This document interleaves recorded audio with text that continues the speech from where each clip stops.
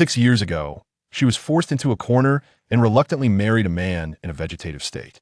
She believed that having a child would bring her peace. However, a single DNA test plunged her into despair. One child was lost, and the lives of her two remaining children hung by a thread. After 6 years, she returned under a new name, accompanied by her children, only to be cornered by someone who coldly warned, "If you wish to be the mother of my children, you might as well forget it." Is that so? The eldest child replied calmly, "If you don't want mommy, they'll just divorce you." Thus, the CEO lost a child and, while facing the consequences of his pursuit, discovered another child and yet another. Furious, he exclaimed, "Qin Mu Yan, just how many children have you snatched from me? Why should you care?"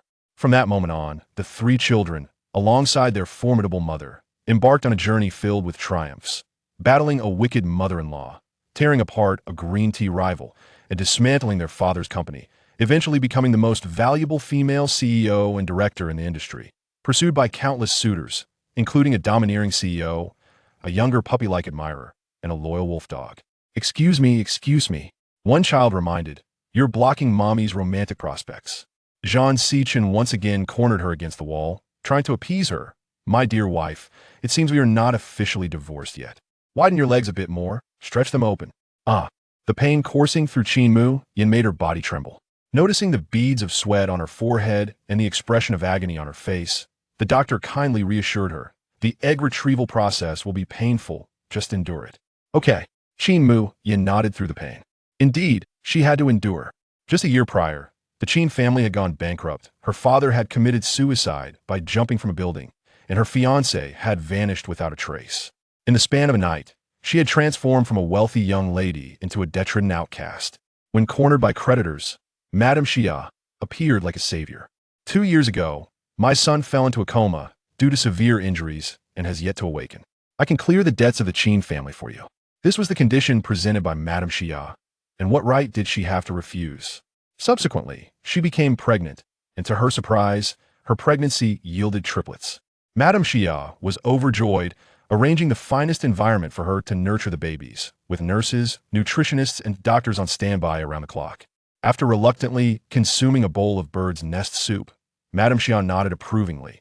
"Even if it disgusts you, you must eat the supplements from the menu. It's for the benefit of the children." "I understand, mother."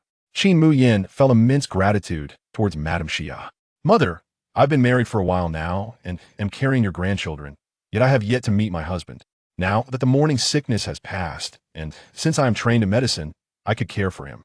Madame Xia's kindness was undeniable, yet one thing puzzled her. Why was she never allowed to meet her husband, nor was he ever mentioned? She knew nothing about the man. "No need," Madame Xia replied. "Once he awakens, I will naturally let you meet him. For now, focus on your pregnancy." Qin Mu Yan could not fathom the reason behind the secrecy. Was the injury so severe that it would frighten her? Did she fear that her appearance might drive him away? Perhaps. 9 months later, her belly was so large it seemed ready to burst, and due to the triplets, a cesarean was necessary. Madame Xia had already arranged for the operation at 3 in the afternoon. As the time approached, she felt a sense of unease when Madame Xia had yet to arrive and began experiencing dull pains in her abdomen. Bang! Suddenly, the door to her hospital room was kicked open, and Madame Xia stormed in, her face stormy. "Mother, you finally arrived?" Before she could finish, a slap landed across her face. "You vile woman, I never expected you to be so treacherous." "What are you talking about, mother?" Qin Mu Yan was utterly bewildered. What did she mean? "How dare you ask me that?" Madame Xia was infuriated, tossing a DNA paternity test report at her. "Look for yourself." This was the paternity test that matched the DNA of the child she was carrying with her husband in a vegetative state. Absolutely no blood relation leapt out at her, striking her like a bolt of lightning.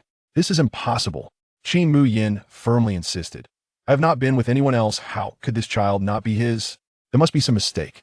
This DNA result is crystal clear, yet you still dare to argue."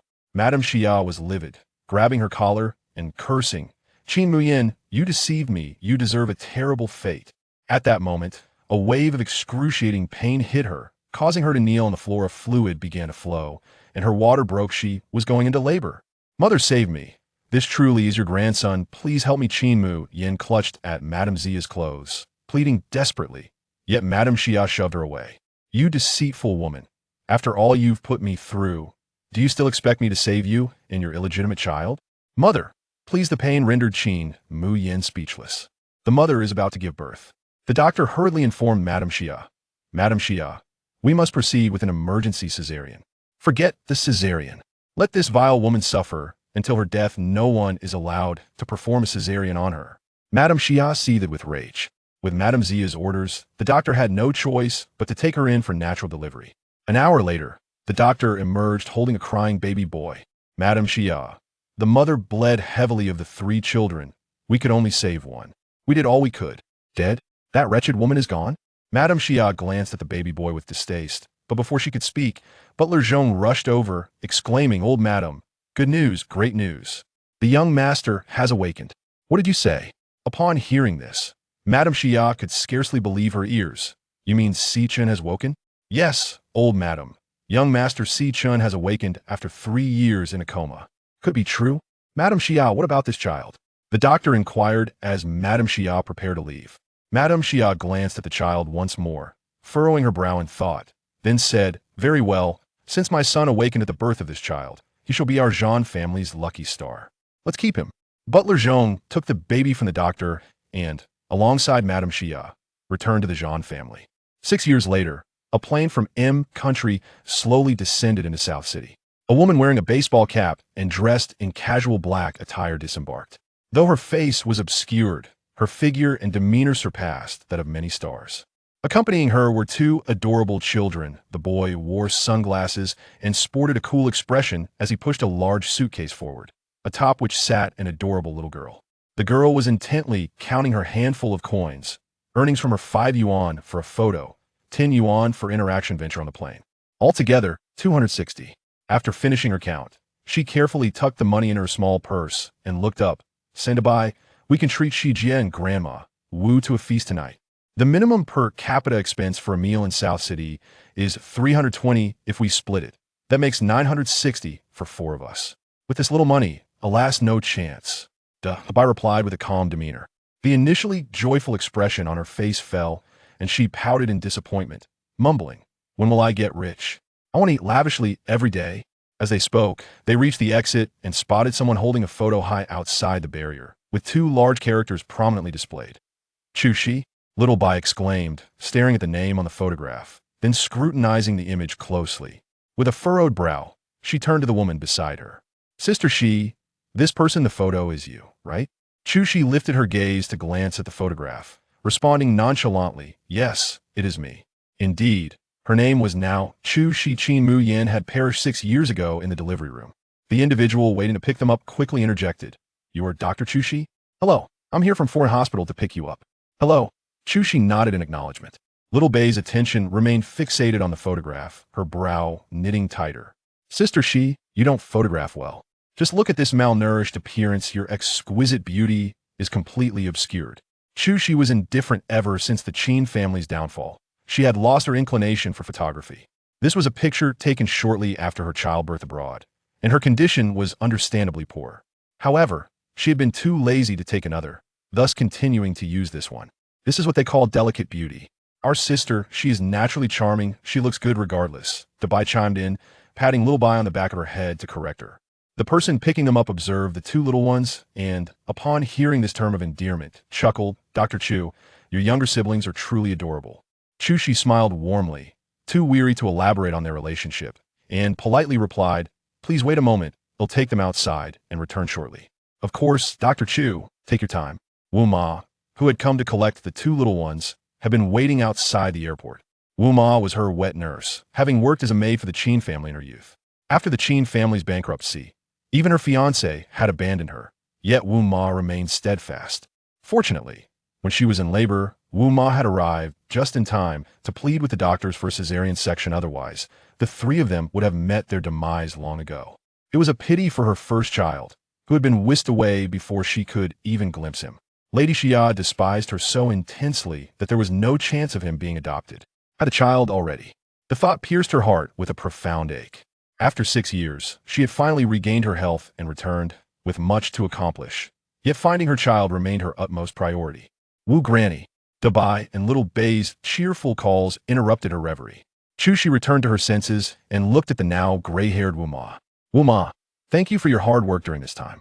For this return to her homeland, Wu Ma had specially arrived a month early to prepare and had been quite busy. It's no trouble at all. Wu Ma affectionately embraced the two little ones, smiling as she said, with such understanding and lovely little treasures, how could it be hard? Now, Xiaoyan, you hurry along, I'll take good care to Bai and little Bai. Wishing Sister Shi a smooth start at work. Well, wait for you to return home for a feast tonight, little Bai said, her eyes crinkling in a delightful smile. After watching the two little ones and Wu Ma depart in a car, she turned back to the person who had come to pick her up, offering a gentle smile. I apologize for the wait. No problem at all, Dr. Chu, please. Chu Shi got into the car with her escort, and as they drove, her gaze remained fixed on the window. It had been 6 years since she had left now. The city felt both familiar and foreign. After a half-hour drive, they arrived at Foreign Hospital. Upon entering Director Gao's office, he was perusing her resume. Upon noticing her entrance, he hastily set it aside and stood up. I was astonished by your resume, but seeing you in person, it truly is a case of seeing is believing. You flatter me, Director Gao. Where is the flattery? Director Gao continued. You forfeited a lucrative position at the Medical Research Institute in the United States, resolutely deciding to return to contribute to the healthcare of your hometown. How many possess such noble aspirations? His words made her feel a twinge of shame. She did not possess such lofty sentiments. Her choice to come to Foreign Hospital was merely because it was the hospital where she had given birth, the place where she might uncover clues about her lost son. Come, I'll introduce you to your new colleagues in the neurosurgery department. What followed was the customary round of introductions with her new colleagues. This process was not overly cumbersome. Director Gao had shown her consideration by assigning her a private office. Initially, he had planned a welcome dinner for her that evening, but she politely declined as she had much to organize after her return. Next week, when I officially start work, I will treat everyone to a meal. Having said that, she stepped outside. Today was merely a day for reporting, and her official duties would commence next week. After leaving the neurosurgery department, she made a special trip to the obstetrics ward, pausing outside the delivery room for a few moments before turning to leave. Once she had changed her clothes, she went to the restroom. Just as she rounded a corner, she collided with a small boy rushing toward her. Are you all right, little one? She quickly bent down to help the boy up, but before she could finish her sentence, she caught sight of his face, and her expression darkened instantly. Bai, did I not instruct you to return home with Wu Ma? Who permitted you to sneak into the hospital? She glanced at his current attire, a small suit, and a cap. Was this what Wu Ma had just bought for him? The boy, also wide-eyed, looked utterly perplexed. Bai, was that what he was being called? How could he possibly be addressed with such a childish name? His name was Zhang Junlin. I'm talking to you. If you keep staring at me like that, Sister Shi might really get angry. She reprimanded him sternly. Sister Shi? Wasn't that just another way of saying mommy? Zhang Junlin was about to say something when an anxious voice called from outside. Young master, stop fooling around and come out quickly. Upon hearing this voice, Zhang Junlin immediately dove into Chu Zai's embrace, confessing, I was wrong, Sister Shi. I won't do it again. Please take me out of the hospital. This boy was admitting his mistake rather quickly this time. Chapter 003. Daddy, I want her to be my mommy. In the conference room of Huachen International, Zhang Xiqing's demeanor was ominously dark after finishing a phone call. His cold gaze resembling layers of ice beneath the surface, terrifyingly tense. What do you mean the young master is missing? Although it was not a face-to-face conversation, the chilling tone of his voice sent shivers down Assistant Lin Wei's spine on the other end of the line. I accompanied the young master for a checkup, he said. He needed to use the restroom, and then he disappeared. Today's meeting was of utmost importance, and Zhang Xiqing, unable to leave, had entrusted Lin Wei with taking Jun Lin for the checkup. Who would have thought? Useless. Zhang Xiqing bellowed, instructing to pull up all the surveillance footage from Foreign Hospital. I'm heading there immediately. Yes, Mr. Zhang. Zhang Xiqing rushed to Foreign Hospital at breakneck speed. After hastily reviewing the footage, Lin Wei finally spotted the young master. Mr. Zhang, I found him, Lin Wei reported anxiously as Zhang Xiqing entered. The young master was taken away by a woman from the restroom. I have already called the police. Zhang Xiqing's icy glare fixated on Chu Shi in the footage, a fierce glimmer emerging in his eyes. Dare to touch his son? Seeking death. Meanwhile, Junlin, following Chu Shi out of the hospital, felt relieved once he confirmed that Lin Wei had not followed them. Afraid of being exposed, he immediately grasped Chu Shi's hand and said, Sister Shi, I'm hungry. Hungry? This little one ran out without eating? What do you want to eat? This question momentarily stumped Junlin, as his meals were strictly regulated by Zhang Siqing. Based on a diet plan crafted by a nutritionist, he had no choice in the matter. Whatever sister she takes me to eat, I will eat. Although it was their first meeting, he felt an inexplicable sense of familiarity and safety with her. All right then. There's a great wonton place in Nancheng. Shall I take you there? She had loved it as a child and had been craving it after being away for so long. Good, I'll listen to Sister Shi. She led him to a quaint wonton shop, and it was Junlin's first time tasting it. After one bite, he found it delicious, far superior to the exquisite delicacies his father usually fed him. Eat slowly. No one is going to snatch it from you. She said motherly, but then admonished. Even if you are clever, you are still just a child. Nancheng is unfamiliar territory. It's dangerous for you to run out alone. I'll call Wu Ma. She must be frantic knowing you are missing. Seeing Shi about to make a call, Junlin hurriedly pressed her hand down, saying, she knows. Sister Shi, please don't blame anyone. It's my fault. Don't be angry. This boy is surprisingly contrite today. I'm not angry. She set her phone down. Good, eat up. If you like it, have more. Once I learn how to make it, I'll cook it for you and shall buy it home. Thank you, Sister Shi. While eating, Junlin watched Shi, filled with questions. How has she not discovered that he is an imposter? Is it because he resembles her son so closely, or does she, like him, suffer from character disorder, occasionally experiencing illusions? Regardless of the reason, she is so gentle. He adores this kind of mommy. After finishing their meal, Shi wiped his little mouth and held his hand as they stepped out of the shop. Suddenly, a group of uniformed individuals rushed over without a word. They twisted her hands behind her back, rendering her completely immobile. We suspect you of child trafficking. Please come with us. Upon hearing this, Shi's mind went blank. Child trafficking? She was merely having a meal with her son. Officers, you must be mistaken. He's my son. Any discussions will take place at the precinct. The officers insisted, forcefully escorting Shi into the police car. Junlin, startled, rushed to the front of the car, shouting, "Let her go. She is my mommy." But no one heeded his cries. As a Rolls-Royce approached, the police car sped away, and Junlin barely had time to say anything before a tall shadow enveloped him. Zhang Siqing lifted Junlin into the car, not allowing him to speak before reprimanding. Junlin, what did I tell you? How could you go off with a stranger? In the surveillance footage, Junlin obediently held the woman's hand as they left the hospital, startling Zhang Siqing, who had initially thought the woman had drugged him. Now, seeing Junlin's state, he was uncertain. Speak. Zhang Siqing's anger grew as Junlin remained silent. Because I don't want to see that woman, Junlin mumbled, head downcast. Today, Uiru is returning. After the hospital checkup, he would see her at home, and he did not want to. She is your mommy, Zhang Siqing emphasized. No, isn't. She is. I said she isn't. Junlin's emotions began to escalate. If she were truly my mommy, why would she be afraid of me? Why would she avoid me like a plague? She doesn't love me. Her kindness is merely to placate you. You and Grandma like her, but I do not.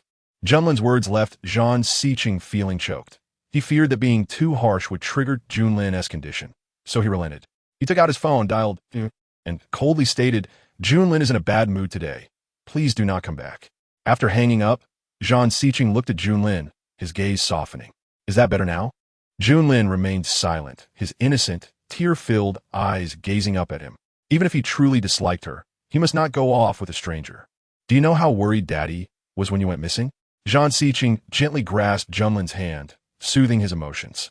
Because she resembles a mother, Junlin replied, his gaze imploring. Daddy, she really isn't a trafficker. You must let the police release her. Don't hurt her. Junlin's few words shocked Zhang Siqing. Throughout his life, apart from him, he had never been close to anyone, not even Grandma or Uiru. How could this be? Come home with Daddy, take your medicine obediently, and Daddy will let her go. All right? Junlin nodded. Adults must keep their promises. Absolutely. Shi, taken back to the police station, was filled with resentment, utterly helpless against the officer's stern questioning. His name is Dabai. He is genuinely my son. I have proof. She displayed photos on her phone to the police. Numerous images captured her with Dabai and Xiaobai. Upon seeing these photos, the officers were momentarily taken aback. You can conduct a technical assessment. These photographs are genuine. If you still don't believe me, we could do a DNA test. I'm not a trafficker. Throughout the journey, Shi's voice grew hoarse from explaining. What more must she do for them to believe that they were mother and son? After conducting the technical assessment of the photographs, the police were once again bewildered, scrutinizing Shi from head to toe. It was common knowledge that the wealthy Zhang Xiao had a son, yet the identity of the child's mother was a mystery. Rumors suggested that Zhang Xiqing and Uyiru had secretly wed, but had not announced it due to their statuses. How could the child's mother not be the famous Uyiru? The wealthy truly lived in a different world. Chapter 004. Take off your top and lie down on the bed. Just as the officers were uncertain about how to proceed, a phone call came through. Zhang Xiao was on the line, declaring that she was not a trafficker and to release her immediately. After she was freed, the two female officers exchanged glances, unable to suppress their sighs. These wealthy individuals are truly capricious. A mere quarrel between a couple can summon the police. Emerging from the precinct, Shi felt utterly unfortunate. On her first day back in the country, she had already visited the police station, all because of that troublesome little boy. Just as she was about to call Dabai, her phone rang. It was Xiaobai calling. Hello, Sister Shi, how are you? Why haven't you returned yet? The feast is all prepared. Where's Qin Dabai? Has he gone home? Shi inquired eagerly. Dabai went to the hospital to find Sister Shi, right? In response, Xiaobai felt quite helpless. After tidying up upon returning to their new home, Wu Ma insisted that the two of them take an afternoon nap. Dabai, unable to sleep, wanted to take her to the hospital to gather some fresh air.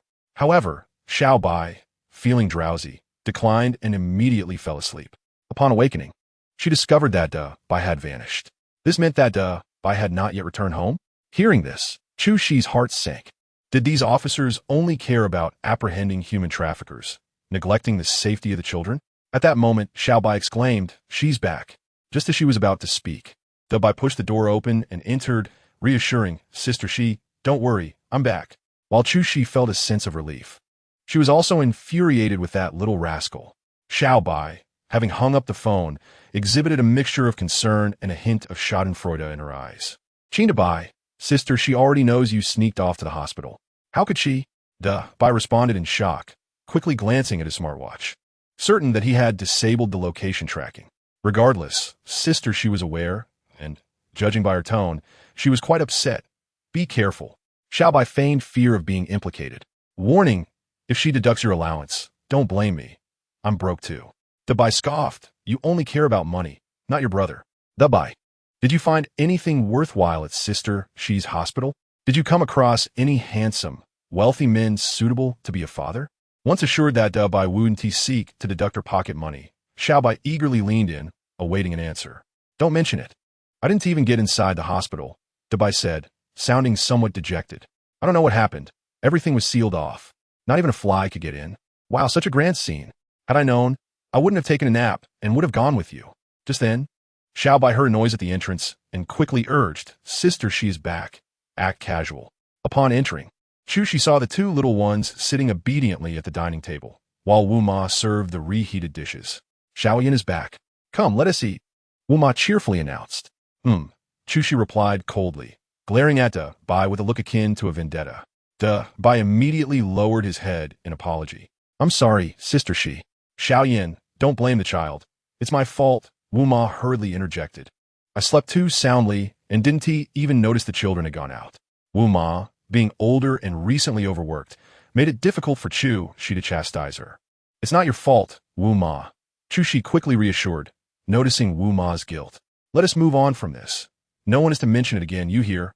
Shi warned Dabai sternly, "If you run off again, I really will discipline you." "Understood, Sister Shi. I promise it won't happen again." Dabai immediately raised his hand in a pledge. Thus, the four of them began to enjoy their meal in a warm and cozy atmosphere, despite the small house. Meanwhile, in a large, lonely villa, Junlin sat amidst a lavish spread of delicacies, but had no appetite whatsoever. "What's wrong, Junlin? Are you feeling unwell?" Zhang Zicheng inquired upon noticing that he hadn't touched his food. Junlin shook his head, biting his lip, and daringly looked at Zhang Zicheng, stating, "No, it's just that I no longer wish to eat this. I want to have the food I truly enjoy." Zhang Zicheng understood, but replied, "Junlin, your health is delicate. You cannot eat recklessly. Once you are better, I will prepare whatever you desire." Junlin lowered his head, biting his lip, his hands fidgeting. It was the bowl of wontons he craved. It was the feeling of sharing a meal with Shi. All right, stop sulking, eat up, and afterward, Daddy will take you out to play. Zhang Zicheng encouraged as he served him some vegetables. Daddy, I want my mommy, Junlin said. His eyes filled with longing as he looked at Zhang Zicheng. Anticipating what he was about to say, Zhang Zicheng quickly interrupted. Not Oyaru, but my real mother. Can you let that lady from today be my mom? He hadn't forgotten that woman. First, Junlin must behave, Zhang Zicheng said, unable to be too harsh. Eat your meal, and Daddy will consider it. Really? Upon hearing this, Junlin's eyes sparkled with hope. Of course, Zhang Zicheng replied nonchalantly. After Junlin finished his meal, Zhang Zicheng read with him for a while, and once he fell asleep, Zhang Zicheng called Lin Wei. I need detailed information on that woman. Today marked Chu Shi's first official day at work, dressed in a white coat. She was about to begin her rounds when she was summoned to the office of Dean Gao. Dean Gao, you called for me? Yes, he replied with a smile. Xiao Chu, you are quite the talk of the town. Young Master Zhan came to our hospital for a checkup and specifically requested you to be in charge. Young Master Zhan? Chu Shi realized that Huaqing International sponsored foreign hospital. So he meant Zhang Zicheng. Young Master Zhan is our hospital's benefactor, Xiao Chu. You must take good care of him. Understood. Chu Shi was uncertain whether this was a blessing or a curse, but since it was Dean Gao's arrangement, she would comply. Dr. Chu, young Master Zhan, is already in the consultation room. A nurse informed her as she exited the elevator.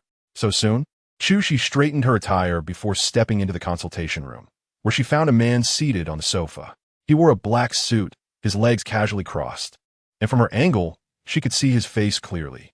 His prominent brow, straight nose, and most strikingly, his deep-set eyes reflected the early morning mist, casting a stark, captivating arc across his exceptionally handsome features, a powerful visual impact. Good day, Mr. Zhan. I am Dr. Chu Shi, responsible for your checkup. Upon hearing this, Zhang Zicheng lifted his gaze toward her, finding her even more striking in person than on the surveillance footage. It was hard to believe she was a woman of such depth. This scrutinizing gaze made Chu Shi uncomfortable, yet, as he was a VIP at the hospital, she could not voice her discontent. If you are ready, shall we begin? She continued. All right. Zhang Zicheng stood, eager to see what this woman had in store. Let's start with some routine checks. Chu Shi took the stethoscope and instructed, please remove your shirt and lie down. Chapter 5. Junlin falls ill. Indeed, so direct. Do examinations truly require disrobing? Zhang Zicheng stood still, showing no intention of complying. No need. It's only to facilitate a better examination. If you prefer not to remove it, then we shall proceed without. After all, he was the benefactor. Chu Shi reluctantly approached with the stethoscope, saying, I'll reach under. As she pressed the stethoscope against his chest, she was abruptly seized by the wrist with a grip so tight it pained her. What are you trying to do? Chu Shi glared, her voice icy. Is this an attempt at harassment? That should be my question. Zhang Zicheng retorted, irritated by her innocent facade. He was furious that she had bewitched his son while pretending to be innocent. Chu Shi was at a loss for words. She had encountered many patients, but none as difficult as Zhang Zicheng. Given Mr. Zhan's modesty, I suggest you request a male doctor instead, she suggested, frustrated. Why would he specifically demand her for the examination if he wouldn't allow her to touch him? You are simply pretending.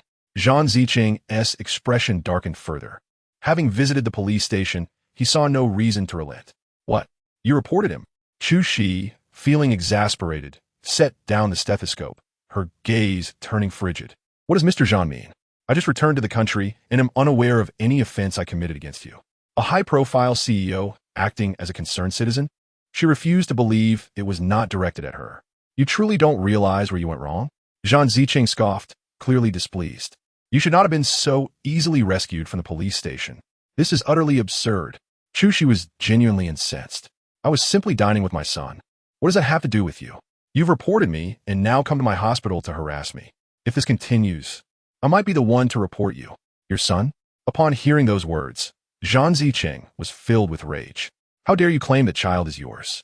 That is my son. Why should I hesitate to say so? Chu Shi was equally furious. Mr. Zhan adores children, so he could easily find a wife to bear him one. It is utterly shameless to covet someone else's child. Repeat what you just said. Zhang Zicheng's dark eyes were filled with a menacing intensity as he cornered her against the wall, the proximity exuding an undeniable sense of intimidation. While Chu Shi felt the threat, she was also bewildered. Was this man suffering from schizophrenia and delusions? I I said, that is my son, despite the overwhelming sense of danger. Chu Shi would not yield on this matter. 1 second, 2 seconds. The atmosphere fell silent, breaths suspended. So close. His towering figure seemed poised to consume her. Was he intending to strangle her? As the suffocating feeling intensified, she acknowledged the tightening in her chest. Just then, a phone rang, shattering the tension. Upon seeing the caller, Zhang Xijin frowned and answered, "Young master, it's bad. The young master has had an episode." Hearing this, Zhang Xijin instantly became anxious. Junlin had not had an episode in nearly a year, and he had been exceedingly cautious. How could this happen? We'll settle this another day. With that, Zhang Xijin turned and strode away. Chu Shi exhaled deeply, unable to suppress her frustration. This man truly was unwell. Zhang Xijin hurried back to the villa. As soon as the car stopped in the courtyard, a woman in a light-colored dress, with flowing flaxen waves and 10-centimeter heels, rushed out. She was Yaru, her face etched with worry and fear of being blamed, calling out softly, "Xijin." Zhang Xijin ignored her, bypassing her and entering the hall, which was now in disarray, items strewn across the floor. Junlin was sitting on the ground, leaning against the sofa, glaring at Zhang Xijin with an expression filled with fury, completely shedding his usual obedient demeanor. "Junlin," Zhang Xijin quickly approached, intending to lift him from the floor, but Junlin violently pushed him away, shouting, "Don't touch me. Don't touch me." When Junlin has an episode, he manifests a second personality, becoming rebellious and irritable, often endangering himself. Zhang Xijin usually had to coax him carefully, and during an episode, he had to indulge him. "All right, I won't touch you." Zhang Xijin stepped back and sternly asked the butler, "What happened?" "Why, young master, it's—" Aunt Lu glanced nervously at Yaru. "It's just that the young madam has returned." At that moment, only the young madam and the young master were in the hall. We don't know what transpired, but a few minutes later, "I didn't do anything." Yaru immediately interjected, "I don't know why Junlin is like this. Did I not tell you not to return?" Zhang Xijin's tone was accusatory, causing Yaru to flinch, her voice softening with a hint of tears. Feeling particularly aggrieved, "I brought Junlin his favorite pastries. I just wanted to deliver them quickly, and then—" "Get out!" Zhang Xijin ordered her sharply. At that moment, she felt intense anger and reluctance, but with his command, she had no choice but to leave. "Wait." Hearing this, Yaru's eyes lit up. "You want me to stay? Call your brother and have him come immediately." Yaru's brother, Xiangbei, was a renowned psychologist and had been Junlin's private doctor. When Junlin first fell ill, Xiangbei had visited almost daily. Over the past year, as Junlin's condition stabilized, his visits had diminished. "Understood." Yaru reluctantly acknowledged and stepped out of the hall to call Xiangbei. "Junlin, she has left. Be good and take your medicine." Just as Zhang Xijin received the medicine from Aunt Lu to hand to him, Junlin violently snatched it away, spilling it all on the floor, and forcefully pushed Zhang Xijin aside. "You big liar." Junlin's emotions completely unraveled. "You said if I behaved, you'd let that aunt become my mommy. But you still brought that woman back. I said it countless times. She is not my mommy. She is not."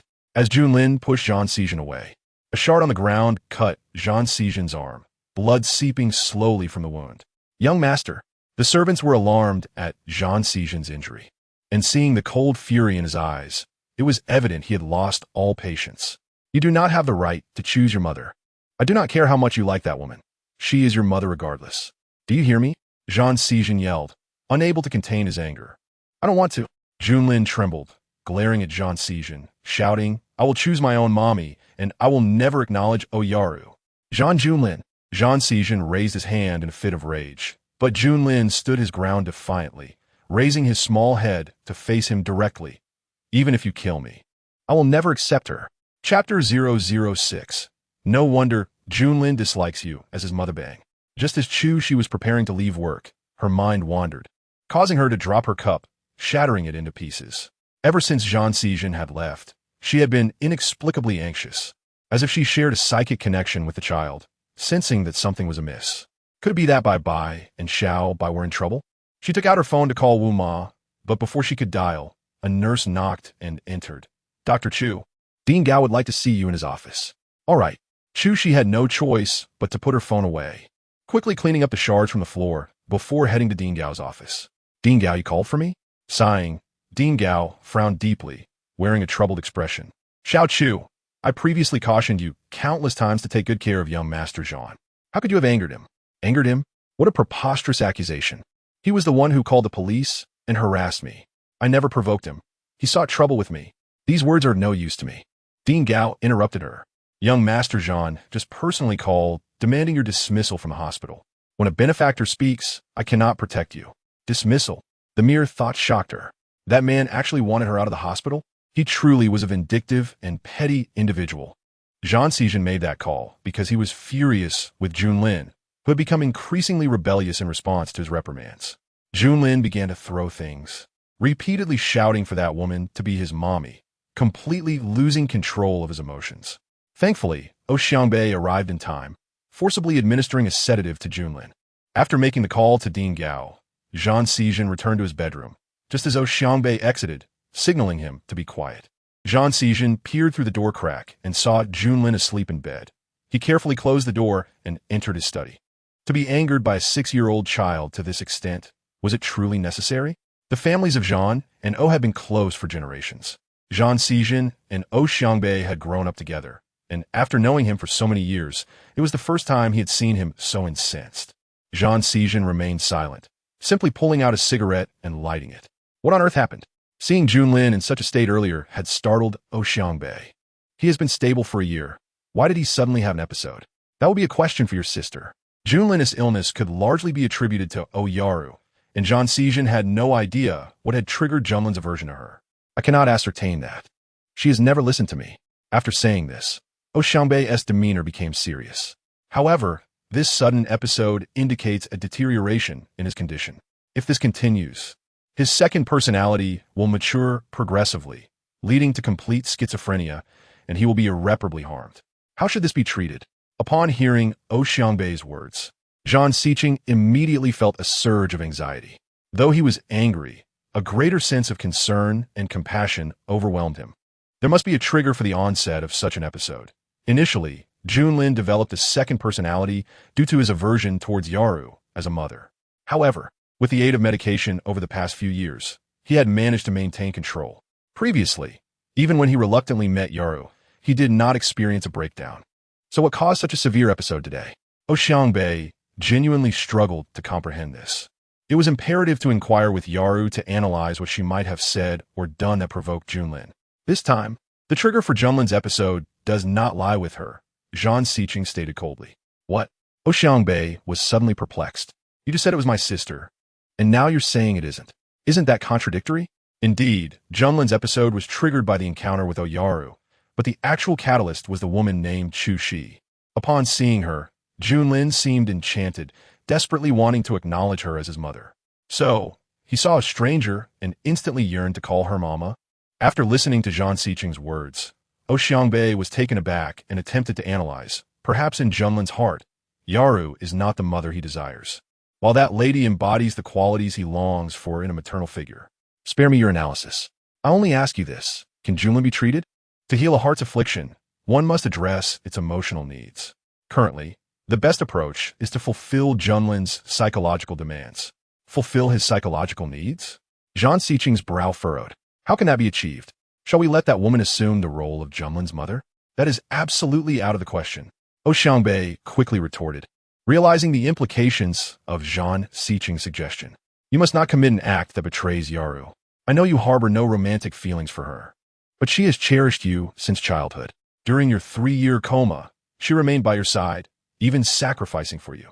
This matter does not concern you. Zhang Xijin interrupted with a hint of impatience, leaving the study and entering Junlin's bedroom. What a backstabber. Xiangbei couldn't help but mutter as he exited the villa. Just as he stepped outside, a Maserati abruptly blocked his path, and Yaru emerged from the vehicle, climbing into his car. How is Xijin now? Is he still angry with me? She had waited in her car ever since being dismissed. No wonder Junlin dislikes you as a mother. When he is unwell, you don't first inquire about your son, but rather about Zhang Xijin. Xiangbei remarked as he started the engine. With a healer like you, Junlin will be fine. Xiangbei raised an eyebrow and asked, Where to? Shall I take you home? Not going home. My parents will nag me again. Take me to your place. Very well. Xiangbei drove towards his private villa. Halfway there, recalling Zhang Xijin's words, he couldn't resist asking, Yaru, just the two of us now? Tell me honestly, Is Junlin truly your child with Zhang Siqing? Upon hearing this, Oyaru's expression shifted, revealing a hint of anxiety, but she quickly regained her composure. Of course, he is undoubtedly my child with Siqing. Then why didn't you inform me about such a significant event as your pregnancy and his birth? You left home in a huff over a quarrel with Dad and have been abroad for years. I considered you non-existent. Why should I inform you about my child? Oyaru replied curtly. Fine, my fault. Though O Xiangbei found it hard to believe, it was true that Oyara had been absent from public view that year, leading the media to speculate that she had taken a break for childbirth. It seemed he had overthought the matter. One last thing, O Xiangbei mused aloud, Yaru. You have truly made me re-evaluate my perception of you as a sister. Even when it was uncertain whether that boy would awaken, you chose to bear his child. How noble. Why do you have so much to say? Oyara warned with irritation. If you continue, I might just get out of the car. All right. I shall remain silent. O Xiangbei acquiesced. Chapter 007. She had to present herself upon returning home. Chu discovered that Aunt Wu had prepared an elaborate feast in anticipation of her arrival, while Dabai and Xiaobai approached her with exceptional eagerness. To celebrate Sister Shi's first day at work, Aunt Wu made a plethora of delicious dishes. We helped too. Xiaobai's eyes squinted into crescent shapes as her petite face lit up with a gentle dimple, utterly adorable. Today was your first day, Xiaoyan. You must wash your hands and eat. Aunt Wu beamed with warmth. Initially, Chu felt as though she had ingested a fly, the sight before her only deepening her discomfort. Yet, in an effort to maintain the atmosphere, she forced a faint smile and nodded. All right. In the cozy ambience, the four gathered at the dining table to partake in the meal.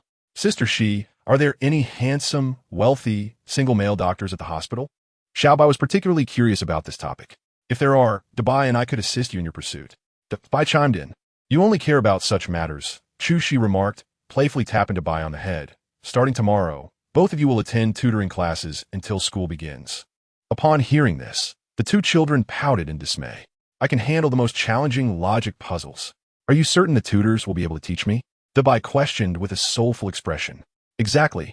Sister Shi, we are not from a wealthy family. Why waste money on that? Xiaobai added. Chu. Once again, Chu found herself defeated.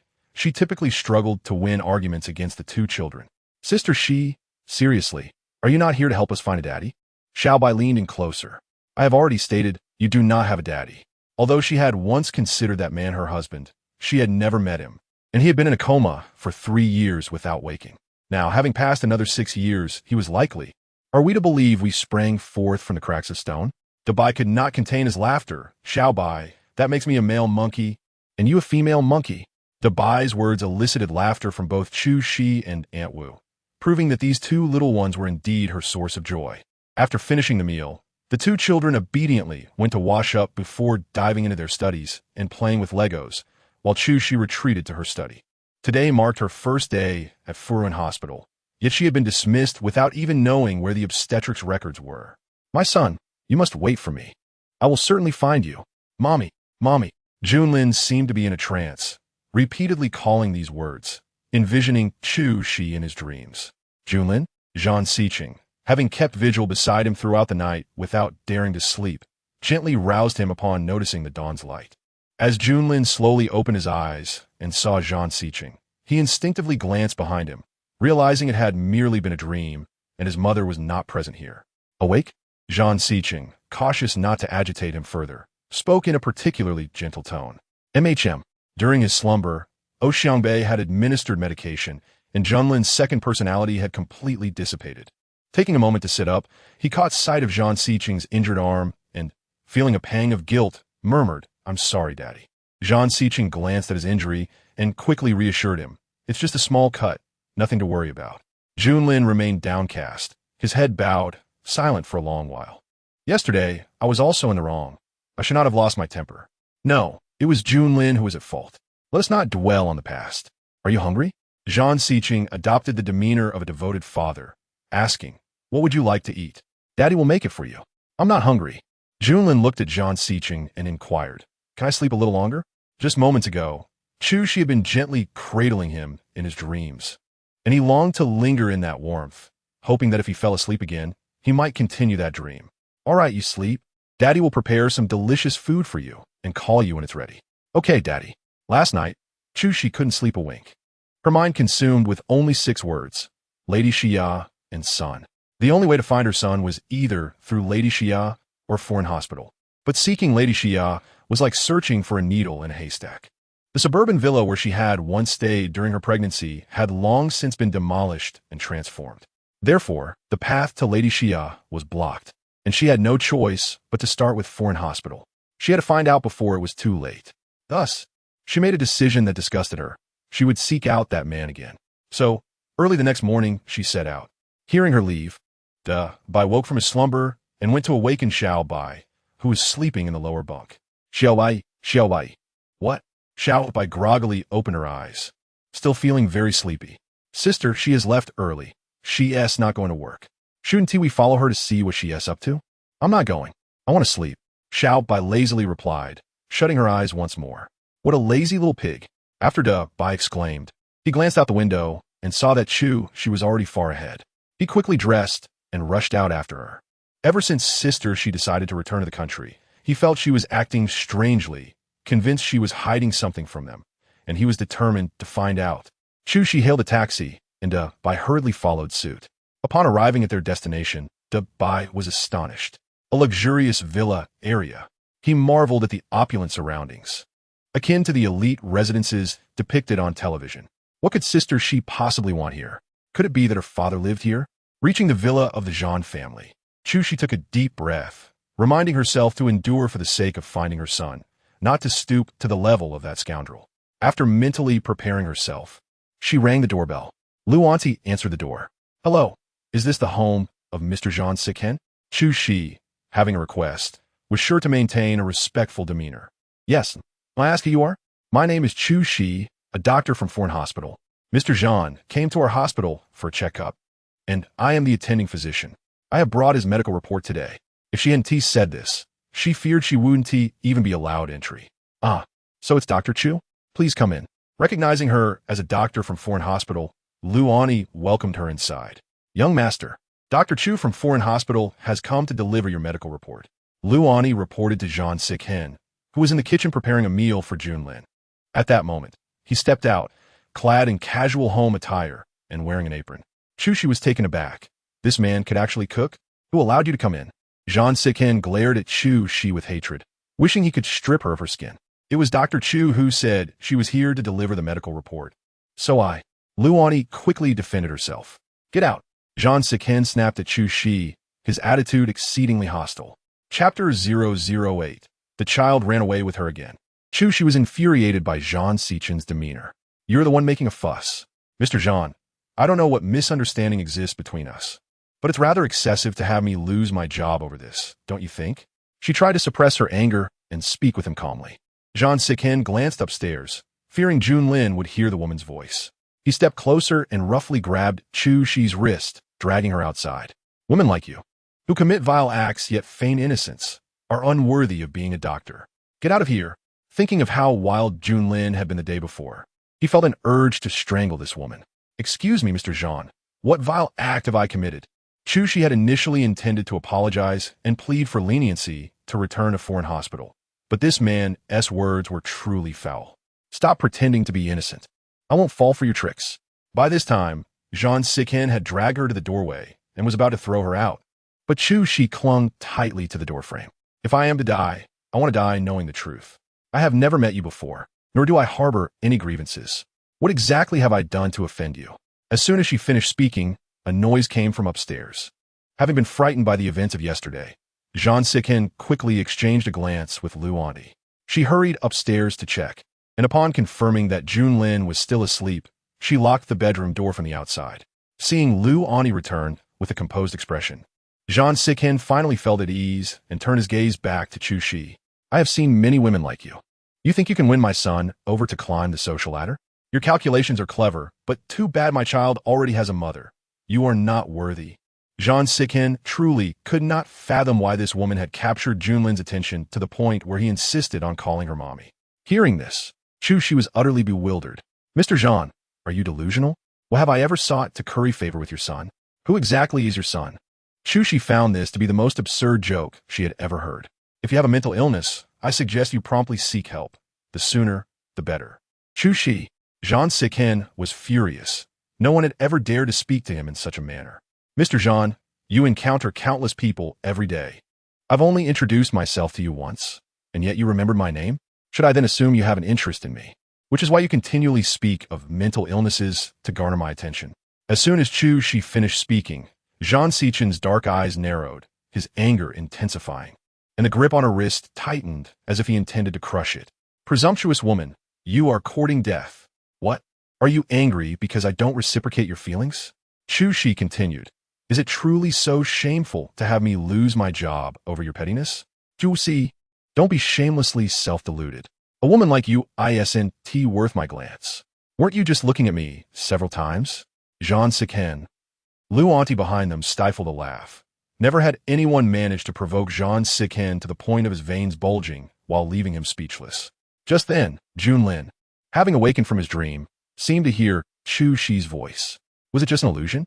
He got out of bed and approached the bedroom door, only to find it locked from the outside. Daddy, are you home? Let me out. Lu Auntie was the first to hear, hurriedly reporting to Zhang Siken, young master. Junlin is awake?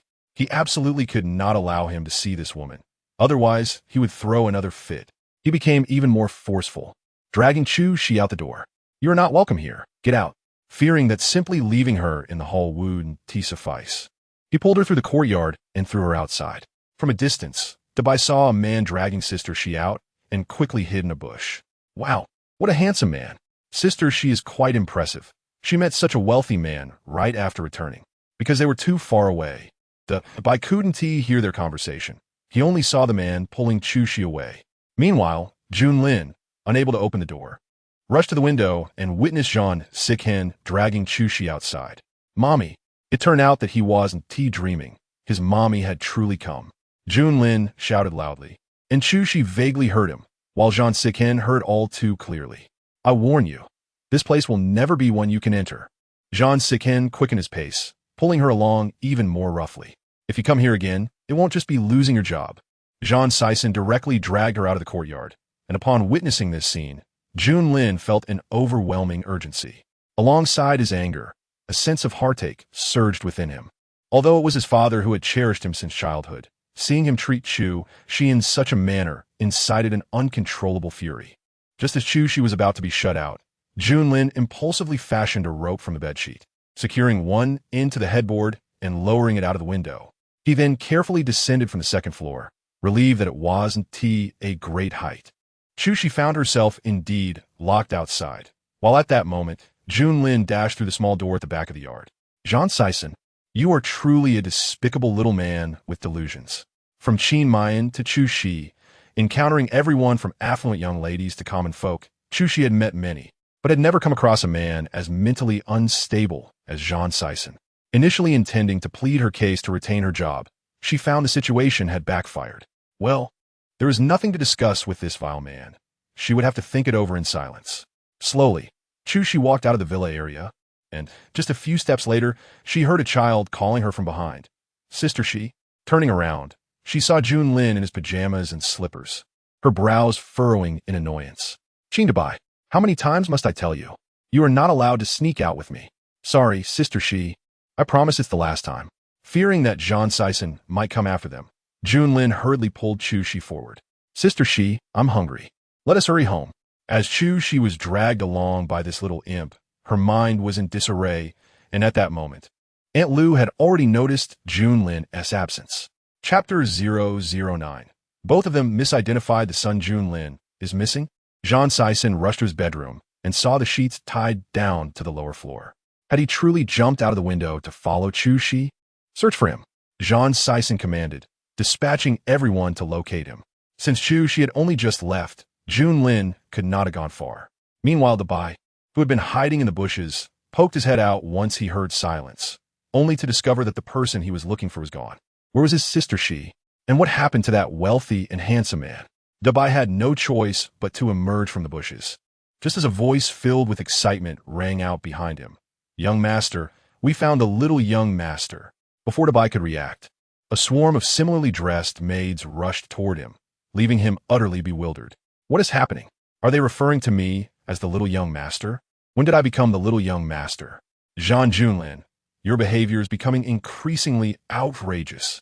Jean Sison stepped forward, his face stern as he reprimanded. Dabai stared wide-eyed, his little head swirling with questions. Little young master, you must not act so recklessly. It is dangerous. Aunt Lu was also alarmed upon finding the bedroom empty. You must not run around like that again. You are looking for me? Dabai felt as if he had stepped into a different world. Of course, we're looking for you. Aunt Lu scrutinized him, asking, when did you prepare this outfit? I've never seen it before. Are you planning to run away from home? Seeing his attire, Jean Sison's expression grew colder. Dabai was utterly perplexed and bemused. I truly do not understand what you're talking about. I am not any little young master, and I do not know you. I must hurry home to find my mother. Otherwise, she will scold me again. With that, Dabai turned to leave, but before he could take a step, he found himself picked up by the towering man. Are you trying to drive me to madness? Jean Sison was now furious, fearing that his condition might worsen.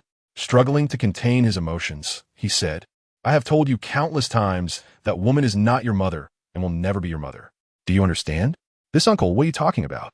I don't understand. Little young master, please do not speak such hurtful words. Your father will be saddened. Father? Does this mean this wealthy and handsome man is his father? No, no. Perhaps he is searching for his runaway son and has mistakenly apprehended him. What conclusion could be drawn? They look exactly alike. Is such a thing possible? Before Dabai could say anything further, Jean Sison carried him back to the hall. Once inside, Dabai's eyes widened even more. Is this a place where people live? This cannot possibly be a palace, can it? Jean Sison set him down on the sofa, squatting in front of him, his gaze softening as he spoke. Junlin, no matter what happens in the future, you must never run away from home again. Do you understand? I am called Junlin. That name sounded familiar. Upon hearing this question and seeing the confusion in his eyes, Jean Sison's heart sank, and he quickly touched his forehead. Is it a fever? Or is he having another episode? Why is he speaking nonsense? Junlin, please do not frighten your father. Is there something wrong with your body? Seeing Jean Sison's anxious demeanor, Dabai felt compelled to play along to avoid being discovered. When I ran out earlier, I bumped my head, and now I can't remember certain things. Bumped your head? Cold sweat broke out on Jean Sison's forehead as he hurriedly instructed Aunt Lu. Quickly call Xiangbei and the surgeon over. At his command, Aunt Lu promptly made the calls, while Dabai's little mind raced. This world is truly peculiar. There are even cases of misidentified sons. If he is mistaken for his son, then where is the real Jean Junlin? Meanwhile, Junlin was pulling Chu Shi along, and eventually she could scarcely keep up. You little rascal, are you hiding something? Seeing his frantic demeanor, Chu Shi questioned, why are you so flustered? Caught off guard, Junlin broke into a sweat, hurriedly responding, I haven't caused any trouble. I'm just really hungry. Didn't you say you would make me those little wontons last time? I want to eat them now. Is that all? Yes. Yunli nodded decisively. Chu Shi found herself outmatched, and had no choice but to hail a cab for him. Meanwhile, the villa was bustling with activity. Even in the hospital, Dabai had never been surrounded by so many doctors. It felt quite overwhelming. To make matters worse, he underwent a thorough examination from head to toe, and after the examination, the doctor reassured, rest assured, young master, there is nothing wrong with the little young master. Then how could he forget his own name? Before the doctor could respond, Xiangbei interjected, does he truly not remember, or is he just trying to annoy you? After speaking, Xiangbei leaned closer to Dabai's face, smiling as he asked, Junlin, who am I? What do you call me? Uncle, who are you? Xiangbei nearly spat blood at this response, immediately losing his temper. I am your uncle. Your blood relative uncle. You don't even recognize me now? Dabai pursed his lips, his innocent big eyes wide open, speechless. Are you sure he is physically fine? How could he be experiencing amnesia? Jean Sison was genuinely worried. The doctors exchanged glances before confidently stating, Young Master Jean, we have examined him thoroughly. There is truly nothing wrong with his body. Jean Sison furrowed his brows. Having summoned so many doctors for an examination should yield no issues. Yet looking at Junlin's condition, he didn't seem to be lying. Then, Daddy. Just as Jean Sison was deep in thought, Dabai tugged at his shirt, looking up at him with a sweet demeanor. I might just be a bit slow after bumping my head. I should be fine soon, so don't worry. Just then, he made a decision. He would investigate this matter thoroughly. It wouldn't take long, and since he had a phone watch, he could contact Sister Shi at any time. Is there anything wrong with your body? Jean Sison asked. Dabai shook his head, no, Daddy. Please take me around the house. Perhaps I will remember soon. All right. Zhang Siqing lifted him up and carried him into Junlin's bedroom. Upon witnessing this scene, Dabai was convinced that the child named Junlin was indeed the one who had run away from home. Alas, with such favorable living conditions, and a father who was both wealthy and handsome, why would anyone choose to leave home? He simply could not comprehend it. Chapter 010. After the adorable exchange, after getting into a taxi with Chu Shi, Junlin remained anxious, frequently glancing back. Although he had escaped, his father was exceptionally formidable. He feared that while he might elude him momentarily, it would not last long. Shijia, Junlin called out to Chu Shi. You love me, don't you? No matter what happens in the future, you will never abandon me, right? Upon hearing this question, Chu Shi chuckled helplessly. Why are you asking such things all of a sudden? I'm your mommy. If I don't love you, who else would I love? Even if the sky were to collapse, I would never abandon you. Junlin felt a surge of emotion at her words. His eyes instantly reddened. Throughout his life, his so-called mother had never spoken to him in such a manner. Thank you, Shijia. Even if the sky falls, I will never leave you. Chu Shi smiled gently and tapped his forehead. After exiting the car, she held Junlin's hand as they entered the apartment. Junlin had been raised under strict supervision, only ever traveling between school and home, and had never been to other places. The apartment felt unfamiliar to him. Was this truly where his mommy lived? Was she impoverished? Once inside, Junlin surveyed the surroundings. It was even smaller than he had imagined. Yet the idea of living with a mother he cherished made him feel content no matter where they resided. Wuma, please lend me a hand. I want to make wontons for Dabai and Xiaobai. After changing her shoes, Chu Shi said to Wuma. Yay.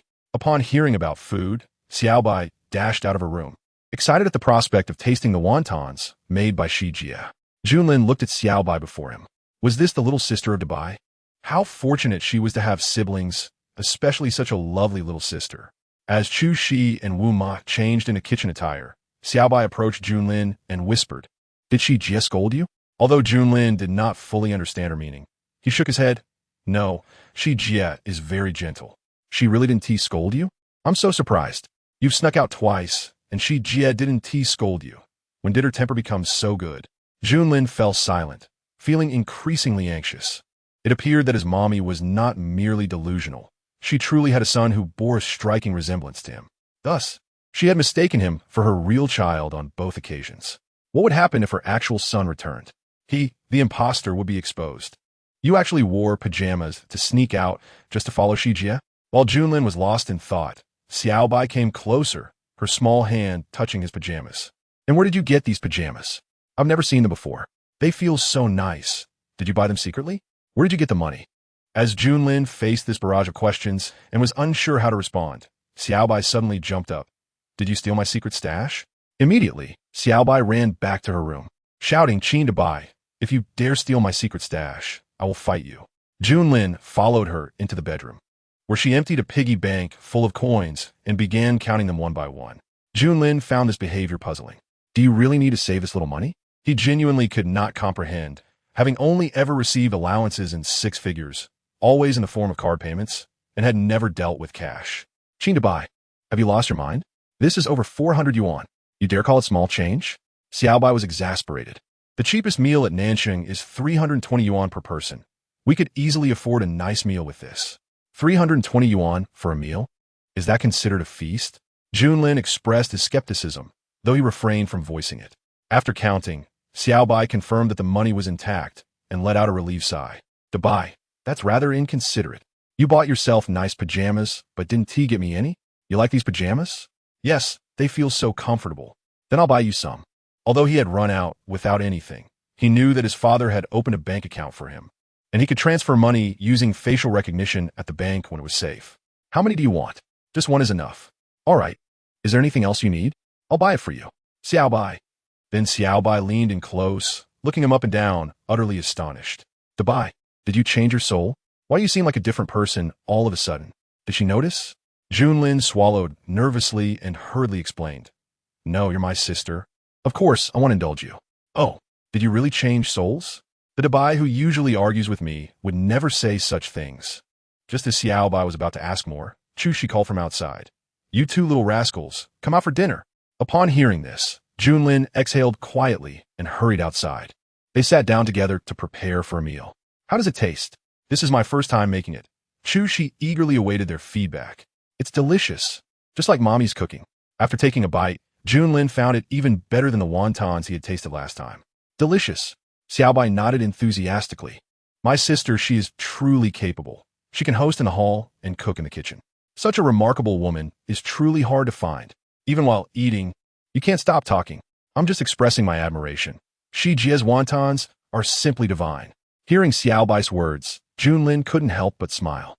The atmosphere at the table was delightful. At home, he had always been bound by rules and never allowed to speak during mealtime. Watching the two little ones enjoy their meal, she felt content. Though she could not conceal her worries. She could no longer enter the foreign hospital. To find her son, she would have to start by tracking down Lady Xia. But how should she go about finding her? Is this my grandmother? Dabai pointed at a photo of Lady Xia in the album and asked Zhang Xiqing. Yes. Dabai had thoroughly examined the photos. Although there were few of Junlin, he was startled to see himself in one. No wonder Zhang Xiqing had mistaken him. Even he felt bewildered. Wasn't he that his own picture? So, I have a grandmother, a father, and a mother? Yes. Dabai fell silent, pondering how this differed from the novels he had read. He had thought that Junlin, who resembled him so closely, was his long-lost twin brother. How could he also have a biological father and mother? It simply defied logic. Does that mean you have a wife? When this question arose, it became serious. The father who had come to him willingly would never have the chance to be his true father. Chapter 011. A bit withdrawn if I had no wife. Where would you come from? Zhang Xiqing expressed his exasperation at the question. After confirming this, Dabai fell into a somewhat withdrawn state. It was truly unpredictable. Did this mean that he and Zhang Junlin were not long-lost twins? How could they resemble each other so closely? One last question. Dabai looked at Zhang Xiqing and asked, "Why did I run away from home? Why did you run away from home?" It appeared that Junlin genuinely had amnesia and could not recall these events. In a way, it was fortunate that he had forgotten Chu Shi entirely. It was a rare opportunity. And how could he let him remember? It was because you weren't eating properly. And Daddy was a bit harsh, so I scolded you a few times. Is that all? Zhang Xiqing nodded. Is that for real? This Zhang Junlin is that fragile?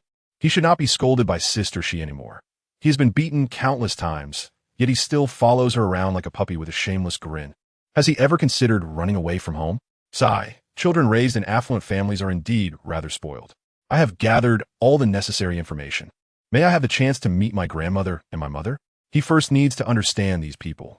Then investigate whether his resemblance to Zhang Junlin is merely coincidental or if there's a deeper story behind it. Your grandmother has gone abroad for a vacation and will not return for a while. Well, it seems my grandmother knows how to enjoy herself.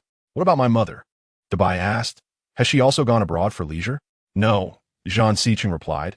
I will contact her immediately and you will see her soon. Okay, Daddy. Now, be a good boy and go eat. Sure, I'm quite hungry too. Dabai had followed Chu Shi out without eating breakfast, and now he was so famished that he barely had the strength to speak. Sitting at the dining table, he gazed at the table laden with dishes, utterly astonished, and turned to Zhang Xiqing, asking, Is all of this for me? Yes. Dabai was so shocked that his jaw nearly dropped. This is indeed an extravagant meal for a wealthy family. Preparing so much for a child is quite the luxury. Daddy, have you ever heard of the poem Pity the Farmer? What? The child's thoughts shifted too swiftly, and Zhang Xiqing struggled to keep up. You don't know a poem that even a 3-year-old can recite? The poem goes, the hoe is wielded at noon, and sweat drips onto the soil below. Who knows the meal on the plate? Each grain is born of toil. It further states that waste is shameful. Do not prepare so much next time. I am just a little child and cannot consume this much. Zhang Xiqing was taken aback by this remark. Due to Junlin's unique health conditions, he cannot eat freely. So Zhang Xiqing had done his utmost to provide multiple options to ensure Junlin could eat something. Now what about this? They all call you Lu Sa. So should I not address you as Lu grandmother? In his home, sister, she calls her Wu Ma, and both he and Xiaobai must refer to her as Wu grandmother. Such is the hierarchy. Luani, please sit down and dine with these lovely young ladies. Lu Sa was greatly flustered and quickly responded, Young master, this is quite improper. You are the young master, and we are merely servants. How can we dine at the same table with you? It is against the rules. Huh? Not appropriate? Dabai was confused. Isn't Wu grandmother considered their family's housekeeper? Yet, sister she treats her like a mother. Why are there so many rules here? This is not a feudal society. Why so many regulations? Dabai asserted, and besides, since you have already called me young master, that means I have the final say in this household. Therefore, my rules are the rules. If I ask you to join me for dinner, you shall comply, understood? Upon hearing this, Lu Sa suddenly hesitated and looked at Zhang Siqing with uncertainty, asking, Young master, what should we do? Listen to the young master. Yes. Thus, Lu Sa and the maid sat down at the dining table to accompany Dabai for the meal. Indeed, it was a feast of delicacies. This was precisely the grand meal that Xiaobai had longed for. If that girl knew he was enjoying such luxury alone, she would surely be furious. No, he must ensure Xiaobai gets to partake in this. Daddy, may I bring a friend home to play? A friend? Zhang Siqing reacted as if he had heard a ghostly term. You have friends? Junlin has always been a solitary figure. Could he possibly have friends? Why can't I have friends? Dabai was perplexed. He had been the darling of his school, beloved by both teachers and classmates. Zhang Siqing could hardly believe it, and another question arose. Junlin, you have amnesia. How do you remember your friend? Oh, my amnesia must be a form of selective memory loss. I only remember her nickname. Xiaobai. I do not recall her full name. She looks quite similar to me. We resemble fraternal twins. Zhang Siqing inquired of Lu Sa. Is there such a child among Junlin's classmates? Lu Sa wore a puzzled expression. I have so many classmates. How could I possibly know each one? Dabai interjected. Daddy, you still haven't tea answered me. Can I bring Xiaobai over play? Of course. The fact that Junlin has a friend delighted his father immensely. How could he possibly object? Then take your time eating. I will call your mother. The little fellow bumped his head. Despite the unfortunate amnesia, his lively and cheerful disposition had certainly improved. When Uyuru saw Zhang Siqing's call, she could hardly believe her eyes and hurriedly answered. Hello, Siqing. Junlin wants to see you. You must come back immediately. Junlin wants to see me? Uyuru was astounded. How could that be possible? It is a long story. To put it simply, Junlin accidentally bumped his head and suffered from amnesia, meaning he has forgotten everything from the past. This is your best opportunity. If you cannot make Junlin like you, don't ever return to this home. With that, Zhang Siqing hung up the phone. Amnesia? Uyuru was skeptical. Truly, this troublesome little brat. She had long despised Junlin. If it weren't for wanting to please Zhang Siqing, she would bother with that little brat. The old lady Zhang had deceived Zhang Siqing with a grand lie, and she had used her identity as Junlin's mother to gain the hollow title of Mrs. Zhang. But fake is still fake. She hadn't even calculated whether she had gained or lost from this situation. Forget it. To truly marry Siqing, I shall endure a little longer. Uyuru said to herself while admiring her reflection in the mirror. Once I rise to power, I will find an opportunity to rid myself of that little brat, and everything will be just fine. With this thought, Uyuru smiled smugly. Chapter 012. Dabai has seen through it. Is this really my mother? When Dabai met Uyuru, they exchanged wide-eyed stares. Gradually, Dabai furrowed his brows. This woman is not as attractive as Sister Shi from any angle. What kind of taste does this man have? Yes. Junlin, I am your mother. I heard you bump your head. I was so frightened. How are you feeling now? Does your head still hurt? As she spoke, Uyuru reached out to touch his head, but Dabai quickly dodged. It doesn't hurt anymore. Thank you for your concern, mother. Upon hearing this, Zhang Siqing felt an immense sense of relief. This child could converse so politely with Uyuru. That's good. My dear son, go play now, and if you need anything, just call for your mother, Uyuru said. All right. This villa is indeed large. It will take some time to explore thoroughly, and he needed to take his time. Lu Sa led Dabai upstairs, and Uyuru quickly turned to Zhang Siqing with an ingratiating smile. I never expected Junlin would one day accept me. Recently, I have canceled all my engagements. Now that Junlin is no longer resistant to me, can I stay here? Zhang Siqing nodded in agreement. Uyuru smiled brightly. That's wonderful. Children are the most innocent. They reciprocate kindness with kindness. Zhang Siqing sternly reprimanded Uyuru. The reason Junlin is suffering from this condition is primarily due to you. You should reflect on your actions as a mother. Upon hearing this scolding, Uyuru felt a deep resentment towards Junlin and the old lady Zhang. Why did she insist on keeping this little brat? However, she dared not voice her thoughts, as she still needed to leverage Junlin to rise in status. I understand. Uyuru lowered her head, feigning a self-reproachful expression. I have thought about this over the past few days. I realize I have not been a competent mother. From now on, I will take good care of him. even if it means giving up all my work to accompany him properly. I hope you will keep your word. Zhang Siqing replied as he walked out, saying, I need to go to the company for a while. Take good care of Junlin at home. If anything happens to him again, I will not spare you. Understood. Oyaru escorted him to the door, assuring Si-chun, you can focus on your work. Junlin will be well taken care of. After watching Zhang Si-chun get into the car, her gaze returned to the upstairs, darkening instantly. Bai had wandered around the villa, eventually growing weary. Glancing at the time, he found it peculiar that he had been missing for so long. Yet Xiejie and Xiao Bai had not noticed. Seizing the opportunity to use the restroom, he called Xiao Bai, who was currently shopping with Xiejie and Junlin. Hello, it's me, Xiao Bai. Bai exclaimed excitedly. I have something truly shocking to tell you. Don't be startled. Xiao Bai glanced at Junlin, who was browsing clothes in the store, and interrupted Bai. Did you pick up my brother's smartwatch? Earlier, noticing Junlin's empty wrist, Chushi had inquired about the smartwatch's whereabouts. Junlin casually remarked that he had lost it and had tried calling, but to no avail. Bai was taken aback. What do you mean? You found it, and we would be immensely grateful if you returned it. But why are you impersonating my brother? Are you attempting to commit fraud? You should know I'm completely broke. Trying to calm me would only make you cry. What? Dabei was utterly bewildert. Alright, I'm Busse. If you have any conscience, hurry and return my brother's smartwatch. With that, Xiao Bai hung up. Whose watch? Juicy in Guit? Just a little scammer, Xiao Bai replied. He even mimics Bai's voice quite well. Junlin. So that must be Bai, right? Bai, bewildered by the abrupt ending of the call, pondered. A scammer? How did I become a scammer? How could Xiao Bai not recognize my voice? Suddenly, he realized that when Junlin had left home, the Zhang family had gone out searching for him and had instead found Junlin. Could it be that Junlin had impersonated him to return home with Xiejie? It had to be so. What kind of incompetent parents could not distinguish between their real son and a fake one? And Xiao Bai, what a disappointment. Well, since it had come to this, he would accept it. If Xiejie borrowed Junlin for a few days, it would only be fair for him to borrow Junlin's father for a few days too.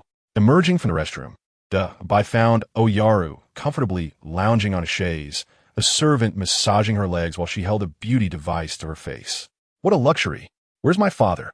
He went to the office, Oyaru replied dismissively, even with a hint of disdain. Your father is a well-known mogul in the business world. Too busy to be at home every day. Really? Bai was taken aback. Why does Junlin's mother have two faces? She acts one way in front of his father and another behind his back. Impressive, but he is not Junlin.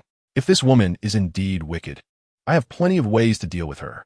At that moment, Junlin obediently accompanied Chu, Shi, and Xiao Bai around the mall, unusually quiet. Bai, why are you so quiet? Chu Shi remarked, sensing something was off. Yeah, Xiao Bai added, it's like he's switched souls, transforming from a chatty, charming boy into a cool, aloof gentleman. Junlin smiled shyly and said, not really. I just want to hear what Xiejie and Xiao Bai are saying. Xiejie, that outfit was perfect for you. You would look stunning in it. Why not buy it? The dress was indeed beautiful, but Xiao Bai interjected, have you seen how many zeros are on that price tag? Xiejie must have found it too expensive to buy. Years ago, when she had taken 2 children abroad in dire straits, she had been utterly broke. That year had been incredibly tough. Thankfully, she possessed a degree and exceptional medical skills, which allowed her to enter a prestigious medical research institute in America, where she earned a substantial salary. However, between taking care of her health, raising 2 children, and everyday expenses, she had saved very little.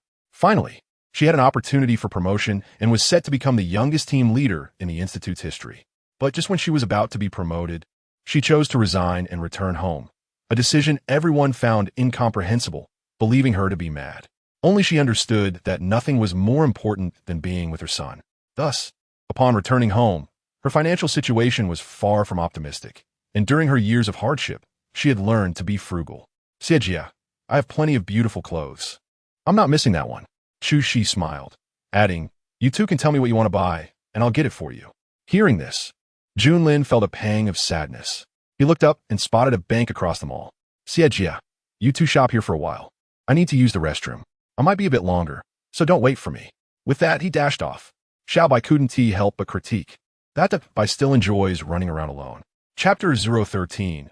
Pride from mother to Bai and Xiao Bai had developed strong independence from a young age. So Chu Shi was not overly concerned about Bai going to the restroom alone. Seeing them enter a children's clothing store, Junlin exited the mall and entered the bank across the street. It had been 2 days if his father had not found him. Missing person notices would likely be all over the city. The calmness suggested he had mistakenly brought Dabai home. This was quite fortunate. Junlin withdrew a portion of the money Zhang Si-chun had deposited into his account, then returned to the earlier store to purchase the outfit she had hesitated to buy, along with a pair of pajamas that Xiaobai adored. Only available at the specialty store. Where have you been for so long? Shi and Xiaobai have been waiting quite a while. Actually, I didn't go to the restroom, Junlin revealed, pulling out the items he had hidden behind him. Xiejia, Xiaobai, this is for you. Upon seeing the clothing, Shi nearly dropped her jaw in disbelief, and Xiaobai exclaimed, "You bought this for us?" "Yes." "Where did you get the money?" Xiaobai was astonished, recalling the numerous zeros on the price tag. "Exactly. Dabai, you need to clarify this." They both questioned, bewildered that a 5-year-old could afford such expensive items. Junlin pouted and confessed, "Xiejia, there is something I kept from you. I participated in a global children's math competition and won first place, earning a generous prize." He was not lying. He had indeed participated in a global children's math competition, won first place, and received a handsome reward. Shi and Xiaobai exchanged glances, astonished. "When did this happen?" "I had no idea." "Yeah," Xiaobai echoed, unable to believe it. "We practically never leave each other's side. How could you have entered a math competition without me knowing?" Junlin wasn't sure if he could convince them, but he pressed on. "When we get home, I can show you on the computer." Once home, Junlin logged onto the website of the organization that hosted the global children's math competition.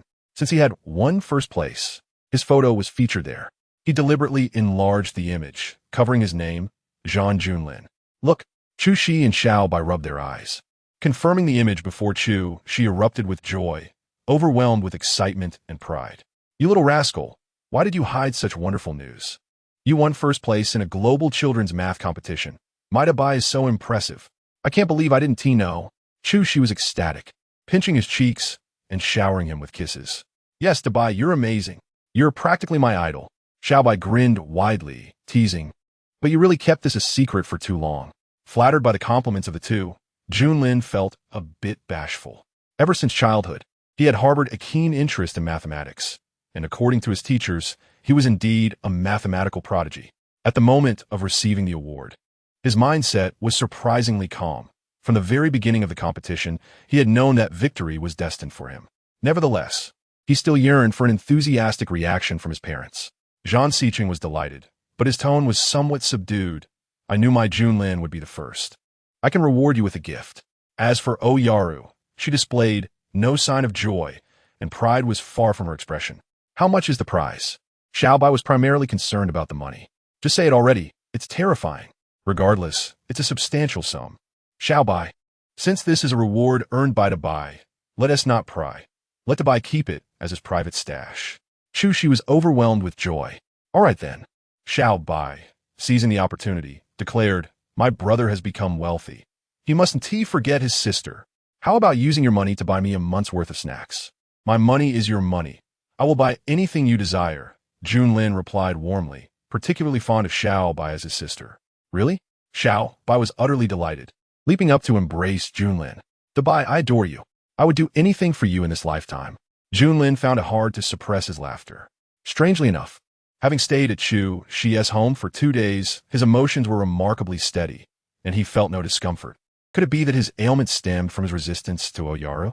As night fell, and the sky gradually darkened, Yaru felt a chill in her heart. "Junlin," she called out loudly. Dabai, still unaccustomed to the name, paid her no mind, continuing to play with his Lego. Indeed, the Lego of the affluent was far superior to that of his own home. "Zhang Junlin, I am calling you. Did you hear me?" After 2 unanswered calls, Yaru, feeling quite irritable, stormed in. Dabai looked up, observing her displeased expression. Was this the demeanor a mother should display towards her child? No wonder Junlin had chosen to run away from home. "What do you want?" he asked, somewhat vexed. "Take your medicine." Yaru tossed the pills at him. Previously, Junlin's second persona had manifested primarily at night, and whenever she was present during his outbursts, he would invariably treat her with contempt. Fearing he might become aggressive, she generally avoided him in the evenings. "Take medicine?" These words left Dabai baffled. Is Junlin unwell? What medicine? He was unaware of Junlin's condition, yet he insisted. "I'm not taking anything." Jean Junlin, let me make this clear. This medicine is imperative. If you refuse to take it, I shall. What will you do? Dabai shot her a defiant look. Are you threatening me? You are my son. If you disobey, I have every right to discipline you. Come here and take your medicine. Dabai concluded that this woman must be Junlin's stepmother. A biological mother would never adopt such an attitude. If her child were ill, she would be too distressed to behave in such a manner. I said I want to take it. Dabai's defiance infuriated Oyaru, who yanked at his collar, forcing him to open his mouth to administer the medicine. Fortunately, Dabai resisted fiercely, pushing her away and flinging the pills back at her. Fuming, Oyaru was about to explode when she heard Zhang Siqing returning downstairs. Instantly, she felt the urge to cry, but Dabai was quicker to react. Chapter 014. The two little ones begin their conspiracy. Dabai swiftly plopped down onto the floor and began to wail, his cries rendering Oyaru momentarily dumbfounded. Hearing the commotion, Zhang Siqing hurried upstairs, unable to change his shoes or attire. Daddy, she is a wicked stepmother. She just hit me. Dabai cried, tears streaming down his face as he pointed at Oyaru. What is going on? Zhang Siqing reprimanded Oyaru sternly. What did I say before leaving? I didn't tea. She protested. What did I hit him? You grabbed my clothes and tried to force medicine into my mouth. Isn't that hitting? Daddy, I was terrified. It hurt so much when I fell. Dabai sobbed et arbriakingly. Unlike before, when Junlin had never cried like this. The sudden collapse of emotion caused Zhang Siqing to feel a wave of compassion. It's all right, Junlin. Daddy is here. He quickly embraced Dabai, soothing him gently. Get out of here immediately. You are not to come near Junlin again. Zhang Siqing was thoroughly enraged. Initially, he wished to give the child one last chance, but he had not anticipated the situation to deteriorate worse than ever. Now, he felt a knot in his throat, fearing the child might have another episode. Oyaru's eyes burned with fury. This little brat had the audacity to accuse her. Although she was seething, she dared not speak further in light of Zhang Siqing's demeanor and opted to leave. Once Oyaru had exited, Dabai buried his face in Zhang Siqing's embrace, looking utterly forlorn. Daddy, is she really my biological mother? It feels as though she doesn't love me at all. Rather, she seems to detest me. Oyaru was unworthy of motherhood. Though he and Junlin were strangers, fate had intertwined their lives, and he must assist Junlin in dealing with this stepmother. She is your biological mother. Zhang Siqing, having awakened from a 3-year slumber due to severe injuries, found himself suddenly a father. The moment he first laid eyes on Junlin, the stoic Zhang Siqing was unexpectedly moved to tears. After regaining consciousness, he realized his life had been extended anew. The feeling was indescribable. He had never doubted Junlin's paternity, perhaps owing to the unbreakable bond of blood. As for Oyaru, he had countless reasons to deny her. Yet the Zhang and O families had long-standing ties, and he and Oyaru were betrothed since childhood. There would be no other mother for Junlin but her. Daddy, even if she is my biological mother, you can find a new wife. I wouldn't mind having a different mother. Perhaps you could divorce her, and I could find a mother myself? What? While previously, Junlin had fervently desired to acknowledge Chu Shi as his mother, he had never spoken in such a tone. Had his personality changed after amnesia? Junlin, do not utter such words. Dabai pouted, unable to suppress his thoughts. How antiquated. No, he must devise a plan. Zhang Siqing seemed quite amiable. If he could facilitate a union between him and Shi Jia, it would be absolutely perfect. Surely, Junlin would prefer that as well. Thus, he must concoct a scheme to collaborate with Junlin. Recently, Xiaobai had been rather content. His brother had miraculously transformed from a troublesome sibling into a wealthy and doting brother. Such a transformation was truly delightful. Xiaobai. Xiaobai was blissfully counting the gifts he had recently received from Junlin, completely absorbed in thoughts of what present his brother might bestow next. Oh, I will gladly accept anything. No, it's about Shi Jia. Junlin leaned closer to Xiaobai. Isn't Shi Jia a doctor at foreign hospital? Why hasn't Shi been at work these past few days? Now that you mention it, Xiaobai hadn't realized until Junlin pointed it out. A sense of foreboding washed over Junlin. Could it be that Shi Jia had lost her job because of him? After all, his father was a significant benefactor of foreign hospital. A mere word from him could easily cause her dismissal. No, he could not allow Shi Jia to suffer due to him.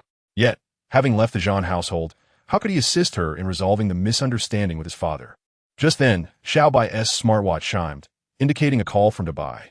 The little trickster has not yet given up.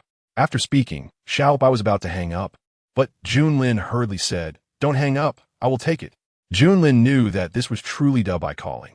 He had been impersonating him for so many days, and Dubai had yet to return, which left Junlin feeling quite unsettled.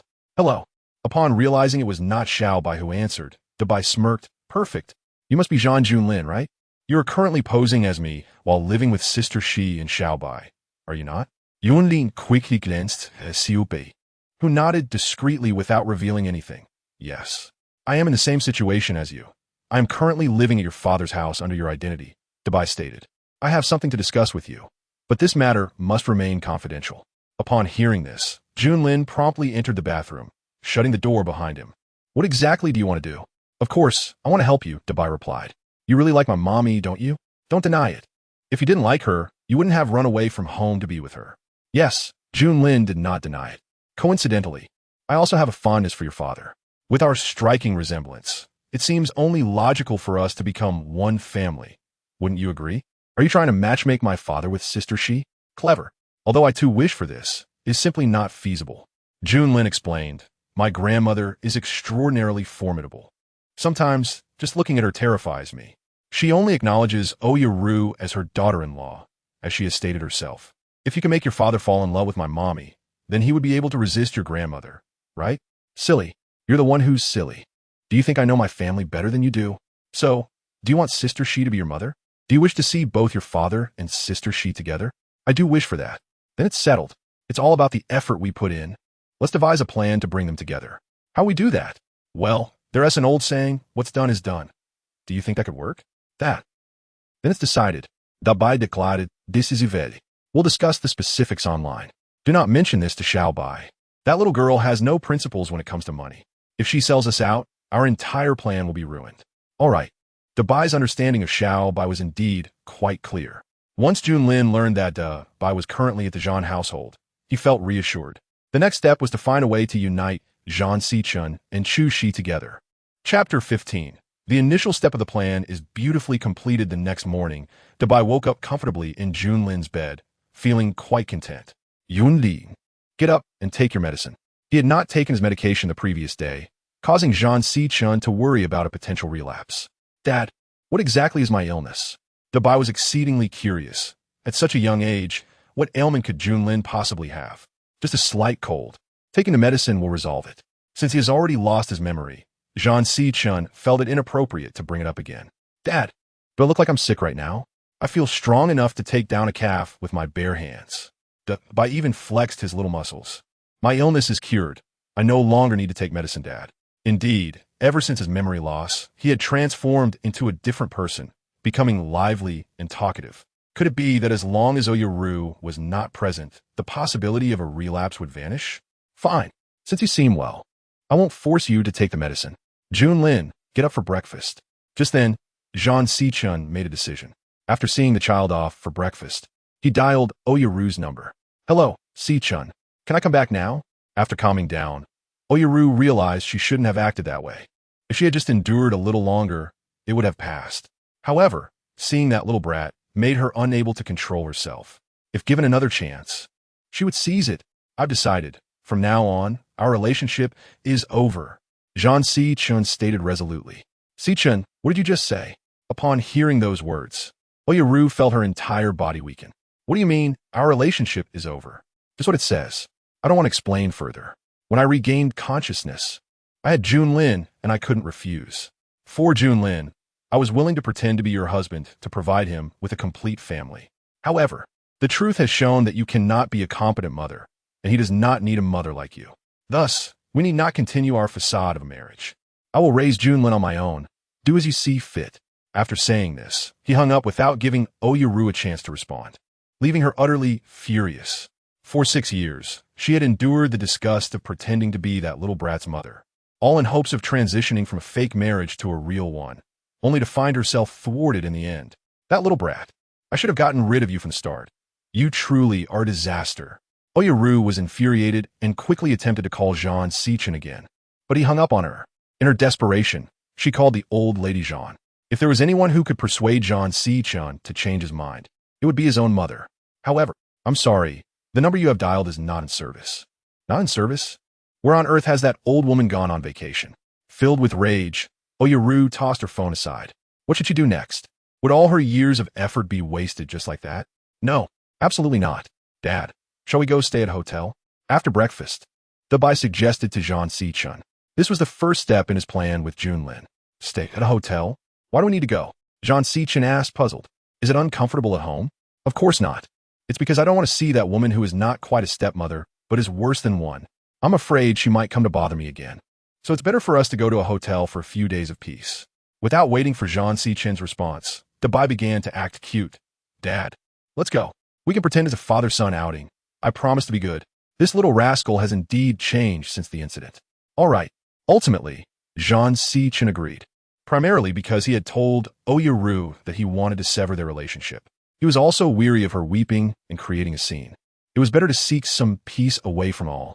Thus, Zhang Si-chun and Dabai checked in the presidential suite of a hotel, room 8808. Dabai immediately informed Junlin of the room number, and whether sister she could come over to help turn their plans into reality was now in his hands. Okay, Junlin responded simply. Sister Shi. Junlin rushed to Chushi's side, looking up at her and asking, why haven't you been working lately? This was a question she had dreaded the two little boys would ask, but she knew she could not avoid it. I'm on temporary leave.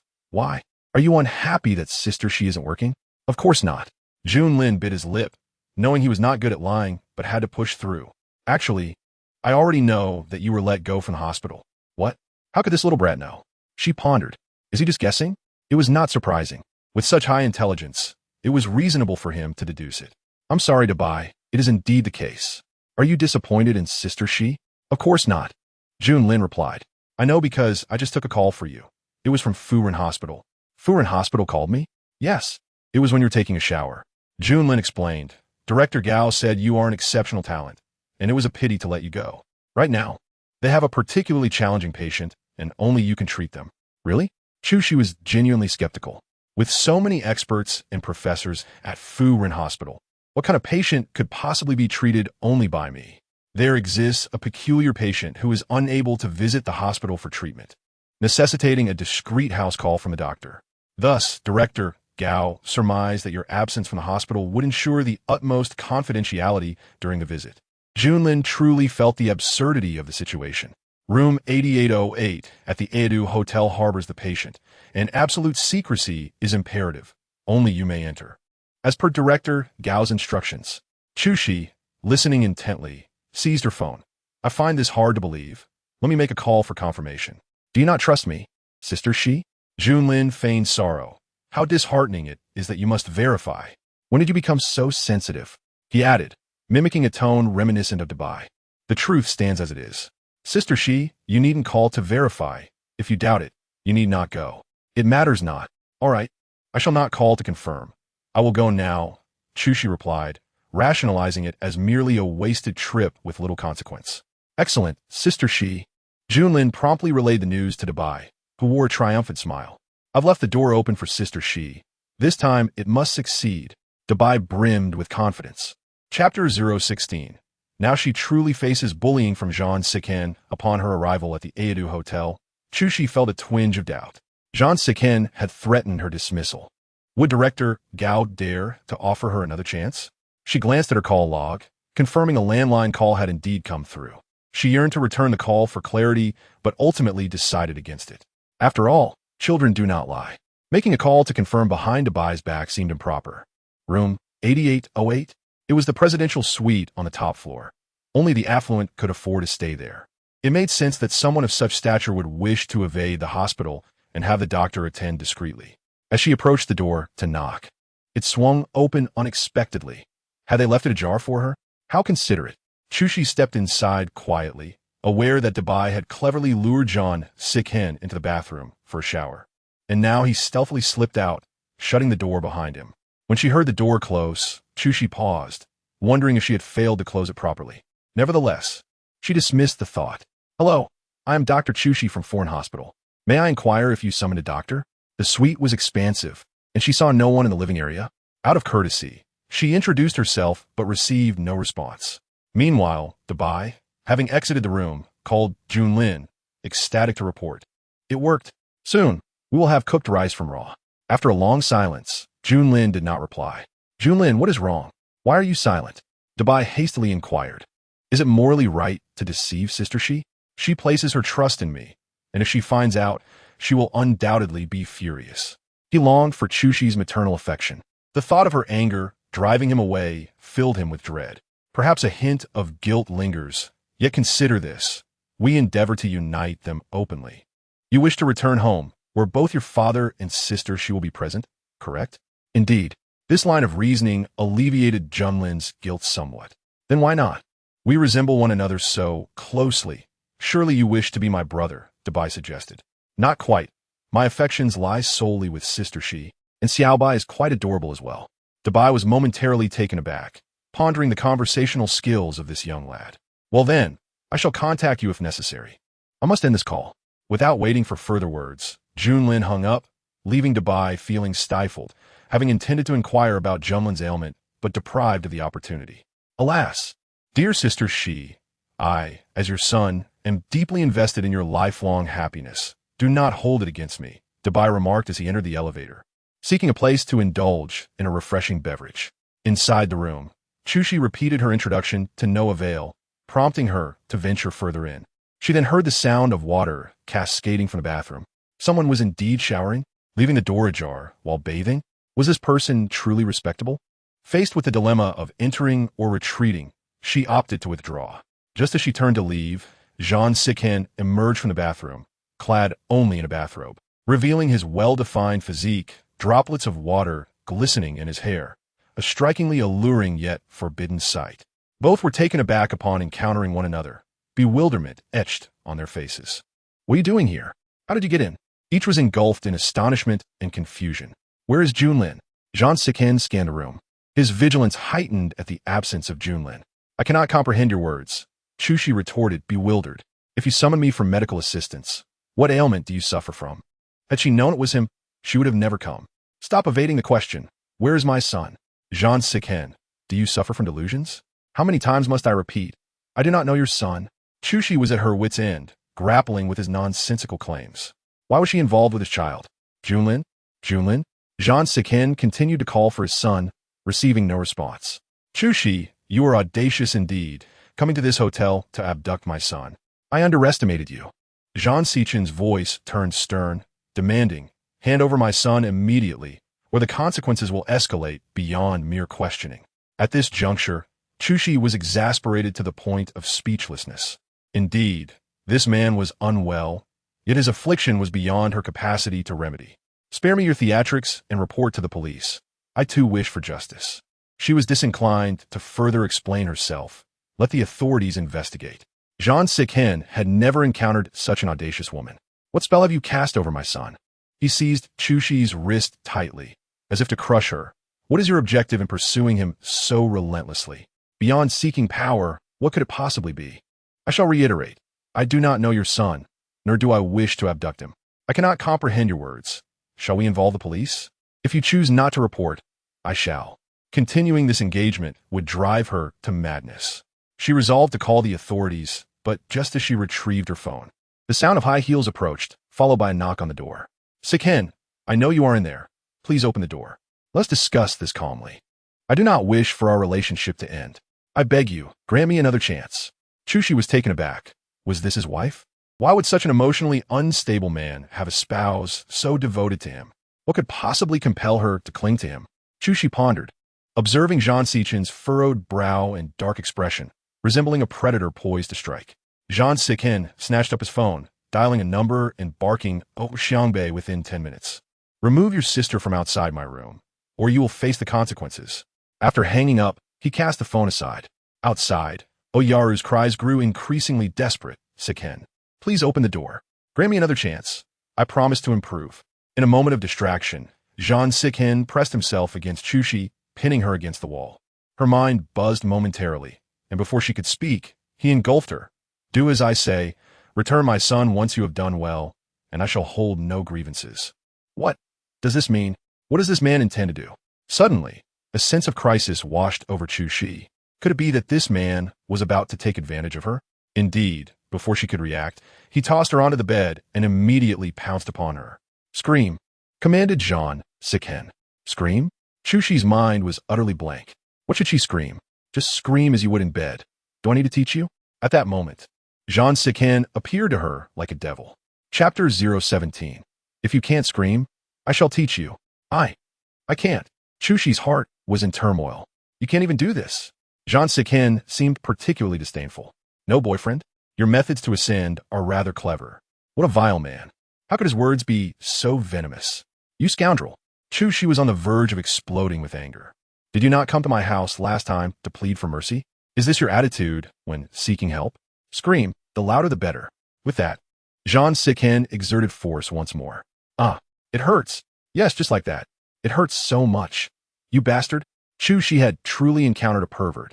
Yet her cries were clearly audible to Oyaru outside the door. There was actually a woman in his room? How could this be? Had he suddenly decided to end things not for Junlin, but for another woman? Chushi felt as if her waist were about to be crushed. How could this man be so ruthless? It hurts, let go. Chusi stugulaudet, but then. It seems you truly cannot do this. Jean Siken frowned at her inept cries, his lips curling into a cold, rebellious smile. Haven't you given birth? Can't you manage this basic skill? Scoundrel, can he not speak human words? Due to their height difference.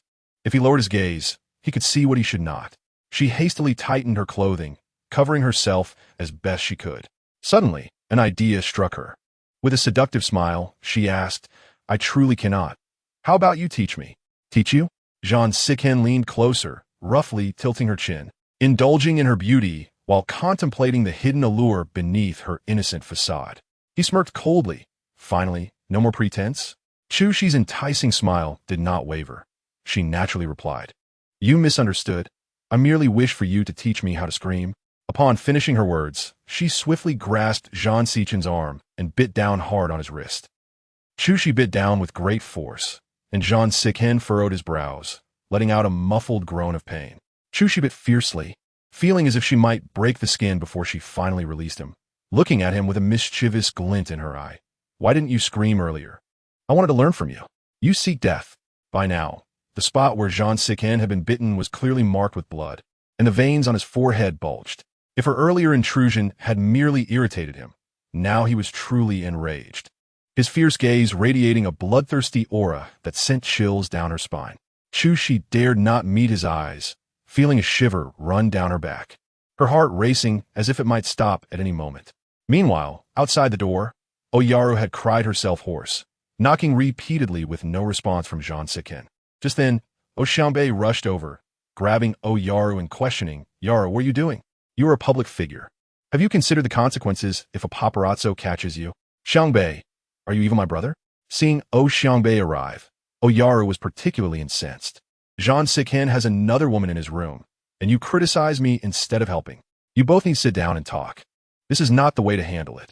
Come home with me. We could discuss it tomorrow. With that, Xiangbei began to pull Oyaru away. But there is a woman in that room. He has a mistress, and you don't care? Mommy, Uncle, what are you doing here? At that moment, Dabai returned, having finished his drink. You little rascal, I was about to ask you why you would leave your home to stay in a hotel. Uxianbei questioned. You should ask my mommy about that. Dabai pointed at Oyaru. She is practically a stepmother. She mistreats me, and I came to hide from her with my daddy at the hotel. You little brat, you slanderer. The woman inside is someone you called over, isn't she? Oyaru angrily lunged forward to grab his collar, but Xiangbei quickly intervened. Yaru, calm down. He is your son.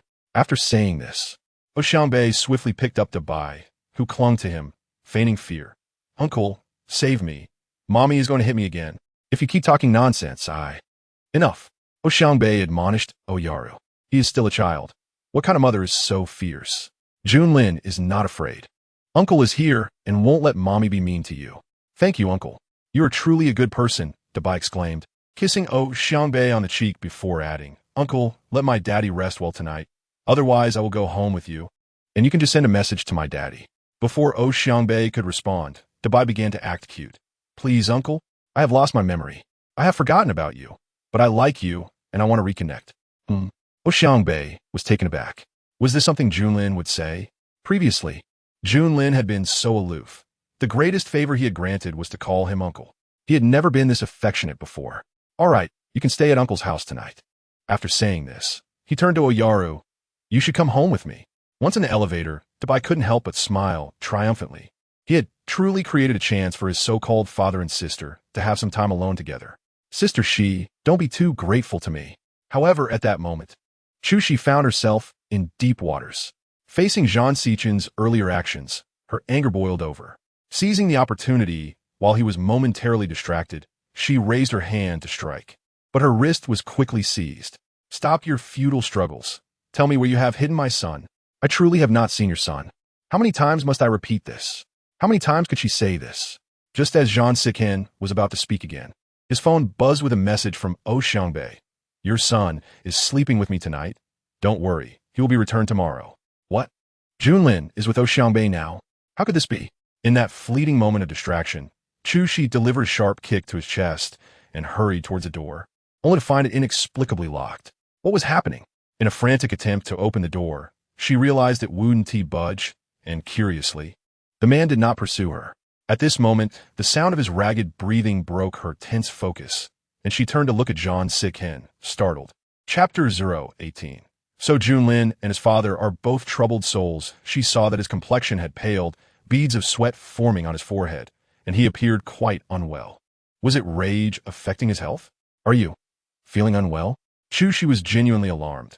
Instinctively, she moved closer to examine him. But as she reached out, he bellowed, "Get out." Though unwell, his voice was full of authority, startling her. You're unwell? I'm a doctor. I can help you. Just tell me what hurts. I said get out. His volume increased, as if he were ready to devour her. Chu-Shi felt a surge of frustration. How could he not recognize kindness? Forget it. He was the one insisting she leave. Why should she concern herself with such a reckless man? Chu-Shi rose and opened the door, stepping outside. But her footsteps halted abruptly. No, she was a doctor. Regardless of the circumstances, she could not ignore the man before her who was suffering. She promptly returned, finding Zhang Xichen in even greater distress, curled on the floor in agony. If you wish to survive, cooperate. Chu, she commanded in her capacity as a physician, instructing him to lie flat. Overwhelmed by pain, Zhang Xichen could only obey mechanically. Once he complied, Chu-Shi swiftly began her examination. While she could not ascertain the exact cause, she surmised it was likely a consequence of a previous ailment. For nearly 20 minutes, she knelt beside him, administering aid until, at last, his suffering subsided. I will call an ambulance. Once at the hospital, everything will be fine. Although she was a doctor, the conditions here were limited, and a thorough examination was imperative. Just as she reached for her phone, ready to dial, his strong grip clutched her wrist, akin to a vice. No, do not call for an ambulance. But he had to go to the hospital. I said no need. This man was truly infuriating. After all, his life was his own. He could choose. Chu-Shi straightened her clothes and hair, stating, I played along with your charade and saved your life in the process. If you possess even a shred of conscience, allow me to continue my work at Foreign Hospital. Zhang Xichen remained silent, observing his demeanor. She noted he had not fully recovered, and without the response she sought, she could not leave. The atmosphere grew awkward. Meanwhile, on the other side, Bai was leisurely being carried into the car by Xiangbei, while Oyaru deliberately chose to sit in the passenger seat to avoid being next to him. Bai pouted. Sitting in the front was just as good, as if he relished being close to her. Are you coming over to my place tonight? Xiangbei inquired of Oyaru. At such a late hour, where else would I go? Oyaru retorted with annoyance. To prevent further conflict between mother and son, upon returning home, Xiangbei quickly arranged, Yaru, you should sleep in the guest room on the second floor. I will sleep with Junlin on the first. Oyaru, still unwilling to relent, turned to Dabai and questioned, I heard there was a woman in his room. Is that your doing? Yaru, must you persist? Junlin is only 6. What does he understand? Xiangbei immediately defended Dabai. It's late. Hurry upstairs and go to sleep. With a fierce glare at Dabai, Oyaru turned and ascended the stairs. Dabai looked at Xiangbei with a mixture of helplessness and fear, asking, Uncle, did I do something wrong? Why does mommy despise me so? No, it's just that your mother has a bad temper. It has nothing to do with you. As he spoke, Xiangbei lifted him once more. Although Junlin's mother was rather unsatisfactory, this uncle seemed quite agreeable. I like uncle. Can I sleep with you tonight? Of course. Xiangbei was thrilled at Dabai's request. I have always wanted to bring you home and cuddle you while sleeping, but you never agreed. Junlin is so aloof. You don't even like such a friendly uncle? Uncle, you are quite wealthy. You and my father are both rich. This is indeed a villa, lavishly decorated. Bai felt a sudden shock at the disparity in wealth among Junlin's relatives. You little rascal, you've truly changed after losing your memory. So uncle, do you prefer the me before I lost my memory, or the me now? Without a doubt, the you now. You are much more lively. The previous you was too reserved and cold. What could have stimulated this change in Junlin? Was it that mother who is worse than a stepmother? Uncle, I have forgotten many things due to my memory loss. I have some questions. Can you help me answer them? Of course, ask away. Is that sister of yours truly my biological mother? Dabai expressed his disbelief. I simply don't see how that could be the case. If you're my real mother, how could she dislike me so? This question, I'm not entirely certain either, but it should be accurate. How can you not be sure about something like this? It said that even if you can't determine the father, the mother is always certain? How can we question whether she is my biological mother? Am I truly your biological uncle? Bai's series of surprising questions left Xiangbei astonished. The situation is a bit complicated. I don't mind. I can handle complexity. Resignedly, Xiangbei explained. Your father was a soldier who sustained severe injuries during a mission and fell into a coma. At that time, I was abroad due to a conflict with my father. When I returned, your father had awakened, and you had already been born. Everyone said that Yaru conceived you while your father was in a coma. And if both your grandmother and Yaru believe that, it must be true, right? So it wasn't the traditional method of pregnancy? Isn't there a possibility of some trickery involved? Were there any DNA tests done? You little imp, why are you so full of questions? Xiangbei replied honestly, I don't know if DNA tests were done, but your father is certainly not a good man. He has always had poor health, and your illness has taken a toll on him. If you weren't his biological son, he wouldn't be so patient with you. My father has poor health? Indeed, I mentioned earlier that he was gravely injured and in a coma for 3 years. Although he has awakened, he suffers from serious after effects. Generally, they do not manifest, but if they do and help is not administered promptly, it can be fatal. What? That is terrifying. My father is a sickly person? Dabei was genuinely startet. What kind of father-son dynamic was this? Why were they both afflicted? In the hotel room, Zhang Xiqing had now recovered. His complexion no longer as pale as before. Are you feeling better? Chu Shi inquired. Zhang Xiqing looked up at her, issuing a menacing warning. Do not tell anyone about what happened earlier, or I will take your life. While his 3-year coma was not a secret, the world remained unaware of his lingering aftereffects. Given his status, he had numerous rivals, and his vulnerabilities could not be disclosed. Previous episodes had occurred only in the presence of family, with personal physicians available for immediate care. This was the first time it happened in front of an outsider. You truly do not recognize a benefactor's intentions, Chu Shi remarked. Rest assured, I possess enough medical ethics to keep silent. However, I have one request. Allow me to return to work at foreign hospital. Agreed, but I have a condition as well. Zhang Xiqing continued to issue commands. From now on, in public, you shall be my fiancé. What? Zhang Xiqing, you already have a wife and child, and yet you dare to say such things to me? How utterly shameless. She is not my wife, and I do not wish to explain further. If you wish to return to foreign hospital, you must comply with my terms. After pretending to be a couple with Yaru for so many years for Junlin's sake, he had grown weary of it. It was time to prove that she would not love Junlin, nor would he love her. Their relationship must end. If it were merely about Yaru, he would not hesitate, but this involved the O family. The Zhan and O families had a long-standing friendship. Zhang Xiqing's father had passed away early, and Yaru's father, Yinqing, was like a father to him. To completely end this relationship with Yaru, he required a justifiable reason. Chu Shi presented an opportune excuse, especially since Junlin had affection for her, making her the perfect candidate. You are utterly shameless. I will not agree to this. You possess no choice in the matter. This is Nancheng, and my word is law. Zhang Xiqing's tone was particularly domineering. If I were you, I would not refuse. With my engagement to you, there are countless benefits and no drawbacks. Do not be so ungrateful. Countless benefits and no drawbacks? Chu Shi believed this to be true. When she was still a young lady from a wealthy family, it seemed that everyone around her was benevolent. No matter what she wanted to accomplish, there were always many eager to assist her.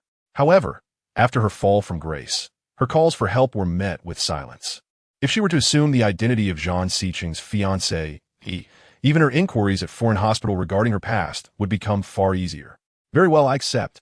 You display a sense of understanding. It is merely a transaction. I would not dare claim my medical skills are unparalleled, but they are certainly above average. Pretending to be your fiancé, while also serving as your personal physician without charge is hardly a loss for you. After hearing this, Zhang Xiqing smiled and remarked, "That makes sense." He then handed her his phone and instructed, "Input your number. Remain on standby, 24 hours a day. I will contact you as needed." Was she pretending to be his fiancé, or merely acting as a free caretaker on call? She decided to endure it for the sake of discovering her son's whereabouts more swiftly. She took the phone, entered her number, and returned it to him. "Let's conclude our meeting for tonight. I need to rest. You may leave." She thought to herself, "This man's character is exceedingly vexing. I will honor our agreement. I hope you will not go back on your word. Rest assured, I always keep my promises. You may return to work at foreign hospital tomorrow, and no one there will dare make things difficult for you." With that, Zhang Xiqing walked to the entrance, opened the door for her, and unceremoniously commanded, "Leave." "Very well. Good night, Mr. Zhang." After she departed, Zhang Xiqing felt a twinge of anxiety and gasped. What caused his sudden outburst? Had she not been present, the consequences would have been dire. Exhausted, he lay on his bed, closed his eyes, and drifted off to sleep. Meanwhile, I was wide awake, pondering how to completely remove Oyaru from the picture and ensure that his beloved sister, Shi Jia, ascended to her rightful place. Indeed, careful planning was in order. The following morning, Zhang Xiqing drove to Xiangbei's residence to pick up Junling. Upon seeing him, Oyaru rushed down from upstairs. "Xiqing, you're here? Where is Junling?" Zhang Xiqing maintained his indifferent demeanor. "Daddy, I'm here." Hearing that Zhang Xiqing had come to collect him, Dabai burst out of the bathroom and leaped into Zhang Xiqing's arms. "Daddy, I miss you so much. I dreamed about you last night." Zhang Xiqing shared Xiangbei's sentiments. Ever since the child had bumped his head, his behavior had drastically improved, making him much easier to handle. "Good boy. Daddy missed you too," he said as he lifted Dabai into his embrace. "Daddy, Mommy scolded me again yesterday and even tried to grab my collar to hit me. You little rascal. How can you say such nonsense?" Oyaru was nearly driven to madness. This child, upon seeing Zhang Xiqing, immediately reported her. "I'm not lying. If you don't believe me, you can ask Uncle." Dabai turned to Xiangbei, who had just emerged from the room, and inquired, "Uncle, is that right?" This left Xiangbei momentarily speechless. "Xiangbei, since you are here today, I will speak plainly," Zhang Xiqing said directly. "While others may be unaware, you should understand my relationship with your sister. After coming out of her coma, she bore my child. I could not refuse her. However, feelings cannot be forced. The facade of marriage we maintained for so many years was solely for Junling's sake. Yet, it has become evident that she is not a good mother, and her presence only exacerbates Junling's condition. Thus, there is no need to prolong this pretense. I hope you can comprehend my position." Having grown up together, Zhang Xiqing felt it necessary to explain himself to Xiangbei. He fell silent for a moment. Objectively, it was true that Zhang Xiqing had never loved Oyaru, nor had he sought permission to have a child with her. Binding him with Junling was somewhat of a moral entrapment. Yet on the other hand, Oyaru was his own sister.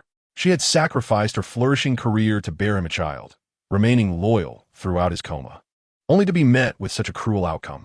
"Zhang Xiqing, is it solely because I'm not a good mother?" Oyaru questioned, her eyes brimming with tears.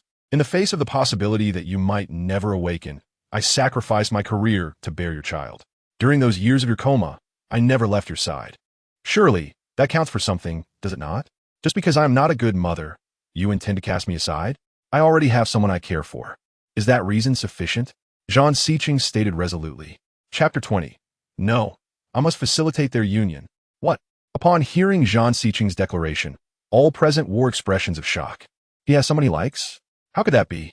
Even if you were eager to rid yourself of me, there was no need to fabricate such an absurd excuse." I refused to believe it.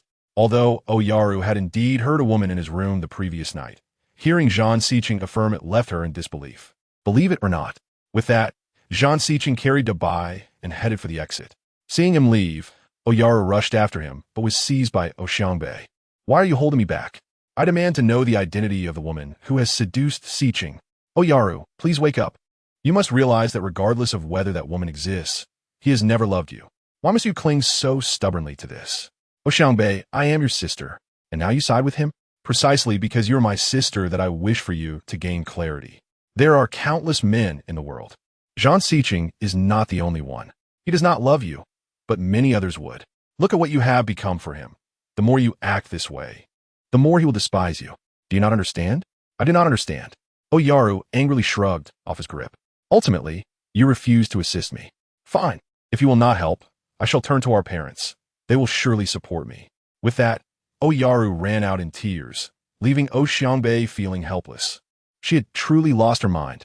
After Zhang Xiqing got into the car with Dabai, the child immediately leaned in and asked, Daddy, did you really say you have a girl you like? At this, Zhang Xiqing cast a somewhat unsettling glance at him. Did you bring Chuxi here? This. Zhang Junling, you are becoming quite adept at feigning amnesia in my presence, sweet-talking me while secretly plotting to help that woman ascend to her position. Quite the clever maneuver. Daddy is not as you think. I simply had a rough start in life. My biological mother does not love me, and I just want a mother who will love me. Chuxi seems quite nice. Zhang Xiqing fell silent. Dabai, feeling uncertain, bit his lip and continued to apologize. Daddy, please do not be angry. When you are mad, you lose your charm. Look at your originally handsome and charismatic face. Anger has dimmed its allure. You little rascal. You have become quite the smooth talker. From the heart. Seeing that Zhang Xiqing was gradually calming down, Dabai tentatively inquired, Daddy asked Uncle, and I know how I came to be. Since Mommy gave birth to me while you were still in a coma, could it be that Mommy has someone else? Because she really does not resemble my mother. That is highly unlikely. Why?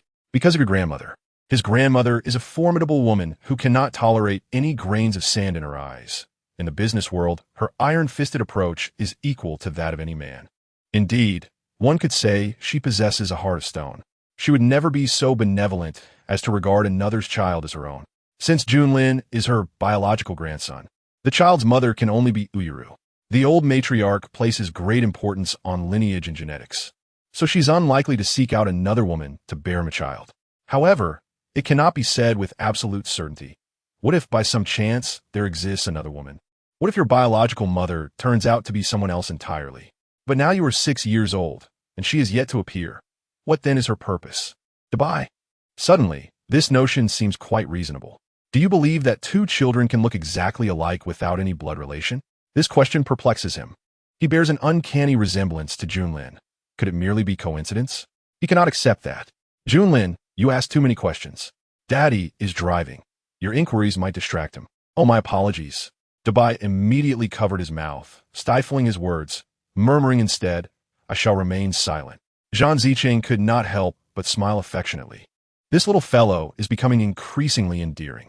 Had he previously attempted to feign such innocence, Zhang Xiqing would have been furious, yet after a few pitiful words, he found himself uncharacteristically calm.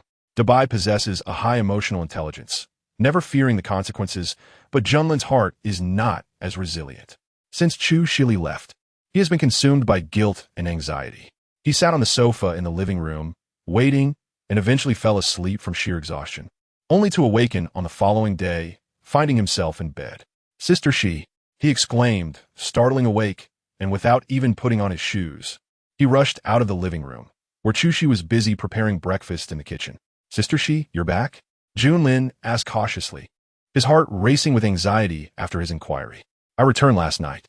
Why on earth did you fall asleep on the sofa, you little rascal? Chuxi asked, noticing his bare feet. Furrowing her brow, she quickly scooped him up. Why did you come out without shoes? You'll catch a cold and have a stomach ache. Junlin found it impossible to resist Chu Shi's gentle demeanor. He had never experienced such tender maternal love.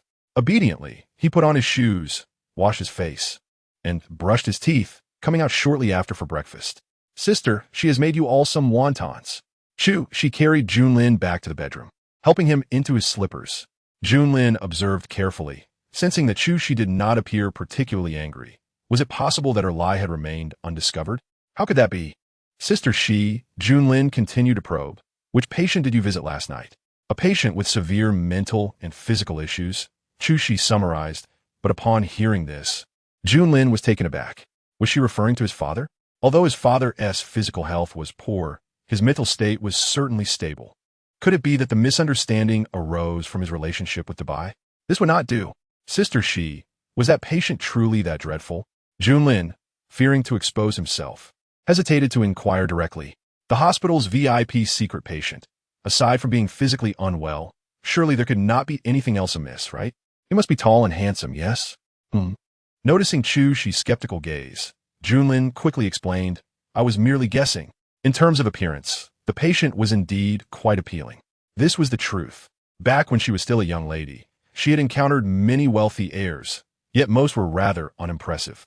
None could compare to the captivating looks of Zhang Zicheng, but his character left much to be desired. Never mind him. She needed to hurry and brush her teeth and wash her face. With that, Chu Shi exited, leaving Junlin in a state of distress. With such a poor impression of his father, how could they possibly cultivate a relationship? No, he must devise a plan. Thus, Chapter 021. Should I propose marrying the mother I adore? Father, would you consider it? Dubai, when you find a moment, please return my call. There's an urgent matter at hand. Upon receiving this message, Dubai glanced at Zhang Zicheng, who had just removed his outer coat. Seizing the opportunity while he was distracted, Dubai promptly deleted the message. Daddy, you've worked hard driving back. You should rest now. I need to use the restroom. With that, Dubai dashed into the bathroom, locking the door behind him. Junlin anxiously awaited the call, and upon hearing his phone ring, he too locked himself in the bathroom. Junlin, what is the urgent matter? It pertains to the earlier incident, which you might not be aware of. I must tell you. Previously, Chu Shi mistakenly thought he was Dubai and dined with him, leading to her arrest. This misunderstanding marked the beginning of their troubles, and Junlin needed to ensure Dubai was informed. Dubai was left speechless. So, sister, she was arrested because of you? No wonder she was so angry with me that day. It turns out I was merely a pawn in this. That is not the point. The real issue is that after that incident, their misunderstanding has deepened. Sister, she even believes my father has mental issues. Such a perception will completely hinder their future development. Dubai, you're clever. Think of a way to resolve this. What do you mean, clever? I possess wisdom. Thank you very much. Call it what you will. Just find a way to dispel their mutual misunderstandings. Brother, unless we shatter this glass wall, what can I possibly do? Hello? Hello? Hearing Junlin hang up the phone again, Dubai felt like he was about to spit blood. Could this insufferable little brat not let someone finish a sentence before ending the call? Sitting on the toilet, Dubai rested his chin on his hand, contemplating. How could they clear up such misunderstandings without directly addressing them? The only solution would be for Zhang Zicheng to spend more time with Sister Shi, allowing her to be charmed by his charisma. Dubai exited the bathroom, only to be surprised to find Zhang Zicheng cooking. Daddy, didn't I tell you to rest? He asked hurriedly. It's been a while since I cooked for you. Today, I'll prepare a meal for you. Previously, when Junlin needed medication, he had many dietary restrictions, so the chefs prepared meals according to a nutrition plan. Zhang Zicheng, observing Junlin's recent good spirits, decided to personally prepare some of his favorite dishes. Zhang Zicheng is quite a remarkable figure, isn't he? Such an important person is cooking for his son. What a splendid father. Why on earth would Junlin provoke him? If he had a father like that, he would wake up smiling from his dreams. Daddy, you must have had a rough night at the hotel and then had to come pick me up early. If you cook for me, that's just too much trouble. Let me prepare a meal for you instead, so you can taste my culinary skills. You cook? Zhang Zicheng was taken aback. He had never allowed Junlin to cook before. How could he possibly know how to prepare food? Of course I can cook. They say a poor child learns to take care of themselves early. I began looking after the lazy and greedy Dubai when I was 3. Don't underestimate me. I truly can cook. With that, Dubai pushed Zhang Zicheng out of the kitchen and closed the door, leaving Zhang Zicheng in a state of amusement. However, Zhang Zicheng was quite fatigued. After all, he had fallen all the night before and couldn't he be expected to recover so swiftly. He settled onto the sofa, closing his eyes for a brief respite. After about 10 minutes, Dubai emerged with the breakfast he had prepared. Seeing the finished product left Zhang Zicheng astonished. His son truly knows how to cook? When did this happen? Try it, Daddy. It's a heartwarming breakfast, made with love. Dubai beamed. Regardless of the taste, the mere fact that he was eating breakfast prepared by his son filled Zhang Zicheng with happiness. This child had not only been free from illness recently, but had also become exceedingly considerate. Junlin, when did you learn to do this? I'm genuinely surprised. Surprise indeed. Dubai rested his chin on his hand and playfully said, I have discovered many skills since my recovery, and cooking is merely one of them. Daddy, look at how much I've improved just by keeping that stepmother away from me. If you were to bring the mother of my dreams into our home, I can only imagine how much more accomplished I would become. Dear Daddy, have you considered this? Although I still wish for Chushi to be my mother. My clever flattery seems to prevent Zhang Xiqing from feeling too irritated. This little rascal has learned to be quite cunning, surprising Zhang Xiqing with his transformation. Dabai smiled innocently. You're about to start school. Prepare yourself, and let me know if you need anything. School? Oh yes, it's almost time to go back. He and Xiaobai have just returned to the country, and sister, she has already arranged a new school for them.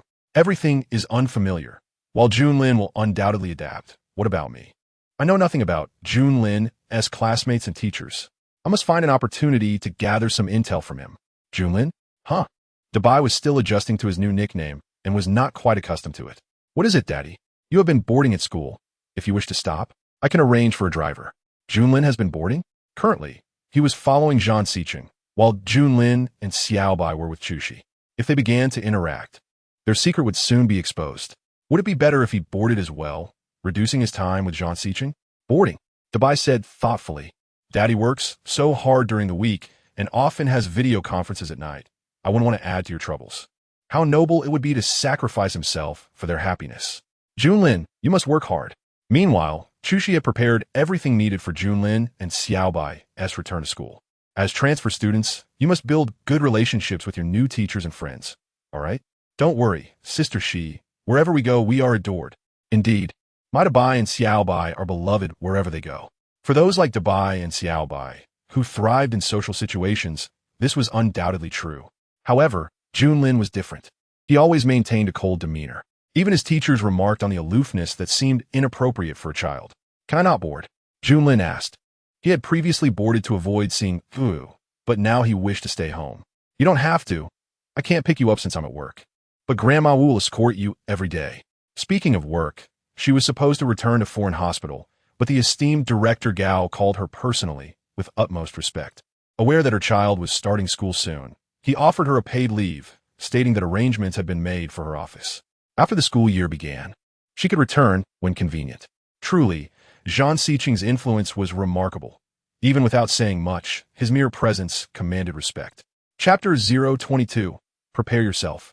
I'll take you somewhere on the first day of school. Zhang Xiqing drove Dabai to the school entrance, where Dabai's eyes widened. It was a prestigious institution, and the cars dropping off students were luxury vehicles, certainly inferior to his father's. Dabai couldn't help but exclaim, incredible. Is it really this competitive, even at the elementary level? Junlin, after a holiday apart, you've grown into quite the handsome young man. The principal personally came out to help him with his luggage. This was not solely due to Zhang Xiqing's presence. Junlin was the pride of the school, having won first place in the global children's math competition. What an ideal student. Daddy, I'm off to school. You focus on your work, don't worry about me. I'll be home on the weekend. No sooner had Dabai finished speaking than Zhang Xiqing's phone rang. Upon seeing the caller ID, his expression shifted slightly, and he quickly hung up, waving goodbye to Dabai. All right, listen to your teachers. Previously, Zhang Xiqing had genuinely worried about Junlin making friends, but now that his demeanor had changed, he felt more at ease.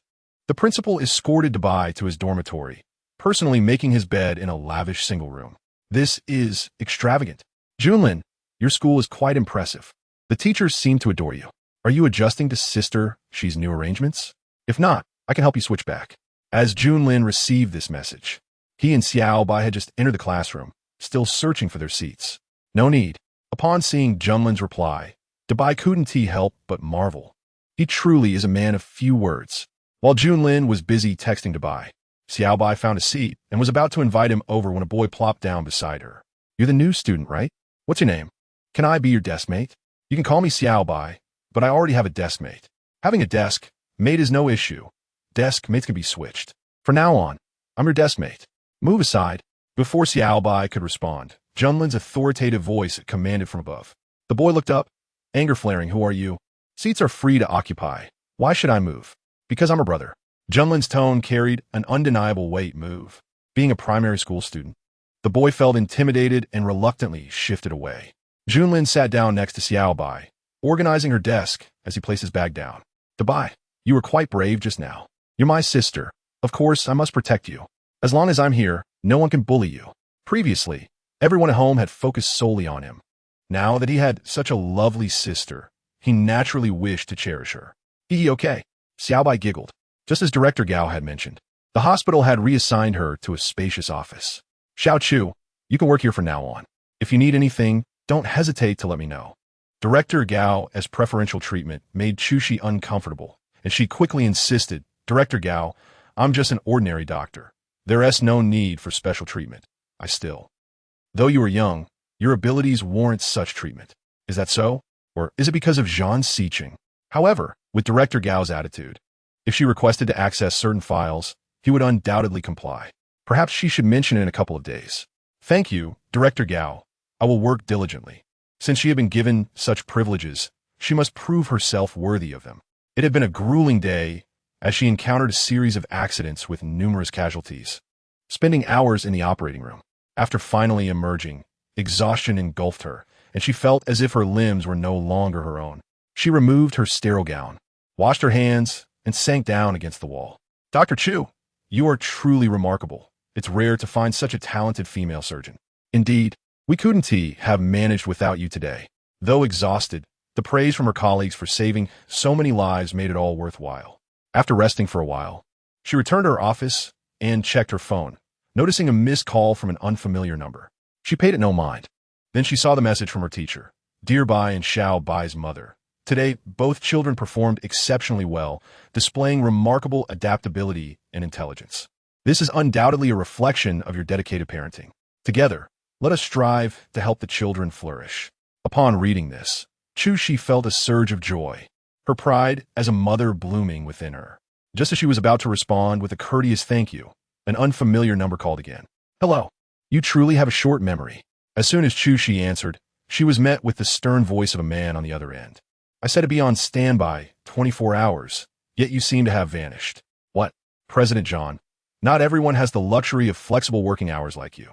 I was in the operating room just now, so I couldn't eat. I don't want to hear excuses. Zhang Xiqing's tone remained authoritative. Prepare yourself. I will pick you up shortly and take you to the O family. To the O family? Oyara's home? Why? Chu Shi barely had the chance to ask before he hung up. What arrogance! Such an insufferable man. Angered, she promptly saved his contact under that name.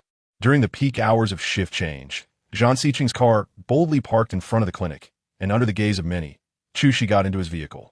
The moment she entered, she could overhear her colleagues whispering in shock.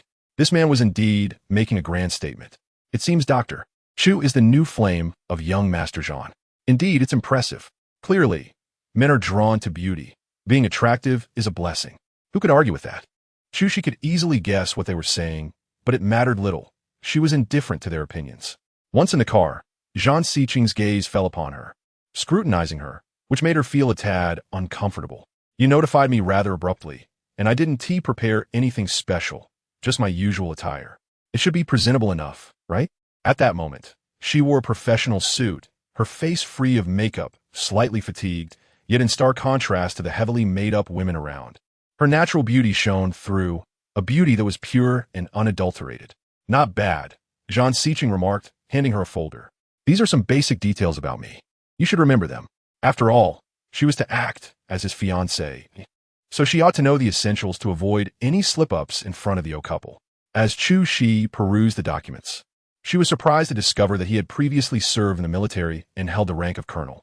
This revelation astonished her. But upon noticing a gap of 3 years in his history, she inquired, why is there a 3-year void? Though the details were scant, skipping 3 years caught her attention. Chapter 23. Why does it feel like meeting the in-laws? As an imposter, knowing this much was sufficient, she reminded herself not to ask unnecessary questions. Zhang Xiqing coldly cautioned her, do not pry into matters that do not concern you. Unable to contain her irritation, Chu Shi thought unkindly of him, then closed the folder, replying, I'll remember what's in here. Rest assured, I won't let you down. Good, he affirmed. Now, it's your turn. What's my turn? Don't play dumb. Are we discussing your background? If so, she certainly had a story to tell, one that was not meant for the ears of others. I have a simple background. Both my parents are deceased, and my husband died during my pregnancy. Now it's just my child and me. Both parents gone? Husband deceased? Seeing the shock in his eyes, Chu Shi couldn't help but smirk, asking, what? Do you think I am some kind of cursed soul?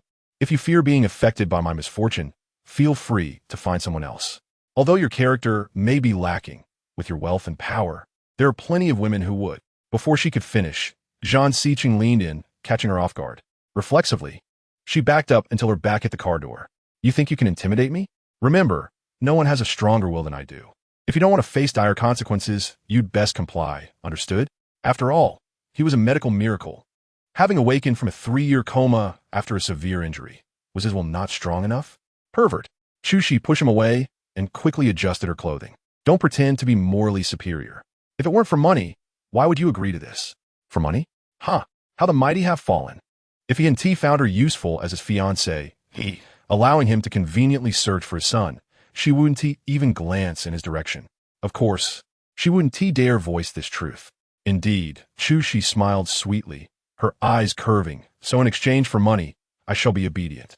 This woman could change her demeanor quicker than one could turn a page. The car drove into a villa district, and as Chu Shi looked out at the rows of villas, a wave of nostalgia washed over her. Back when the Qin family was at its peak, she too resided in a luxurious villa, with her father still alive and that person present. Alas, Zhang Siqing's gaze caught the melancholy in her eyes, and he noticed her wistful expression. We have arrived, he announced, breaking her reverie. Chu Shi snapped back to reality and stepped out of the car. Once outside, Zhang Siqing quickly adopted a formal demeanor, gesturing for her to join him. Understanding, Chu Shi gracefully took his arm. Master, Madam, young Master Siqing has arrived, the servant announced as they entered. At that moment, Chu Shi felt a twinge of nervousness, akin to meeting her partner's parents for the first time, and to make matters worse, she was merely a pretender. Siqing, with a warm smile, Yinqing approached, followed closely by his wife, Madame O. Though past middle age, Yinqing stood tall, exuding an impressive presence, a rare charm for men of his age. Madame O appeared amiable, lacking the aloofness typical of high society matriarchs. Upon seeing Zhang Siqing with a woman, both parents paused, exchanging surprised glances. This moment was particularly awkward for Chu Shi. Uncle, Aunt, Zhang Siqing greeted, then introduced her without hesitation. This is Chu Shi, my girlfriend. Issuing, girlfriend? Earlier, Oyaru had come home in tears, claiming Zhang Siqing had another woman, yet they had dismissed her concerns, believing she must have done something to provoke him. This invitation was meant to clear up any misunderstandings, yet here he was, truly bringing a woman along. Siqing, hearing the announcement, Oyaru, who was applying makeup, rushed down the stairs, excitement radiating from her. However, upon seeing Zhang Siqing with another woman, her expression shifted dramatically. Madame O, sensing the tension, quickly urged Yaro. Siqing has brought his girlfriend. Hurry and greet them. To address his new girlfriend? Zhang Siqing, Chu Shi, please take a seat, Yinqing said, gesturing to them. Chu Shi cast a bewildered glance at Zhang Siqing, who took her hand and led her to the sofa. As they sat, Yinqing discreetly signaled to Oyaru, urging her to keep her composure. Seating himself beside them, Yinqing said to Chu Shi, Siqing has grown up under our watch, and your aunt and I regard him as our own son. Therefore, Chu Shi, you are as welcome here as if you were home. Please, don't feel constrained. Whether their sincerity was genuine, Chu Shi could not ascertain, yet their demeanor left her with a favorable impression. Very well, Uncle O, Chu Shi replied, smiling naturally. As he gazed at her from such a close distance, Yinqing suddenly inquired, Chu Shi, have we met somewhere before? The question startled Chu Shi. Years ago, when she was still the esteemed young lady of the Qin family, she had been known as the most prominent socialite in Nanshan. However, she had spent most of her time studying abroad, making rare public appearances. While many were familiar with her name, few had actually laid eyes on her, and now, she had even changed her name. Even someone like Zhang Siqing, a scion of a wealthy family, had no recollection of her, and she herself could not recall any occasion where she had encountered Yinqing. Perhaps I simply have a common face. I have been abroad for quite some time. Uncle O, it is unlikely you would have seen me. Ah, I see. Yinqing replied awkwardly, I must have misremembered. Zhang Siqing, where did you find this woman? Even if you intend to break up with me, you need not stoop to such humiliation. Oyaru stormed over, pointing an accusatory finger at Chu Shi. Yaro, that is quite rude. Yinqing interjected, but was unable to stop her. It's all right, Annie. I understand that Yaru is feeling emotional. I brought Chu Shi here today to clear the air. As he spoke, Zhang Siqing wrapped an arm around Chu Shi, declaring, she is not just some woman I picked up. We have been together for quite some time. You lie. Oyaru vehemently refused to believe him. Uncle, Auntie, Zhan Siqing explained gently to the elder couple, you both are well aware of my relationship with Yaru. I have always appreciated her, but gratitude cannot be translated into love. The charade over the years was merely for the sake of the children, to avoid hurting them. Unfortunately, it seems that this mother and son are destined to be apart. Since Yaru and I are merely pretending to be husband and wife, and the child does not accept it, I see no reason to continue this act. I wish to pursue my own happiness, and I hope you both can understand. Chapter 024. What have you done to my sister, Shi? Chu could not comprehend Zhan Siqing's words, and chose to remain silent to avoid drawing attention. After hearing him, Mr. and Mrs. O fell into a long silence, unable to find their voices. I truly regret that I could not make things work with Yaru, but I hope this matter will not affect the relationship between our families. Zhan Siqing continued. Of course not, O Yanqing replied with a wry smile. We understand, after all, you are not truly married. If there is blame to assign, it lies with Yaru for not being more resolute. Dad, O Yaru had hoped they would help her salvage the situation, but she was taken aback by how quickly O Yanqing conceded. Say nothing more. The possibility of us becoming a true family of 3 was within reach. Yet you squandered it. This is your own doing. Now go back to your room. Dad, I am the one who was rejected. How is this my fault? What have I done wrong? Enough. If your father asks you to return, you should return, Mrs. O urged, pulling her daughter upstairs. The atmosphere had soured beyond repair. Chu inadvertently met O Yaru's gaze, which was filled with hatred and resentment, as if she wished to see her suffer. Startled, Chu quickly looked away. This girl has truly been spoiled, O Yanqing remarked with a forced smile before turning to Chu. I apologize for the scene you've witnessed. Not at all, Chu quickly replied. Siqing, now that everything is out in the open, we understand your position. Rest assured, you can focus on your relationship with Chu. We will take care of our daughter and ensure she does not trouble you further. However, O Yanqing paused before continuing. You will need to manage things with your mother. You know her temperament. I understand. Thank you for your understanding, Uncle. O Yanqing managed another strained smile before stating, I will instruct the kitchen to prepare dinner for tonight. That won't be necessary, Uncle. We have matters to attend to and cannot stay for dinner. Please, do encourage Yaru to calm down. Certainly, O Yanqing affirmed. Do call ahead next time.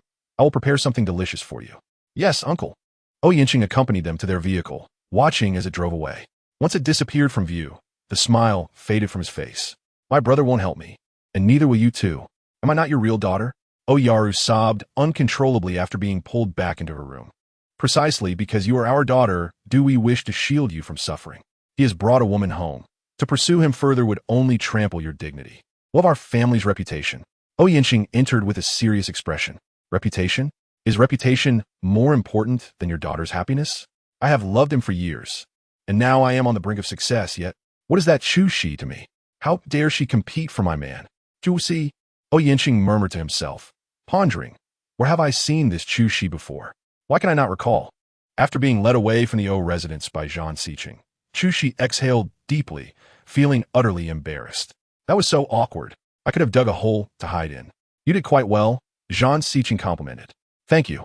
Although Chu did not fully grasp the nature of their relationship, she had gathered enough information. Wasn't O Yaru the celebrity frequently seen on television? How could she be so infatuated with him? The man was ill, suffering from a severe medical condition and mental delusions, mistaking everyone for his son. How could such a person attract a starlet? It was utterly absurd. Indeed, many women seemed to care only about appearances. As a doctor, it was my genuine concern to advise him to seek hospitalization for his condition, especially since he could fall ill at any moment.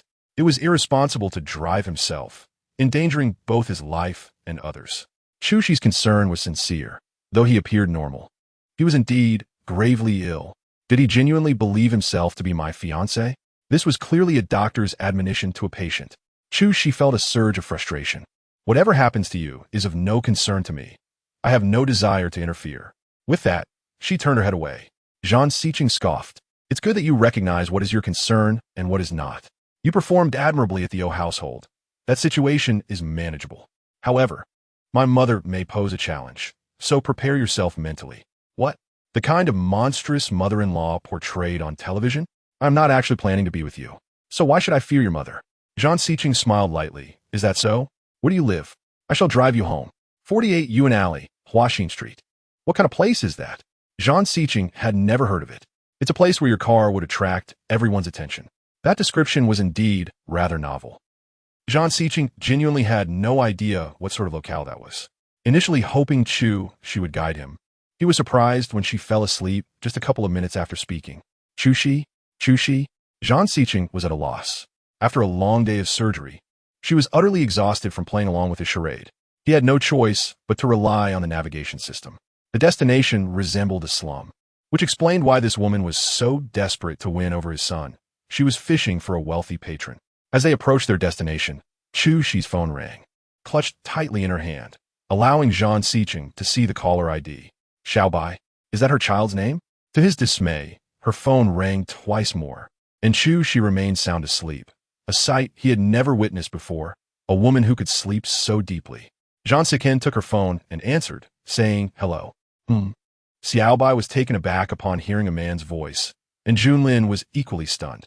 Wasn't that the voice of his father? What were they doing together at this hour? "You are a man?" Xiaobai exclaimed in surprise. "Isn't it obvious?" Zhan Siqing responded with a hint of exasperation. "My sister, she actually spent the night with a man? Who are you? What is your name? What is your relationship with my sister? Why did I get you when I called her? What have you done to her?" The girl was surprisingly fierce. However, he found her rather endearing in a peculiar way. Chapter 025. What have you done with my sister Shi? "I am Zhan Siqing," he replied candidly. "Then why did you answer Shi's phone? She is asleep. You both are asleep." Xiaobai felt as if struck by lightning. Hadn't her sister just returned to the country? How could she have slept with a man so soon? On television, when boys and girls slept together, they ended up having babies. Junlin, who was on the other end of the call with Xiaobai, was equally bewildered. What was going on? I said they needed to consummate their relationship, but was it really that fast? You must be responsible for my sister Shi. Xiaobai was frantic. You better tell me the truth. How did you end up with my sister? That question is better directed at your sister Shi. She knows best how she has charmed Junlin to rise in status. She is so inconsiderate. She has a boyfriend and didn't even inform us. Xiaobai was exasperated. So you were Zhan Siqing, right? You need to send me a photo right now, so I can see. You want me to send you a photo? Of course. You are about to become my father, and I must know what you look like. I need to vet you for my sister Shi. If you're not an extraordinarily handsome man, don't even think about being with her. My sister is a beauty of unparalleled grace. Upon hearing this, Zhan Siqing couldn't help but glance at the slumbering Chu Shi. He didn't agree with her character, but her beauty was indeed remarkable.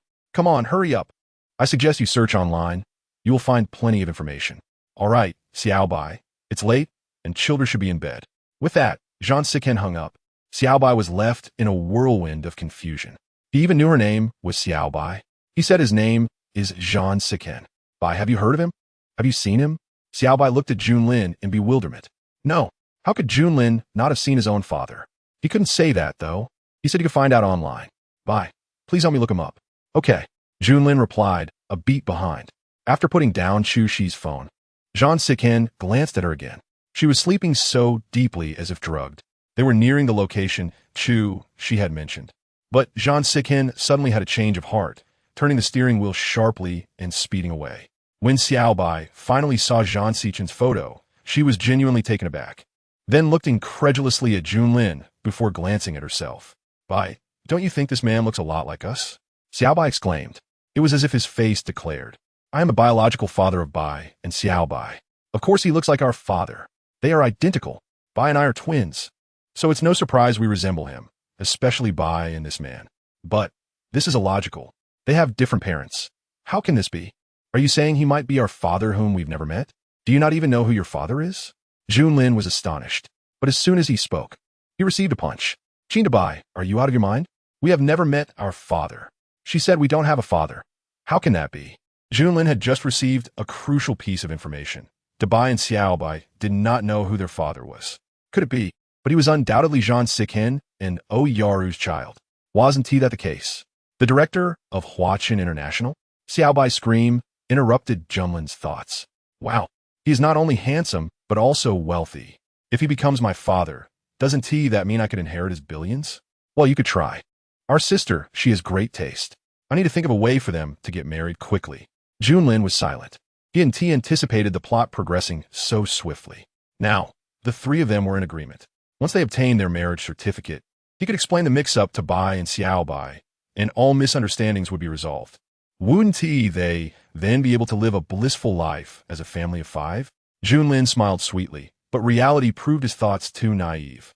Chushi was utterly exhausted the previous day, but never imagined she would sleep so soundly. When she finally awoke, her head throbbed painfully. She glanced at her phone. It was 7:30 in the morning. Xiao Bai, bring me my clothes. I'm going to be late for work. Chushi called out. By this time, Bai and Xiao Bai should have already gotten up, dressed, and prepared for breakfast. But after calling out, there was no response. Xiao Bai? Xiao Bai? After shouting, she suddenly realized she was not in her own room. What a grand and luxurious bedroom this was. Where was she? Finally awake? Jean Sikin appeared at the doorway. If you didn't wake up soon, I would have thought you had died in your sleep. He had brought her back to the Jean family villa last night, carried her out of the car, and placed her on the bed without waking her as she continued to sleep soundly. How did I end up here? I asked you to take me home, Chushi exclaimed, hurriedly pulling back the covers to check herself, and felt relieved to see she was still dressed. Don't be so conceited. With your scrawny body, I wouldn't want you in my bed. You jerk. You better not be too full of yourself. A man like you, who is all show and no substance, isn't my type. As Chushi attempted to get out of bed, Jean Sikin tossed her back onto the mattress. What are you doing? Chushi, I've realized you are quite the master of the art of seduction. What? Are you trying to provoke me with such words to make me sleep with you? Jean Sikin, you truly are delusional. Chushi was exasperated. How can a man be so sick in the head? Move aside. I'm going to be late for work. Desiring to climb into the bed of a wealthy man isn't shameful. The shame lies in pretending to be high and mighty while thinking those thoughts. Having psychological issues isn't shameful. What is shameful is being proud of them. Not only shameful, but also tragic. Say that again. Jean Sikin spoke coldly. Do you want to hear such humiliating words a second time? Chushi was genuinely astonished. I said you're not only shameful, but also before she could finish her sentence, he captured her lips, first punishing her with a bite before engaging in a passionate kiss. This man was actually playing such games with her. He pulled her closer, igniting sensations of both pleasure and pain, and she could distinctly feel his increasing heat, the kiss growing deeper. Did he think this would make her submit? Not a chance. But Chapter 026. Woman, remember your current reaction. His hands moved around her body, delivering an enticing kiss that left her adrift like a small boat caught in a whirlpool. Completely disoriented, she was swept away, sinking deeper and deeper into the eye of the storm. Afterward, her body involuntarily arched, as if it had succumbed to spasms. Chushi felt an increasing warmth enveloping her body, as though she were intoxicated. What was happening? Her rationality had completely dissipated, ignited by an insatiable desire that clouded her judgment, compelling her to indulge. Just as she reached a critical moment, he halted, rising to loom over her, whose cheeks burned crimson, a smirk on his lips that reeked of triumph. Chushi, your mouth is as stubborn as a dead duck, yet your body tells a different tale. You claim not to want me, yet look at you. Chushi's expression soured, anger flaring within her more than any slap could inflict. This man was merely seeking revenge. Remember your reaction just now. Do not pretend to be high and mighty in my presence again. Jean Sicheng rose, adjusting his attire while speaking. Although our relationship is a facade, we must still perform for the onlookers. If you provoke me again, I shall consume you, and I will not take responsibility. You scoundrel. Juicy Vito. You have 15 minutes. If you loiter in bed any longer, you will be late for work. Glancing at the time, she realized she was indeed running out of time. Hastily, she straightened her clothes, tousled her hair, and dashed out. Chushi found herself waiting for a taxi at the intersection when Jean Sicheng, driving his limited edition luxury car, deliberately stopped in front of her. It's difficult to catch a cab in this villa area. Shall I give you a ride? Absolutely not. Chushi ziplit di soleti, determined to walk to work rather than get into his car. Jean Sicheng scoffed, his intentions unmistakably revealed, yet she continued to feign indifference. He pressed the accelerator, and the car sped away. After covering some distance, he glanced at her through the rearview mirror, seeing her anxiously checking her phone and looking around, a smile of malicious glee gracing his face as he pressed the gas pedal harder. Jean Sicheng, you lunatic. Once I locate my son, I shall surely give you a dose of your own medicine. Initially, she had contemplated waiting a few days before discussing the matter of accessing the archives with Director Gao, but she could no longer afford to delay. She needed to uncover her son's whereabouts swiftly and escape this disturbed man. Continuing to entangle herself with him could lead to her being devoured or silenced, for a madman like him would not grant her reprieve. As Zhang Xiqing had noted, it was particularly challenging to hail a taxi in this area. She walked for quite some time before finally securing one. Upon her arrival at the hospital, she was already over half an hour late. "I apologize, Director. I was caught in traffic." When she arrived, the department was in the midst of a morning meeting. Chushi sincerely explained her situation to the director. "It's all right. Traffic can be unpredictable. We all understand," he replied. Her colleagues echoed his sentiments. But Chushi would have preferred a scolding or a wage deduction, anything to ease her conscience. The current atmosphere made her wish to disappear into a hole in the ground. Thus, she was determined to find her son and end this relationship. After lunch, she mustered the courage to approach Director Gao's office. "Director Gao, I have an unusual request." Chushi began, feeling a bit embarrassed. "Oh, Ju, feel free to speak. Are you dissatisfied with your current treatment?" No, I'm quite content. It's not work-related."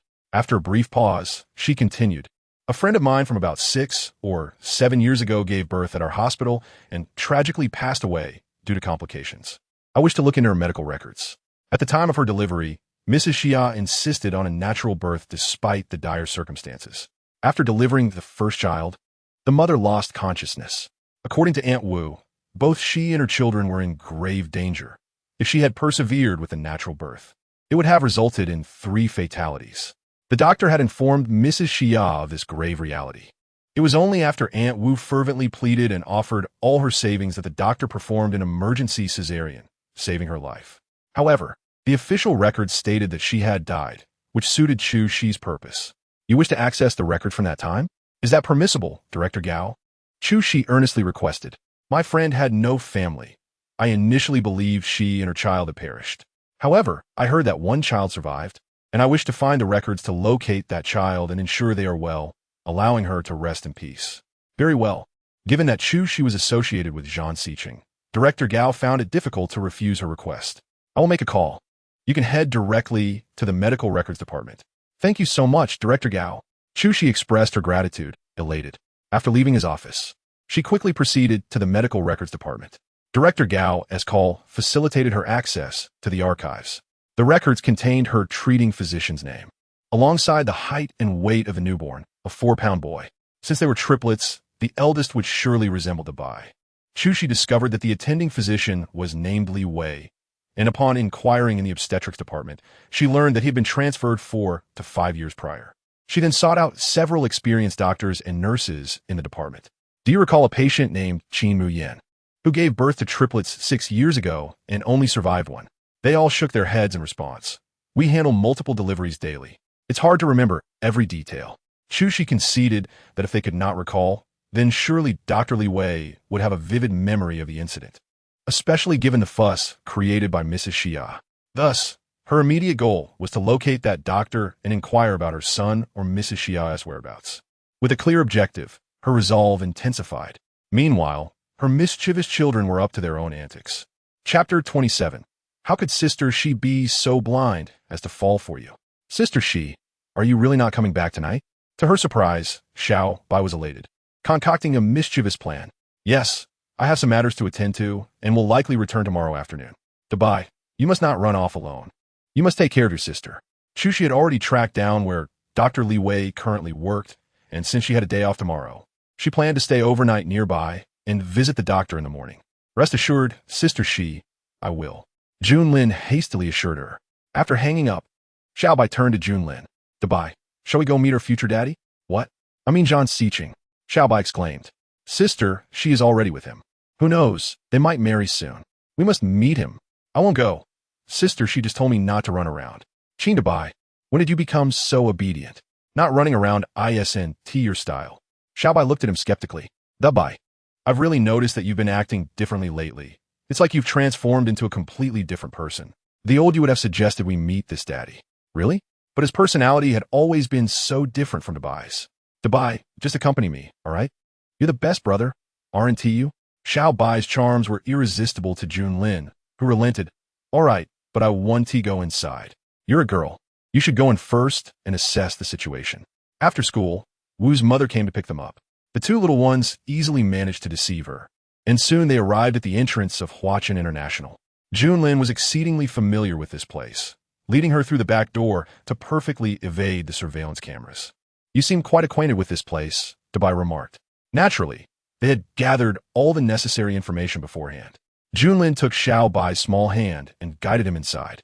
Just as the receptionist noticed them, "Young master," the receptionist hurriedly began to address Junlin with respect, but he quickly gestured for her to be quiet, and she promptly swallowed the rest of her words. "Auntie, we just need to use the restroom. Could you please show me the way?" Junlin inquired politely. "Oh, of course," the receptionist replied, pretending not to recognize him. "Little friend, please follow me. Xiao Bai, wait for me here. I will be back shortly." "Okay."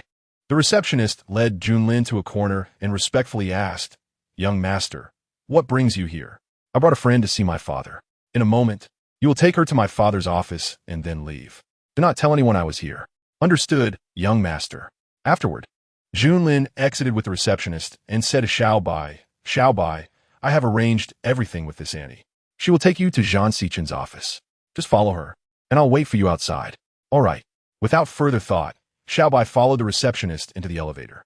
Upon seeing Xiao Bai enter, Junlin discreetly left through the back door and immediately called Dabai.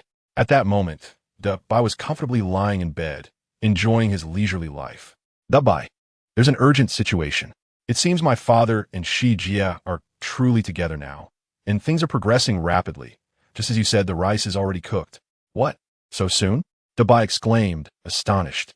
"Well, Shi Jia is quite charming, so it's understandable that your father couldn't resist. What should we do next? Is it time to reveal the truth? Why are you in such a hurry? Your mother, who is worse than a stepmother, might not be so easy to handle. Let's observe for now. Qin Dabai, are you infatuated?" "Zhang Junlin, what do you mean by that? If you think that way, we can switch back immediately.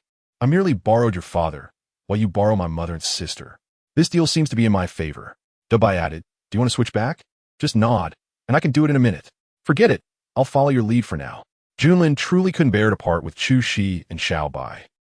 I wonder who is infatuated." Dabai couldn't help but scoff. "I am a mathematics genius. Make sure you don't let me down while using my identity at that school. You're a mathematics genius, and I'm not? My IQ is quite high too. Thank you very much. Who do you think you're looking down on?" Dabai retorted. "Don't disturb me while I solve this math problem. I'm hanging up." This time, Dabai insisted on ending the call. Junlin was quite irritated, especially since he hadn't informed Dabai that Xiao Bai had gone to acknowledge her father. "Daddy." Upon arriving at Zhang Xichen's office door, Xiao Bai pushed the door open and called out in her adorable voice. At that moment, Zhang Xichen was in a meeting with a high-ranking company executive. Both of them froze when they heard her. "Zhang, President, you have a daughter?" "Not quite yet, but soon enough." Xiao Bai giggled. "Daddy, you're busy right now, right? I'll wait for you over here. After you're done, we can talk." She seated herself comfortably on the sofa and added, "You can completely ignore me. Feel free to continue your discussion." "President, I'll take my leave." The executive wisely excused himself. "So you're Xiao Bai?" Zhang Xichen inquired. "Yes, Xiao for little, Bai for white," she replied. "How did you manage to come in here? How could such a young child find this place? It's quite difficult to enter an office without an appointment. The word chairman's office are rather large outside, so I just walked in." Xiao Bai waved her hand dismissively. "Let's not dwell on those details. I want to know if you're truly with my Shi Jia." "Not exactly, but I can't explain that to a child." Zhang Xichen approached her and picked her up. "Your mother is probably outside. Hurry and find her. I can't waste time here." "How can connecting with my future daughter be a waste of time?" Xiao Bai pouted. "You really lack gentleness. How can my Shi Jia possibly fall for you?" Hearing Xiao Bai's words, Zhang Xichen couldn't help but smile ruefully. What a little imp. He refrained from saying anything further and reached for his phone to call Chu Shi. But Xiao Bai quickly snatched it away. "What are you doing?" "Of course, I'm calling your mother to have her pick you up." Xiao Bai looked at him disdainfully and retorted, "How can a grown man still enjoy tattling? Shi Jia isn't in Nanxing today. You won't find her. Besides, I'm here to discuss matters between us, and it has nothing to do with Shi Jia." This little girl certainly had some spirit, so Zhang Xichen put his phone away. "All right, let's talk then. Little girl, what do you want to discuss with me?" Zhang Xichen asked, seated on the sofa and looking at her. "I came to ask if you truly love Shi Jia and when you plan to marry her." Zhang Xichen, you are quite direct. "Are you in such a hurry to marry my mother?" he asked.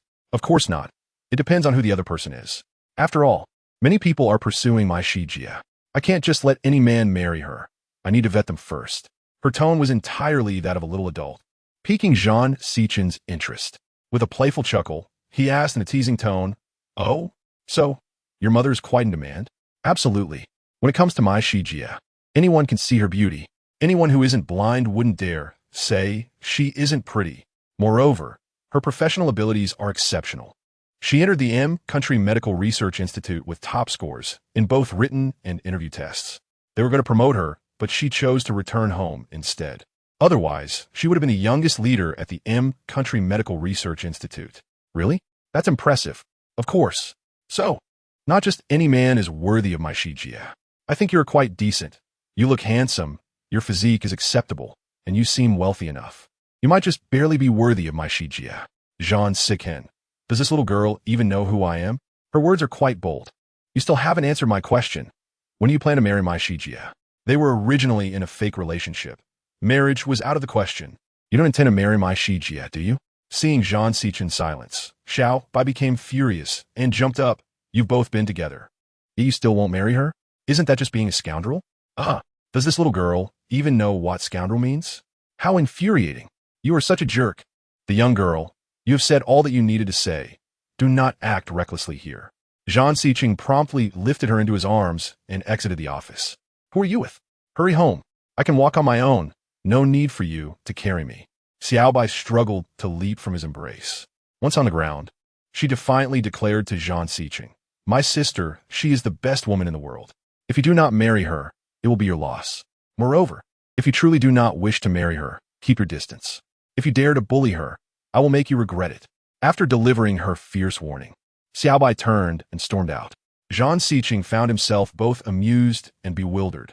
He had never been threatened by anyone before, let alone by a young girl who had yet to mature. However, he couldn't help but find her endearing.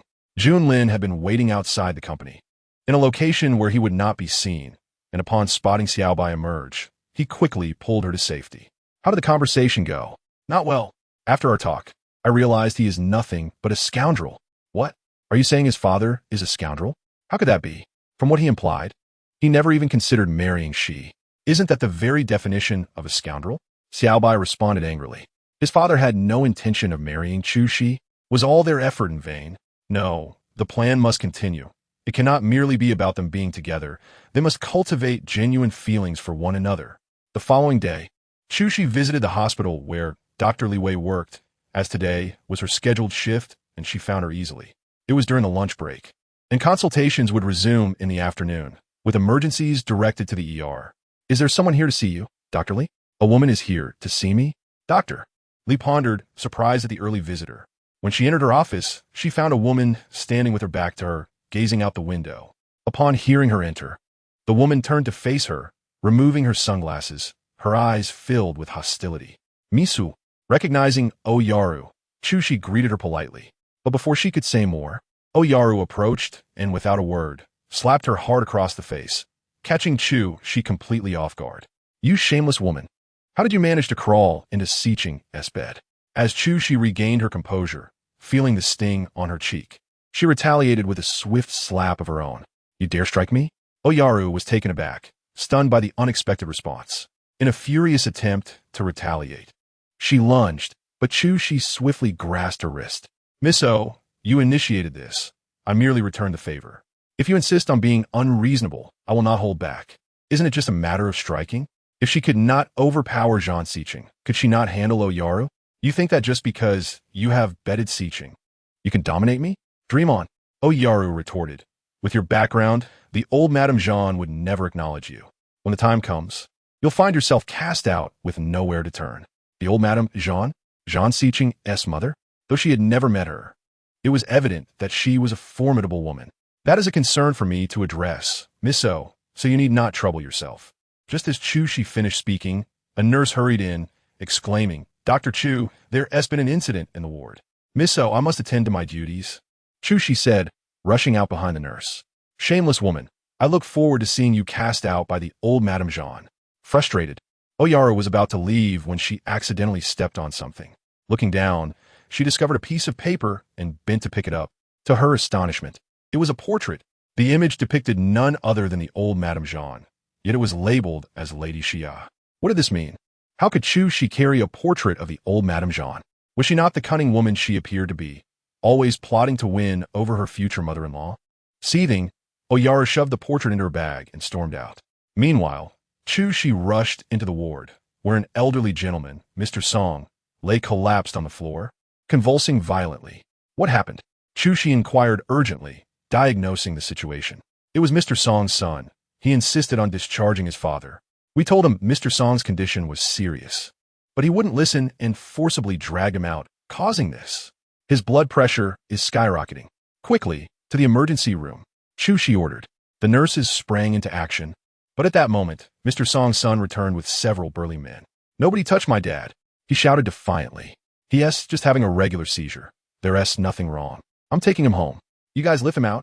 Mr. Song's condition is not a mere seizure. He urgently requires surgery, or he is in grave danger. She thought of teaching this reckless son a lesson, urging them to get him to the emergency room immediately. After pushing Grandpa Song into the emergency room, she quickly donned a sterile gown and said, "We must proceed with the surgery immediately. Hurry and have the patient's family sign the consent form." Consent from the family is mandatory for any surgical procedure. Yet despite the doctors and nurses exhausting their efforts to persuade his son, he remained adamant. "I've already told you, my father does not need surgery. Get him out of here right now." 10 minutes passed, and with the patient's condition deteriorating, she felt a rising tide of anxiety. "Dr. Chu, this is not working." His son refuses to sign. "What we do?" She was on the verge of exploding with frustration. What kind of heartless creature could disregard their father's life and death so callously? Just as she was about to storm out, her hand was suddenly grasped by Grandpa Song.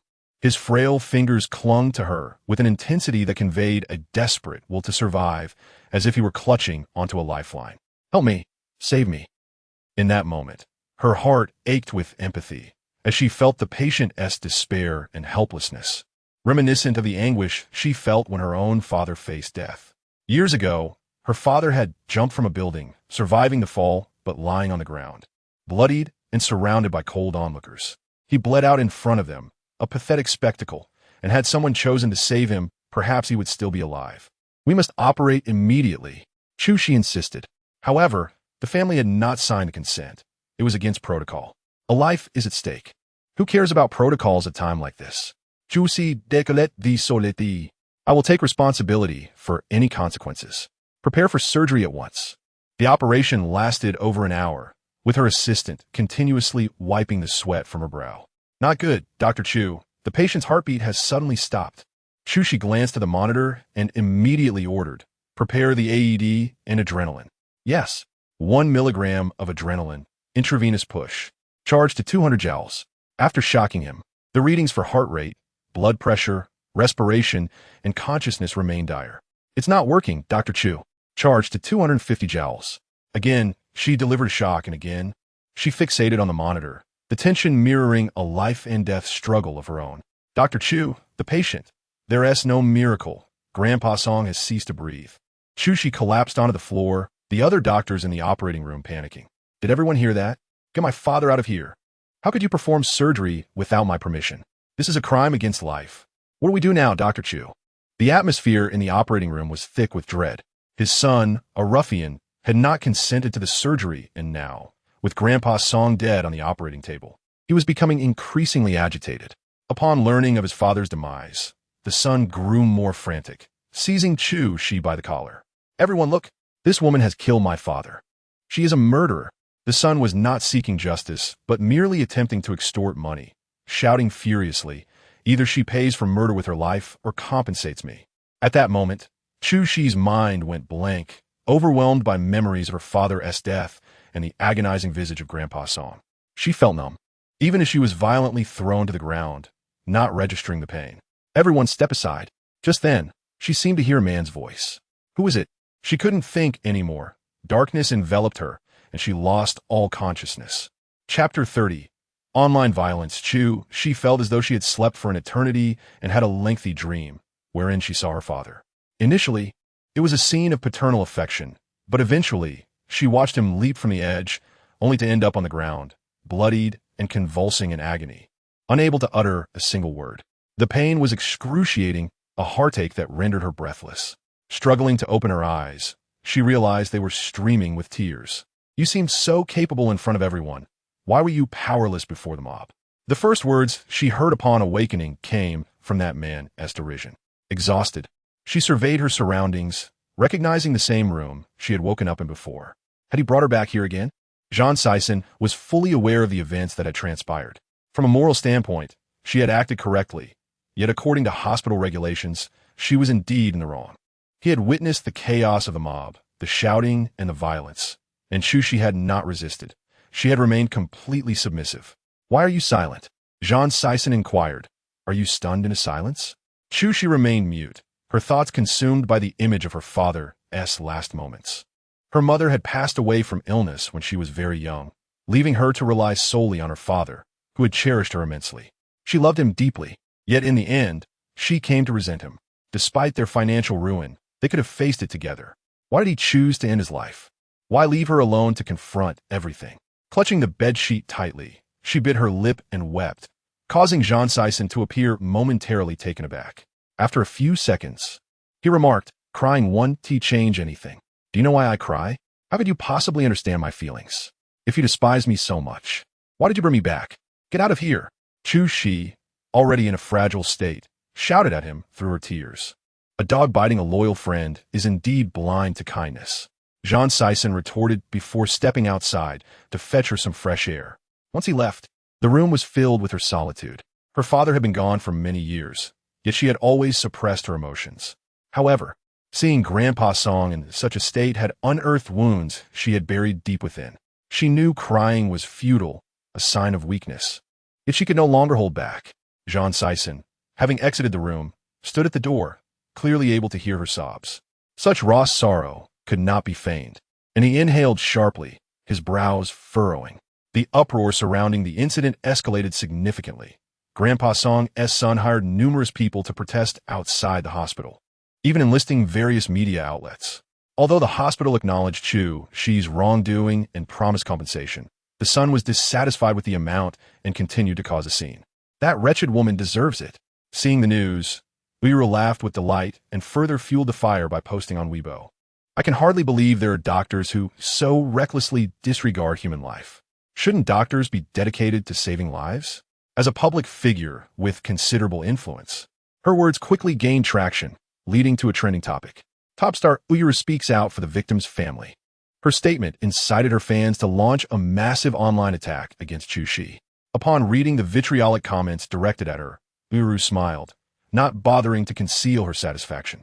What is the occasion for such joy? Mrs. O inquired, noticing her daughter's cheerful demeanor. It's certainly good news, Uiru replied, closing her notebook. Mother, I'm in a good mood today. Please ask the kitchen to prepare some delicious dishes. Of course, I'll arrange it right away. Since her relationship with Jean Sison had ended, Uiru had been sullen, so it was a rare pleasure to see her so happy, prompting Mrs. O to comply. Meanwhile, Oyin Chung, seated in the living room and perusing the newspaper, took note of the incident, though she merely casted a cursory glance without delving deeper. At dinner, Uiru remained in high spirits, prompting Oyin Chung to remark, "You've rested long enough at home. It's time to return to work." Hearing this, Uiru pouted, asking, "What do you mean? At home, my father finds me bothersome. He urges me to be diligent, reminding me that the entertainment industry is filled with emerging talents and unpredictable changes.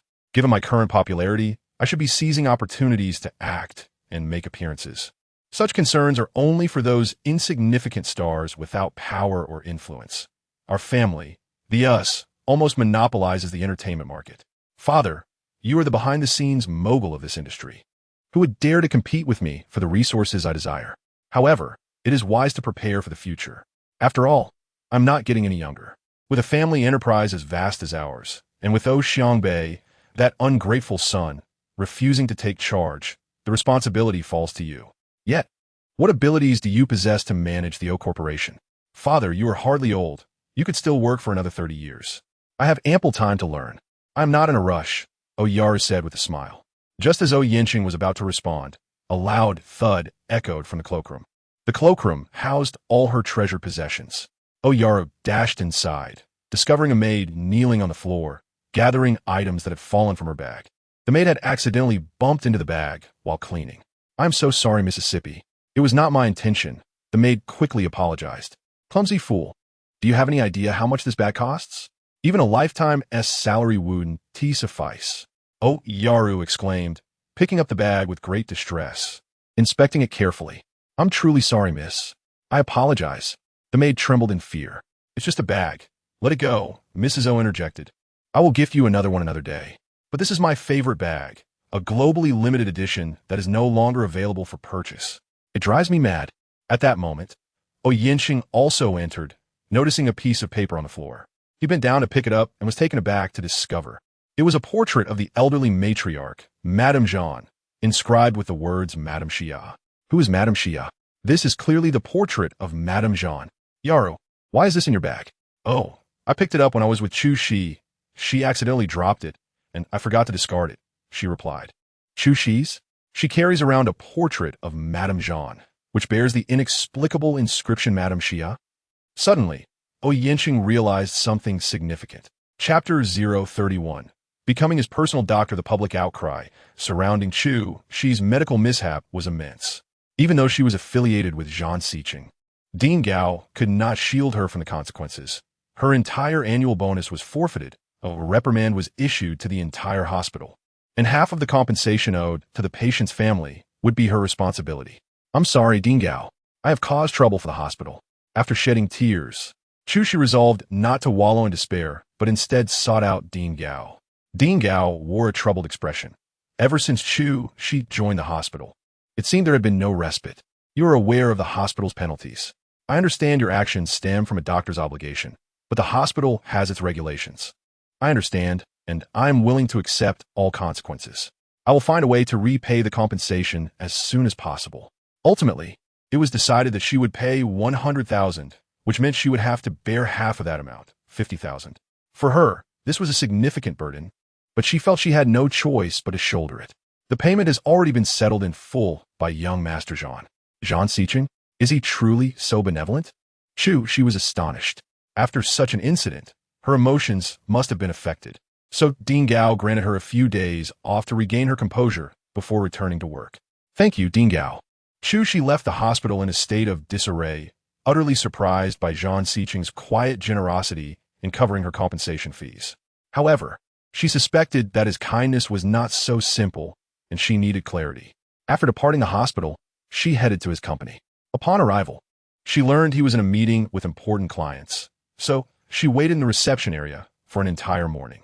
Growing impatient, she decided to step outside the office to inquire with his assistant, Lin Wei, but as she approached, the office door swung open. The first person to emerge was Zhan Siqing, accompanied by the important clients mentioned by Lin Wei. Upon seeing him, Lin Wei respectfully called out, President Zhan, Director Li. Lin Wei's greeting drew the attention of the others, and suddenly, all eyes were on Chu Shi, who wished she could disappear into the ground. President Zhan, is this beautiful lady also from your esteemed company?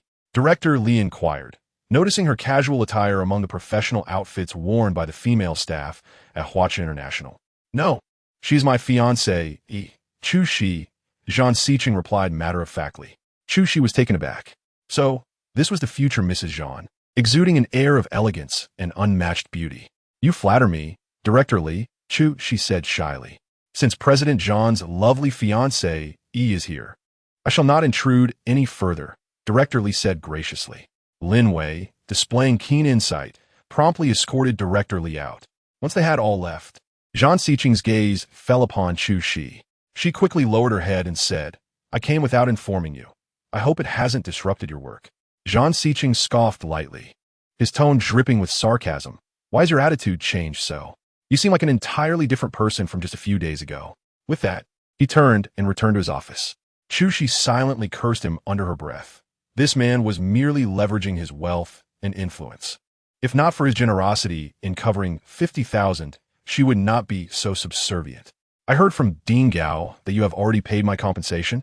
Before he could respond, Chu Shi hurriedly added, Rest assured, I will write you an IOU. I will repay you. Zhan Siqing remained silent, leaning against the window, sipping coffee while observing her. Reluctantly, Chu Shi approached his desk and scribbled an IOU on a sticky note. I hereby borrow 500,000 yuan from Mr. Zhan Siqing, and I promise to return it with interest in due time. Bo thou, Chu Si. Zhang Siqing read the note aloud, then looked up at her. You didn't even specify a deadline? A deadline? When she was Qin Mu Yan, 50,000 was mere pocket change. But as Chu Shi, with a fixed salary and responsibilities for 2 children in Wu Ma, 50,000 felt like a substantial sum. 3 years, is that acceptable? She asked, forcing the words out, knowing deep down she had no certainty. What if she could not repay within 3 years? Chu Shi felt utterly embarrassed. Borrowing money had always been an indignity. What do you mean by that? As soon as she finished speaking, Zhang Siqing ripped the IOU in half. Chu Shi gasped, exclaiming, what are you doing? You need not repay this money. What? I don't have to repay it. Could it be? Chu Shi stepped back warily and quickly reiterated. What are your intentions? You said we only have a contractual relationship. You cannot lack integrity. Zhang Siqing chuckled, though his laughter carried a hint of mockery. How confident are you that I would be interested in your wooden-like body? MMP. Then tell me, what do you truly want? Zhang Siqing stepped away from the window and settled onto the sofa, speaking slowly. Very few know about my health condition. I have reviewed your resume. Your medical skills are undoubtedly above average. You may continue working at foreign hospital or choose to resign, but irrespective of your choice, you will be my personal doctor. Available at my beck and call 24 hours a day. Your personal doctor? If I become your personal doctor, then I need not repay the 50,000? Naturally. Chu Shi considered this arrangement and found it rather advantageous. After all, she was a doctor, and Zhang Siqing indeed had considerable health issues. All right, Chu Shi then spoke. As I have become your personal physician, I am entitled to inquire in detail about your health. You must truthfully disclose any ailments you may have. I'm not ill. Zhang Siqing replied candidly. I was once a soldier and sustained severe injuries during a counterterrorism operation. The doctors say it is a miracle that I survived. However, what the world does not know is that I have been left with significant sequelae from that injury, which manifest in the way you witnessed last time. Upon learning that he had been gravely injured during a military operation, Chu Shi felt a deep respect for him. He had nearly sacrificed his life for his country, a testament to the nobility of soldiers. Do these episodes occur frequently? She inquired.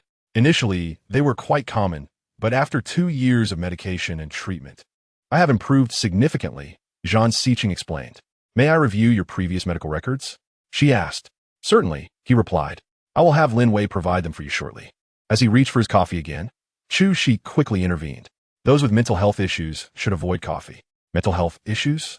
Zhang Siqing was vexed. It was she who seemed to have such problems. Your sequelae are evidently impacting not only your physical health but also your mental state, Chu Shi asserted, pouring out his coffee. Since you have entrusted me with your health, I must take responsibility.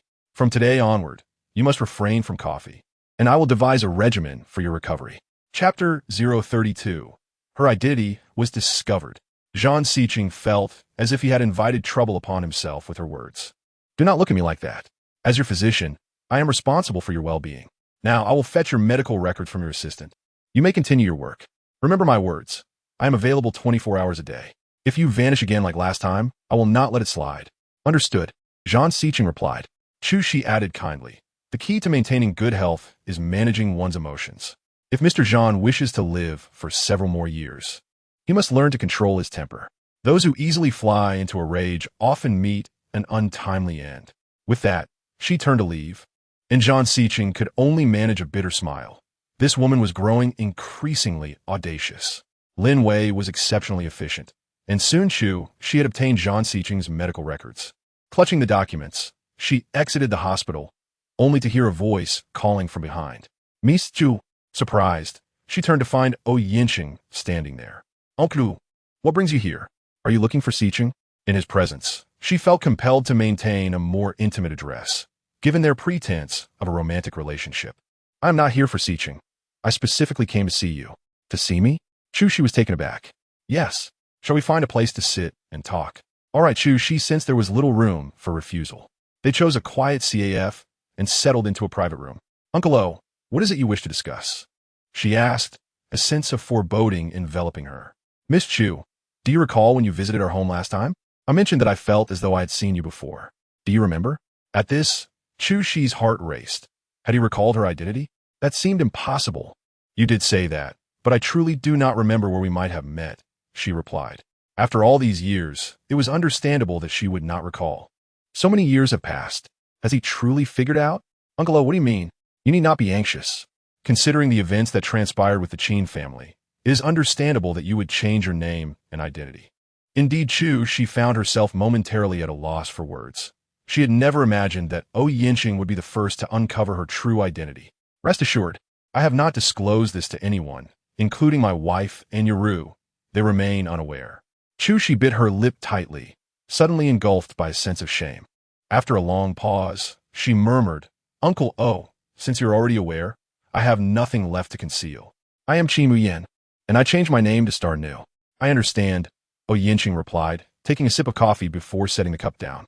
Everyone harbors pain they wish to keep hidden.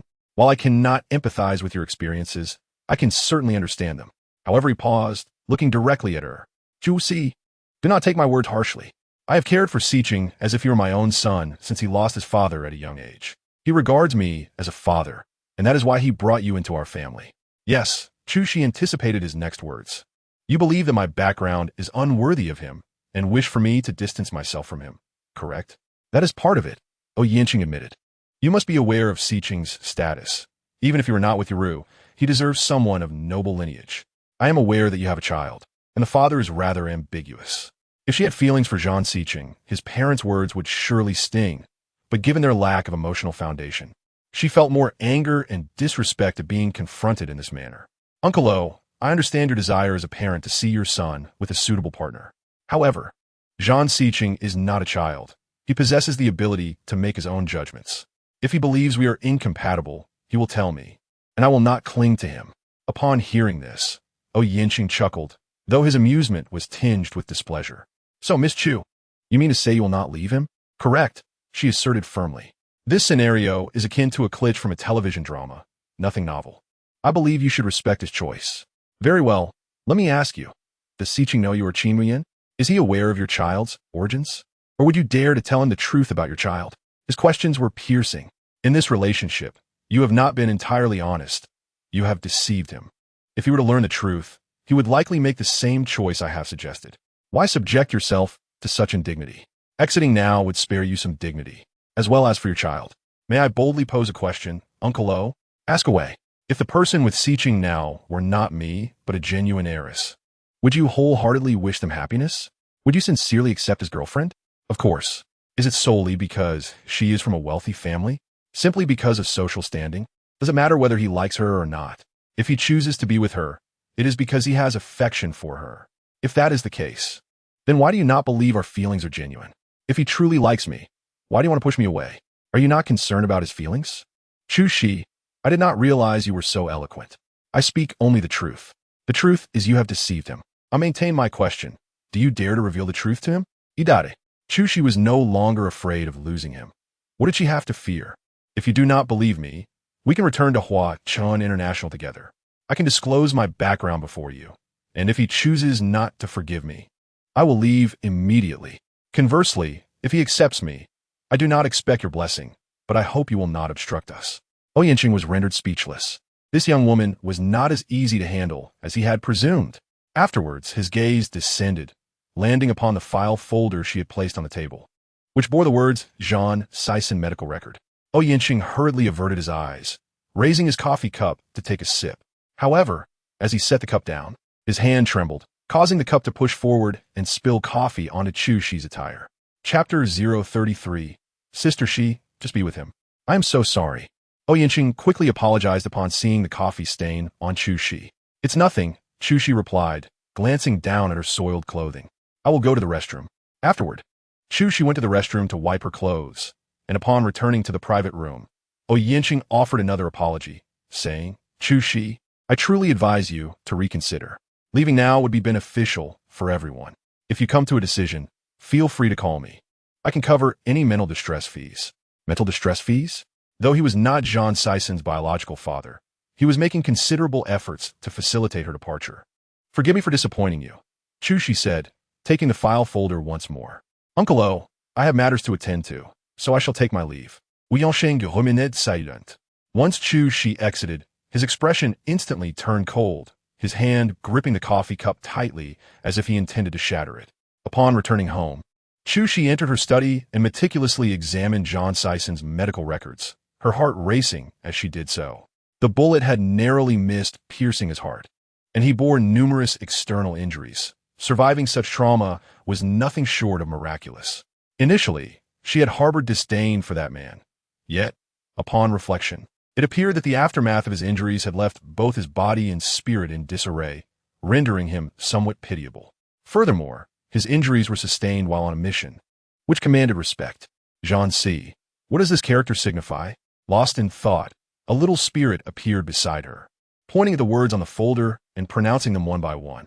Jean Sison. Before Chu Shi could respond, Jun Lin interjected. Why is Sister Shi looking at Daddy's medical records? Isn't he the scoundrel who slept with Sister Shi but refuses to take responsibility? Little Bai expressed her indignation. Upon hearing this, Chu Shi was utterly shocked and immediately tapped the little girl's head, exclaiming, What nonsense are you spouting? When did I sleep with him? That night you didn't return, I called, and he answered. He mentioned that Sister Shi had fallen asleep in his car.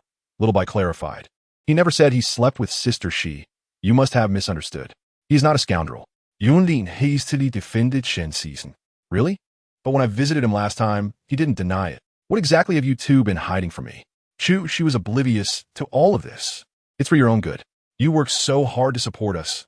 I just want to find a reliable, wealthy man to help share your burdens, Little Bai mumbled. Noticing Chu Shi's disapproving expression, she quickly retreated, saying, Sister Shi, you're busy. I'll go study. After Little Bai dashed out, Jun Lin curiously asked, Sister Shi, why are you looking at his medical records? Because I have become his private physician, so I need to understand his health condition. Private physician? Does that mean you two will see each other frequently now? Sister Shi, I think there must be some misunderstanding between you. Jean Sison is actually quite a decent person. Despite his fierce demeanor, he is very patient with those he cares for. Just like him, he continued. He has a dual personality that mostly manifests at night. Even though Jean Sison is not in good health, he patiently stays by his side all night. Jun Lin is well aware of this. Ju Si Pauset, Jun Lin. How come you know him so well? Have you met him? Not. Jun Lin suddenly felt guilty, but insisted, Sister Shi, can you truly be with him? I want to be my daddy. I beg you. The real Jun Bai was typically this needy. He was mimicking the act, hoping they could genuinely be together. Qin Bai, what has happened to you lately? It seems like you become a different person. Have I? Jun Lin feigned ignorance, adding, I share the same sentiment as Little Bai. I feel sorry for how hard you work. Jean Sison was a soldier, and after retiring, he has excelled in business, which proves he is genuinely capable and reliable. So why don't you just be with him? What on earth has bewitched these two little spirits to defend that man so fervently? Sister Shi, please consider it, Jun Lin implored, appearing quite humble. Chu Shi offered no response, suddenly recalling something. By the way, Dabai, didn't you claim to be a hacking expert? I need your help with something. A hacking expert? Dabai possesses such skills? He had a basic understanding of the technique, but worried it might expose his identity. I have a portrait. I don't care what methods you use. Just help me find out who the person in the image is. Chu Shi was now nearly certain that Mrs. Xia was merely a fabricated name. If she could ascertain the true identity through the portrait, it would simplify matters greatly. Jun Lin appeared anxious and tense, as if preparing for exposure, but he didn't want, why can't I find it? I distinctly placed it on me. Chu Shi rummaged through all her pockets in her bag, but could not locate the portrait. What could have happened? Had fallen? Sister Shi, since you can't find it, let us discuss it later. Jun Lin feigned a yawn. I'm tired. I'm going to sleep now. Sister Shi, you should rest early as well. With that, Jun Lin quickly made his exit, feeling a sense of relief once outside. Chu Shi searched for the portrait in vain, realizing it must have truly been lost. What a stroke of bad luck. She would have to find someone else to draw another. Since she could not find it, she decided to give up and continued studying Jean Sison's medical records. But, to her astonishment, she discovered that the document had abruptly ended halfway through. What was going on? Assistant Lin, why did the medical record you provided yesterday only contain half the information? The next morning, Chu Shi called Lin Wei. How could this be? Jean's records have not been tampered with. Lin Wei was equally astonished. That is indeed strange. Could it be? No. Yanqing is, after all, an elder. How could he steal half of the medical records? It doesn't make sense. It appeared that some error in the process had resulted in the loss of half the records. What should we do about the missing records? Should I retrieve the original ones from the hospital? Lin Wei inquired urgently. No need. The existing records are sufficient for my understanding of his condition. There is no need for you to trouble yourself further, Assistant Lin. After concluding the call, Chu Shi began drafting a physical rehabilitation plan for him. Since Dean Gao had granted her time off, she figured it was best not to waste it idly. Chu Shi dedicated an entire day to the task and finally completed the rehabilitation plan. Armed with this document, she proceeded to Huachun International. Chapter 034. He was once the man I loved deeply. Upon seeing the thick stack of plans, Zhang Sison regarded Chu Shi with incredulity. She clarified, as the saying goes, healing is like unspooling silk. Given the severity of your condition, you must adhere strictly to the plan I have devised. This is a lengthy process that requires your long-term commitment and discipline. Without patient cooperation, not even the most divine being could render aid. I am not exaggerating. Noticing Zhang Sison's nonchalant demeanor, Chu Shi reiterated, last time, your episode nearly cost you your life, and your delusions have reached a critical stage. I will say it again. I do not have delusions. Zhang Sison was exasperated each time she made this assertion. No mentally ill person ever admits to their condition. Zhang Sison, rest assured, I adhere to strict professional ethics. I will maintain confidentiality and will not tarnish your image as the esteemed CEO. After all, it is merely a delusion of regarding the children of others as one's own. It has not yet reached a level that poses a threat to society and can easily be concealed. In response to this, Zhang Siqing was particularly speechless. How was your sleep? Chu Shi inquired again. Not well, Zhang Siqing replied truthfully. Perhaps it was due to his prolonged slumber of 3 years that he now frequently suffered from insomnia. Coupled with Junlin's illness, a good night's sleep had become a luxury. To improve your health, enhancing your sleep is of utmost importance. At this point, Chu Shi felt a twinge of pride. You are fortunate to have me as your personal physician. I possess profound expertise in treating insomnia. With acupuncture twice a week, you will see a significant improvement in your sleep quality. She was confident, regardless of the severity of the insomnia. If I recall correctly, you are a surgeon. Isn't treating insomnia the purview of an internist? You are correct. I am indeed not adept in internal medicine, but I have practical experience in treating insomnia. Unable to restrain herself, Chu Shi began to elaborate. In the past, Jing Yan's insomnia was so severe that it would take him several days to sleep even once. However, after my acupuncture, he showed improvement within a week and significant progress within a month. He praised me as a once-in-a-century physician, and Chu Shi spoke with enthusiasm until she abruptly halted. What had she just said? How could she have mentioned him so thoughtlessly? Noticing the change in Chu Shi's expression, Zhang Siqing casually asked, is the person named Jing Yan your late husband? Late husband? Yes, she had lied to Zhang Siqing in that moment. But it was not entirely true. Xiao Jingyan, her fiancé, the man she had once loved with all her heart. He was also the one who had plunged her into despair once more. She still vividly remembered the day of their engagement, how joyously she had smiled, believing she would live in bliss for all her days to come. But the subsequent upheaval occurred too swiftly, leaving her bewildered and terrified. She immediately called him. I'm sorry, the number you dialed is not in service. Seeking him at his home, she found it abandoned. All that remained was her, weeping over her father's corpse throughout the night, alone in handling his funeral arrangements, hiding in the corner of a dark room, listening to the frantic banging of debt collectors outside. That was the darkest period of her life, the time she needed him the most, yet he had vanished without a trace, without explanation or warning. Xiao Jingyan, I gave you my whole heart. Why are you so heartless? When a tissue was handed to her, she suddenly snapped back to reality, realizing tears had once again streaked down her cheeks. Thank you. Chu Shi quickly accepted the tissue, bowing her head to wipe her tears. I apologize, I digressed. This was the second time Zhang Siqing witnessed Chu Shi in tears, having observed her transformation from pride to sudden despondency, and finally to uncontrollable sorrow. Her instinctive reactions were unmistakable. She must have deeply loved her late husband. I apologize. Please continue discussing your situation. Chu Shi endeavored to regain her composure. I cannot guarantee a complete cure, but it will certainly be effective, provided you cooperate. Very well. Since she was so confident in her ability to alleviate his insomnia, he saw no reason to refuse. Shall we schedule acupuncture sessions for Wednesdays and Saturdays? Yes. Just then, Zhang Siqing's alarm went off, specifically set for Junlin. Every Friday at 4:45 p.m., as Junlin usually boarded at school, Zhang Siqing feared he might forget to pick him up amidst his busy schedule, hence the alarm. Come with me. Where to? To pick up my son. You are going to pick up your son? How is it appropriate for me to accompany you? Do you not like my son? Are you not eager to be his mother, even going so far as to accuse me of delusions? Chu Shi was at a loss for words, astonished by the absurdity of his statement.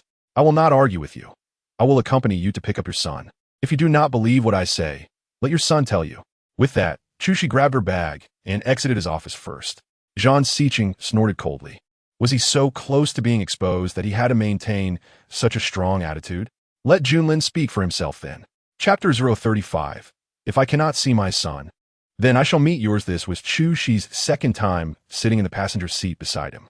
Perhaps due to her earlier unintentional mention of Qiao Jingyan, her emotions had yet to fully stabilize. Once in the car, she gazed out the window, while Zhang Siqing caught a glimpse of her through the rearview mirror. Her eyes were still filled with sorrow, a sight that stirred something within him. Even after all these years, to be remembered by someone was not in vain. After the car came to a stop, Chu Shi snapped back to reality, glancing outside. The school appeared quite grand. She felt a pang of guilt, recalling that she had once attended such an institution, while now she could only afford for Dabai and Xiaobai to attend a regular school. Suppressing her self-pity, she opened the door and alighted, feeling a sense of anticipation. She was eager to see what Zhang Siqing's son looked like. Did he bear a resemblance to Dabai, prompting him to envision Dabai as his son? Are you sure your son is at this school? Chu Shi waited with Zhang Siqing outside the school, but as the parents collected their children, she still did not see his son. She began to doubt whether he had fallen prey to his delusions once more. Was it possible that his son did not attend this school at all? Zhang Siqing checked the time and frowned. That shouldn't be. He promptly called Junlin's teacher, who informed him Junlin has already been picked up by his grandfather. Did Junlin's grandfather not inform you? Junlin's grandfather? Oyenqing? No. All right, teacher, I understand. After hanging up, Zhang Siqing immediately yelled Oyenqing. Upon answering, Oyenqing quickly apologized. Siqing, I forgot to tell you that I picked Junlin up.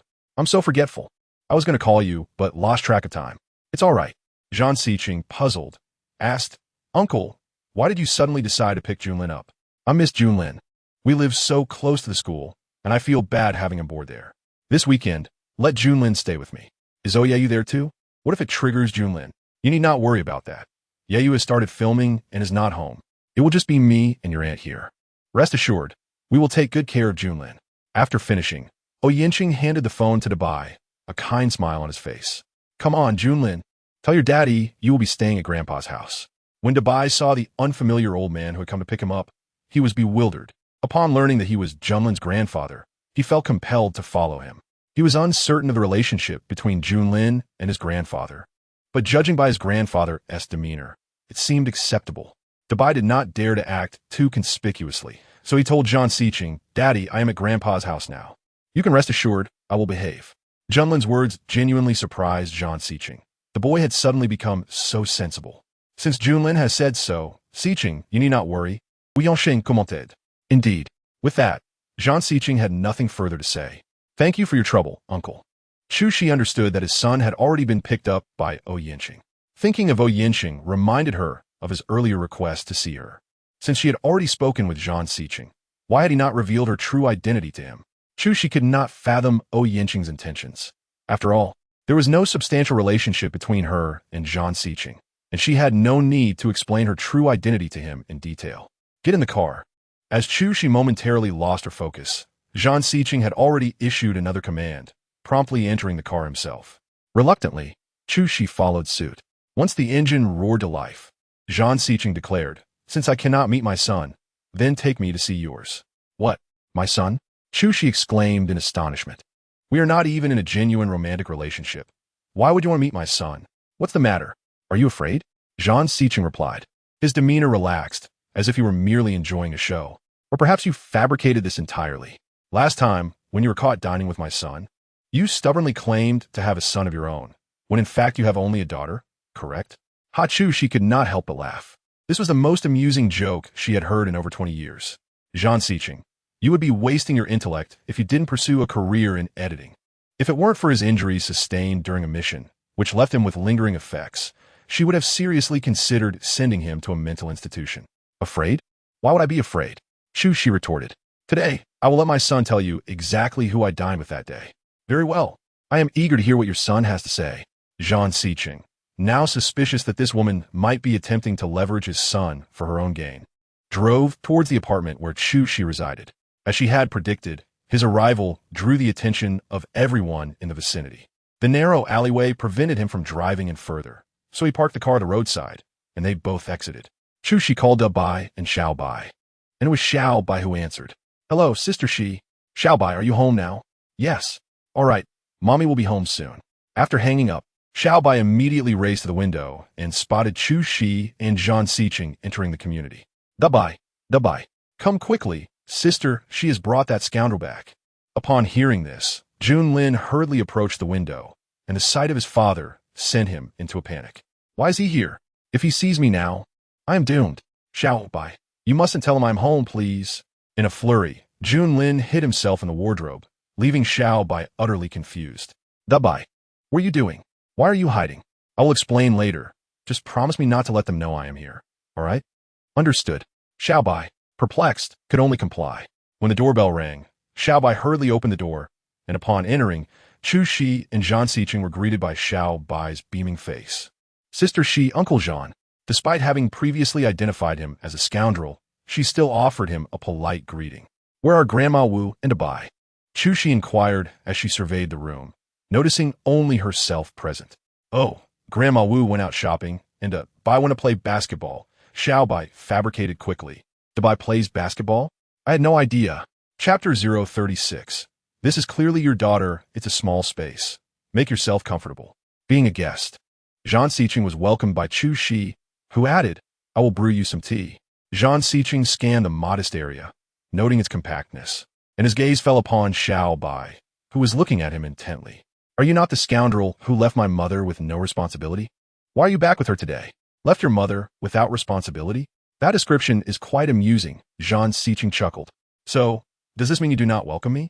You were unwelcome when I visited your company, weren't you? I simply returned the favor. Zhang Siqing could not suppress his laughter, remarking, you are quite the clever little girl. As he continued to observe Xiao Bai, he felt an uncanny resemblance. It suddenly occurred to him that Junlin had mentioned a classmate named Xiao Bai, who looked strikingly like him.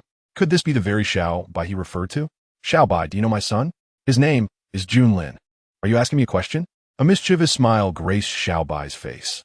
10 yuan per question, please. Cash or WeChat transfer is acceptable. Zhang Siqing was momentarily taken aback. Clearly marked prices, fair for all, and no coercive consumption, I see. He decided not to show any leniency towards this wealthy little scoundrel. Meanwhile, Junlin, hidden in the wardrobe, felt as if he would suffocate. What was his father doing here? Why had he left yet? Reluctantly, Zhang Siqing reached into his wallet and handed Xiao Bai 100 yuan. Upon seeing the crisp bill, Xiao Bai eagerly accepted, quite generous. That means you can ask me 11 questions. Such a little rascal. Now, can you answer my previous question? I don't know him, Xiao Bai replied, slightly puzzled. Isn't your son from an elite school? How could I possibly know him? Not knowing him? So, Junlin's classmate was not this Xiao Bai? Zhang Siqing glanced toward the kitchen, where Chu Shi had yet to emerge, and continued, You are a twin. Do you have a brother? Yes. My brother is named Bai. I just said he went out to play basketball. Do you have a photo? I would like to see it. In the wardrobe. Junlin felt his heart race, silently praying, Please don't show it. Please don't show it. 10 yuan per question. If you want to see my family's photos, that's a different price. Zhang Siqing found himself amused by this clever child, and was about to pull out more money when Chu Shi intervened, stopping him mid-motion. You little rascal. Always chasing after money. Chu Shi returned the money to Zhang Siqing and cautioned, Mr. Zhang, I understand you are affluent, but do not indulge this child too much. Xiao Bai felt a sense of loss as the money slipped from her grasp. At that moment, Junlin felt as if he would suffocate from anxiety, and Xiao Bai quickly suggested, it's time for dinner. Let us go out to eat. Go out to eat? Chu Shi glanced at the time. Indeed, dinner was upon them, but Bai hasn't returned yet. Grandma will bring him back. Sister Shi, let's go. I've been craving a grand meal from Nancheng.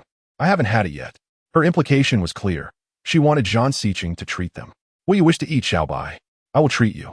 As long as it's a meat-filled feast, I'm in. Chu Si, feeling so what how Akwit. Once the three of them exited, Junlin emerged from the wardrobe. Exhaling deeply, relieved he had not been discovered. "Wow, Uncle Jean, your car is so cool," Xiaobai exclaimed once they were inside the vehicle, marveling at it as if she had never seen anything like it before. "Sit tight and speak less," Chushi reminded her. Xiaobai pouted and nodded. "Oh, understood." She obediently fell silent, prompting Zhang Xiqing to smile fondly at her, feeling an inexplicable affection for the little girl. Since Xiaobai expressed a desire for meat, Zhang Xiqing took her to the most luxurious steakhouse in Nanchang. "This is too extravagant for just a meal," Chushi remarked. "Sister Shi, you don't understand. The first time a man treats you is crucial. It's a matter of pride for him, and we must respect Uncle Jean." "Respect? Isn't it merely implying we should take advantage of his generosity?" In this regard, her daughter was far more sincere than she was. Zhang Xiqing, having concluded his words, promptly lifted Xiaobai into his arms and carried her into the dining hall. Chu Shi, harboring unspoken grievances, thought to herself that if she was to be sincere today, she would order the most extravagant items on the menu. The trio settled into a window-side table, and soon a waiter approached to take their orders.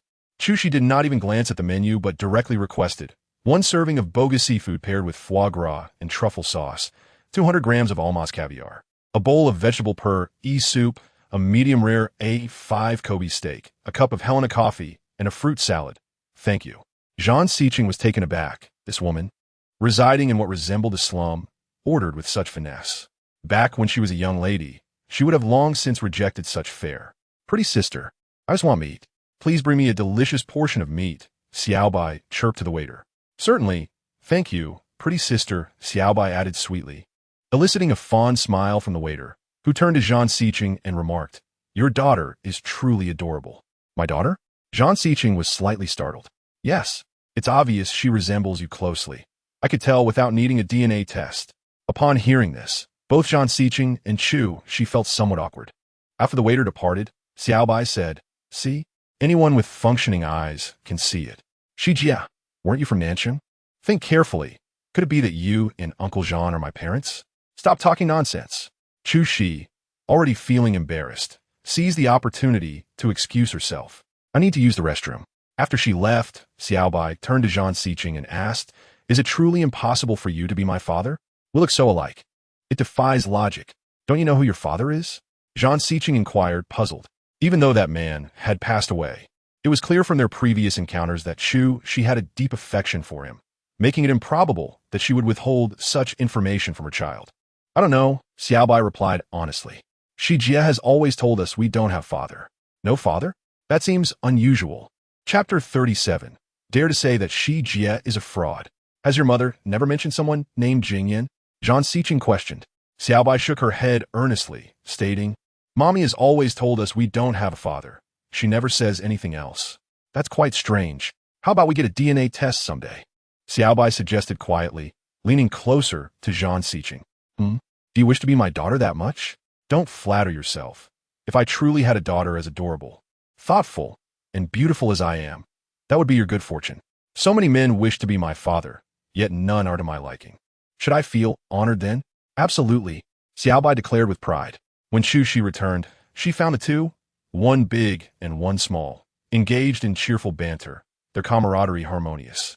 After their meal was served, Xiaobai savored her food, her mouth stuffed, exclaiming, "The meat is delicious. I've never had such exquisite steak before." Though she had not deprived Bai and Xiaobai materially over the years, their current lifestyle was a far cry from her former privileged existence, leaving her with a sense of guilt towards the two children. Meanwhile, a table laden with delicacies awaited as the Oyen couple joined Bai at the dining table.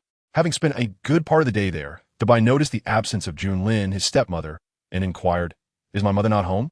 "She is on set filming and wanted to be back for a while," Mrs. Oyen responded. Upon hearing this, Bai felt a wave of relief. It was fortunate not to have to see that woman. "But where's my uncle? Why isn't he here either?" At this, Oyen Cheng's expression soured, while Mrs. Oyen appeared visibly saddened. Bai suddenly recalled that Oyen Xiangbei had mentioned a quarrel with his father, having been abroad for many years. Such a serious rift between father and son? That ungrateful child doesn't he consider this place his home? Let him be. "Junlin, you need not concern yourself. Your grandparents are here, and we will take good care of you," Oyen Cheng assured. "Okay," Bai nodded obediently, choosing not to press further. Although the Oyin couple treated him well, Dabai felt an inexplicable discomfort, as if he were enduring a trial. Finally, after finishing their meal, Dabai took a shower and returned to his room, seeking relaxation. Just then, Oyin Chung entered, prompting him to sit up straight. "Grandpa, are you still awake? I missed you, so I came to check on you," Oyin Chung said, sitting beside Dabai. "Junlin, I would like to ask you a few questions." "Sure. I hear you have a fondness for that Chu Shi." Upon mentioning his beloved Shi Jia, Dabai became alert and nodded. "Yes, I like her. I think she resembles mommy more." Oyin Cheng's expression darkened, and he pulled Dabai closer, gently saying, "Junlin, one cannot choose their mother. Though you may not like Yaru, she will always be your biological mother. You've only met Chu Shi a few times. How can you say she resembles mommy?" Understanding the implication, Dabai probed. "So you don't like her then?" "Junlin, you are still young and easily deceived," Oyin Chung continued. "She is a fraud. Her real name isn't even Chu Shi. She is a woman who has amassed considerable debt and has 2 wild children. A woman like that approaching your father can only be for his money. Junlin, her flattery is merely a means to exploit you. Don't be foolish." "What? You're saying Shi Jia is a fraud? And that Xiaobai and I are just 2 wild children?" "Indeed, like father, like daughter." No wonder Oyin Yaru was so unpleasant, for her father shared the same disdainful nature. He could not hold back his indignation any longer. "We have been taught since childhood that speaking ill of others behind their backs is wrong. Grandpa, at your age, how can you still engage in such behavior? It's quite shameful," Dabai retorted. Oyin Chung was taken aback, hastily explaining, "Junlin, I'm not speaking ill of her. I'm stating facts to protect you from harm. Grandpa, I'm not 3 years old. I can discern who genuinely cares for me and who does not." Dabai asserted. "Let us not even discuss Chu Shi. Just look at my mother. How can a biological mother despise her own son? I often wonder if she's truly my mother. Grandpa, how about I take some time to get a DNA test with Oyin Yaru?" Upon hearing this, Oyin Cheng's face darkened, brimming with anger. "Zhan Junlin, do you know what you're saying?" he said sternly.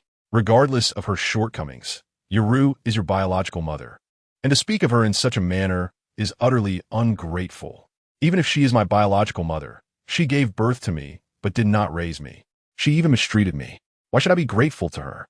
Dabai quoted directly. "If you think like that, then you're bullying me as well.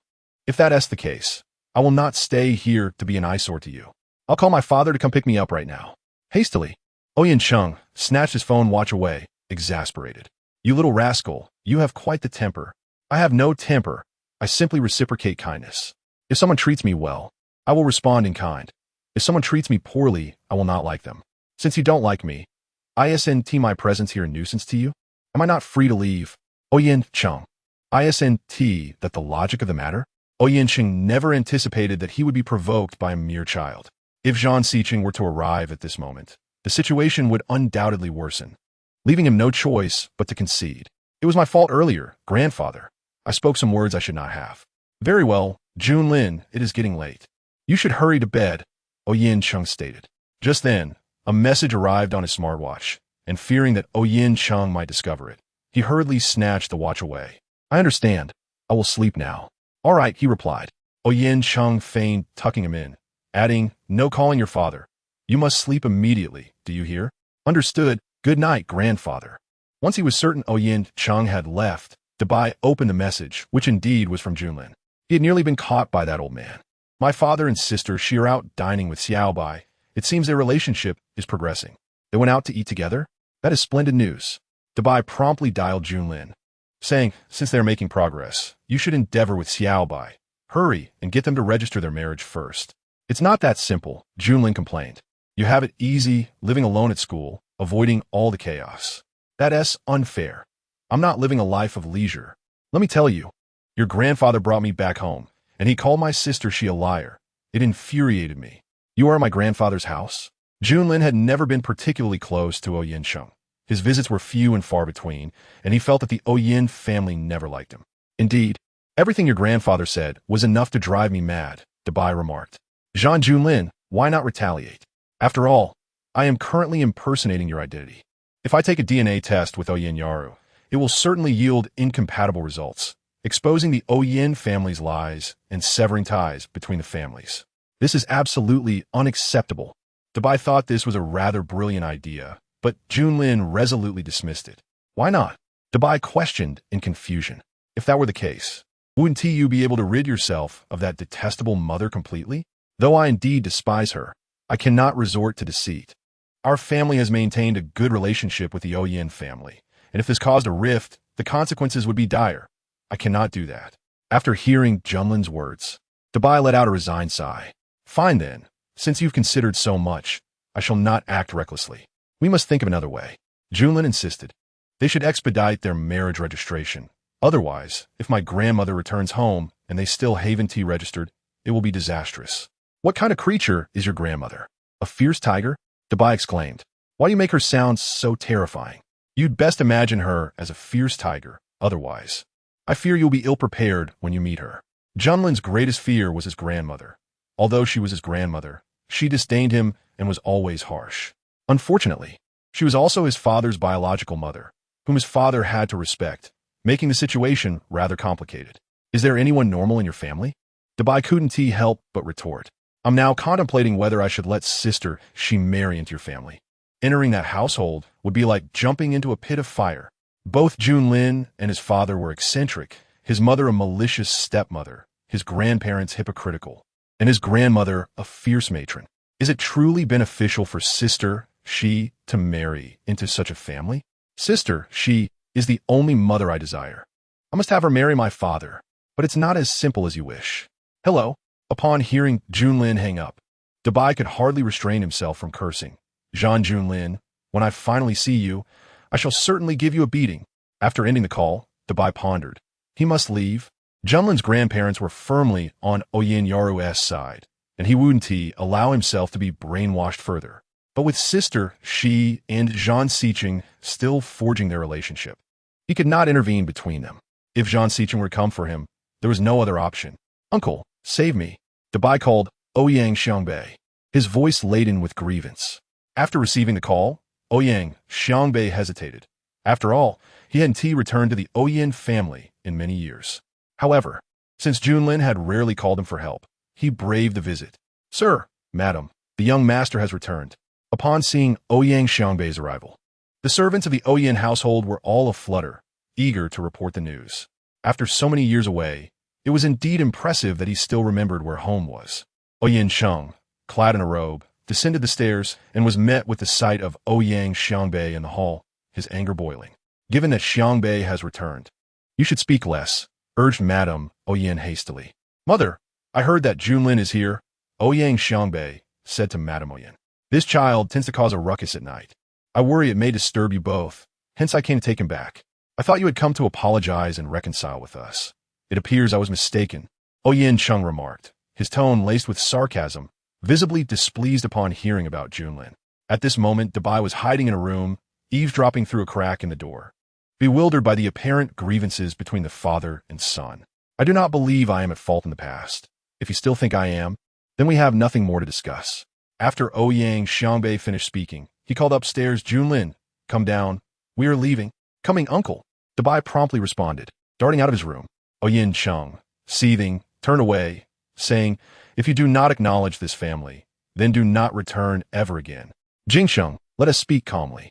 Madame Oyen interjected. You be quiet and go to bed. Oyen Chung reprimanded her. Mother, please rest. I will come to see you when I have the chance. With that, Ouyang Xiangbei picked up Dabai and carried him out to the car. After they left, Oyen Cheng's expression darkened dangerously, muttering to himself, I underestimated that little brat. Jean Junlin. Thank you, uncle. Dabai expressed his gratitude after being brought outside. You are truly a good person. Ouyang Xiangbei smiled wryly and then incredulously asked, what is going on with you, child? Why seek me out instead of your father? You have truly surprised me. What can I say? It is only natural to turn to my uncle in times of need. Isn't curious? This remark brought a smile to Ouyang Xiangbei's face as he replied, well, it seems I have not spoiled you in vain. Dabai giggled and, feeling curious, leaned closer to ask, Uncle, what happened between you and grandfather? Why is the father-son relationship so strained? Children should not pry into adult matters. Ouyang Xiangbei's single sentence silenced Dabai. All right then, if you do not wish to share. I shall not pry, Dabai replied obediently. Ouyang Xiangbei smiled fondly. This little fellow was indeed much more endearing than before. On Wednesday, after she finished her work at the hospital, she arrived at Huaqing International. Today was her first acupuncture session with Zhang Xiqing. Dr. Chu, Mr. Zhang is currently in a meeting. He instructed that you wait in the lounge. Thank you, Assistant Lin, Chu politely responded. Assistant Lin prepared a cup of coffee for her before leaving the lounge. Chu surveyed her surroundings. Was this the lounge of Zhang Xiqing's company? It bore the same decor as the Zhang family villa, cool tones, minimalist yet grand. Her gaze fell upon a striking photograph on the bookshelf, depicting Zhang Xiqing in military attire. His appearance was undeniably striking. Clad in a military uniform, he exuded an air of resolute charm, amplifying his allure. A senior colonel? Had he not retired due to injury, he might have reached the rank of general by now. Having glanced at the photograph, she casually took a book from the shelf. Based on her previous experience, she knew that waiting for Zhang Xiqing to finish his tasks would take quite a while. When Zhang Xiqing entered the lounge, she was seated on the sofa, engrossed in her reading. The golden rays of the setting sun illuminated her face, accentuating her delicate features and imbuing her with a serene charm that was utterly captivating. Upon noticing Zhang Xiqing's return, she set her book aside and stood up, promptly inquiring, "If you're done with your work, shall we begin?" "Very well," Zhang Xiqing replied decisively, removing his shirt and positioning himself on the bed. This request was familiar. He had previously declined, but this time he had no choice but to comply. As Zhang Xiqing shed his shirt and lay down, Chu approached the bedside, only to have the door swing open unexpectedly. "What are you doing here instead of in the office?" Xiangbei exclaimed, stepping inside. He halted mid-sentence upon witnessing the scene before him, hastily covering his eyes and apologizing. "I'm so sorry. I didn't mean to intrude." With that, he quickly shut the door behind him. Chapter 039. Are you two on a date? At Xiangbei's misunderstanding, she felt her cheeks flush with embarrassment and quickly urged Zhang Xiqing, "You need to clarify things with your friend. Don't let him misinterpret the situation." "Ignore him," Zhang Xiqing replied dismissively. "Ignore him? Isn't at your reputation at stake? Juicy Vito. If you're ready, let us commence." After saying this, she picked up a needle. As her gaze fell upon him, the most striking aspect was not his chiseled abs, but rather the conspicuous scar near his heart, an alarming reminder of his past injury during a mission. "Do you wish to see the many scars that cover my body?" Zhang Xiqing provocatively asked, his intention clear as he began to unbuckle his belt. Chu rushed to stop him, exasperated. "What are you doing? Who said I wanted to see that? How shameless!" Zhang Xiqing scoffed, a mocking tone in his voice. "If you had admitted from the start that you wanted to win my son's favor to elevate your status, I might have considered marrying you for real, rather than this charade of a relationship." His words insinuated that she had outsmarted herself, leading to her current predicament as merely pretend partners instead of a fake married couple. Surely, she felt a twinge of regret.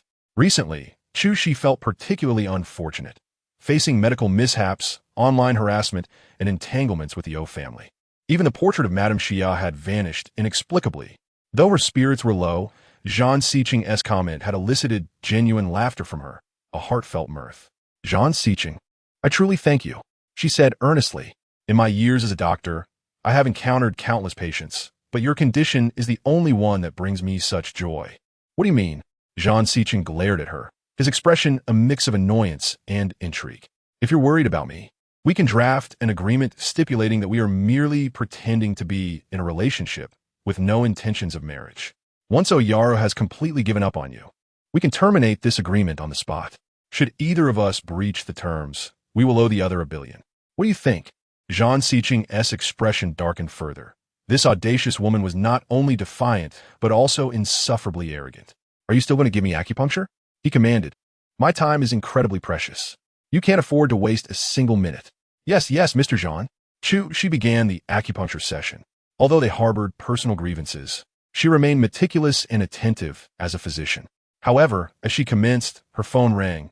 It was Xiaobai calling. Fearing the interruption would impede her work, she answered on speakerphone. "Sister Xi, you should have finished work by now. Why aren't you home?" Chu Xi, attending to Zhang Xiqing, was technically outside her working hours, but she owed him a debt for the money he owed. "I'm on external consultation. You all can eat without me." "An external consultation? You're off the clock. Why would you still be working? Are you on a date? Is Uncle Jean right beside you?" Xiaobai's astuteness was undeniable. Before Chu Shi could respond, Zhang Xiqing interjected. Hearing his words made Chu Shi want to explode with frustration at him. I knew it, Xiaobai exclaimed. Sister Shi, neither Da Bai nor I are against you marrying. There's no need to lie about going out on a date. I'm not. Uncle Zhang, please take good care of Sister Shi. If you both are busy tonight, there's no need to bring her home. What does that mean? Qin Xiaobai. Hello. The mischievous girl had already hung up, leaving Chu Shi fuming. Who told you to butt in? She chastised Zhang Xiqing. Xiaobai asked if I was next to you, so I simply answered. What is wrong with that? Chu Shi fell silent, contemplating. It seems your daughter is quite fond of me.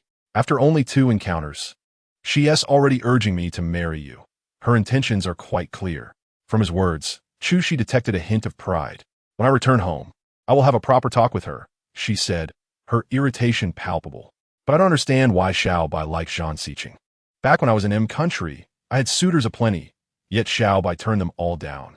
She mentioned not having a father. I find it strange that you've never mentioned your late husband, especially given the normalcy of his death. At this, Chu Shi halted, momentarily stunned, before swiftly continuing with her acupuncture. Zhang Xiqing, you were the one who said we're merely pretending to be a couple, so I have no obligation to divulge my private matters to you. Based on her reaction, Zhang Xiqing concluded she was not being entirely forthright. Not only am I your fake fiancé, but I'm also your superior. While you may not owe me an explanation about your private life, should you fabricate your background or resume to deceive me, I will not hesitate to punish you severely. Background? Resume? The documents I provided you are indeed fabricated, but there is no need to elaborate on that. Once she finds her children, she would return to M country with them. Zhang Xiqing, while you threaten me, have you forgotten that I hold leverage over you? Zhu Si Gao De Xiamen Li, I am fully aware of your current health condition, especially since I'm administering acupuncture right now. One misplaced needle could be fatal. Do you believe I wouldn't dare? I dare you. Zhang Xiqing's arrogant tone ignited a desire in her to strike a vital point with a needle, but her medical ethics restrained her. Chu Shi refrained from further comments, diligently completing the acupuncture. Once she finished, she stood and surveyed him, as if admiring her handiwork. After taking in the sight, she suddenly chuckled. The once formidable Zhang Xiqing, now adorned with needles at various acupoints, appeared rather comical. If I were to take a picture of you in this state and post it online, what would happen? She teased, pretending to pull out her phone. Zhang Xiqing instinctively lunged for her phone. Chu Shi, don't you dare. As he reached for it, she instinctively dodged, causing him to lose his balance. In a split second, the needle poised above his chest was about to collide with the table. Chu Shi rushed forward, her arms bracing against his chest. The force of his momentum caused her waist to collide painfully against the table's edge. Chapter 040. In broad daylight. Can you not control yourself? At the moment of impact, Chu Shi felt as if her waist might shatter. Despite her strength, she struggled to maintain her balance, the pressure of her arms bending slightly under the strain. Yet, despite this, he still encountered the needle she had inserted at the acupoint, and blood immediately flowed from the puncture. Seeing this, Chu Shi hurriedly urged him to sit down while she knelt beside him to attend to his wound. As she worked, she scolded him in frustration. How can you not take a joke? You mustn't move around while the needle is in place. Look, you caused bleeding. Do you have any idea that a misplaced acupoint could be fatal? Chu Shi was truly exasperated. Although her movements were cautious, her words were filled with ire. Zhang Xiqing, looking down, could see her face filled with urgency, anger, and anxiety. The sight of her in such a state made his lips curl into a slight smile. Chu Shi was meticulous in her treatment, and Zhang Xiqing watched her intently, unaware that their actions were being surreptitiously photographed. Once she had finished treating him, she let out a long breath and asked, "Fortunately, it's not a serious issue. How do you feel now? Does it hurt?" Upon asking, Chu Shi lifted her gaze, their eyes meeting in an instant. Flustered, she quickly looked down, attempting to rise, only to find her waist in pain. Zhang Xiqing, displaying unexpected kindness, supported her arm and helped her up, inquiring, "Was the impact severe?" "Thanks to you, I'm not paralyzed," Chu Shi replied, slowly bending down to retrieve her phone from the ground. While the device was intact, its screen was shattered. "I'll compensate you for the phone. No need. It's just a cracked screen. It can still be repaired. Consider my own folly. Why did I provoke you for no reason? You're so rigid and serious, unable to appreciate even a bit of humor." Zhang Xiqing scoffed coldly, remaining silent. "Though you may be hypocritical and scheming, You are still quite competent as a doctor. From a surgery on Old Master Song to this incident, you have proven yourself. I appreciate your acknowledgement, Chu Shi replied, her voice tinged with emotion. As acupuncture requires the needles to remain for about 20 minutes, the solitude with him during that time truly made Chu Shi feel like each second was an eternity. Finally, the time was up, and she carefully withdrew the needles. I've noted the dietary precautions in the regimen. Do review them yourself. You are to have acupuncture twice a week.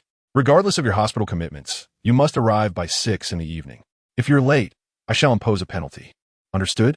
Zhang Xiqing maintained his commanding tone. Understood. After all, you are the creditor. Chu Shi, wishing to leave, turned and exited, only to encounter Xiangbei outside the door. Chu Shi froze, surprised to see he had been waiting there. You must be Dr. Chu Shi? Xiangbei stated, introducing himself. I am Zhang Xiqing's friend, Xiangbei. Xiangbei. The night at the hotel, Zhang Xiqing had called him to escort Yaru away. Mr. O, good day. Chu Shi greeted politely before stepping away. As Xiangbei entered Zhang Xiqing's lounge, he saw him just finishing dressing. Unable to resist, Xiangbei teased. Is it really that hard to contain yourself during the day at the company? Keep your sordid thoughts to yourself. Zhang Xiqing retorted. She is my personal physician, treating my insomnia, nothing more. A personal physician? Xiangbei chuckled. Isn't that akin to keeping a mistress? Who is this Chu Shi that she has so easily won over both you and your father? She has no notable background, Zhang Xiqing replied nonchalantly while adjusting his clothes. She is merely a single mother, having lost both parents and her husband during her pregnancy, now raising 2 children alone. Both parents deceased and her husband gone? How resilient must she be? Xiangbei exclaimed, astonished. Zhang Xiqing, even if you despise my sister, you shouldn't resort to such desperate measures. She has already endured the loss of her family. Do you not fear for your own well-being? Just as Xiangbei finished speaking, the door swung open, revealing Chu Shi. I'm sorry, I forgot my bag, she said hurriedly as she entered to retrieve it before quickly exiting again. After she left, Xiangbei stood there, feeling awkward, and asked, She didn't hear what I just said, did she? What do you think? Why did you come to the company? Zhang Xiqing questioned coldly. I do have something important to discuss, Xiangbei replied, glancing at the time. It's just about mealtime. Let us discuss it over lunch. In the luxurious hotel private room, Zhang Xiqing and Xiangbei sat opposite each other. As soon as they were seated, Zhang Xiqing urged, Speak quickly. There are 2 matters. The first is to inform you that Junlin will temporarily not be boarding at school and will be following me daily. Zhang Xiqing was taken aback. Junlin is not boarding? How is that possible?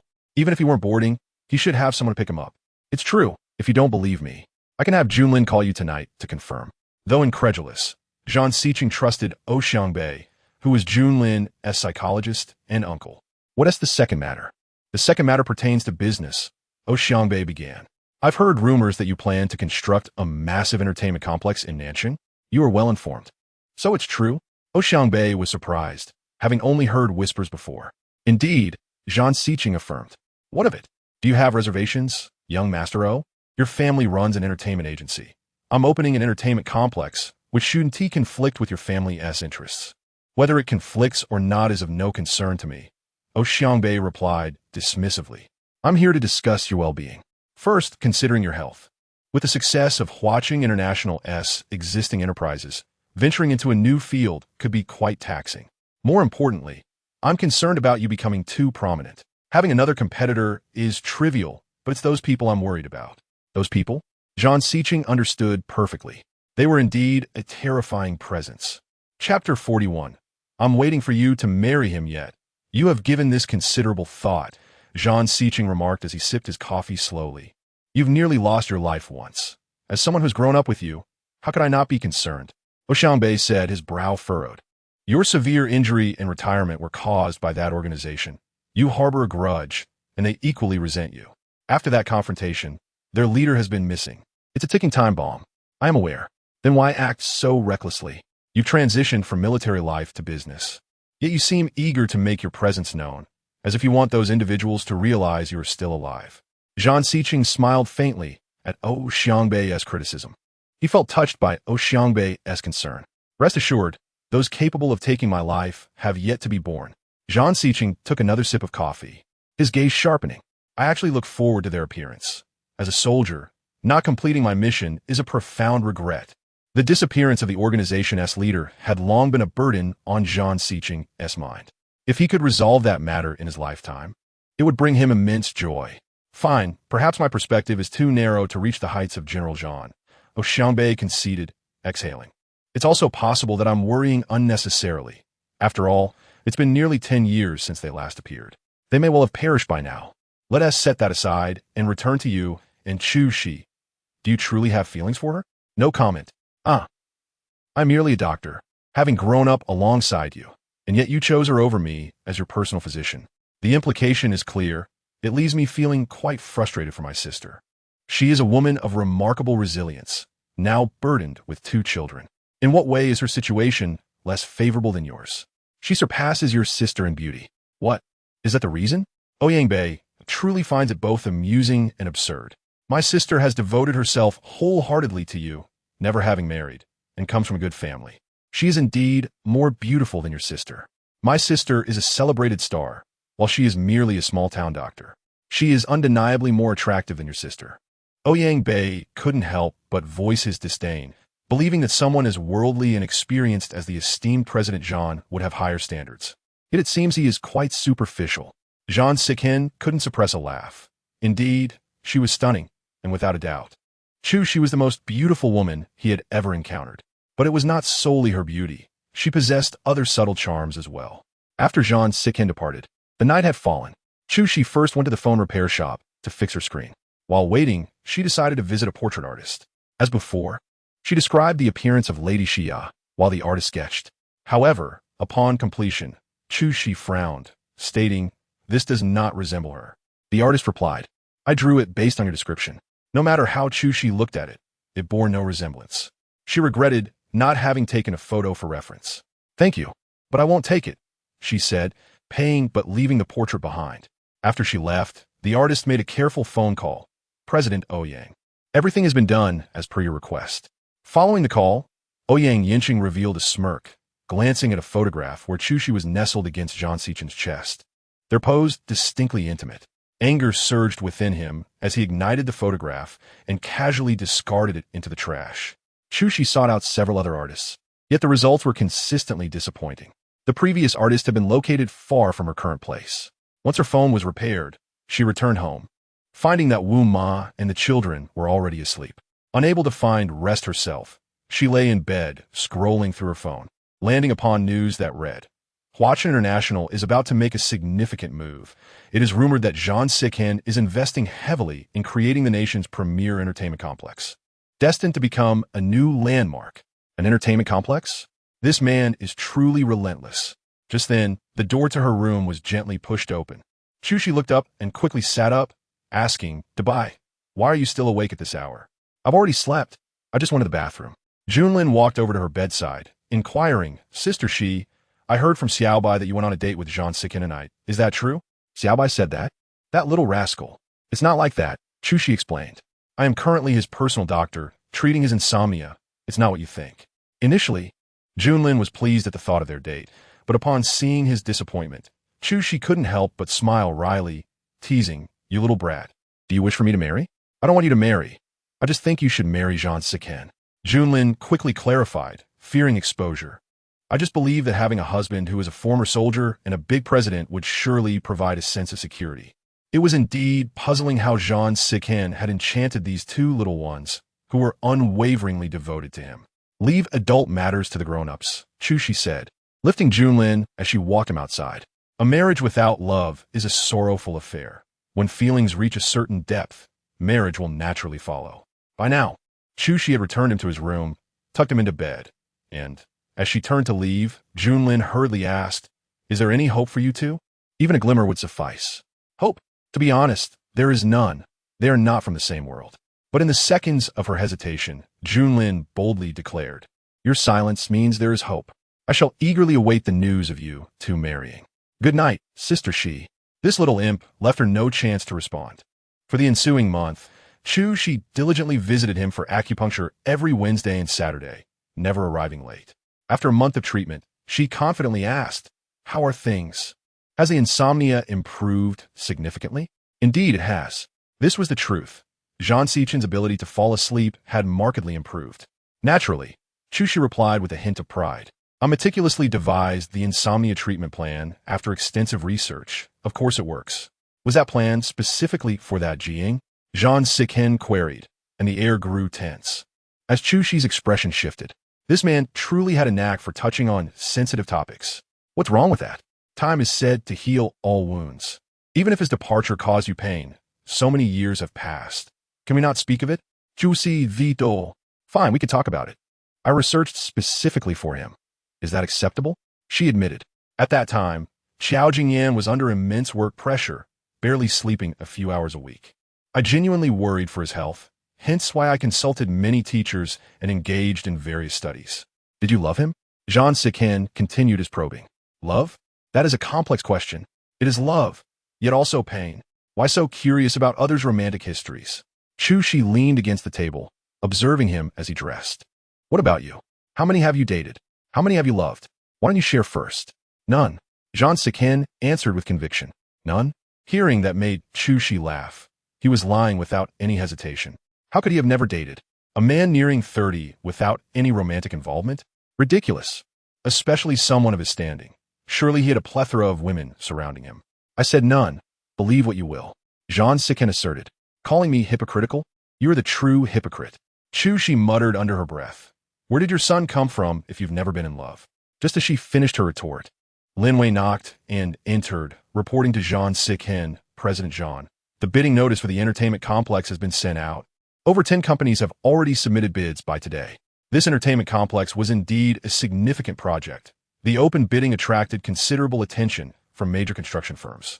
You may continue your work, President Zhang. I shall take my leave. With Chu Shi's departure, Zhang Xichen focused intently on the documents from the bidding companies, quickly noticing one enterprise. Isn't Far East International the former Qiao Group? Yes, Lin Wei confirmed. They rebranded about 7 years ago. I recall they did not have a construction company. Correct. Far East International primarily engages in the production and export of electrical appliances.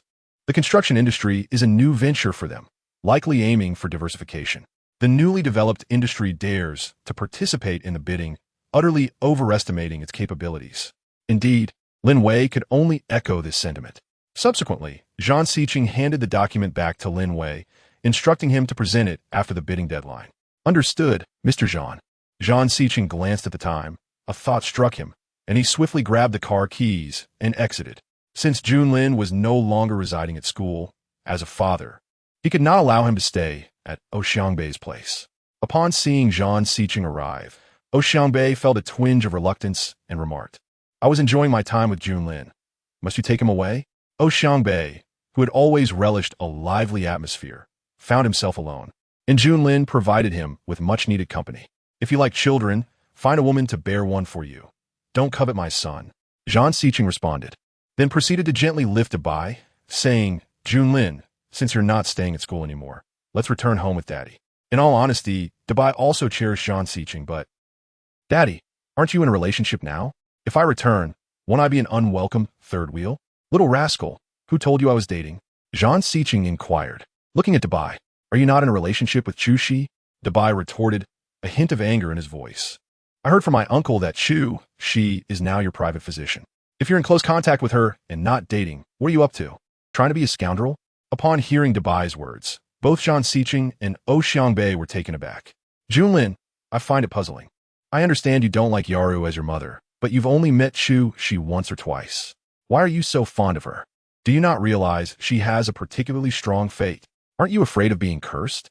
Upon hearing this, Dabai shot an exasperated look at Xiangbei and challenged. Are you also going to speak ill of her? If so, I will immediately disown you as my uncle. Zhang Junlin, I am your biological uncle. That Chu Shi is no relation to you. Are you really going to disregard me for her? She is the mother I have chosen, so in my heart, she is dearer than anyone else. Anyone who speaks ill of her is someone I will not like. My goodness, this child is deeply infatuated. Heaven, what kind of magic does this woman possess? Junlin, who else has spoken ill of her in your presence? Zhang Xichen asked. My grandfather, since Yinqing mentioned it. He can't blame me for reporting it. He told me an array of disparaging remarks about her, claiming she is unworthy of marrying into the Zhang family, and advising me to keep my distance. However, I am not a 3-year-old. I possess my own discernment and can distinguish between good and bad. Zhang Xiqing chose not to respond, but hearing Ou Yinqing's comments ignited a flicker of anger within him. Junlin, since you have discernment, do not listen to their nonsense. Furthermore, if you enjoy staying here, then stay. Call me whenever you wish to return home. I hope that when you do come to get me, Chushi will be my rightful mother, Dabai dreamily envisioned. Zhang Xiqing merely smiled and remained silent. After leaving Ou Xiangbei's home, Zhang Xiqing continued to ponder Dabai's words. It is often said that finding a stepmother for a child is a particularly challenging endeavor. However, having a child who is so fond of a prospective stepmother surely simplifies the matter. In the following days, Zhang Xiqing remained exceedingly busy. One day, after concluding a meeting, Lin Wei entered his office, respectfully reporting, Mr. Zhang, Mr. Gavin, the director of Far East Construction under Far East International, wishes to invite you to dinner tomorrow. What do you think? Tomorrow? Zhang Xiqing lifted his gaze to the calendar and replied succinctly, Inform him I have other commitments and will decline. Lin Wei glanced at the calendar as well, realizing that tomorrow was Wednesday, the day she would come for his acupuncture treatment. So, was other commitments a reference to that? Let it be known that before the bidding commences, I will not meet with any representatives from bidding entities. Understood, Mr. Zhang. It was rumored that Mr. Gavin had flown in from abroad specifically for this meeting, indicating a miscalculation on his part. After the day concluded, Zhang Xiqing once again glanced at the calendar, eagerly anticipating the arrival of the next day. However, the uncertainties of life often bring unexpected surprises or misfortunes. Chapter 043. Chushi's car accident. In the past couple of days, Chushi had been exceptionally busy at the hospital. As a surgeon, her primary focus was on performing operations, but following the previous incident, Dean Gao had prohibited her from entering the operating room. She now spent her days on duty in the wards, interacting with patients' families. Although she was not in the operating room, her schedule remained packed. Today, one patient experienced severe post-operative bleeding, and Chushi was occupied with the situation, neglecting to eat lunch.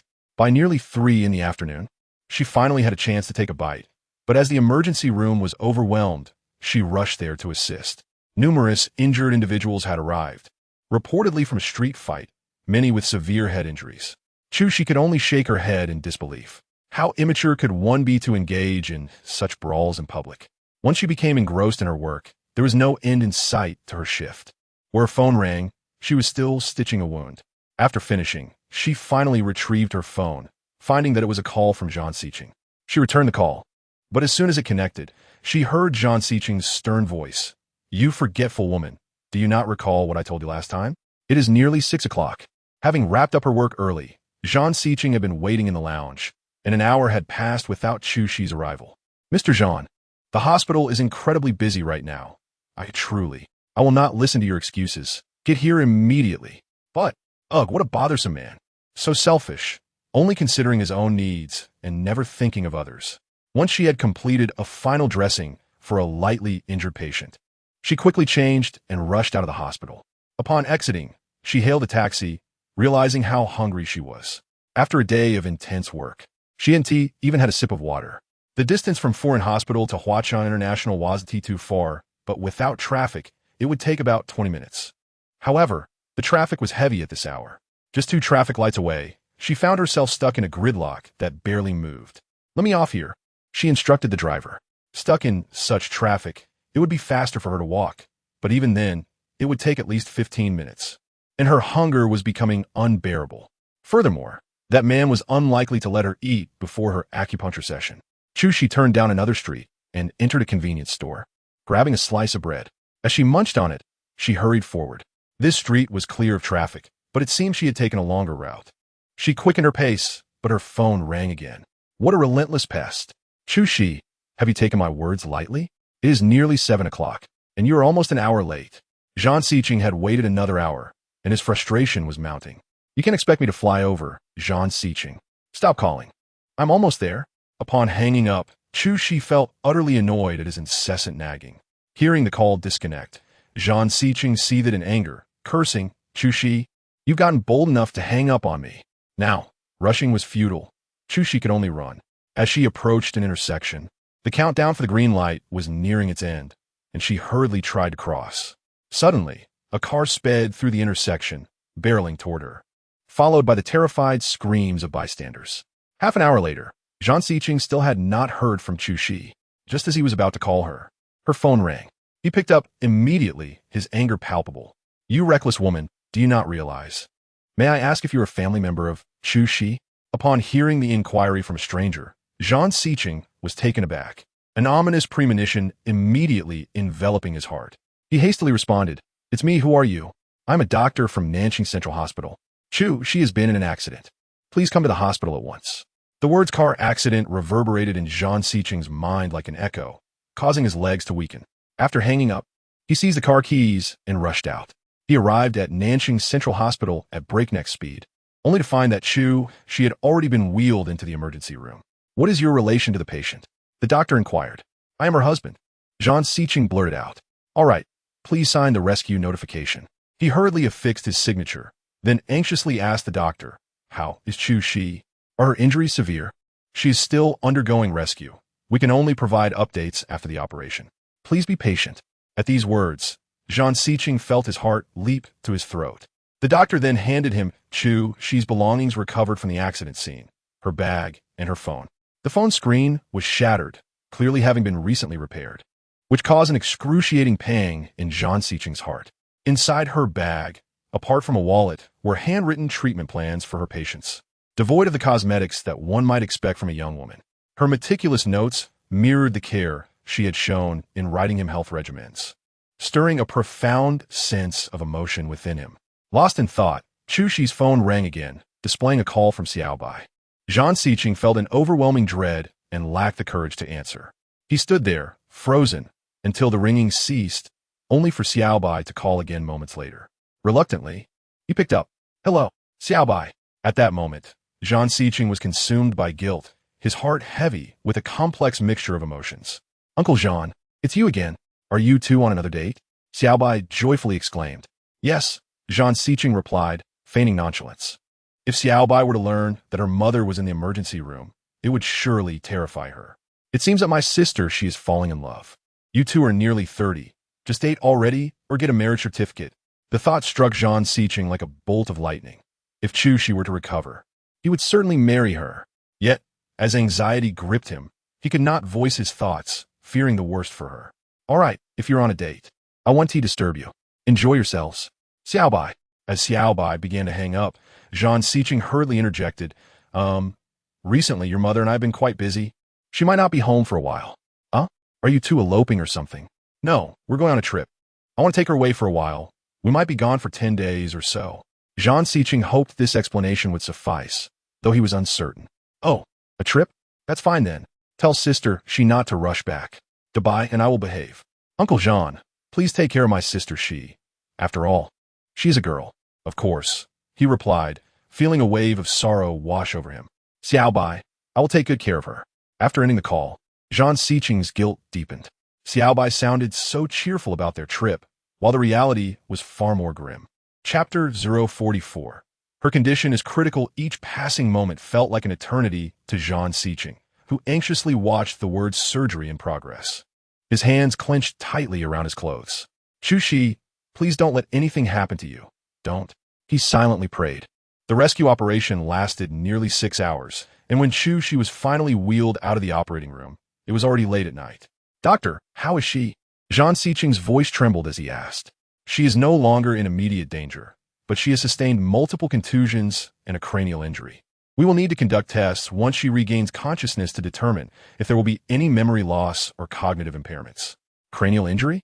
The mere mention of those words sent a chill through Zhang Xiqing. He requested the best room available, and Chu Shi was admitted, still in a deep coma. When might she wake up? The coma resulting from a cranial injury is unpredictable.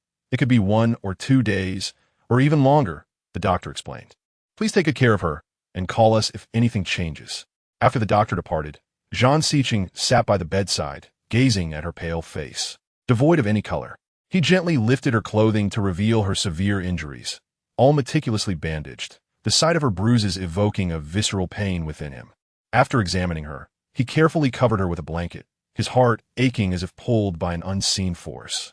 "Chu Shi, please wake up soon. Years ago, When he had been severely injured and in a coma for 3 years, he had awoken to numerous lingering repercussions. He hoped fervently that Chu Shi would not suffer a similar fate. Zhang Xiqing spent the night in restless vigil, and when dawn broke, there was still no sign of her waking. He checked the time and decided to call Lin Wei. "Find me a professional female nurse immediately," he instructed.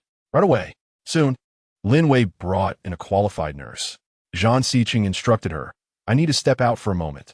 Please take good care of her. And if she wakes up or if anything changes, call me immediately." "Understood, Mr. Zhang." After leaving the hospital, Zhang Xiqing headed to the police station to ascertain the details surrounding the accident.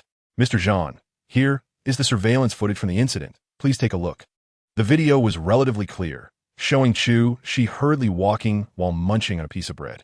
Watching her in such a frantic state made Zhang Xiqing's heart clench painfully. He had thought she was simply careless about their acupuncture appointment, which was why she was late by 2 hours.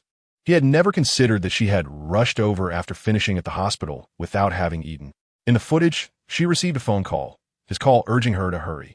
After hanging up, she appeared anxious to cross the street, but then Zhang Xiqing's breath hitched as he realized that the accident occurred immediately after his call. If he had not pressured her, could this tragedy have been averted? Sensing his emotional turmoil, the police quickly shut off the video. The driver responsible for the accident had been apprehended, and preliminary results indicated that he was under the influence of alcohol. The footage clearly shows that the pedestrian signal was green, yet the driver ran the red light. Fortunately, the victim was spared from a worse fate. The vehicle initially struck a traffic light, which reduced its speed before colliding with her. Had it hit her directly, she might have died on spot. "Where's the driver? I demand to see him." Zhang Xiqing's fury surged within him. He wanted nothing more than to make the driver pay for his actions, even if it meant enduring a lifetime behind bars. The driver is currently in custody, but if Mr. Zhang wishes to see him, it might require. Before the officer could finish, Zhang Xiqing's phone rang. It was the nurse. He quickly answered, "Has Chu Shi woken up?" "Not exactly, Mr. Zhang. Chu Shi's condition has taken a turn for the worse." "A turn for the worse?" The gravity of her situation consumed Zhang Xiqing as he rushed back to the hospital. "What has happened to her?" "She has developed a high fever due to an infected wound." "A high fever?" As Zhang Xiqing departed, Chu Shi's complexion remained ashen, resembling a living corpse save for her labored breaths. However, due to the high fever, her face flushed crimson. The discomfort rendered her brow furrowed, her cracked lips moving incessantly, yet failing to articulate a single word. Her features contorted in pain, painting a picture of unbearable agony. "Doctor, how could the wound suddenly become infected?" "Such occurrences are common post-surgery. The potent antipyretics pose significant harm to her body and should only be administered in dire circumstances." "Then what should we do?" "First, we will attempt physical cooling. If there is no improvement within 3 hours, we will have no choice but to administer the strong antipyretic injection." "All right, I understand." Subsequently, Zhang Xiqing instructed everyone to leave the room, carefully applying alcohol to her wound. Due to the recent infection, the doctor had already treated the injury, necessitating Zhang Xiqing's utmost caution while tending to her. Perhaps it was the pain, or perhaps a flicker of consciousness brought forth memories, for though her eyes remained tightly shut, tears streamed down her cheeks, and her body began to twitch slightly in response to the torment. "Chu Shi, I know you are in pain. Please endure. Just hold on a little longer. It will soon pass. I am here. I am here." Zhang Xiqing was uncertain if she could hear him, yet he continued to murmur reassurances, his words growing increasingly incoherent as time wore on. Witnessing her suffering pierced his heart, and he wished fervently that he could bear her pain in her stead. "I am sorry, Chu Shi. It is all my fault. I should not have rushed you. It's my mistake. Please recover quickly." After applying the alcohol, Zhang Xiqing repeatedly checked her temperature, anxious that the fever would not subside within the stipulated 3 hours. He lost count of how many times he had monitored her temperature and reapplied the alcohol. When he finally observed a normal reading, disbelief washed over him. "Doctor, she has cooled down." "That is good," the doctor replied. "During her unconsciousness, we will maintain her with glucose and nutritional injections. She must not eat for 48 hours after regaining consciousness." She was unaware of how long she would remain in this state, and the thought of not being able to eat after awakening, especially when she had felt famished before the incident, gnawed at him.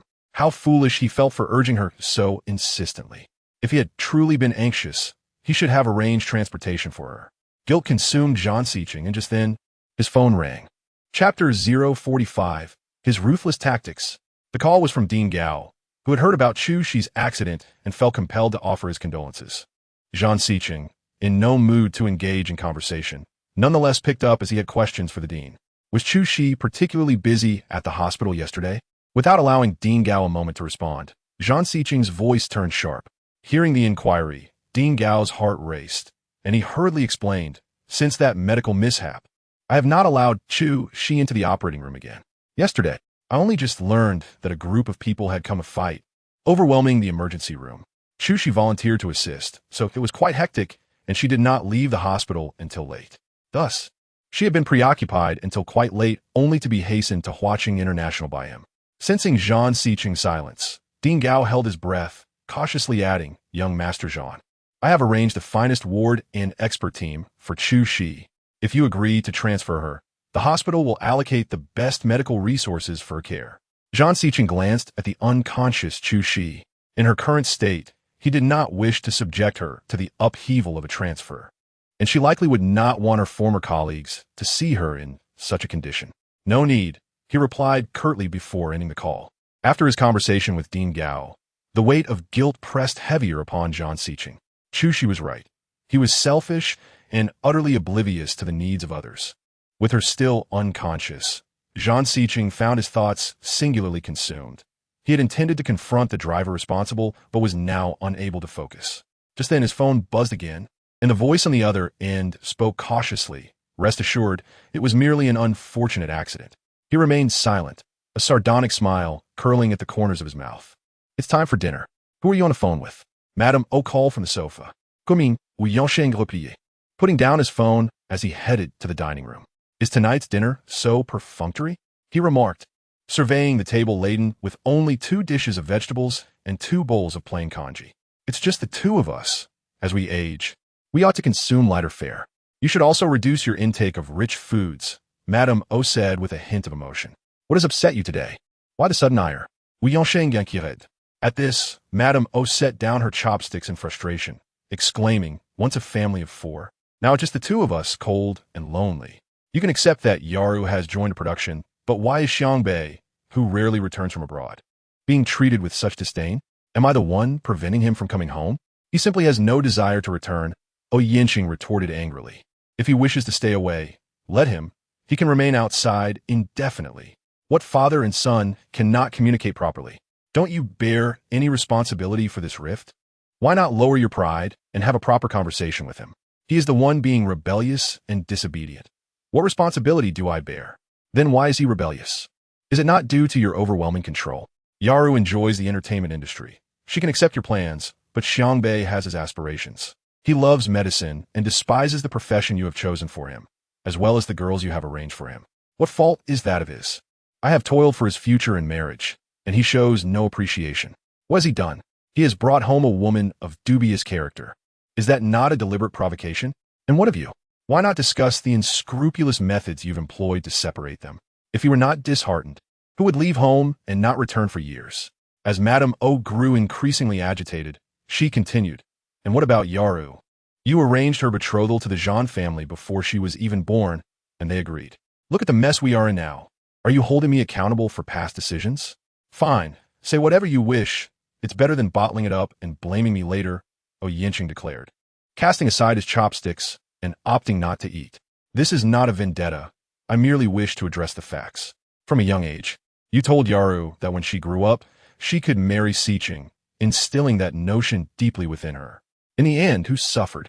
And regarding Junlin, it feels utterly absurd to even contemplate. For years, Madame O had refrained from discussing Junlin, and now her tone faltered slightly. The matter of Junlin was orchestrated entirely by Madame Zhang. It cannot be blamed on the O family," Wu Yinqing defended vehemently. "She insisted on leaving a legacy for the Zhang family, pairing Zhang Siqing with an unfaithful woman to bear his child, only to be deceived. Who is to blame? In my view, a child like Junlin should not have been kept. She was adamant in her decision, even consulting a master who foretold that Junlin would be the Zhang family's good fortune, ensuring Siqing's safety and the family's prosperity. Is that not nonsense? She was determined to keep him, while Yaru was equally determined to marry. It was her idea to publicly declare Junlin as the child of Zhang Siqing and Yaru. Looking back, it is truly an injustice to Yaru. Upon hearing this, Madame O's face reflected a complex array of emotions as she slowly replied. Siqing's severe injuries and unconsciousness undoubtedly struck Madame Zhang a heavy blow. As a mother, I can understand her desire to secure a legacy for the Zhang family. Initially, she approached me, hoping that Yaru would bear a child for Siqing. I feel a deep sorrow for Sichun, yet Yaru remains my biological daughter. What if Yaru were to bear a child for the Zhang family, leaving Sichun in a perpetual slumber? I tactfully declined, thinking that Madame Zhang would relinquish her pursuit, but to my surprise, Madame Zhang is indeed meticulous, arranging for another woman to bear Si Chen's child, concealing the entire affair from the public for 10 months. Even in death, no one knows what that woman looked like. Yet, one question lingers in my mind. How could a woman as diligent as Madame Zhang, who orchestrated the pregnancy herself, allow such a grave error to occur? What kind of woman would dare to manipulate events under her watchful gaze? Alas, with that woman's demise, the truth remains buried. It is truly tragic that in this day and age, women perish in the delivery room. That deceitful woman deserves her fate. Do you understand? Upon finishing her words, Madame O met the fierce and piercing gaze of O Yin Cheng, which sent a shiver of fear through her. I do not care what your opinion on this matter may be, but it is now a settled affair. Never speak of it again. Regardless of what transpires, Junlin can only be the son of Zhang Sichun and Yaru. Mind your words. Should you let anything slip in front of Zhang Sichun and Junlin, you will bear the consequences. Madame O is well aware of the gravity of the situation. It must remain locked in her heart. I confide in you because I have no one else to turn to, Madame O remarked. Therefore, we shall never mention this again. Let us speak only of Sichun and Yaru. After so many years of compromise, it is time to give up. If Sichun wishes to be with that Chu Shi, then let him. Do not employ the same tactics you used against Xiang Bei's girlfriend on her. Eating is eating. Must we complicate matters further? O Yin Cheng slammed down his chopsticks, declaring he would no longer eat. With that, he stormed upstairs, leaving Madame O on the verge of exasperation. 2 days passed, and while Chu Shi had not experienced another fever, she remained unconscious. Zhang Sichun had never found time to be so unbearable, nor had he ever felt such fear. He dreaded that Chu Shi would never awaken and feared the possibility of her suffering memory loss or cognitive impairment, leaving him restless and anxious. Sitting beside her hospital bed, he gently dipped a cotton swab in water to moisten her cracked, bleeding lips and tenderly wiped her hands. Due to the injections, her hands bore bruises, and he could only lightly touch them, afraid to apply pressure. A knock at the door startled him, and to his surprise, it was O Xiang Bei. "How did you know I was here?" he inquired, taken aback. "I was bored and came looking for you. When I went to your office and found you absent, I asked Lin Wei and learned about Chu Shi's accident." O Xiang Bei glanced at the unconscious Chu Shi and hurriedly asked, "How is she? Is it serious?" Zhang Sichun remained silent, his furrowed brow indicating that O Xiang Bei already knew the answer. "What a calamity!" O Xiang Bei lamented as he approached the bed, cautiously lifting her blanket. Zhang Sichun immediately grasped his hand. "What are you doing?" "I'm a doctor too. I want to see how serious her injuries are." "You are a psychologist." "While that is true, I have studied surgery as well. I understand. I told you not to touch her." San Si Chen warned sharply. O Xiang Bei was at a loss for words, forced to relent and unable to suppress his sarcasm. "You really are quite suspicious, believing I would take advantage of her in her vulnerable state?" Zhang Sichun remained silent, and O Xiang Bei followed suit. "Have you truly fallen for her?" Seeing Zhang Sichun's anxious demeanor, O Xiang Bei guessed, "You look like you haven't slept in days with those dark circles under your eyes." "I have no time for jokes. If you have nothing else to say, kindly leave." Zhang Sichun was too worried to engage in banter. Fine. I want to joke around." O Xiang Bei replied earnestly, noting the severity of her condition. "Take good care of her. Individuals involved in such unexpected calamities often exhibit erratic emotions and may lash out, so be sure to accommodate her." "I do not need your reminders." San Si Chen commanded. "Do not let Junlin know about Chu Shi's accident." "Understood." O Xiang Bei cast one last glance at the unconscious Chu Shi before addressing Zhang Sichun. "Take good care of her. Call me if you need anything." Zhang Sichun remained silent. After O Xiang Bei departed, Zhang Sichun exhaled a long, hesitant breath, returning his gaze to her. "Chu Shi, Can you hear me? If you can, please fight to wake up. Think of your 2 children. They are waiting for you. Another sleepless night passed, and after 3 consecutive nights of torment, he found himself teetering on the edge of exhaustion, dozing off at the bedside just as dawn approached. Zhang Sichun was unsure how long he had slept, but when he sensed movement from the bed, he jolted awake.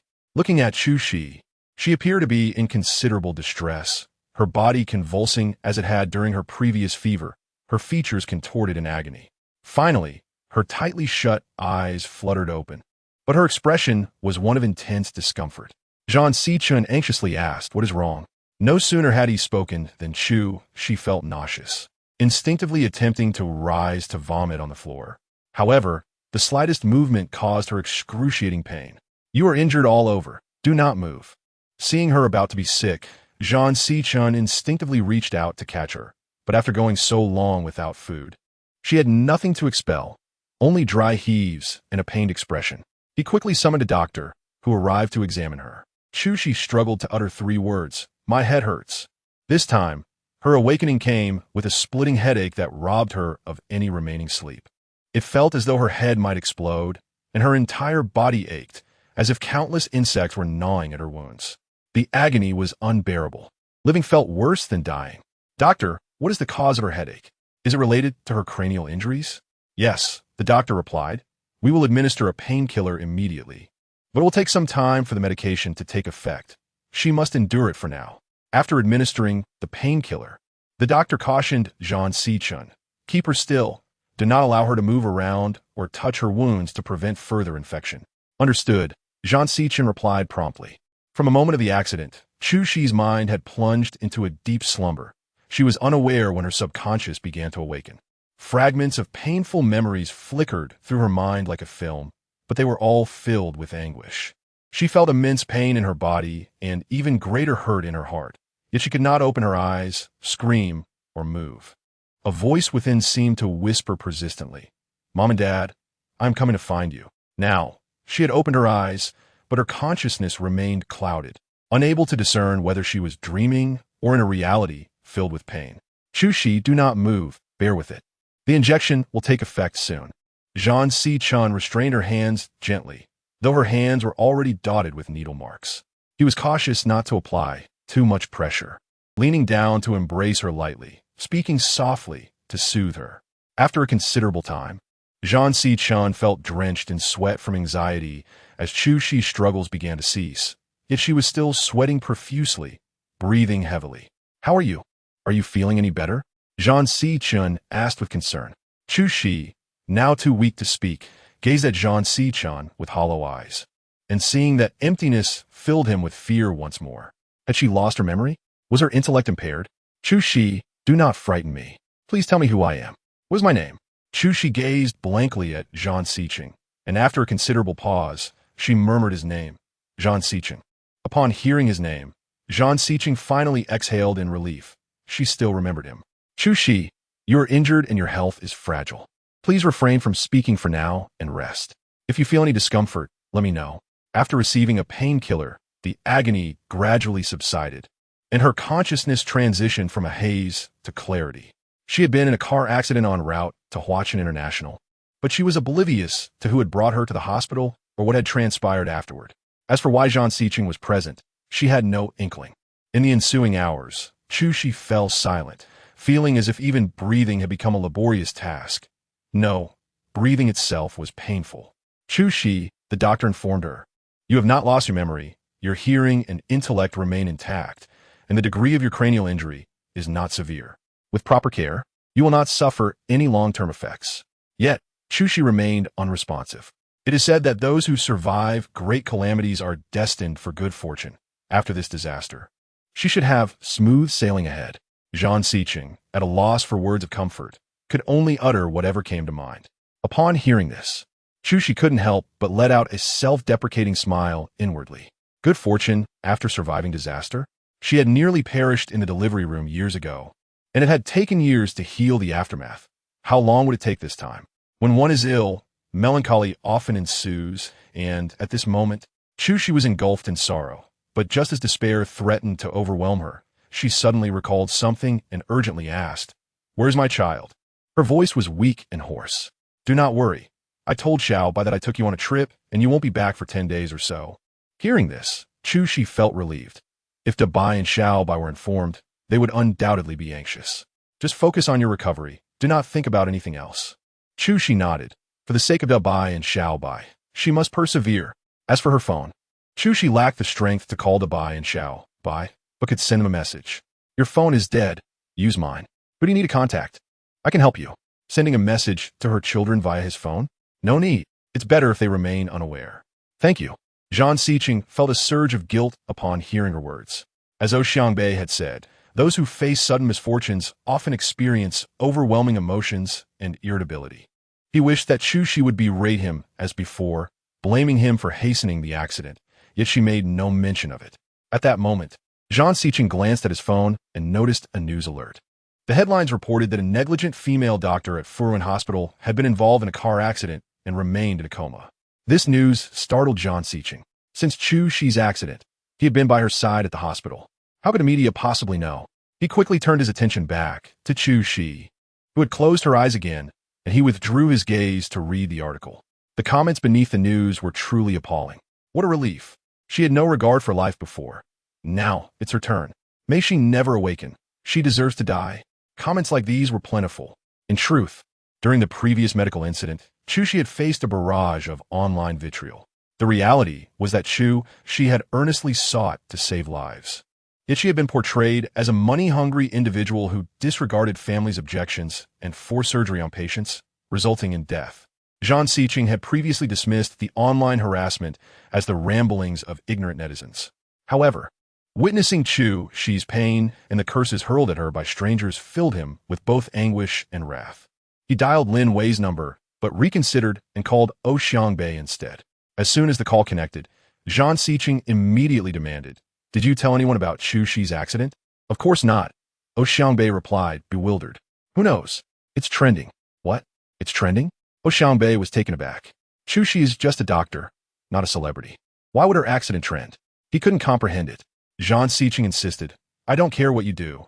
Make it disappear immediately." Despite his strained relationship with the O family, they owned an entertainment agency adept at managing news and trends. All right, I understand. After hanging up, Xiangbei opened the trending news.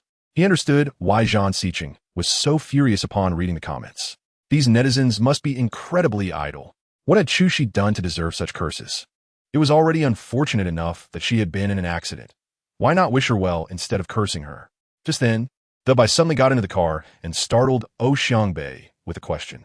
He had come to pick up Junlin from school, and in response to his question, Xiangbei hurriedly turned off his phone. This child adored Chu Shi. If he found out about her accident and the ensuing curses, he would be furious. Nothing. Xiangbei kiki fabriqueted. Just reading some news. Junlin, you finished school early today? Not early, Da Bai retorted. Uncle, look at how other parents wait by the school gate to pick up their kids. You didn't even get out of the car. It's only because I have good safety awareness that I'm here. What would you tell my father if I got hurt? Had it not been for Zhang Siqing's call, he would have already exited the car to greet Junlin. Yes, my nephew is the best. To avoid raising suspicion, Xiangbei changed the subject. What do you want to eat, my dear Junlin? Uncle will treat you to a feast. Yes, a feast. After his call with Xiangbei, Zhang Siqing suddenly remembered something else. He quickly opened his phone and searched for Yaru's Weibo. Indeed, it was true that one's wrongdoing would be met with retribution. Her fans echoed similar sentiments in the comments. It was her earlier statements that had propelled this incident into the spotlight. Zhang Siqing's eyes burned with fury. He longed to strangle this vile woman. Just then, he had another thought and made two quick calls, one to Dean Gao and the other to Lin Wei. Meanwhile, Yaru sat before a vanity mirror. Her makeup artist applying her makeup as she chuckled at the comments. Upon learning of Chu Shi's accident from her father, she felt an overwhelming sense of delight and eagerly inquired, "Did she die?" "No, she seems to be in a coma." Hearing that Chu Shi had not died, "We have felt disappointed. That wretched woman has such a hard life." Initially displeased that Chu Shi had survived, her mood lifted upon reading the comments. Zhang Siqing had previously disregarded the online vitriol, believing that justice would reveal itself in time and that there was no need for excessive explanation. However, Seeing Chu Shi suffer so painfully while the online remarks transformed into sharp daggers, piercing her once more, he could no longer remain passive. Xiangbei was efficient.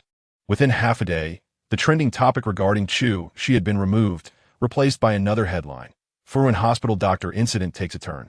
Hospital dean and multiple colleagues reveal the true circumstances behind the previous medical dispute. Zhang Siqin called Dean Gao for this very purpose. As Dean Gao and his colleagues from Furun Hospital voiced their support for Chu Shi regarding the recent incident, the entire timeline of events, including all relevant surveillance footage from the ward and operating room on the day of the surgery, was made public, along with the detailed medical case concerning Elder Song. Finally, the situation took a turn. With so much video evidence and medical documentation, the truth was undeniably revealed. It had always seemed to him that the deceased son resembled a thug, and it turned out to be true. The female doctor proved to be a commendable healer, prioritizing the sanctity of life, even compensating with 500,000 yuan due to the prolonged online harassment she endured, which was truly pitiable. May she recover swiftly. Now, the tide of public opinion had shifted once again. Zhang Siqin merely glanced at a few comments. He refrained from inquiring whether these remarks were genuinely from netizens or orchestrated by Lin Wei. At least the vitriol had subsided. Chu Shi finally enjoyed a peaceful slumber. But upon waking, she felt significant pain, which gradually lessened, allowing her to rest soundly. When she awoke again, while not entirely comfortable, she was certainly better off than before. Just as Chu Shi was about to speak to Zhang Siqin, he hastily interjected, advising her to conserve her strength. As the doctor had stated, she should not eat for 48 hours post-awakening. If she felt hungry, she would simply have to endure it. Hungry? Indeed, she felt ravenous, yet had no appetite whatsoever. Zhang Siqin inquired if she was still in discomfort. Chu Shi merely shook her head in response. Her lips remained severely chapped, prompting Zhang Siqin to gently moisten a cotton swab and tend her lips. When he approached her, she instinctively recoiled. Please remain still. I shall finish shortly. In her current state, Chu Shi could hardly move, so she acquiesced to his ministrations. Having known this man for some time, she was unaccustomed to his sudden gentleness, as he had always maintained a commanding demeanor. Had he truly been by her side throughout these days? With her recent fever and discomfort, she was indeed unwell.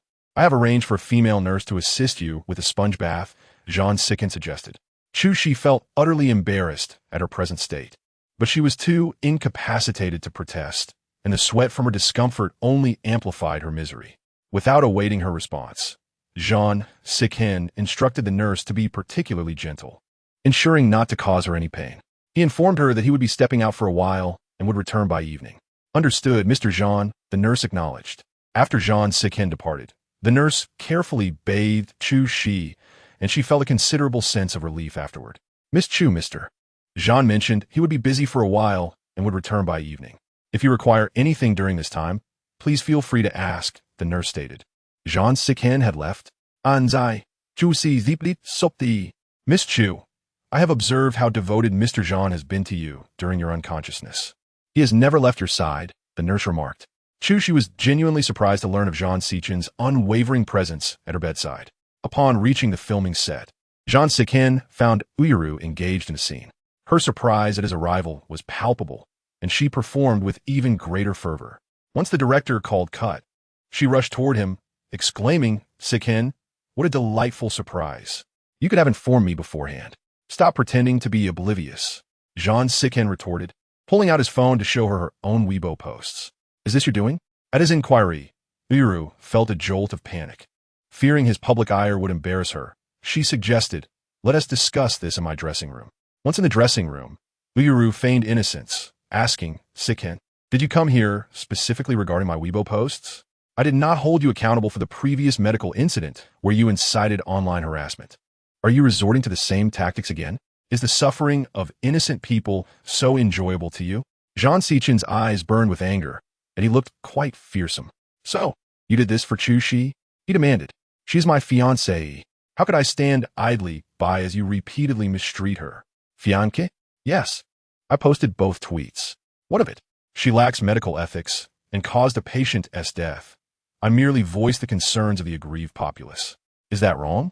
You know precisely what you mean. Zhang Siqin's tone held a menacing edge. Now that the matter is clarified as a public figure, you must issue an immediate apology to Qin Mu Yan. Failure to do so will have consequences.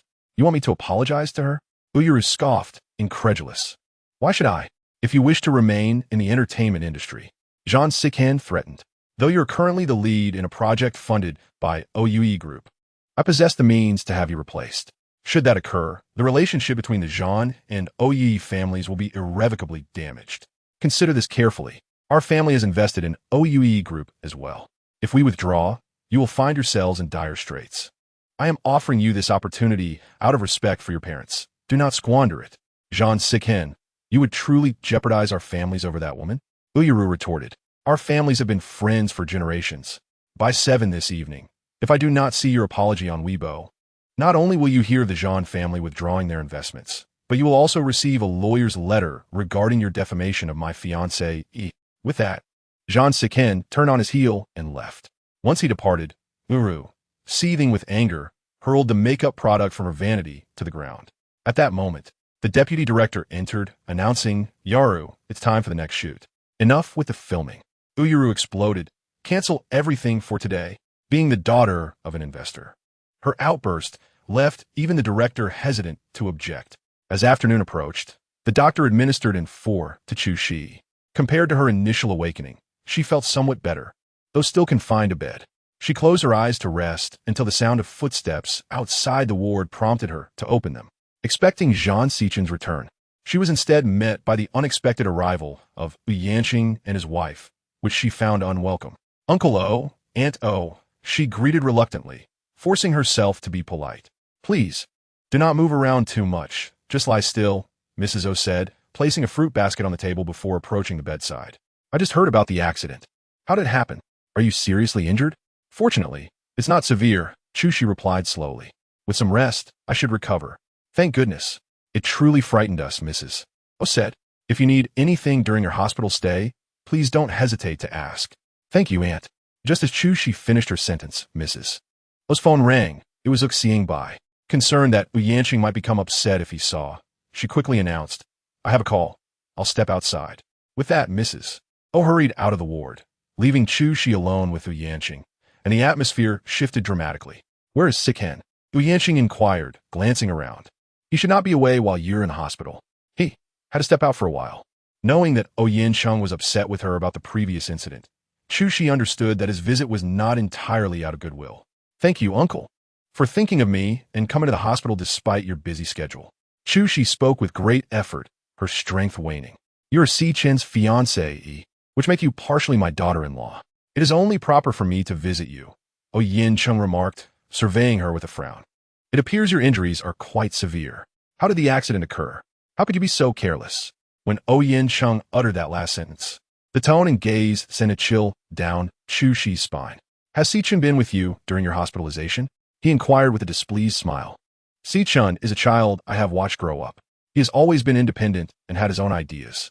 One would expect that as the heir born with a golden spoon, he would study diligently and inherit the family business, but he chose to enlist instead. How young was he then? An officer took a liking to him, and he resolutely followed him to the army, effectively growing up there while balancing cultural classes with daily training. Yet he persevered. When he was just a teenager, his father passed away. Faced with 2 choices, returning to mourn or embarking on his first mission, he stubbornly chose the latter. After his father's death, the weight of a vast enterprise fell upon his mother's shoulders. Many times she pleaded with him to return and help manage the company, but he refused, forcing her to become a formidable businesswoman. And then there's Aryaru, who has loved him since childhood. She waited foolishly while he served in the military, cared for him when he was injured, and despite countless suitors, she never turned her gaze elsewhere, living solely for the hope of marrying him. Surely such deep affection would have warmed even a stone? Yet Sichen remains impervious. It seems he is a man who prioritizes his beliefs over familial ties. I often ponder how someone so devoted to his career could ever fall in love with a woman. It has proven to be a miscalculation on my part. He not only loves, but is also exceedingly considerate, as though transformed. Chu, I truly admire you. What means did you employ to win his heart? Each word from Yanqing felt like a blade, causing Chu to shudder with palpable resentment. Yes, resentment. I don't know. How could she claim that Si Chen loved her? It was inconceivable. He clearly despised her with fervor. Chu Shi, if you have managed to make him love you, that is your achievement, and I will offer my blessings. However, conquering through deceit will not endure, will it? As he spoke, Yin Chung lightly patted her hand, which was receiving in 4 drip, causing her to instinctively recoil. Follow medical advice and focus on your recovery. I shall visit again in a few days, he said, rising to tower over her, creating an overwhelming sense of pressure within mere seconds. Meanwhile, Mrs. O hurried into the yard to answer a call from O Xiangbei. Hello, Xiangbei. Mom, are you free? Come out for dinner tonight. It's a rare occasion for you and Junlin to meet. It would be a good opportunity to deepen your relationship. It was the weekend, and Bai was clamoring for O Xiangbei to take him out to play, prompting him to invite Mrs. O as well. Today may not work. I'm still at the hospital. You and Junlin should go out and have fun. At the hospital? Upon hearing this, O Xiangbei quickly asked, What happened? Are you unwell? No, it's Chu Shi. She was in an accident, and your father insisted on coming to see her. Visting Chu Si? I don't understand. Why would you go see her after her accident? Besides, given her condition, it's not appropriate to visit. Bang! Hearing a loud noise, O Xiangbei glanced at the Bai, who had dropped the toys he intended to bring. All right, Mom, I can't talk right now. O Xiangbei was cautious not to let the child overhear the conversation, but he had inadvertently caught wind of it. What did you just say? The Bai asked, his eyes wide with alarm.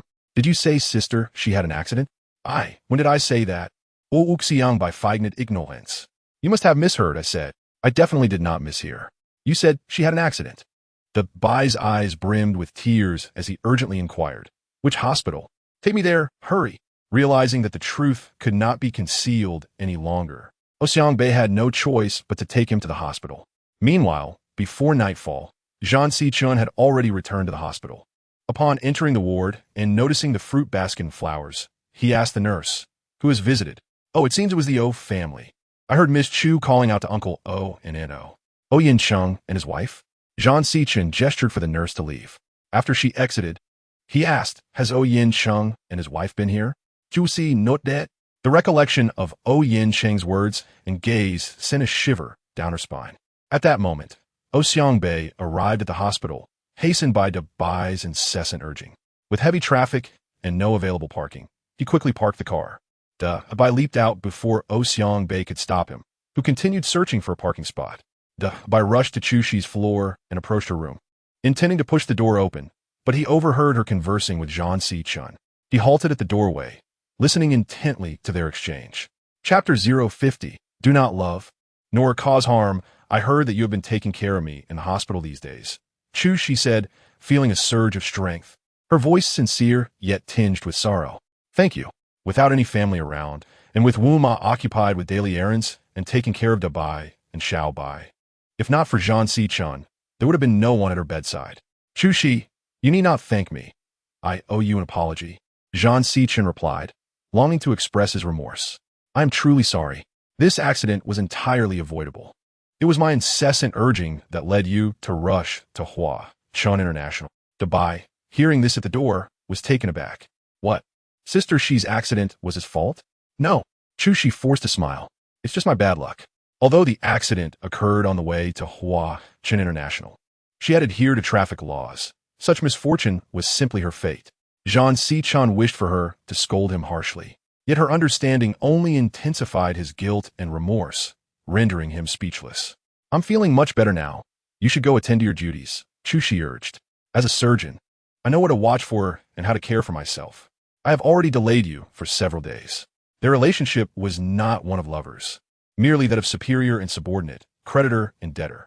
She did not wish to waste Zhang Si-chun's time, especially since he was so busy with the upcoming entertainment complex project. Hearing her words, Zhang Si-chun felt an ache in his heart, as if something was squeezing it tightly, leaving him at a loss for words.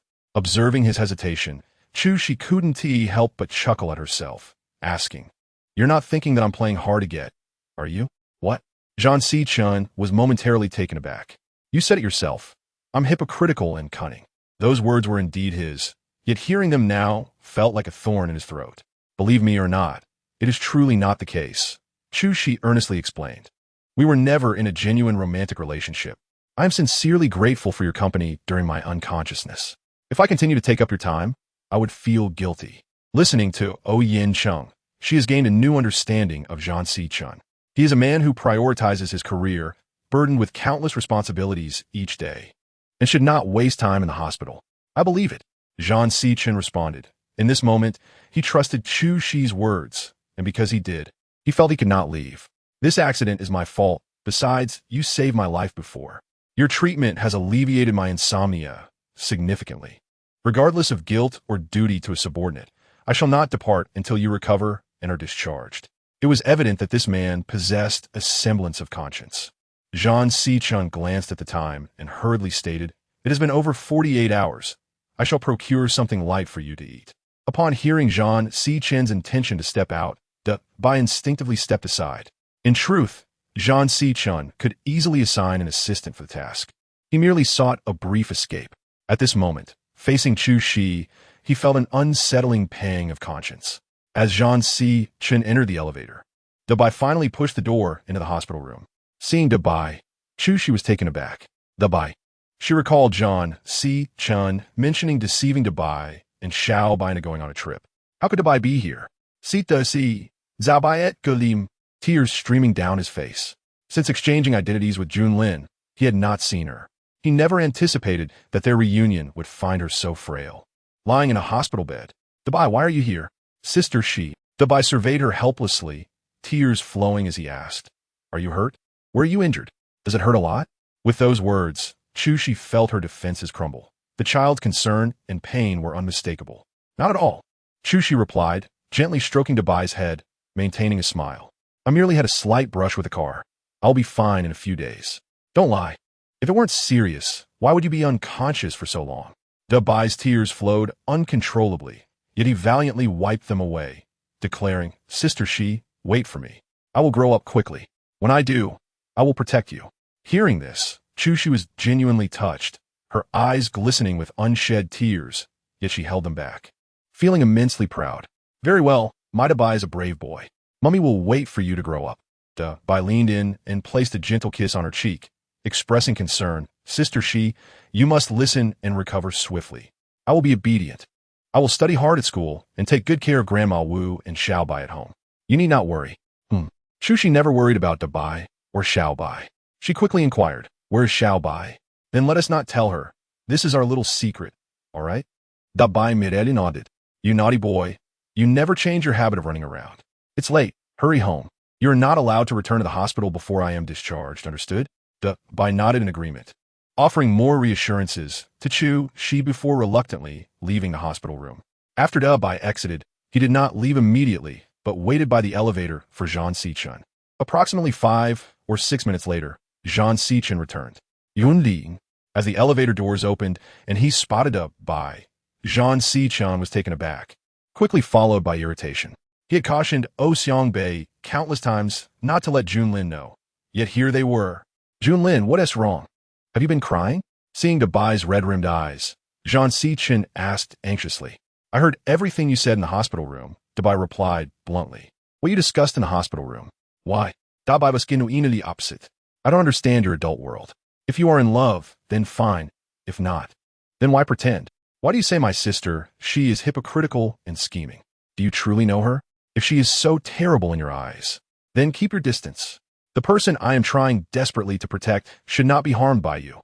"Junlin, it's not what you think." "I don't want to hear it," Bai resolutely interjected. "The people you disregard are cherished by others. Those you don't like are adored by someone else. If you don't care or like her, then let her be with someone who does. If you don't love her, then do not hurt her. Even children understand such truths." With that, Bai dashed out, prompting Zhang Si-chun to chase after him. He pursued Bai all the way to the courtyard, where he felt relieved to see Bai had found Xiangbei. Perhaps the child did not wish to see him at this moment.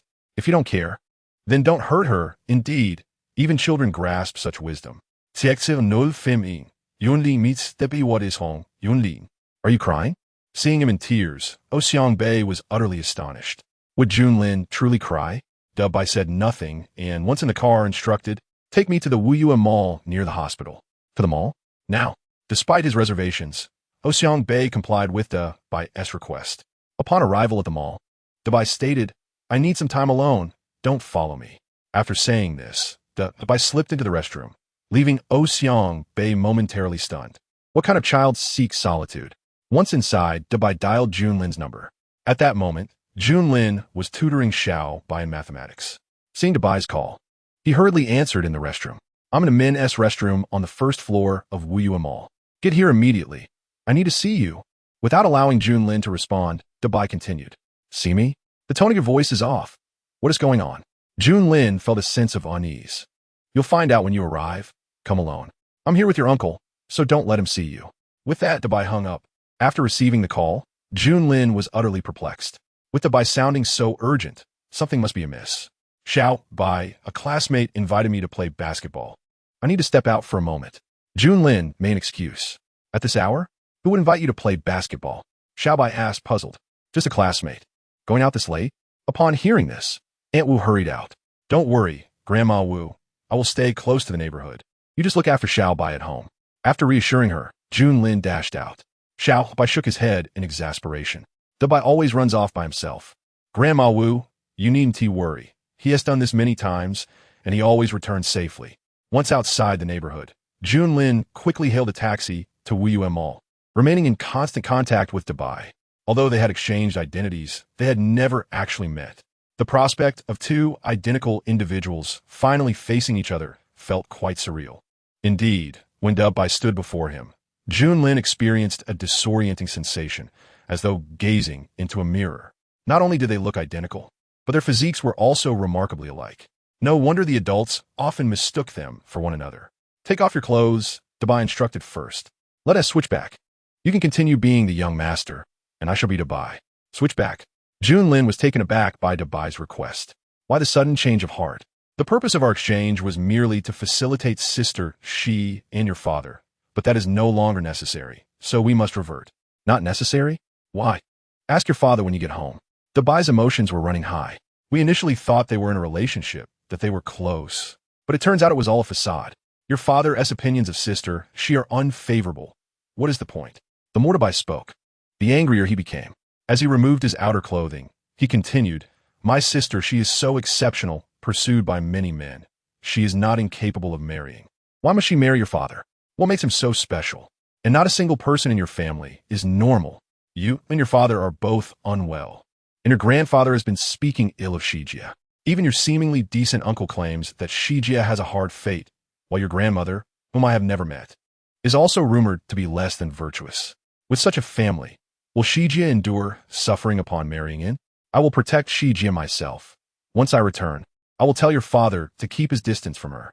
Having spoken, Daba had already removed his clothing and handed it to Junlin, commanding him to hurry and change so they could switch back. The conversation that had previously placed Junlin in the dominant position suddenly left him feeling bewildered and passive. And he asked in confusion, What exactly has happened? How has my father harmed Shijia? Shijia was in a car accident. She nearly died because of your father. Is that clear enough? Daba shouted. Shijia was in a car accident. Junlin exclaimed in shock. How could that be? Didn't my father say he was going on a trip? Can I not speak the truth to you? Daba retorted. And seeing Junlin hesitating to undress, he took matters into his own hands, removing Junlin's outer garment and putting it on himself. He continued, Let us pretend nothing happened before. You two can continue to harm whoever you wish. But do not bother us again. Farewell, young Master Junlin. Daba was truly furious. After saying this, he dashed out the back door, leaving Junlin in a state of shock, standing before the mirror, unable to comprehend what had just transpired. Had he just transformed from Daba back into Junlin again? At that moment, he could not focus on anything else. The thought of Shijia being in an accident propelled him outside, where he soon spotted Xiangbei not far from the restroom. Junlin, have you finally calmed down? Xiangbei asked, rushing towards him. Shijia was in a car accident? Junlin queried anxiously. Huh? Why are you asking that? Didn't you already go to see her? Xiangbei was taken aback. Which hospital is she in? Hurry, take me to her. Junlin felt as though his heart would leap from his chest. He needed to see Shijia and ascertain her condition. Wait, Junlin, what is wrong? Have you lost your memory again? Xiangbei was puzzled. Didn't you just visit her in the hospital? From a medical perspective, she needs rest, and shouldn't have visitors constantly. It's detrimental to her recovery. Daba has already been to the hospital, so I cannot go. Junlin thought. grappling with the realization that his father might be to blame for Shijia's accident. What? Your father is to blame? Why do you say that? Forget it.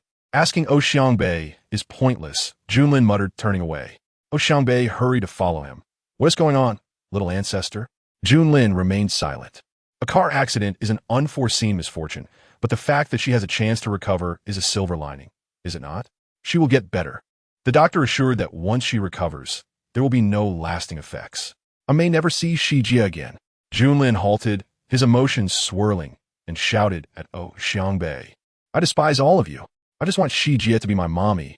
Why does no one agree? Why must you all harm her? I hate you all. I hate you all. With that, Junlin turned and stormed away, leaving Xiangbei no choice but to chase after him. Chapter 052. The two little ones returning to their original positions. How is Junlin faring? Ever since the child left the hospital, Zhan Siqing has been deeply concerned. Seizing a moment while Chu was resting, he dialed Xiangbei. At that moment, Xiangbei was also distressed. Junlin had not returned home with him, but had instead gone back to the Zhan family villa, locking himself in his bedroom. He had been locked away for over half an hour. No matter how I knock, do you want to open the door? Xiangbei fretted. I fear that any emotional triggers might provoke his condition.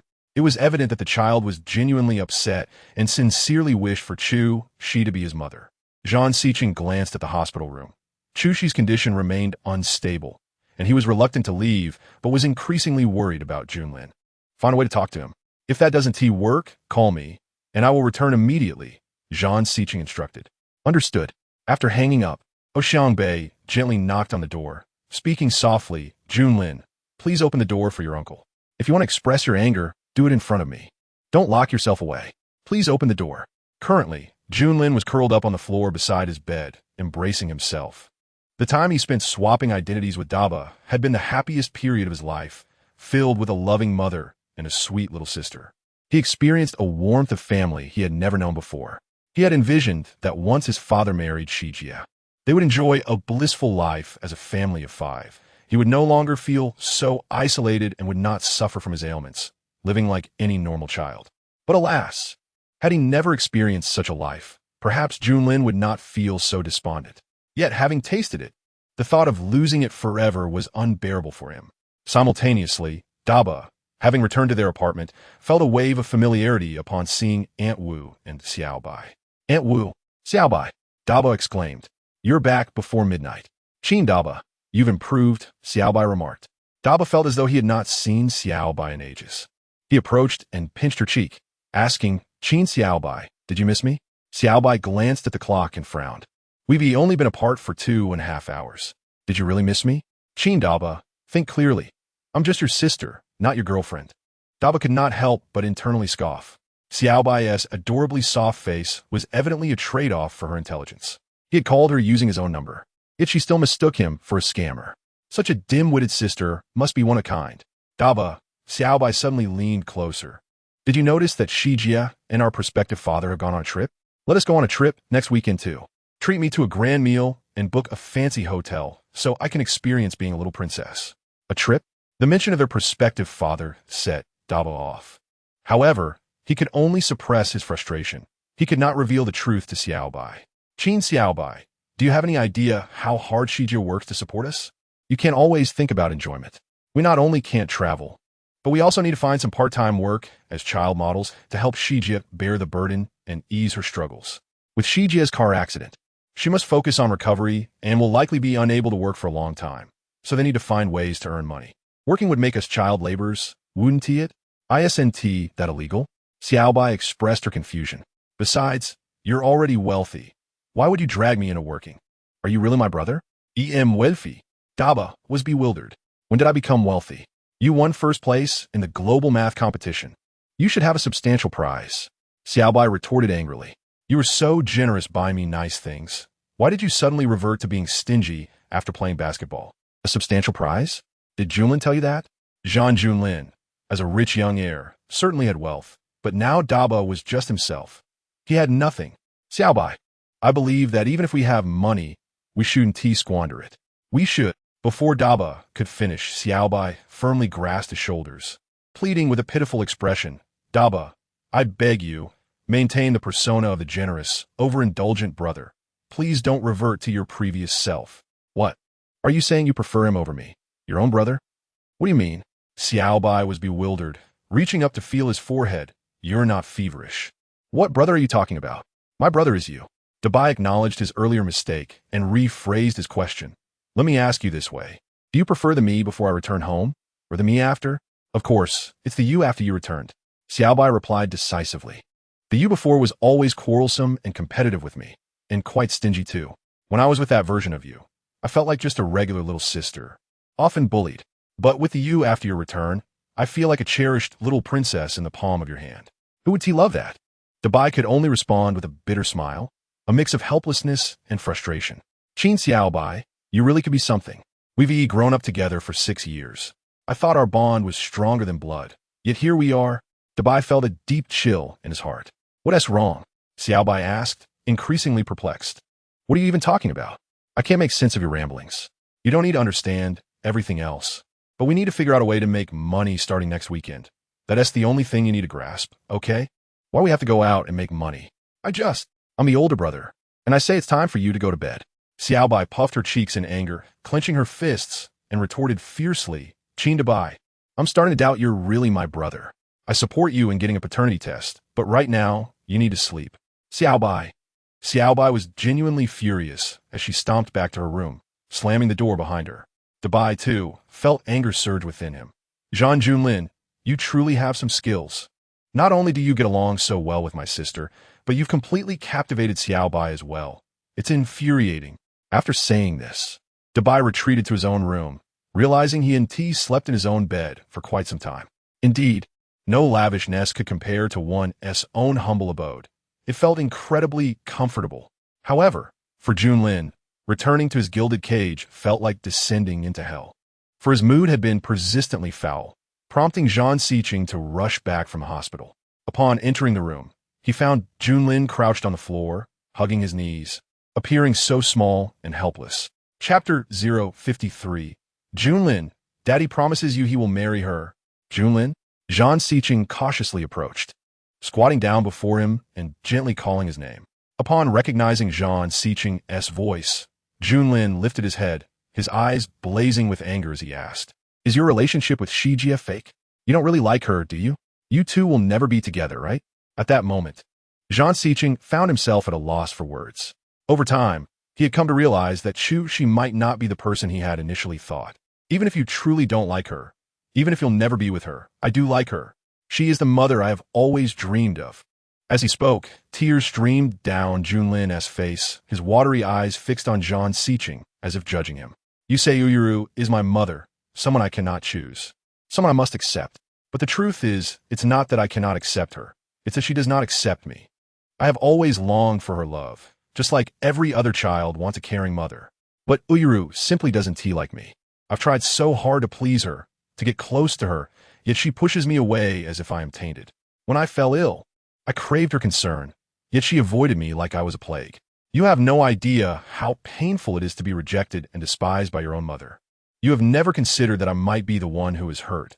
Instead, you keep telling me I must acknowledge her, never once standing in my shoes to think about my feelings. I finally met Shijie, the mother I truly desire. Why must that be a sin? Why must you insist that I dislike someone you do not? Are you really my father? Do you even love me? Yunlin, I'm sorry. It was wrong of me before, but I can assure you, Daddy loves you very much. Zhang Siqing's heart ached for the words that had escaped Junlin's lips. He was merely a 6-year-old child, unaware of so much. All he wanted was a mother to love and care for him. It was as simple as that. If you don't love me, then no one in this house loves me. How could that be? Zhang Siqing hurriedly embraced him, tenderly saying, I am your father. How could I not love you? You are the one I cherish the most in this world. If you truly love me, then how could you hurt the one I love? Junlin suddenly pushed Zhang Siqing away. I will never see Shijie again. I will never have another mother who loves me like she does. Is that what you want? Are you all satisfied now? Are you happy? Junlin was deeply saddened. Seeing him like this, Zhang Siqing quickly pulled him back in his arms, assuring him, No, Junlin, I promise you. Let her be your mother, okay? At this moment, Zhang Siqing conceded. Over the years, Junlin had been so unhappy. Ever since Chu Shi appeared, his health had improved, his personality had become lively, and he had become more willing to make friends. If one person could bring about such a positive change, why would they want to destroy that? From another perspective, the person who could unlock Junlin's heart might not have used any special means. Perhaps it was merely a matter of fate. You really mean it? You let Shijie be my mother? Is that true? Junlin was incredulous. I swear to you, if I'm lying, may I meet a terrible fate. Is that acceptable? Zhan Siqing immediately made a gesture of swearing. Hearing this, Junlin looked at him, still unable to believe, and asked again, so what do you mean? Are you just agreeing to let me acknowledge her as my mother, or will you actually marry her? I will publicly acknowledge her as your mother, and she will become my wife, all right? Hearing this, Junlin smiled, tears still staining his cheeks as he hugged Zhan Siqing tightly. Thank you, Daddy. Once Shijie has recovered and is discharged, will you marry her? All right, Zhan Siqing agreed. Thank you, Daddy. Junlin exclaimed excitedly, kissing his father on the cheek. I love you, Daddy. In all his 6 years, Zhan Siqing had never seen Junlin so happy. If he truly married Chu Shi, he would be able to see her every day, and surely his days would be filled with joy. All right, Junlin, I need to go to the hospital to take care of her. For now, stay with your uncle and be good. Okay. Junlin nodded obediently. Seeing him like this, Zhan Siqing felt a sense of relief. After he left, Ouyang Bei watched Junlin, puzzled by his newfound joy. Junlin simply smiled, saying, Uncle, thank you for your hard work tonight. I'm going to sleep now. Good night. Ouyang Bei found himself once again locked out of the room, bewildered. Lying in bed, Junlin glanced at the time. It was already quite late. He decided to wait until tomorrow to call Dabai. Knowing that his father was truly going to marry Shijie would surely make him happy too. Thus, the next morning, Junlin called Dabai. It was Sunday, and Dabai scoffed at the early disruption of his slumber, especially upon seeing Junlin's name flash on the screen. He was about to hang up when Junlin called back, infuriating him further. Junlin, what do you want so early in the morning? Dabai answered the phone. His annoyance palpable. I have something important to tell you. Daddy promised me he will marry Shijie. This is not a joke. Your father is going to marry my Shijie? Dabai responded with a mocking laugh. Do you think I'm pleased? Young Master Zhan, you better understand this. There are plenty of people pursuing my Shijie. Your father doesn't stand out at all. He wishes to marry us, yet he does not wish to wed. He feels himself to be affluent and handsome, but truly, he regards you as a prize. After this, Dabai was about to hang up when Junlin hurriedly called out. Dabai, please don't hang up yet. Is there anything else you wish to say? Speak quickly, for once you finish, I shall block you. Dabai, regarding the previous matter, it was my father's fault. Please grant him another chance. Do you have anything else to add? If not, I shall hang up. There is more. Junlin quickly interjected. I truly have other matters. Go to the study, open the second drawer of the desk, find the 5th book, and turn to page 23. What nonsense is this? Just do as I say. Uncertain of Junlin's intentions, Dabai complied and discovered a black card within. Have you found it? Yunling inquired. The card contains over 5 million. Sister, she requires funds for her recovery after the accident, and your tuition with Xiaobai also demands expenditure. This card is for you, and the password is... Wait a moment. Dabai felt a wave of humiliation wash over him. What do you mean by this? Is it to flaunt your wealth? Just as Dabai finished speaking, Xiaobai suddenly rushed in and snatched the black card away, exclaiming with excitement. Dabai, this must be that large sum of prize money, right? Chapter 054. If you do not wish to marry Yuru, whom do you wish to marry? Jusi? Dabai did not anticipate this unexpected interruption and promptly ended the call, attempting to reclaim the black card from Xiaobai, who skillfully evaded him. King Dabai, am I not your biological sister? Xiaobai questioned. How can you hide your wealth like this? It is quite ungracious. Dabai felt you deadly helpless. Why was this his concern? Xiaobai, listen to me, this is not my card, and we cannot spend the money within. As Dabai did. He attempted to retrieve the black card, but Xiaobai simply hid it in her bosom. King Dabai, you've concocted all sorts of lies to avoid spending your money. Xiaobai pressed. Did you not say that you received a large bonus? Did you not claim that what is yours is mine? Now you refuse to let me spend it, and you say this card is not yours. Is that not excessive? Dabai felt it was futile to argue further and resigned himself, declaring, Fine, I concede. This card is yours, gifted by your elder brother. His tone was tinged with bitterness, for the sister he had grown up with now favored Junlin over him, which was truly disheartening. You really are giving it to me? Xiaobai exclaimed joyfully. Is there a password? What is it? You shall figure it out yourself. How could he possibly know the password? Dubai returned to his room and shut the door. Once inside, he found himself unable to sleep, lamenting his youthfulness. If only he were an adult, he could care for Sister Shi in the hospital and spare her from that scoundrel. Sister Shi, how do you feel today? Are you feeling better? Dubai sent a message to Chu Shi, expecting a lengthy wait for her response. Yet to his surprise, she replied swiftly. Rest assured, Dubai, I am feeling much better today. After sending her reply, Chu Shi set her phone aside. This was a new phone that Zhang Si-chun had just bought for her. Originally, she had adamantly refused it, but her old phone had malfunctioned beyond repair.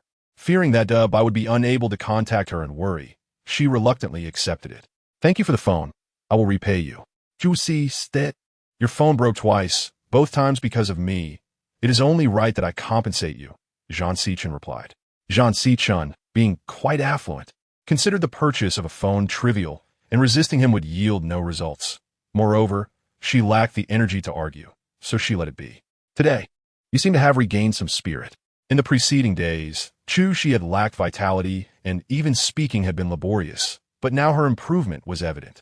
Yes, Chu Shi nodded. I must also thank President Zhang for your care. I indeed feel better. Please, go attend to your matters. The grand project of the entertainment city was now on the agenda, and indeed, he had much to attend to. It was quite peculiar that a man seemingly devoted solely to his career would postpone the bidding date for this project by a month for the sake of Chu Shi. Due to the project's delay, his colleagues in upper management would handle the routine affairs, allowing him to focus entirely on Chu Shi. The company is mine. I dictate how busy I am, Zhang Si-chun stated. As I mentioned earlier, your accident is partly my responsibility. I will not leave until you have recovered and are discharged. How responsible? Since he was insistent, Chu Shi could only acquiesce. At that moment, Zhang Si-chun's phone rang. Upon seeing the large mom displayed on the screen, he felt a sense of foreboding. You rest. I must take this call, Zhang Si-chun said, stepping out of the ward to answer his mother's call. Hello, mother. How dare you still call me mother? Zhang Laoforan scolded furiously. I have been abroad for only a few days, and you have already cast my daughter-in-law aside. Do you even consider me your mother? Who informed you of this? Was it Oyaru or Uncle O? Who tells me is irrelevant? Zhang Laoforan demanded. Just tell me if it is true. It is. San Si-chen replied resolutely. You are truly driving me mad. Zhang Laoforan continued angrily. You must understand that the Zhang family and the O family share more than mere social ties. There are economic interests at stake. A complete falling out would harm both families. Furthermore, after your father's passing, during my initial phase of managing the company, O Yin Sheng provided significant assistance, and Yaru waited for you throughout your 3 years of coma. Therefore, for both public and private reasons, your wife must be Yaru. Public and private? The phrase amused Zhang Si-chun. So, in your eyes, my marriage requires neither emotion nor happiness, merely serving as a tool for the family's advancement? You are not the child of an ordinary family. You were born with a mission. If a marriage alliance benefits the family, then you must comply. And if I refuse? Zhang Si-chun replied with unwavering determination. My marriage to Oyaru was arranged by your generation. I never consented to it. I do not like Oyaru, and now I am utterly repulsed by her. I shall never marry her. If you do not wish to marry her, then whom do you wish to marry? That Chu Shi? At the mention of Chu Shi's name, Zhang Si-chun felt a jolt of surprise. It seemed the O family had disclosed everything to her. Did I hit the nail on the head? Noticing Zhang Si-chun's silence, Zhang Laoforan guessed correctly and became even more irate. I shall book a flight back immediately. I must see this Chu Shi and ascertain what makes her so enchanting that you are utterly captivated. Mother, please wait. Zhang Si-chun quickly interjected. His mother was not an easy opponent. If Chu Shi were in good health, he would protect her at all costs, but given her current state, any trouble from Zhang Laoforan would impede her recovery. Everything must wait until Chu Shi was fully healed. It was the O family who told you this, right? Zhang Si-chun said calmly. It is no wonder they would say so, for that is indeed what I told them. However, the truth differs. I only said that to dissuade Oyaru. Chu Shi is merely my personal physician, treating the aftereffects of my serious injuries. Only she can heal me. Your aftereffects have worsened? Upon hearing this, Zhang Laoforan became alarmed. Really? What happened? Do not worry. It is merely a sign of worsening, Zhang Si-chun reassured her. Chu Shi is treating me. She assured me she will cure me. Cure you? And only she can do so? Zhang Laoforan clearly doubted this claim. There are countless renowned doctors at home and abroad. How can a mere girl accomplish this? Si-chun, to prevent me from causing her trouble. You are truly going to great lengths. Chapter 055. Chu-shi, what are you thinking? She is from the Medical Research Institute of Country M. In response to the old lady's inquiries, Zhang Siqing remained remarkably composed. The Medical Research Institute of Country M? This revelation astonished the old lady. Surely you have heard of it? It is the pinnacle of the medical field, and Chu Shi is the youngest medical professor there. While many esteemed doctors exist domestically and internationally, they each specialize in their respective fields. Chu Shi primarily researches post-traumatic sequelae, and it was Xiangbei who specifically recommended her to me. I invested a substantial sum to recruit her from the institute. He was confident that Xiangbei would help him cover this lie. Really? The old lady expressed skepticism. If you don't believe me, you can verify it yourself. Zhang Siqing replied. I refer to her as my fiancée, firstly to dissuade Yaru, and secondly to conceal the fact that she is currently aiding my treatment. If the public were to learn that not only do I suffer from sequelae, but that my condition is worsening, you know the consequences. Upon hearing this, the old lady fell silent. Seizing the moment, Zhang Siqing continued. Now that Huaqin International faces numerous competitors, if they were to discover this, they would undoubtedly devise ways to impede my treatment, or even resort to more sinister tactics. Chu Shi is my lifeline. If someone were to sabotage her, my sequelae would remain untreatable, at least for now. Enough, the old lady interjected. I shall trust you for now. Focus on your treatment and ensure you recover. Very well, Zhang Siqing thought to himself, a smirk of triumph creeping onto his face. He then added, Mother, weren't you planning to travel the world? Enjoy yourself. You need not worry about the company or me. I hope so, the old lady responded. Once you've recovered, I will hold you accountable for everything. With that, she hung up. Once the call ended, Zhang Siqing let out a sigh of relief, pocketing his phone and turning to return to the hospital ward, but he suddenly paused. A thought striking him. He took out his phone again and dialed another number. Siqing, what brings you to call me today? Earlier, you visited the hospital to see Chu Shi when I was conveniently absent. I called to express my gratitude. You and Aunt are very considerate, Zhang Siqing stated. Upon hearing this, Yinqing's expression shifted dramatically. Conveniently absent? Wasn't he off seeking his daughter, Yaru?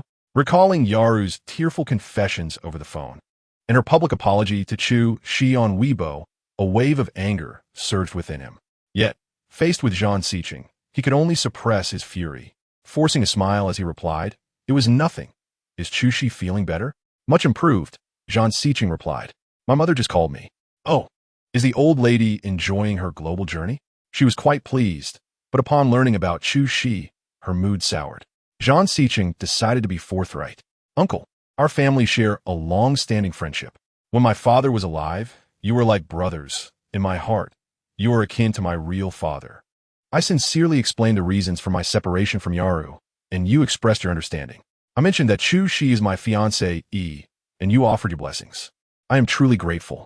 I do not expect you to explain things to my mother, but I ask that you refrain from duplicity. Zhang Siqing, what do you mean by that? Yinqing could no longer contain his anger. Uncle, please do not be upset. I meant no offense, Zhang Siqing replied. It's just that you are quite busy, unlike my mother, who is retired and has more leisure time. Given your busy schedule, I suggest limiting your calls with her. My mother has a rather fiery temperament, and I fear it might affect you. Very well, I understand.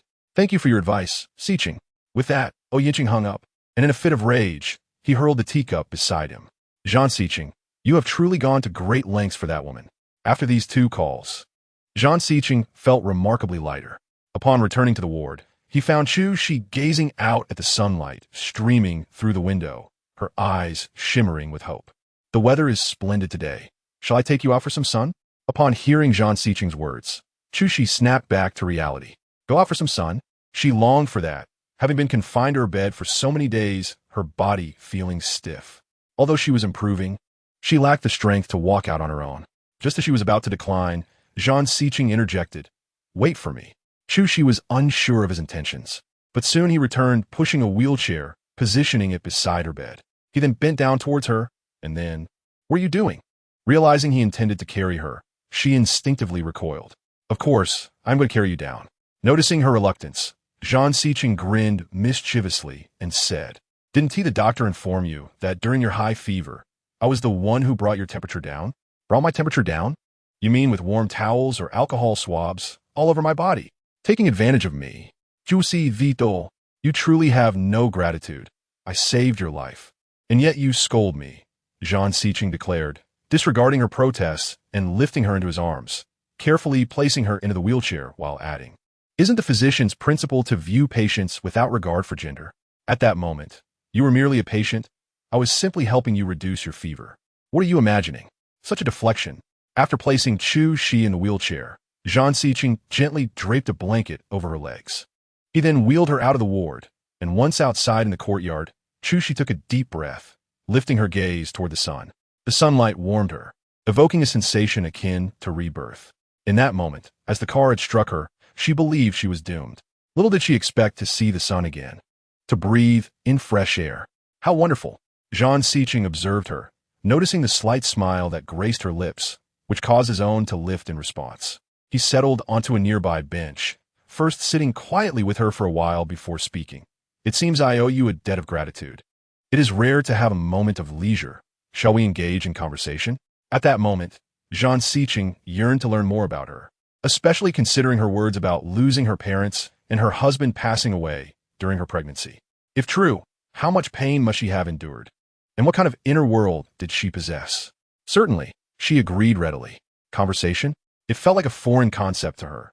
When she was still Qin Mu Yan, she had many friends, yet most were sycophants, showering her with flattery. No one truly conversed with her. Since becoming Chu Shi, her life was consumed by career, motherhood, and health, leaving her friendless. The idea of simply talking had become a luxury. "What would you like to discuss?" Chu Shi inquired, looking at Zhang Siqing. "Let's talk about you," Zhang Siqing replied candidly. "Share your past, your experiences." Chapter 056. Chu Shi, I do not appreciate such jokes from you. Her past? Her experiences? After 6 years as Chu Shi, it seemed no one in the world remembered the person known as Qin Mu Yan. "You truly have a knack for rubbing salt in old wounds," Chu Shi replied with a bitter smile. She wished to avoid discussing her past. Yet Zhang Siqing persisted with his inquiries. Perhaps it was cruel. Zhang Siqing spoke earnestly, stating that if one cannot confront their pain, they will never find peace with it. Avoidance is merely an act of cowardice, not true resolution. Only by genuinely moving through pain can one progress forward. This man had a way with words, seemingly profound. "Perhaps I shall share?" Zhang Siqing asked, encouragingly. "First, tell me why you chose to become a doctor.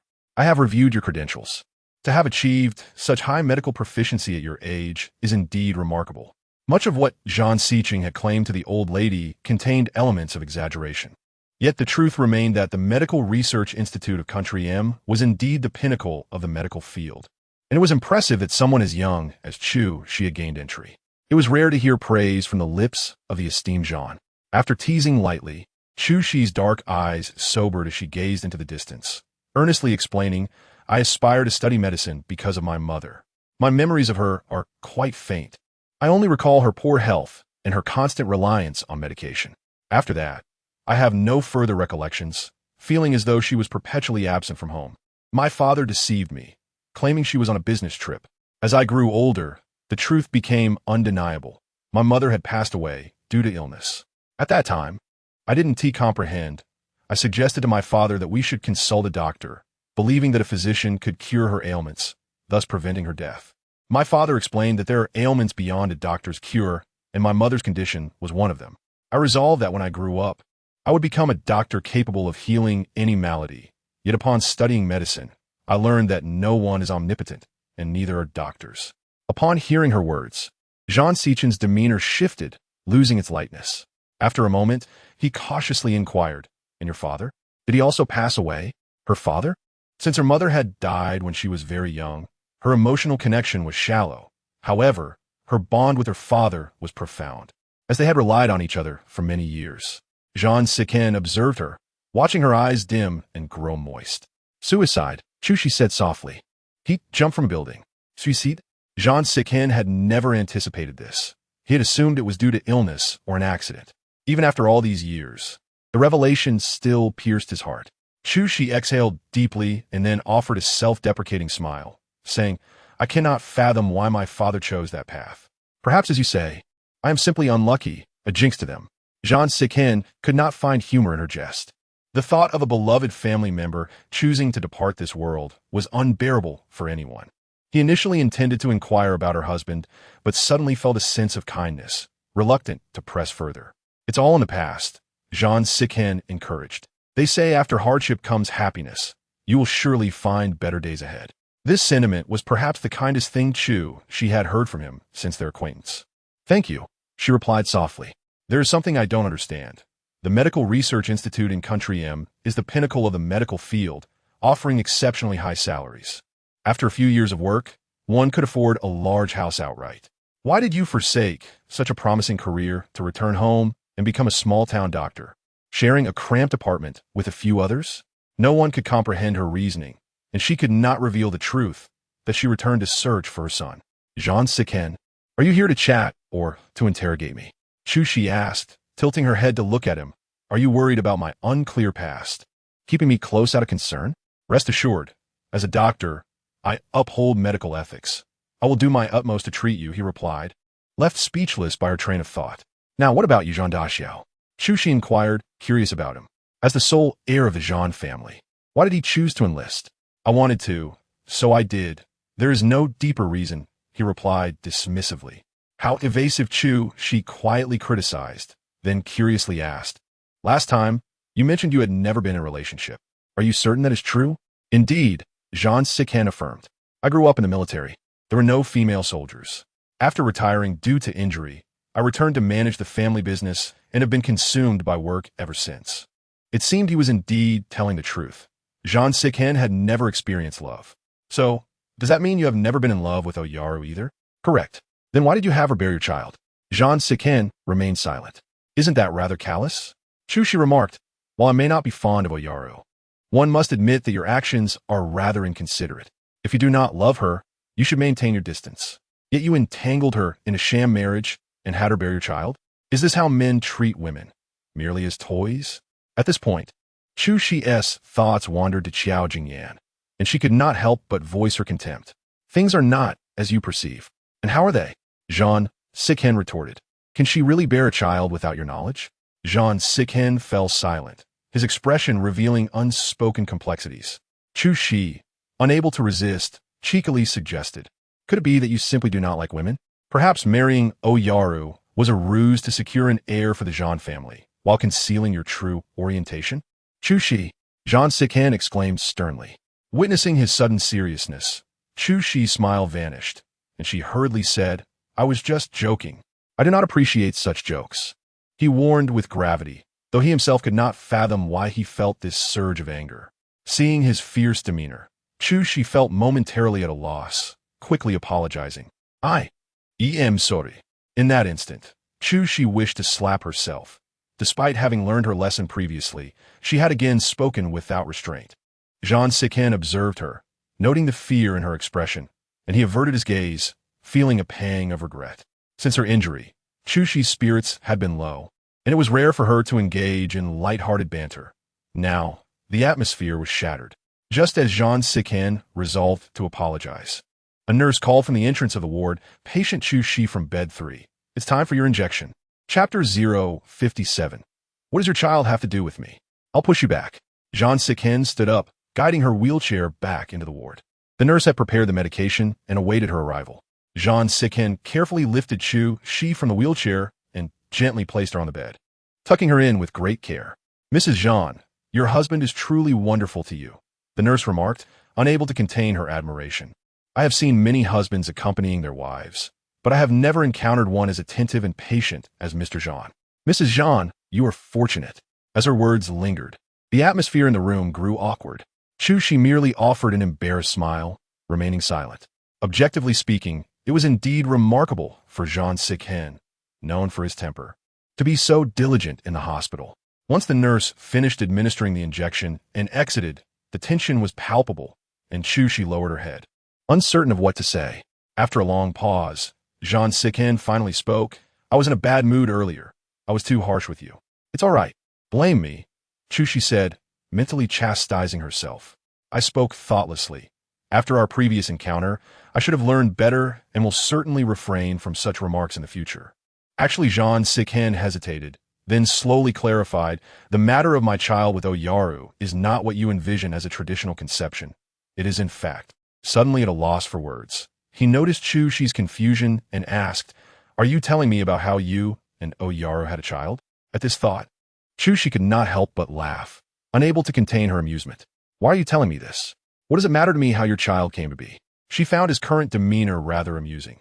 The formidable Jean Sikhen, usually commanding and authoritative, now faltered, speaking hesitantly with an air of embarrassment. She wondered why he felt the need to share such an intimate matter with her. Was it not awkward? The moment Chu Shi finished speaking, Jean Sichen's expression darkened, and he retorted angrily, "I need to go out. Call the nurse if you need a dressing change." Jean Sichen finished speaking and strode out, leaving Chu Shi unable to contain her frustration at his unpredictable emotions. It's utterly perplexing. After leaving the ward, Jean Sichen glanced back through the glass at Chu Shi, who lay on a hospital bed, and couldn't help but mutter under his breath, "That wretched woman." Although he claimed to have matters to attend to, he remained uneasy about leaving the hospital, choosing instead to sit in the courtyard. "Daddy." Not long after, he heard Junlin's voice. Jean Sichen looked up to see Junlin approaching, accompagné by Uxiongbe. After several days, Junlin could no longer resist the urge to visit the hospital, hoping to sneak a glance at Chu Shi. To his surprise, he found his father sitting outside. "What brings you here?" Jean Sichen inquired. "Your precious son has been pestering me all day, asking how his sister Shi is doing. I couldn't bear any longer, so I came to check on her." "Oh," Xiangbei replied, before asking Jean Sichen, "Why aren't you with her in the ward?" How could he admit he left to alleviate his awkwardness? Of course, he couldn't. Just getting some fresh air. "Then you can breathe here, Daddy." "I'll go see Sister Shi," Junlin promptly reminded him, adding, "You mustn't enter the ward before I come out." "What? Are there secrets you don't want your father to hear?" Jean Sichen questioned. "Just assume that's the case. You and Uncle will wait here for me. I'll go in alone." Junlin took a few steps away, but quickly turned back to remind him, "You really mustn't go in before I come out." "Understood," Jean Sichen replied. Originally, Junlin simply wanted to sneak a glance at Chu Shi, but now that he was actually able to enter her ward, he felt elated. He could only disguise himself as Dabai to see her. Meanwhile, Chu Shi lay on the hospital bed, bored and watching a medical book. When she heard the door to the ward creak open, she thought it was Jean Sichen returning, but to her astonishment, it was Dabai, Sister Shi. This was Junlin's first visit since Chu Shi's accident. Although she looked much better than when she had first been injured, she still lay on the bed, receiving 4 fluids. Heartbroken and sorrowful. This was Junlin's most genuine feeling at that moment. "You little rascal, didn't I tell you not to come to the hospital until I was discharged? Why are you so disobedient?" Though Chu Shi spoke reproachfully, there was no way she could truly scold him. "Sister Shi, how are you now? Is there anywhere that hurts?" Junlin asked, filled with concern. "It doesn't hurt anymore. You can rest easy to buy." Chu Shi quickly inquired, "Wu Ma and Xiaob, I don't know about my accident, right?" "Oh, yes," Junlin replied, forcing himself to nod. "That's good." "Sister Shi," Junlin asked leadingly, "has Jean Sichen been taking care of you while you've been hospitalized?" "Yes." Sister Shi, although he bears undeniable responsibility for the accident, his presence here, caring for you shows he's not such a bad person. Wouldn't you agree? Upon hearing this, Chu Shi smiled and said, "Are you trying to set me up to marry him?" "Exactly," Junlin replied. "I like Sister Shi, and I want a father. I hope you two can be together. Of course, you must first take care of your health. You little brat." "Sister Shi, can I gently touch you now?" Junlin asked cautiously. "Of course." He carefully climbed onto the hospital bed, lying beside her, and wrapped his small arms around her. "Sister Shi, I like being held by you like this. It feels so motherly. I'm truly scared of losing you." "Silly boy. I'm your mother. I will always love you the most, no matter what. How would you ever lose me?" If he were truly Dabai, he would have no such worries, but he was Junlin. Although he had been pretending to be Dabai for a while, Chu Shi remained unaware of a child named Jean Junlin. Nevertheless, it was all right. His father had already promised to marry Chu Shi, ensuring he would never lose her. "When are you planning to get married?" Xiangbei glanced at the ward upstairs before turning to Jean Sichen and asking, "You postponed the bidding date by over a month just to care for her." "Em touched. It seems marriage is inevitable. That's none of your business, so stop prying." "All right, then let us discuss something that concerns me." Xiangbei continued. "While you're here hiding in the hospital, Those eager construction firms are worried sick. That one. Yes, Far East International. A guy named Gavin couldn't find you and came to me, asking me to speak on his behalf so he could meet you. Chapter 058. Gavin's Chinese name is Qiao Jingyan. Tell him to give up on that notion. I want to meet anyone from the bidding firms before the tender submission. Zhang Siqing declared resolutely. That's what I told him, but he is particularly persistent, insisting I look at the proposal he prepared. You wouldn't believe how detailed it is. You even looked at his proposal? Yes, I couldn't turn him down. Oh Xiangbei, you didn't accept a bribe, did you? Zhang Siqing, you can't just throw around accusations like that. Am I someone who is short on money? Why would I accept his bribe? Oh Xiangbei was infuriated by this suggestion. Go check. If you find I took even a penny from him, I'll chop off my hand for you. Just kidding. Why react so dramatically? Who would want your hands? A joke? Hearing Zhang Siqing say those words felt like the biggest joke of all. Zhang Siqing, are you serious? You're capable of making jokes? This question caught Zhang Siqing off guard. Indeed, he had never been one to joke around. Oh, I see. It's because you're in love, oh Xiangbei teased. People in love are different from usual, I understand. Get lost. Zhang Siqing snapped, glancing at the time before looking up at the ward upstairs. Since Junlin adored her so much, the little fellow likely wouldn't leave for a while. You stay here with Junlin. I'll return to the villa for a bit. Without waiting for Oh Xiangbei to respond, Zhang Siqing swiftly departed. Today, Junlin felt immensely satisfied, lying in Chu Shi's embrace for a long time, conversing with her and listening to her stories. All right, Dabai, you've been here all afternoon. If you don't return soon, Grandma will worry. Chu Shi gently reminded him. Okay, Sister Shi.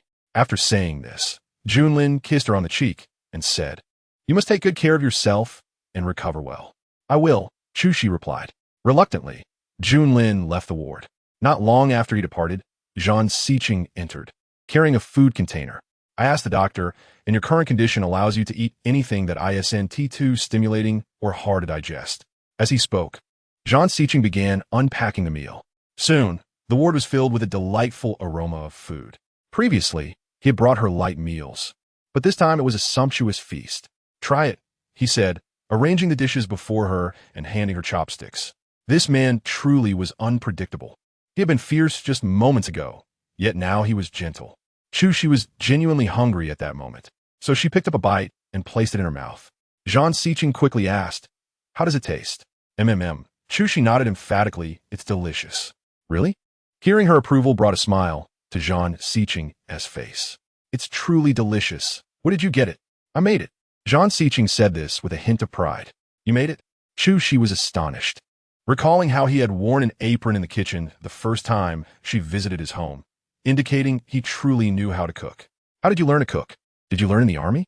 For those who serve in the military, the ability to cook is the most fundamental survival skill. Zhang Siqing added, more importantly, my son is quite particular about his meals, so I have grown accustomed to preparing them myself. One would not expect that the busy Zhang, the esteemed president, is also a devoted father. Thank you for the compliment, Zhang Siqing replied. Chu Shi chuckled softly and continued to eat. This was by far the most satisfying meal she had since being hospitalized. If you enjoy eating, I would not hesitate to prepare more for you, Zhang Siqing offered. As you put it, although you are rather dull and annoying, your culinary skills are indeed a merit. To this, Zhang Siqing merely gave a cold snort, choosing not to elaborate further. After their meal, Lin Wei knocked and entered, holding a bouquet of fresh flowers. He respectfully greeted President Zhang before placing the flowers on the table. Turning to Chu Shi, he said, Dr. Chu, I have been wanting to visit you, but I heard about your health and did not dare to come. Thank you, Assistant Lin. Chu Shi quickly expressed her gratitude. Lin Wei responded with a polite smile and handed a stack of documents to Zhang Siqing, intending to report but casting a cautious glance at Chu Shi. It's all right, she reassured him. She was not privy to his work matters, nor did he wish to conceal them from her. President Zhang, there are a total of 16 companies participating in this bidding process. We have discussed their bidding materials in several meetings and eliminated 10, leaving 6 remaining. All the documents are here for your review. The final decision will await your return to the meeting. 10 out of 16 eliminated, leaving 6? Zhang Siqing acknowledged as he took the documents. Understood. You may return to your duties. Very well, President Zhang. Dr. Chu, I shall take my leave. Lin Wei bowed slightly and exited. You focus on your work. I shall read for a while, so as not to disturb you, Chu said, picking up the book from her bedside. It seemed this woman understood the importance of being considerate. Thus, Chu reclined on her hospital bed, engrossed in her medical texts, while Jean Siken sat at the desk, perusing the documents. The warm light enveloped them, creating a tranquil atmosphere tinged with warmth. Occasionally, Jean Siken would glance at Chu Shi, noticing her intense focus on her reading, akin to a diligent student, making various annotations in her book. It was indeed rare to find someone in the medical field who, despite already possessing considerable knowledge, continued to pursue learning. Jean Siken returned his gaze to the documents, finishing one file before moving on to the next. Far East International, although a prominent enterprise, it was their first foray into construction. He instinctively doubted their expertise. He had assumed that this company would be among those eliminated. To his surprise, it was one of the 6 that remained. Coupled with Xiangbei's assertion that their project proposal was quite detailed, Jean Siken felt a flicker of interest in examining it further. He opened the file, beginning with a comprehensive introduction to Far East International, followed by details about its subsidiary, Far East Construction, including information on the corporate legal representative, Gavin. Jean Siken was taken aback by Gavin's age. It was uncommon for someone so young to hold a director's position in such a large corporation. Just as he was about to turn the page, he suddenly spotted his Chinese name, Xiao Jingyan. Chapter 059, peeking at me and fantasizing. What are you up to? As he read those 2 characters, Jean Siken instinctively glanced at Chu Shi, who remained engrossed in her book, oblivious to his gaze. Regarding the deceased husband that Chu Shi had mentioned, he only knew his name was Jing Yan. He did not even know the characters that comprised his surname. Xiao Jingyan? Surely, it was merely coincidental. Jean Siken found himself chuckling at the absurdity of it. Upon seeing that name, his heart had inexplicably tightened. How ridiculous! After thoroughly reviewing the materials for the 6 companies, Jean Siken discovered that Far East International was indeed quite competitive. The fact that Gavin, as the director of Far East Construction, was willing to personally attend the meeting signified sincerity. Setting the documents aside, Jean Siken glanced at the time. It was already 11 o'clock at night. He stood and approached the bed, gently taking the book from Chu Shi's hands. It's too late. You should get some rest, he advised. Chu Shi, who had been deeply absorbed in her reading, had lost track of time. Indeed, it was quite late. Before Chu Shi could respond, Jean Siken carefully helped her lie down and tucked her in. The VIP hospital room was equipped with a designated caregiver's bed, where Jean Siken would sleep, separated by a curtain. Every night, they would draw the curtain, allowing each to sleep in their own space. Tonight was no different. Usually, Chu Shi would fall asleep early. But tonight, she found herself restless, turning to peer at the curtain. The light still illuminated his form as he undressed, his muscular physique clearly outlined against the fabric. Chu Shi found herself entranced, recalling a past moment when Xiao Jingyan had stood by the bed, removing his shirt. That night in the hotel room, she had decided to give him her all for the first time, a decision that had felt wildly reckless. Xiao Yan, are you certain about this? Xiao Jingyan had asked, a hint of unease in his voice. I'm sure. Once we take this step, my father won't object. If necessary, I'll endure a beating from him. Let us go, she declared, gripping the sheets tightly and closing her eyes, her nerves heightened. Just then, her phone rang. It was her father calling. Qin Mu Yan, are you at the Ada Hotel? Are you with Xiao Jingyan? No, it's just me. If I find out that kid is there, I swear I'll have him fired and you'll never see him again. I promise, I'm heading home right now. Thus, her plans for the night fell through. And from that moment on, her father became increasingly vigilant, disapproving of Xiao Jingyan. In an effort to gain her father's approval, Xiao Jingyan worked tirelessly, rising to the position of deputy director in just 4 years, becoming her father's trusted aide. It was clear how hard he had strived for her father's recognition. Yet, suddenly, the curtain was yanked open, jolting Chu Shi back to the present. She looked at Jean Siken, who stood before her clad only in his underwear. Before she could react, Jean Sichen's voice boomed above her. Why were you peeking at me? What? Peeking? I didn't tee. Chu Shi began. But Jean Siken was already leaning closer, propping himself on the pillow beside her, his face mere inches from hers, leaving her momentarily breathless. Peeking at me, undressing and fantasizing. What are you up to? One absurd question. Jean Siken, do you truly suffer from delusions? She was merely reminded of her former boyfriend. But revealing this truth to him would likely ignite his fury. Are you lusting after my body? What? Chu Shi felt as though struck by lightning. Was this man truly so conceited? Don't deny it. Your body has always been quite honest. Chu Si, President Zhang, I am currently lying in a hospital bed, barely clinging to life. What do you expect me to think? She felt utterly exasperated. Zhang Siken smirked. What you think is known only to you. With that, he rose and moved away, allowing Chu Shi to take several deep breaths before noticing that he had settled onto the caregiver's bed. Could you at least draw the curtain? We're not sharing a bed. We each have our own space, so why bother with the curtain? With that, Zhang Siken closed his eyes, and Chu Shi couldn't help but mutter under her breath. You scoundrel, taking advantage of the fact that I can't get out of bed. Zhang Siken had already closed his eyes in slumber, while Chu Shi also shut hers. Yet sleep eluded her. Upon opening her eyes, she beheld Zhang Siken resting on the companion bed. Until now, he had always gone to bed later and risen earlier than she, thus she had never witnessed him in repose. Now, however, she did. He appeared remarkably tranquil, devoid of snoring or murmuring in his dreams, and his descent into slumber was indeed swift. Could he truly be suffering from insomnia? It was rather peculiar. Even the finest VIP ward could not surpass the comfort of home. Excluding the days when Chu Shi lay in a coma, Zhang Sichen's sleep had been quite satisfactory. Chu Shi finally succumbed to sleep late into the night, and when she awoke the following morning, it was rather late. She roused slowly, feeling the doctor administering an injection. Awake? Zhang Siken inquired. Chu Shi responded softly, and once the doctor had finished and departed, Zhang Siken tenderly wiped her face and hands with a warm towel, assisted her in rinsing her mouth, and then presented her with breakfast. You woke up quite late today. It's already 9:30 in the morning.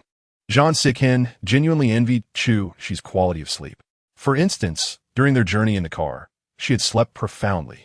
While she remained asleep, he had reviewed the information on 6 enterprises, and from the perspectives of comprehensive strength and quotations, Far East International indeed held a promising chance of winning the bid. Xiao Jingyan. Upon uttering this name, Zhang Siken felt an inexplicable unease. As Chu Shi neared the end of her meal, he queried, by the way, I only know your 2 children as Dabai and Xiaobai. What are their real names?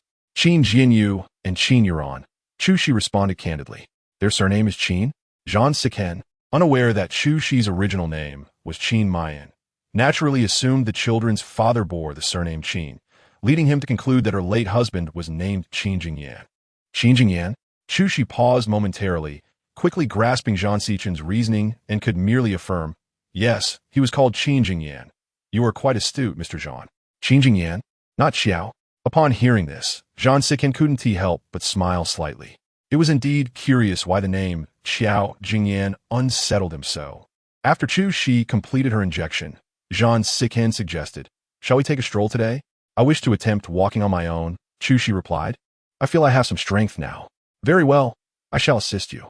Upon hearing this, Chu Shi felt a bit resistant. Had he not hired a female nurse for her? Surely, the nurse could help her up? I have already helped you with your body, carried you, and now I am merely supporting you. Why are you being so difficult? Zhang Siken commanded, be obedient.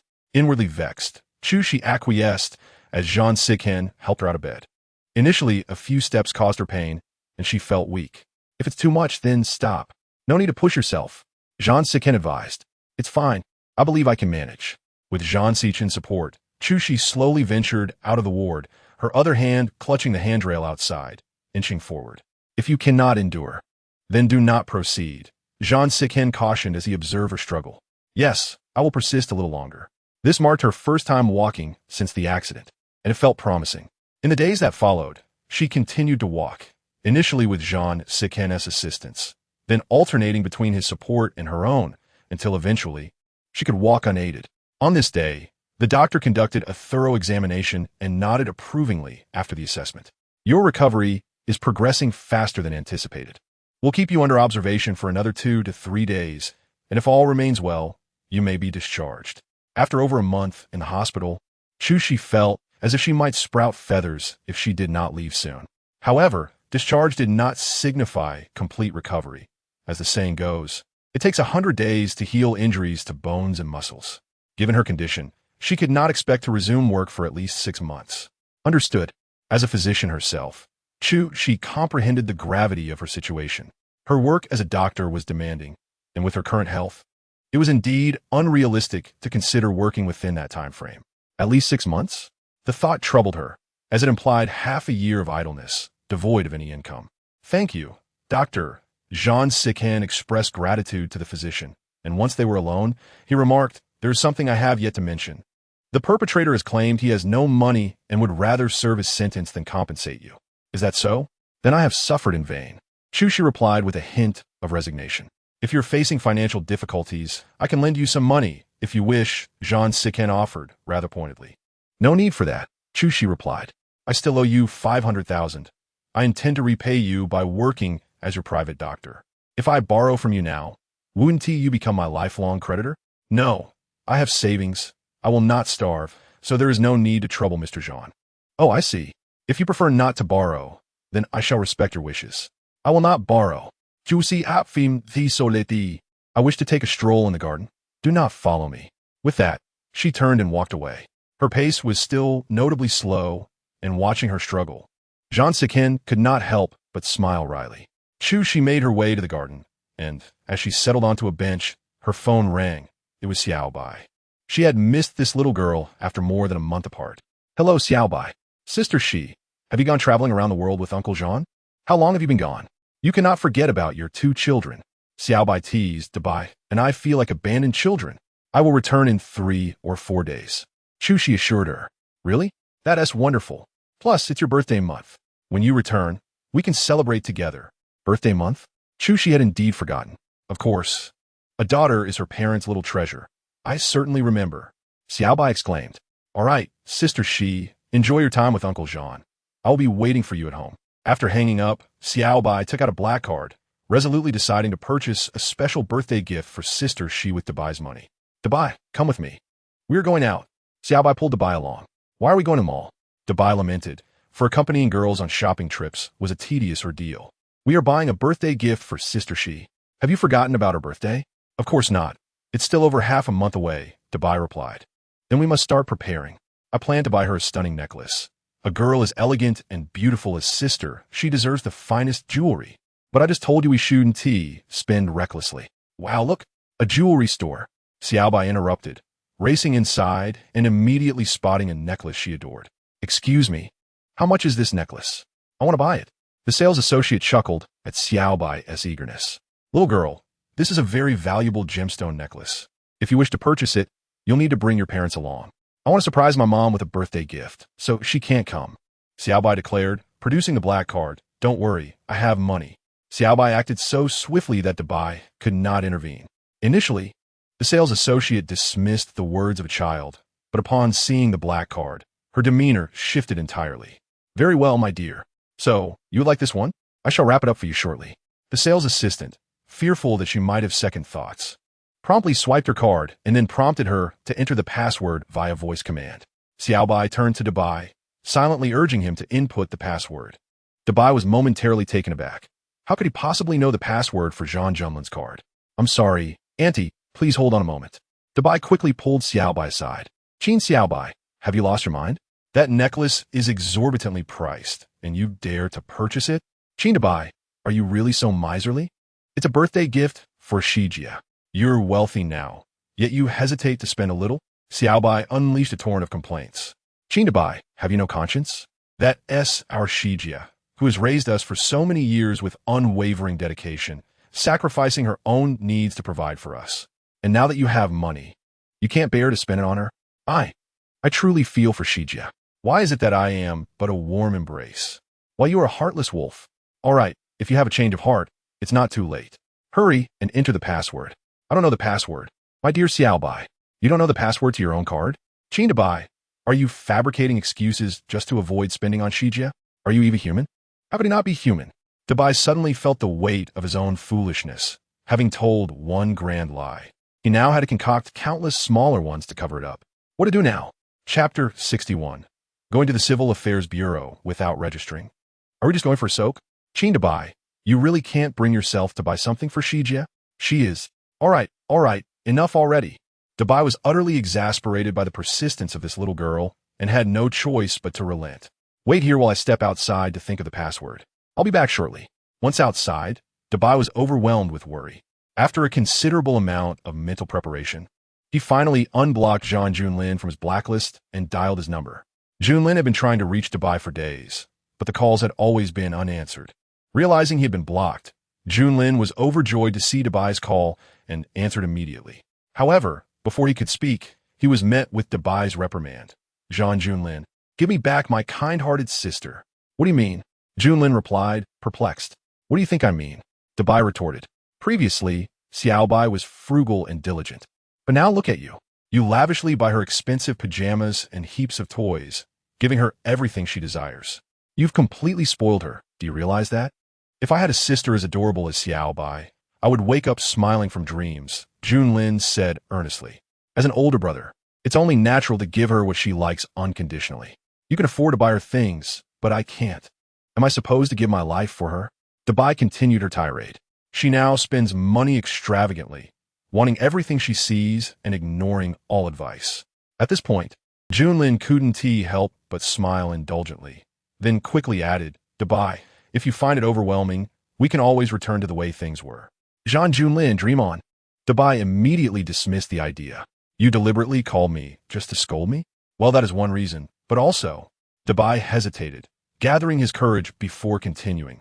I'm calling because Shijia's birthday is approaching, and Xiaobai insists on buying her a gift, and Shijia's birthday is soon?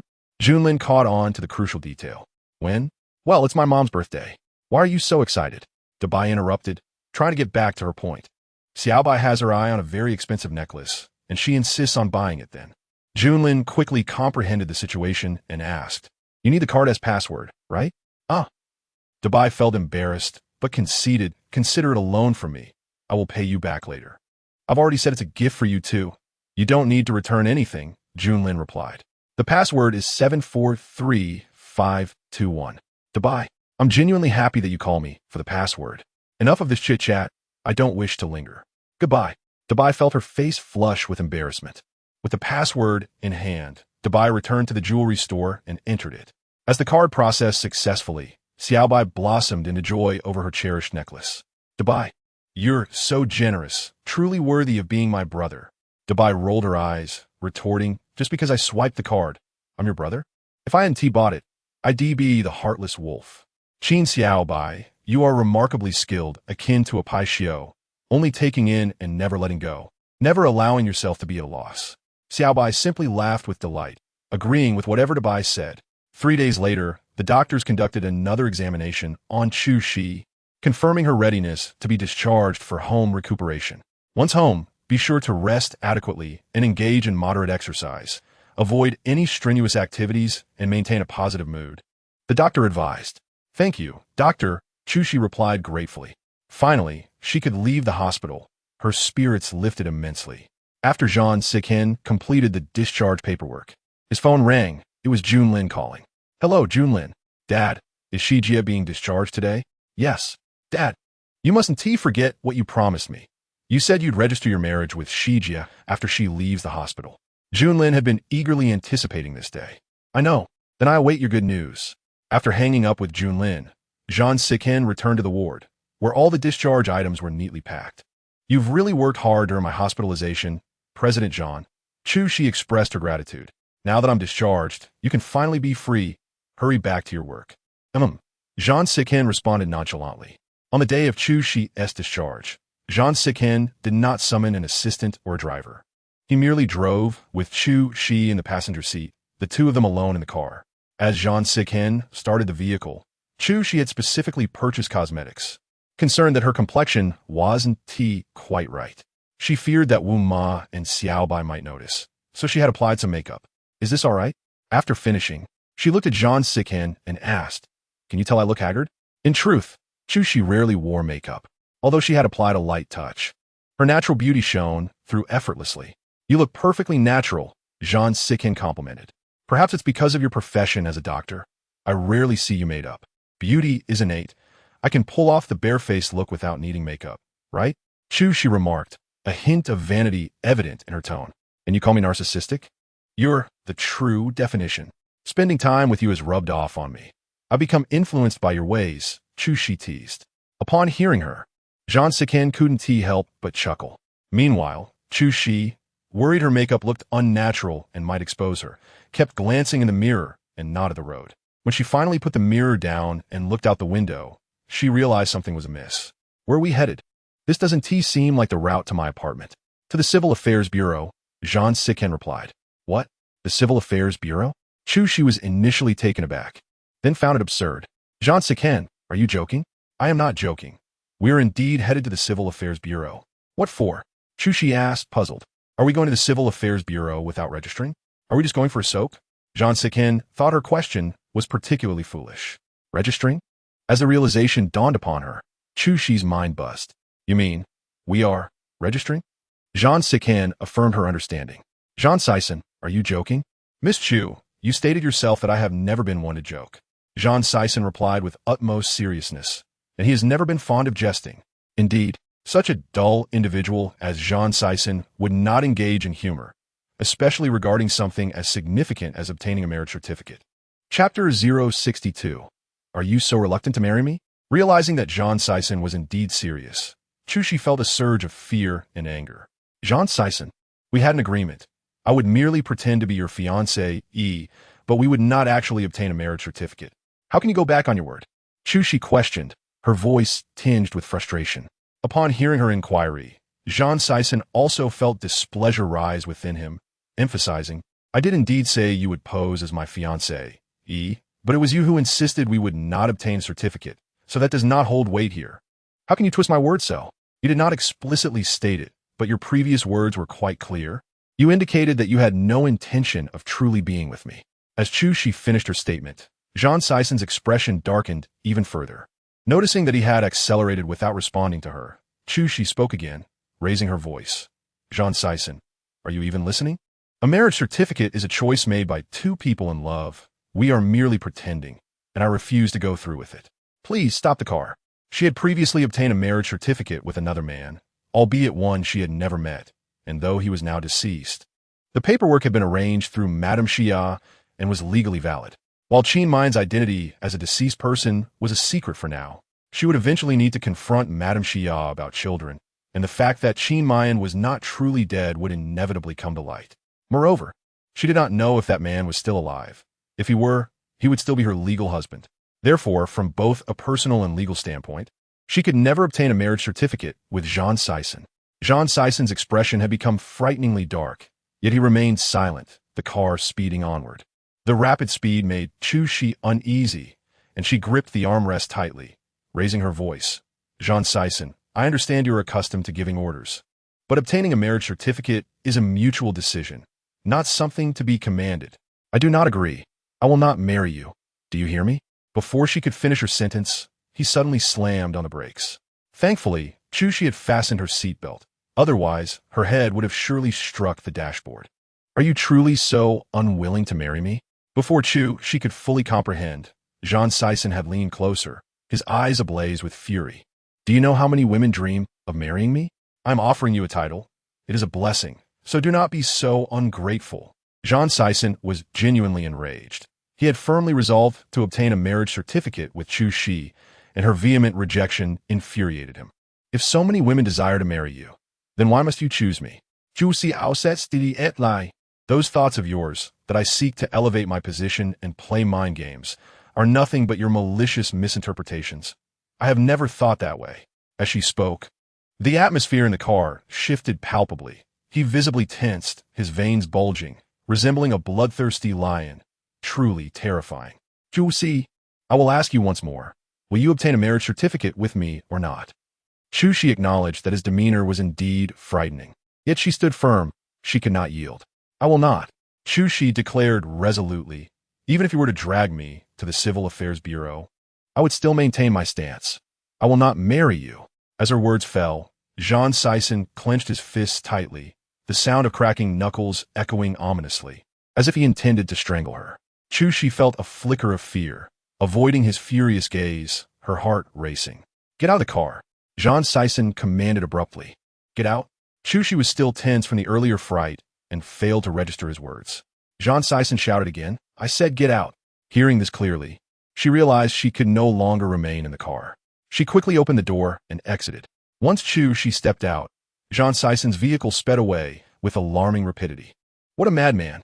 She could not help but curse under her breath.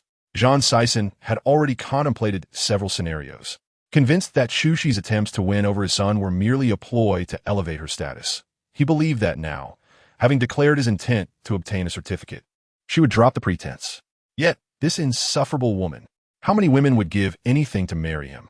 Now, when he wished to bestow upon Xuxi a title and treat her with affection, she had the audacity to refuse. This ungrateful woman, Jean Sison mentally cursed her thousands of times.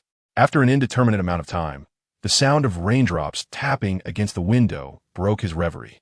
Is it raining? Xuxi's earlier words had indeed provoked an explosion of emotion within him, driving him to recklessly speed away, and now, as his anger subsided, he became aware of the downpour outside. Suddenly realizing that she had just been discharged from the hospital and was in poor health, Jean Sison quickly retrieved his phone to call her. However, he noticed her phone ringing in the passenger seat. She hadn't taken it with her? Naturally. After he had so forcefully ordered her out, she had left everything behind. How careless! Realizing this, Jean Sison promptly turned the car around and sped back to the spot where he had abandoned her, only to find it deserted. Where could Xuxi have gone? He then proceeded to search for her along the route to her apartment, driving slowly while scanning for any sign of her, but to no avail. With no other option, Jean Sison resolved to check her apartment. He knocked urgently on the door. Coming. Wu Ma responded quickly, hurrying to open the door. Since she had never met Jean Sison, she did not recognize him and asked, "Who are you, sir? Has Xuxi returned?" Jean Sison inquired hastily, fearing the answer would be negative.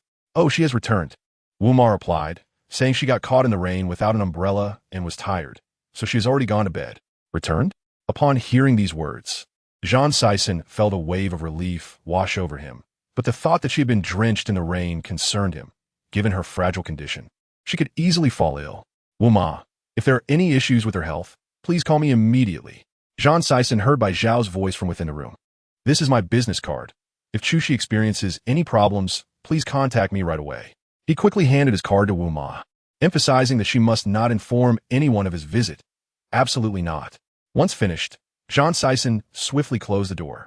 After shutting the door, he realized that Xuxi's phone was still with him. He instinctively considered knocking again to return the phone, but he hesitated. Instead, he tucked her phone away and turned to leave. Yet even after getting into his car, he lingered without starting the engine, gripping the phone tightly. Anxious about Xuxi's health. Chapter 063. Scoundrel. Watch I deal with you. Bai Xiao, what happened to Sister Xi? Is this how she returns from a trip? Something seems off. Xuxi entered, her entire body drenched, explaining that it had started raining at the airport, and she had no umbrella. Most concerning was that she claimed to have lost her bag, and even the fare for her taxi home was paid by Wu Ma. She appeared exhausted. Ordinarily, upon getting wet, she would shower. But this time she merely wiped herself down and went straight to bed. She looked nothing like someone returning from a trip. Bai Xiao knew that today was Xuxi's first day out of the hospital, and while the state of returning from the hospital would differ from that of a trip, this was far too chaotic. Where is Jean Sison? He had not been with his beloved sister in the hospital all this time. How could she return home alone, drenched in the rain, on the day of her discharge? An unforgivable scoundrel. Previously, when he overheard their conversation, Bai was already furious with Jean Sichun. But now his anger had intensified. How could he bully his beloved sister like this? Contemplating this, Bai reached for his phone, intending to call Junlin to unleash his wrath upon Jean Sichun. Yet, the moment he dialed the number, he abruptly hung up. No, he couldn't afford to be rash. He had just borrowed money from Junlin, and confronting him now would leave him lacking any leverage. Bai, are you even listening to me? Bai inquired, puzzled as he leaned closer. What are you doing? One moment you want to call, the next you don't? What do you think I'm doing? Bai retorted, feeling utterly humiliated. Qin Bai, I've sacrificed my dignity for you. What? Bai was completely bewildered. How did it escalate to this? With your intellect, what could you possibly understand? Bai snapped back. Stop overthinking. Traveling is exhausting, and you mustn't disturb my sister's rest. With that, Bai retreated into the bathroom, locking the door behind him. He stared at Junlin's number, contemplating for long while before finally dialing it. Hello, Bai. Junlin's voice was cool, but it had softened somewhat since learning of his father's misdeeds. Jean Junlin, are you hoping for us to switch back? What? Junlin's eyes brightened upon hearing this. Of course I wanna. Why? Are you willing to switch? Hearing Junlin's excitement, Dabai felt a pang of jealousy. This guy, aloof and unlikable, somehow enchanted his sister and Xiaobai. Don't get too excited. I've decided to switch again, but just for a few days this time. Since he had no dignity left to complain to Junlin, he would take on Junlin's identity once more and torment Zhang Sichun as his son, avenging his sister. Just a few days? Junlin's disappointment was palpable. You should be elated with just a few days. What more do you want? I'm swapping my beloved sister and Xiaobai for your scoundrel father. This deal is heavily skewed in your favor. All right, just a few days. When do we switch? Now. Yunlin seemed eager. After they agreed on a location for the exchange, Junlin was overjoyed. He had been preoccupied with the thought of his father and his sister obtaining their marriage certificate. However, the anticipation of seeing his sister overshadowed the need to call his father. He would simply ask his sister directly. After finishing his call with Junlin, Dabai stepped into Chu Shi's room, where she was still asleep. She was easily fatigued when upset, and having been caught in the rain, she felt utterly drained and only wanted to sleep. Sister Shi, I'll be away for a few days. I'll return after avenging you. Dabai whispered before exiting the room. Grandma Wu, Xiaobai, the rain has stopped. A classmate invited me out for a game of table tennis, so I'm off. Dabai announced. Why are you running out again at night? Xiaobai asked. Because I love sports, Dabai explained before heading out. Upon exiting, he was startled to find Zhang Sichun's car parked outside his building. Dabai paused. What is he doing here? Acting all sentimental after making my sister's life so miserable? Scoundrel, just wait till I deal with you. To avoid being seen, Dabai took a roundabout way out. While Junlin was still with Xiangbei, their previous identity swap had been spontaneous, but this time Junlin was prepared. He packed all the toys Xiangbei had bought him over the past few days. Seeing this, Xiangbei asked, Junlin, what are you doing? Uncle, my father will be home tonight, so I need to get back, Junlin replied. Chushi has been discharged. Milimita, Yunli nodded. All right, I'll drive you home. No need, uncle. I've already called my father's driver. He'll pick me up. I'm leaving. Junlin couldn't wait any longer. Xiangbei watched as Junlin took all the toys with him, puzzled. He had bought them to make Junlin happy. Yet the boy hadn't even unwrapped them and was now taking them all home. At the agreed location, Junlin and Bai swiftly changed their clothes and phones. Wait for my call. I'll let you know when to switch back, understood? Dabai instructed. You understand? Yunlin replied eagerly. Even though it was just for a few days, it didn't matter. Once they obtained the marriage certificate, they could be together every day. After exchanging recent updates, they set off in their separate directions. Once separated from Junlin, Dabai promptly called Zhang Sichun, who was still lingering outside Chu Shi's building. Clutching the phone, Zhang Sichun feared for Chu Shi's well-being. When he answered, he felt a slight relief upon recognizing Junlin's voice. Hello, Yunlin Yil. Father, I'm back from Uncle's house. Where are you? I need to see you now, Dabai asserted firmly. Was he inquiring about the marriage certificate? Truthfully, Zhang Sichun was at a loss for how to explain it to Junlin. He glanced up at the quiet building, reassured that everything was fine. All right, I'll head back immediately. After ending the call, Zhang Sichun took one last look at the building before driving away from Chu Shi's neighborhood. Shortly after he left, Junlin arrived in a taxi, carrying 2 large bags filled with toys. Upon entering the apartment, he was warmly greeted by Wu Ma and Xiaobai. Grandma Wu, Xiaobai, I'm back, Yunlin announced. That was quick, Xiaobai observed, glancing at the clock. Where's Sister Shi? He asked, noticing Chu Shi was missing. Are you silly? Didn't Sister Shi fall asleep when you left? Xiaobai pointed out. Asleep? I guess I'll have to wait until tomorrow to ask her whether she got the marriage certificate with his father. Dabai, what's in those bags? Xiaobai asked curiously. Chapter 064. Dabai scold Zhang Sichun severely. I passed by a store earlier, and they had many children's toys. So I bought these for you, Dabai explained. Since these toys were gifts from Xiangbei, Junlin felt apprehensive about whether Xiaobai would like them. You bought these toys for me? Xiaobai exclaimed, astonished at the sight of the 2 large bags. All of this is for me? Indeed, Yunlin replied nervously. But I'm not sure if you like them. If not, just tell me what you prefer next time, and I'll get that for you. Xiaobai was already lost in excitement as he grabbed the bags and began pulling out the toys. Upon seeing them, Xiaobai was nearly speechless with amazement. Wow, This is a premium Lego set. I've seen ones that cost thousands before. Do you like it? Jun Lin asked anxiously. Of course, I love it to bits. I've never played with such high-end toys before, Xiaobai exclaimed, feeling utterly elated. But following this moment of joy, he turned to Jun Lin with a peculiar expression and tightly pinched his face, leaving Jun Lin bewildered. Dabai, have you switched souls again? Have you gone from being the stingy, confrontational fool to the overbearing, doting brother? Stingy, confrontational fool? Are you referring to me? And I'm the overbearing, doting brother? Yun Li next. Xiaobai, do you prefer me over him? Before he could finish his question, he realized something was amiss and quickly corrected himself. No, what I meant was, do you like my soul more than the other? Of course. Who wouldn't he love a generous, caring older brother? Xiaobai declared earnestly. Dabai, please hold on to this soul. Don't switch back, I beg you. I don't want to be working at such a young age. Working? Jun Lin was taken aback upon hearing this. I was actually asking Xiaobai to go out and find work. Yes, you mentioned it a few days ago, saying that the two of us should find part-time jobs to earn some money. I really want to scold you. If you want to work, just go by yourself. Why do you have to drag me into it? That's incredibly inconsiderate, Xiaobai complained. Indeed, Jun Lin nodded in agreement. It is indeed inconsiderate, utterly so. Achoo! At that moment, I sneezed heavily. Who was it that was cursing him?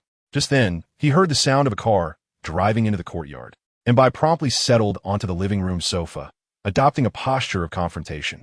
As Zhang Sikan entered, he was met with the sight of Bai sitting on the sofa with a cold expression, his gaze particularly irate.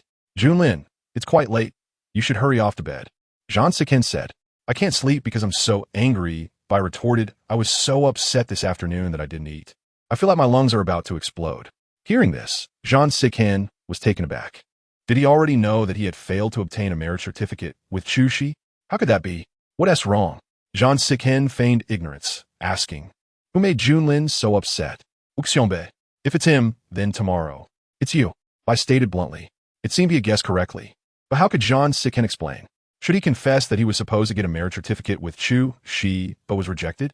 Jun Lin, I promised you that I would obtain the certificate with Chu Shi, but now she is unwell, and we must wait until she fully recovers. Zhang Sikan could only lie to stabilize his emotions. Are you my father? Can you even grasp the main point? I said deliberately. I just told you I was so angry I didn't eat this afternoon. And you remain indifferent?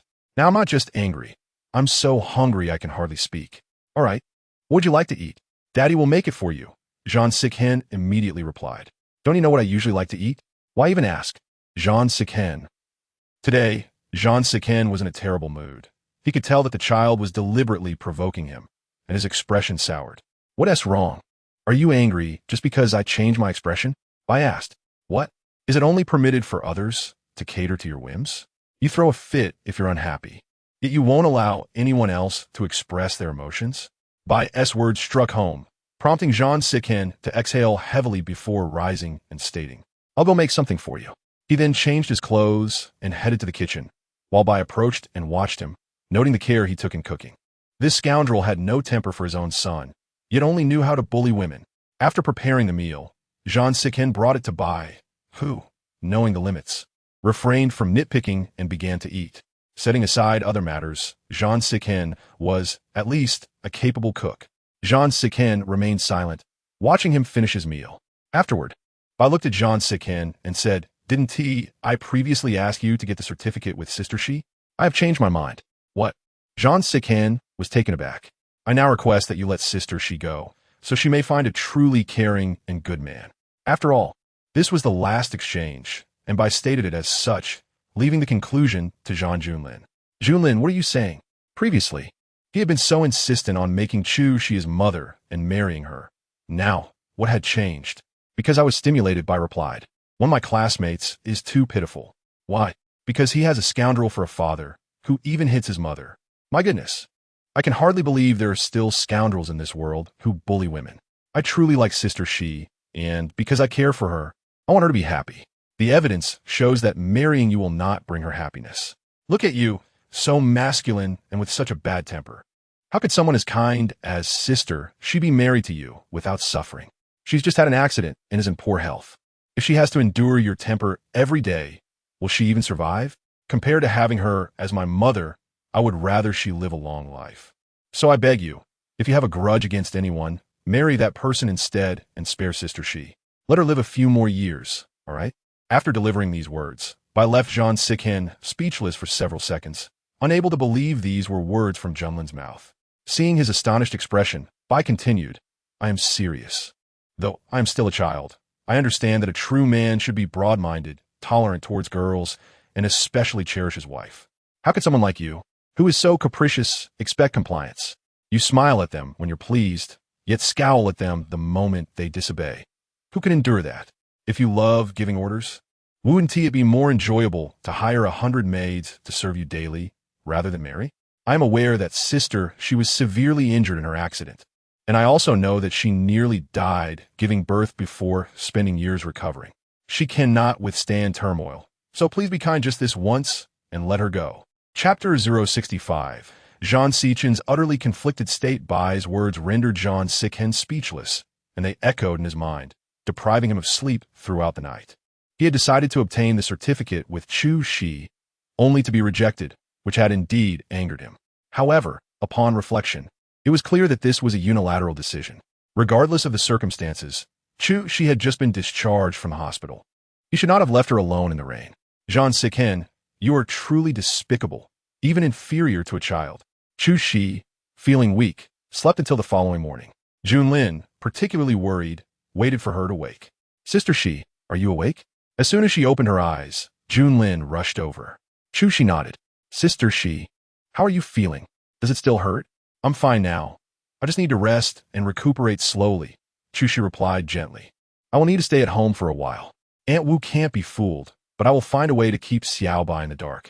Please don't tell her. I understand, Junlin said, hesitating for a moment before gathering the courage to ask, Sister Shi, did you get the certificate with Zhang Siqin? What? Why did Xiaobai suddenly ask this?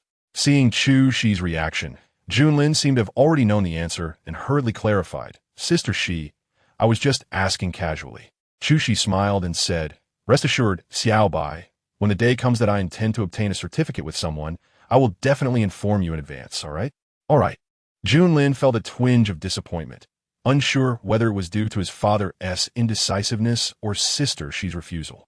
He dared not inquire further. At least he could still be by Sister Shi's side, and that was enough for him.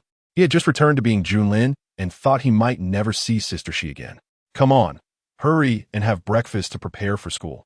Otherwise, you'll be late. Junlin had now transformed back into Xiaobai and could attend school alongside Xiaobai. After the two little ones finished their breakfast, Aunt Wu escorted them out, while Bai had also finished his meal, which was prepared by Zhang Siqin himself. Let us go, Junlin. I'll take you to school. Zhang Siqin helped him with his backpack, but Bai snatched it back, saying, No need. Please send a driver for me. You don't want me to take you? No. I still prefer the driver to take me, Bai replied, shouldering his backpack and walking out. Zhang Siqin could only helplessly arrange for a driver. After Bai left for school, Zhang Siqin held Chu Shi's phone, feeling particularly conflicted. He wanted to find Chu Shi, but after being rejected when seeking the certificate the day before, it felt too embarrassing to approach her today. No, I'll let her be for a day. Thus, Zhang Siqin drove to the company. He hadn't been to the office for over a month, and his sudden return had the employees on high alert. Good morning, President Zhang. As he passed by, the employees greeted him respectfully. Upon reaching his office, Zhang Siqin immediately instructed Lin Wei, pass the word down. We're having a meeting right away. The bidding process for the entertainment complex has now been delayed for over a month, and further postponement is no longer feasible. The meeting lasted 3 to 4 hours, during which a thorough analysis of the remaining 6 companies was conducted, accompanied by various data comparisons, resulting in the elimination of 3 companies, leaving 3, including Far East International. The head of the engineering department will have a meeting with the relevant personnel from these companies. Upon learning this, the head of the engineering department promptly replied that he would relay the content to Mr. Zhang as soon as the meeting concluded. With that, the meeting was adjourned. After the meeting, Zhang Siqin glanced at his phone, finding no missed calls. That insufferable woman, though her phone was here, had already returned home and would not use someone else's phone to inquire about him. A day passed, and apart from the meeting, Zhang Siqin felt utterly unproductive. As closing time approached, he could no longer remain seated. He grabbed his car keys and strode out. Zhang Siqin drove to the apartment where Chu Shi resided, having mentally prepared himself for a while before knocking on the door. It was still Wu Ma who answered. Is Chu Shi here? Zhang Xiqing felt a wave of awkwardness. Yes, Wu Ma called out to Chu Shi in her study. Xiao Yin, someone is looking for you. Oh, I'm coming. Chu Shi emerged from her study, equally awkward upon seeing Zhang Xiqing. Wu Ma, we're out of groceries. Could you please go to the market and buy some? Chu Shi deliberately sought to dismiss Wu Ma, as Zhang Xiqing's temperament was unpredictable, and she did not want Wu Ma to witness any potential outburst. All right, Xiao Yin, you two chat. With that, Wu Ma quickly departed. Once Wu Ma left, the two were left alone, and after yesterday's incident, they found themselves at a loss for words. Let's just pretend yesterday never happened. No one is to mention it again. Zhang Xiqing's tone remained authoritative, as yesterday was the most humiliating day of his life, one he never wished to recall. Fine, Chu Shi agreed, aligning with his sentiment. Here, your phone. Zhang Xiqing handed it to her. Try not to misplace it again. Am I to blame for being careless? You were the one so impatiently eager to kick me out of the car. What could I focus on? Ju Si Vito, accepting the phone. Thank you, Mr. Zhang, for personally delivering my phone. Although I cannot work at the hospital now, I am still able to work remotely. I will continue to provide acupuncture every Wednesday and Saturday. Just remember that, Zhang Xiqing remarked. Also, this apartment is dilapidated and lacks suitable facilities for recovery. I've purchased a house near Huachin International for you. Once it's ready, move there as soon as possible. You bought me a house? No. This place may be old, but it is quiet and ideal for recuperation, Chu Shi replied. Rest assured, even though it's far from your company, I will never be late for our appointments. You truly are ungrateful. Zhang Xiqing could not help but scold her. Are you even aware of your status? You are my fiancé, E, and if others learn that the fiancé, E of Zhang Xiqing resides in such a shabby place, what will they think? Therefore, there is no room for negotiation regarding the house. You will move immediately. His commanding demeanor was unyielding, relishing in issuing orders. Very well, since you insist, just tell me the address, and I will move once I am ready. Chu Shi said, if you have no further matters, I shall take my leave. Is this your way of dismissing me? Chapter 066. He punished her with a kiss. After Chu Shi's dismissal, Zhang Xiqing's expression darkened considerably. She realized she had upset him once more. Ungrateful woman, I specifically came to deliver your phone, and you have not even offered a word of thanks before trying to send me away? You want me to thank you for making me return in such a disheveled state? Since you came to return the phone has been returned. If you do not wish to leave, what do you want? Chu Shi countered. And if you so disdain my humble abode, why should I keep you here? Zhang Xiqing was utterly exasperated. He simply plopped down on the sofa, making his intent clear that he would not leave.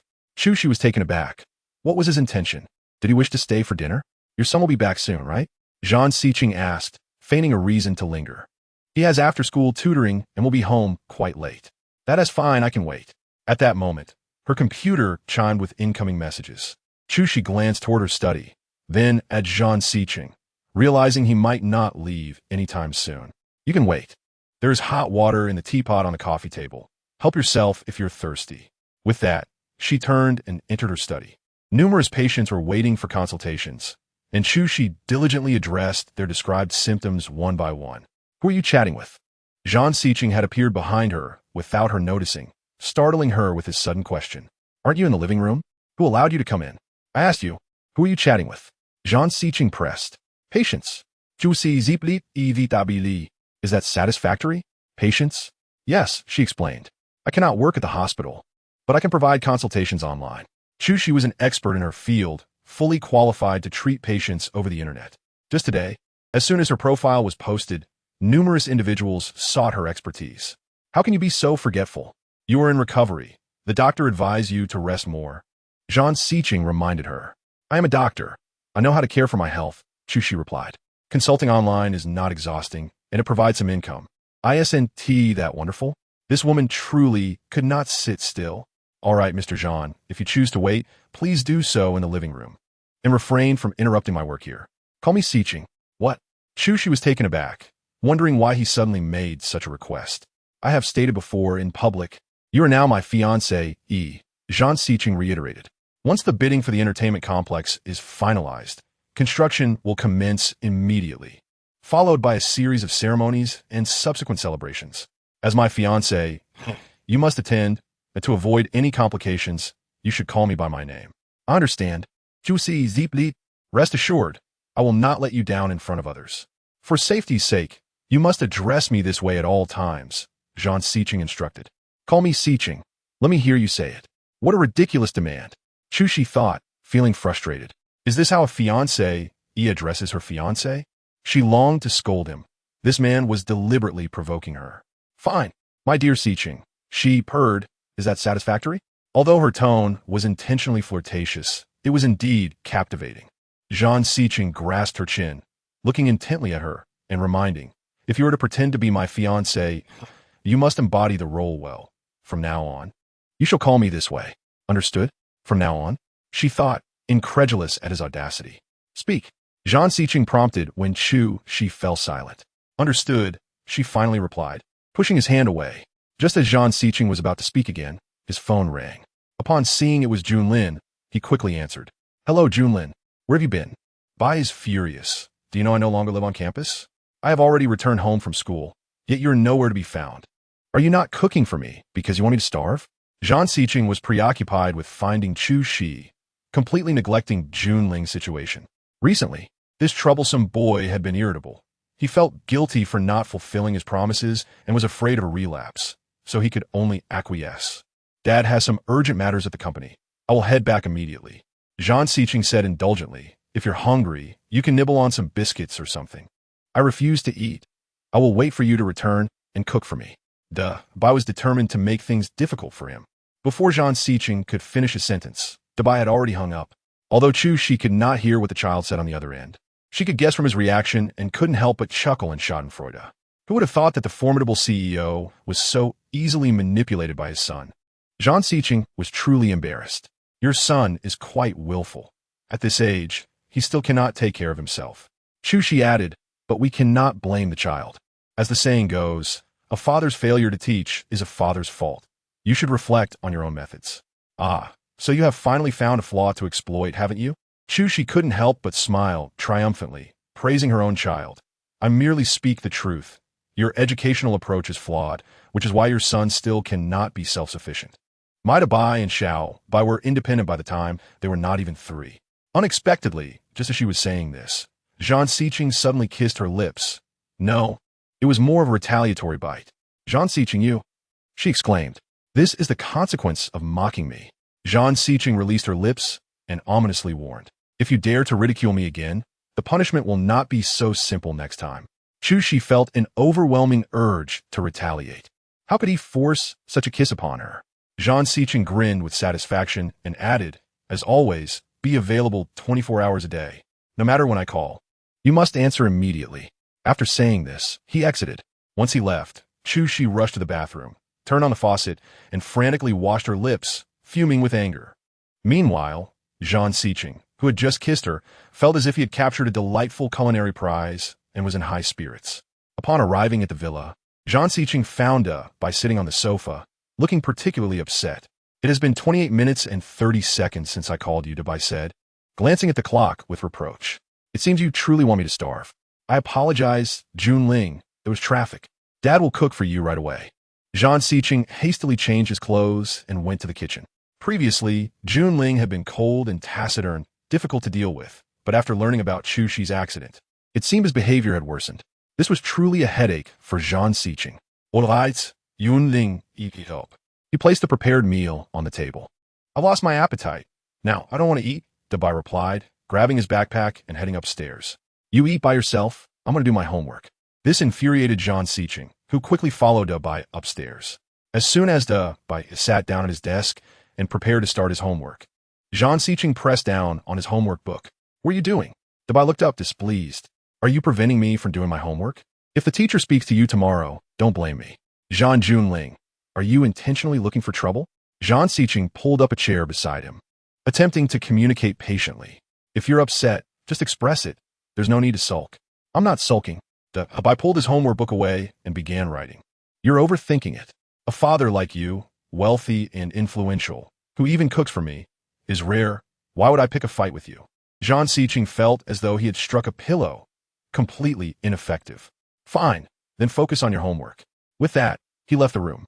After exiting Junling's study, Zhang Siqing found himself lacking an appetite and retreated to his own study. He opened his laptop and reviewed the remaining 3 companies for the bidding process. Each comparison only highlighted the advantages of Far East International. Speaking of which, if he was fully capable of securing the project, why had Gavin returned to the country so early, so eager to meet him? It was as if he believed he lacked the ability and had to rely on connections. Quite perplexing. Having not slept the previous night, Zhang Siqing was feeling quite fatigued. Just as he was about to close his laptop, he stumbled upon a website. Today, he had seen Chu Shi treating patients on this platform. So he opened it and indeed found her photo on the homepage. Clicking through, he read her medical profile, which was quite impressive. After a while, Zhang Siqing opened the consultation chat window, and the system informed him that there were still 10 people ahead of him. She was indeed in high demand. He casually picked up a book from the shelf and began reading until a notification pinged on his computer. I am Dr. Chu Shi, a general surgeon at Foreign Hospital. May I ask what symptoms you are experiencing? Upon reading this, Zhang Siqing couldn't help but smile. This was rather amusing. After a moment's thought, he quickly typed a response. I've been feeling short of breath and fatigued, accompanied by insomnia. I feel as if I am on the brink of death. After sending this message, Zhang Siqing chuckled at the absurdity of his own words. Have you previously suffered from any illnesses or experienced any significant stress? Jusi Ingui, noting how closely his symptoms resembled those of depression. After asking, she glanced at the time. It was already 10:30 in the evening. Having spent nearly the entire day in front of the computer, she felt exhausted and decided to see one more patient before resting. Are you here to treat me or interrogate me about my past? Do you wish to know more about me? Perhaps influenced by Junling's constant antics. Zhang Siqing could almost envision Chu Shi's irritated expression upon reading his message. Crazy. Jusi Vito. Zhang Siqing awaited her reply, which came promptly, suggesting another physician and stating, this patient, please schedule an appointment with this specialist. Zhang Siqing opened the physician's profile, noting the prominent label, National Authority on Mental Health Disorders. He couldn't help but laugh. This woman, whether in reality or online, seemed to consistently advise him to see a psychiatrist. Seeing that Chu Shi had logged off, he was about to close his laptop and retire for the night when he suddenly paused. Wait, he had always thought she was merely trying to curry favor with Junling to elevate her status. She had taken Junling from the hospital and even dined with him, yet she adamantly claimed he was her son and accused him of having delusions. But now that he was considering obtaining a marriage certificate with her, her resistance suggested that his assumption of her ambitions was unfounded. If that assumption was indeed false, then why was she so insistent on claiming that the boy she took from the hospital was her child? Could it be? Bang! Just as Zhang Siqing was deep in thought, the sudden sound of the door opening startled him. Standing in the doorway was Dabai. It's 11 o'clock, and you're still awake? Dabai Hiproshid. Do you not understand that, as a parent, you must set an example? How can you expect me to follow your lead if you stay up so late? Zhang Siqing found himself grappling with numerous uncertainties, and just then, his child arrived, presenting the perfect opportunity for inquiry. Junlin, there is something I wish to ask you. I just mentioned it. It is rather late, and you should be heading to bed. As should I. It will be but a single query, quick indeed. With that, Zhang Siqing lifted Dabai into his arms, making his way to the bedroom while inquiring, when did you first meet Chu Shi? What? Why the sudden curiosity about my sister Shi? Dabai questioned, perplexed. Just a casual inquiry. Could it be that he was doubting his true identity? Dabai recalled the information Junlin had previously shared. According to Junlin's account, Dabai responded verbatim, it was that time at the hospital, followed by a meal together. Was that your first encounter? Ah, yes. At that moment, Dabai felt a pang of anxiety. Had he truly been discovered? Why do you ask this? Dabai admitted to feeling somewhat flustered if this matter were to be disclosed. Both he and Junlin could face severe repercussions from the adults involved. Please know. Chapter 068. The underhanded little rascal at this juncture. Zhang Siqing had already placed Dabai onto the bed in the bedroom, and Dabai felt particularly guilty, unable to meet his gaze. Father, why the sudden question? Noticing Dabai's nervous demeanor, Zhang Siqing smirked mischievously and continued, I simply wish to understand why you hold such affection for her. Tell me, what did you two discuss when you first met? At that time, Lin Wei had informed him of Junlin's disappearance, prompting him to review the surveillance footage in a state of urgency. He had not given it much thought then, but upon reflection, he recalled that Chu Shi had held Junlin's hand as they exited the hospital together. Her demeanor had been so natural, as though she were merely accompanying her own child. Could it be that he had mistakenly identified the child? Was that even possible? So much time had elapsed. And how could he still remember what they had discussed back then? After speaking, Dabai feigned a yawn and declared, "Father, I am quite sleepy now. I have school tomorrow. If I do not sleep soon, I shall struggle to rise in the morning." One last question. Zhang Siqing inquired, "Junlin, have you ever met Chu Shi's son?" "What? Chu On's son?" "That would be him." "No." Dabai replied emphatically, then playfully asked, "Does Sister Shi have a child?" "No wonder she is so kind to me. Perhaps it is an innate maternal instinct." "Innate maternal instinct? That is quite an astute observation." "Very well, Junlin, sleep now. Good night," Zhang Siqing said gently before exiting the room. Once Zhang Siqing departed, Dabai remained anxious. He contemplated calling Junlin, but saw the late hour. He presumed Junlin was already asleep. Never mind, I shall address it tomorrow. After all, the existence of two nearly identical children who had exchanged identities was an extraordinary notion. Surely, the adults would not consider such an idea unless they witnessed it firsthand. The following morning, Chu Shi rose early to prepare breakfast for the children. Wu Ma, now aware of Chu Shi's accident, hurried into the kitchen to take over the tasks at hand. "Xiaoyan, your health is still fragile. How can you be cooking? Let me handle it." "There's no need. As long as I avoid heavy lifting, I will be fine. Simple cooking like this does not affect me at all." "Absolutely not." Wu Ma insisted firmly. "You must rest and refrain from any work. If you jeopardize your health and develop lingering issues, how will I face the master and mistress?" Mentioning her parents caused Chu Shi to feel a rush of emotion, deepening her gratitude towards Wu Ma. "Thank you so much, Wu Ma. I truly appreciate your support over the years. I have watched you grow since childhood. You're like my own daughter. No need to speak so formally." Wu Ma continued while preparing breakfast. "I am an orphan with little education. I left school at 16 to work in your family. The master and mistress treated us servants with great kindness, especially me. They recognized my lack of family and offered me a higher salary. They're truly good people. Yet fate seems blind, rewarding the good with hardship." Wu Ma's indignation led her to express her grievances, though I know little of the business world. After years of service in the Qin household, I have come to know the master's character. Claims of illegal operations and economic crimes are absurd. The master would never engage in such behavior. The sudden scandal surrounding the Qin family had erupted overnight, revealing all evidence against her father. Like Wu Ma, she could not fathom that her father was capable of such actions. Yet, the tragic outcome was that he had taken his own life, perceived by others as a suicide born of guilt. And that Xiao Jingyan, what a cad! He fled the scene faster than anyone after the Qin family's downfall. Such irresponsible men deserve condemnation. Wu Ma's frustration led her to speak indiscriminately, but upon realizing her words, she looked apologetically at Chu Shi. "I am terribly sorry, Xiaoyan. How did I bring him up again?" "It is all right, Wu Ma. It has been many years, and I have long since moved on." Chu Shi replied with a smile. "That is good to hear. Such scoundrels are not worth your lingering thoughts," Wu Ma affirmed. "What scoundrel?" At that moment, Xiaobai curiously leaned in, eager to know about the subject of their discussion. "Do tell me." "Oh, you little gossip." Chu Shi playfully tapped his head. "This is adult business. Children need not pry." Xiaobai pouted and queried, "All right then, what are we having for breakfast?" "Gou's signature food and sandwich, Chu Si pies. They are a true delicacy. I adored them as a child." "Yay!" Xiaobai cheered excitedly before turning to Junlin, who had just emerged from the bathroom. "Dabai, we are having sandwiches for breakfast." "Great!" Junlin responded, then hurried to the kitchen, pulling Chu Shi out and guiding her to the sofa. "Sister Shi, you must rest well. Do not stand for too long." "I understand, little steward." "Chu Si's my hot pussy TV. By the way, Sister Shi, I forgot to mention, the school has organized an activity, and we will be going to the countryside for 2 weeks to experience life." Junlin shared. "That sounds wonderful. When do you leave?" "Chu Si in Guit. Tomorrow." "So soon?" "Yes." Junlin felt a surge of excitement at the thought of the activity. He wished they could leave today, for Dabai had mentioned that their identity swap would last only a few days. If he joined Xiao Bai for the event, he could remain as Dabai for a few extra days. "I will help you both pack your belongings." "No need. We will manage on our own. Do not worry about a thing," Junlin quickly assured her.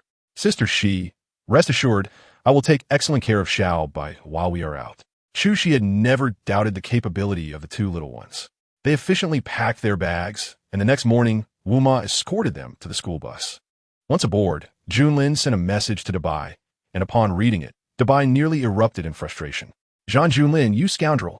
He fumed. I expressly stated that I would only swap with you for a few days, yet you intend to take my sister away for 2 weeks. How outrageous! Moreover, to add insult to injury, he had not been informed in advance. Had he known about the activity the previous day, he would have devised a plan to switch identities. Zhang Junlin, you are exceedingly cunning. What am I to do now? He felt that Zhang Xiqing had begun to harbor suspicions, and he would have to impersonate Junlin for 2 more weeks. The risk was becoming intolerable. Chapter 069. Because my son likes you due to his guilt. Daba temporarily refrained from seeking trouble, and the following day he took the initiative to request to continue boarding at school, only to be firmly denied by Zhang Xiqing. Your current emotional state worries me. My dear, Zhang Xiqing insisted. I will pick you up every day, and I will personally prepare your breakfast and dinner, as I fear the school's meals may not suit your palate. Daba felt increasingly uneasy, wondering if Zhang Xiqing had somehow uncovered the truth. Surely, such matters could not be guessed. Go on, Junlin. I will pick you up after school. Zhang Xiqing waved him off while leaning against the car. Daba cast one more worried glance at him before turning to enter the school, feeling utterly frustrated. Zhang Junlin, you are such a burden. After dropping Daba off at school, Zhang Xiqing glanced at his watch and dialed Linwei. The doorbell rang, just as she had just risen. With the 2 children away in the countryside for a life experience, she remained at home with Wu Ma, enjoying the tranquility and thus did not rise early. Hello, I am Lin Wei, the assistant to President Zhang. He introduced himself, handing his business card to Wu Ma. Is this the residence of Dr. Chu Shi? Upon realizing it was Lin Wei, Chu Shi stepped out of her bedroom, addressing him, Assistant Lin. Dr. Chu, Lin Wei replied respectfully. President Zhang has arranged for me to bring a moving company to assist you with your relocation. Relocation? This caught Wu Ma off guard, as she had no prior knowledge of this matter. Chu Shi was equally surprised by the swiftness of their arrival. Lin Wei continued with utmost respect. Dr. Chu, please indicate which items need to be moved, and I will have the movers assist you immediately. In truth, the house was merely a temporary rental for Chu Shi, and the items to be packed consisted of everyday necessities that had not been used for long. Soon, Lin Wei arrived at the new house with the moving company and, following Chu Shi's instructions, organized everything accordingly. Once everything was in place, Lin Wei handed her the keys, stating, Dr. Chu, this is the key to your new home. From today onward, this house belongs to you. Should you require anything further, do not hesitate to contact me. After Lin Wei departed, Chu Shi found herself somewhat dazed by his words. This house belongs to me? What does that mean? The expanse of the house left Wu Ma in awe. Ever since the Qin family's downfall, they had been living in smaller accommodations, and now returning to such a grand space felt surreal. Xiaoyan, is this the house that President Zhang, the one who came looking for you last time, gifted you? Wu Ma asked anxiously, her concern palpable. Receiving a house is no trivial matter, Xiaoyan. Have you too? There's nothing going on, Wu Ma. Please do not overthink it. If it's not that kind of relationship, why would he gift you such a large house? Wu Ma, akin to a concerned mother, pressed her for clarity. Thus, Chu Shi explained the situation to Wu Ma, who was equally astounded. Pretending to be his fiancé, Yes, Chu Shi confirmed. It is merely a ruse to deal with the O family. Once Oyaru has completely given up, our relationship will be dissolved. Is it really that simple?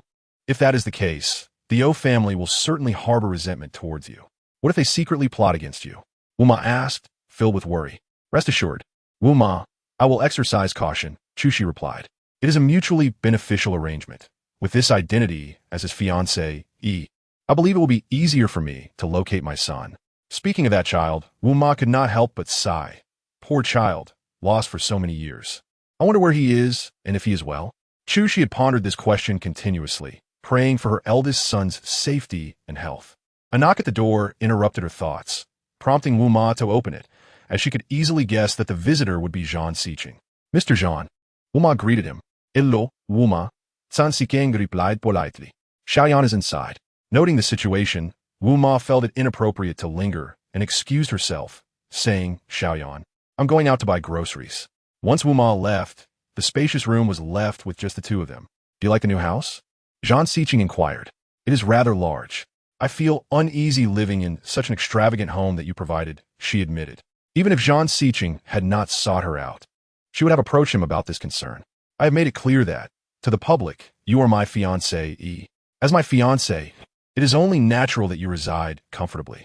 Once this arrangement is dissolved, I will move out immediately, Chu Shi replied firmly.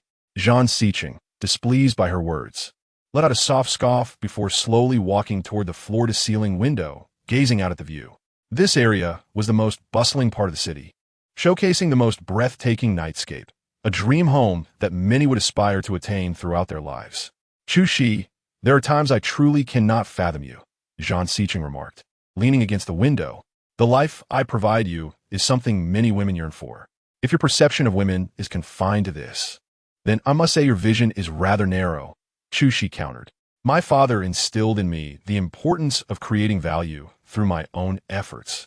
For anything gained through dependency comes at a cost. It either entails sacrificing one's dignity or shattering one's worth, both tragic and lamentable outcomes. More importantly, such dependency never offers true security, as everything you possess hinges upon the decisions of the one you rely on, leaving you with no voice. I abhor this passivity and despise such degradation. After she spoke, Zhan Siqing fell silent, quietly observing her. He believed her words.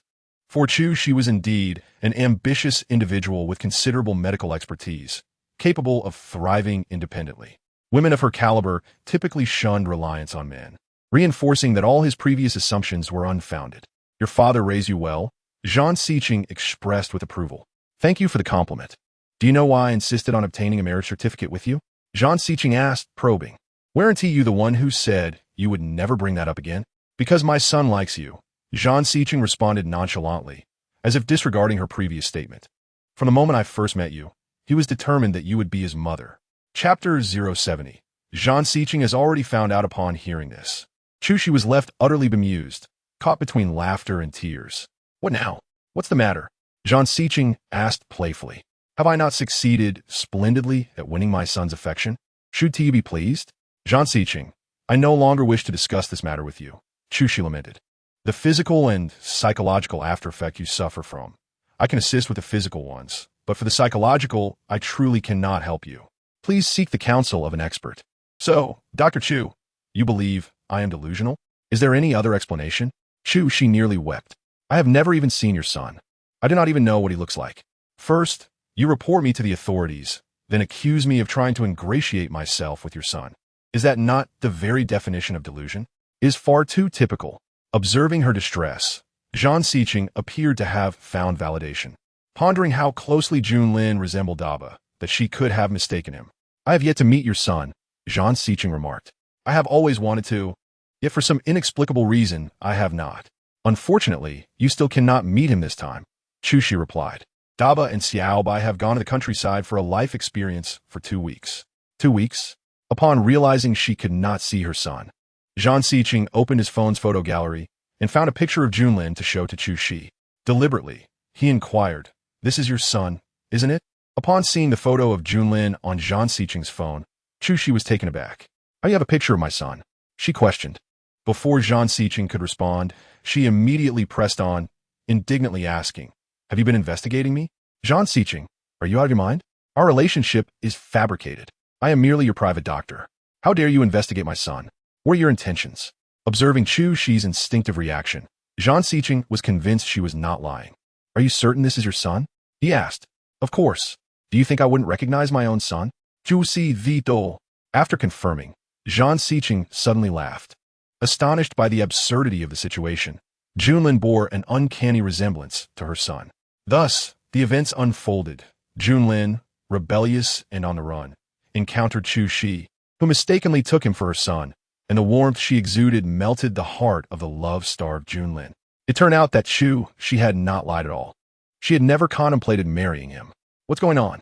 Chu Shi asked, feeling uneasy as Zhan Siqing oscillated between laughter and seriousness.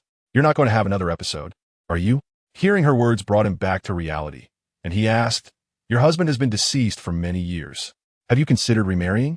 Isn't that a rather abrupt change of subject? She replied, Answer me. While I may be your subordinate, this question is unrelated to work. Why must I respond? Chu Shi could not tolerate Zhan Siqing's authoritative tone. If a female employee in our company were to fall in love, marry, and then have children, it would undoubtedly affect her work. So you must answer me. Absolutely not. Since he was so insistent on knowing the answer, She responded with firm resolve. I will never marry anyone again, not ever. She stood her ground on this matter, at least for now. Firstly, she had endured the trials of love and lacked the courage to embark on a new romantic journey. More importantly, she had been a surrogate bride for someone else, bearing a child under unfortunate circumstances. She was oblivious to the identity of that man, and though she firmly believed the child was his, the DNA results presented by Lady Xia had proven otherwise. She was left in disarray, uncertain about what had transpired back then.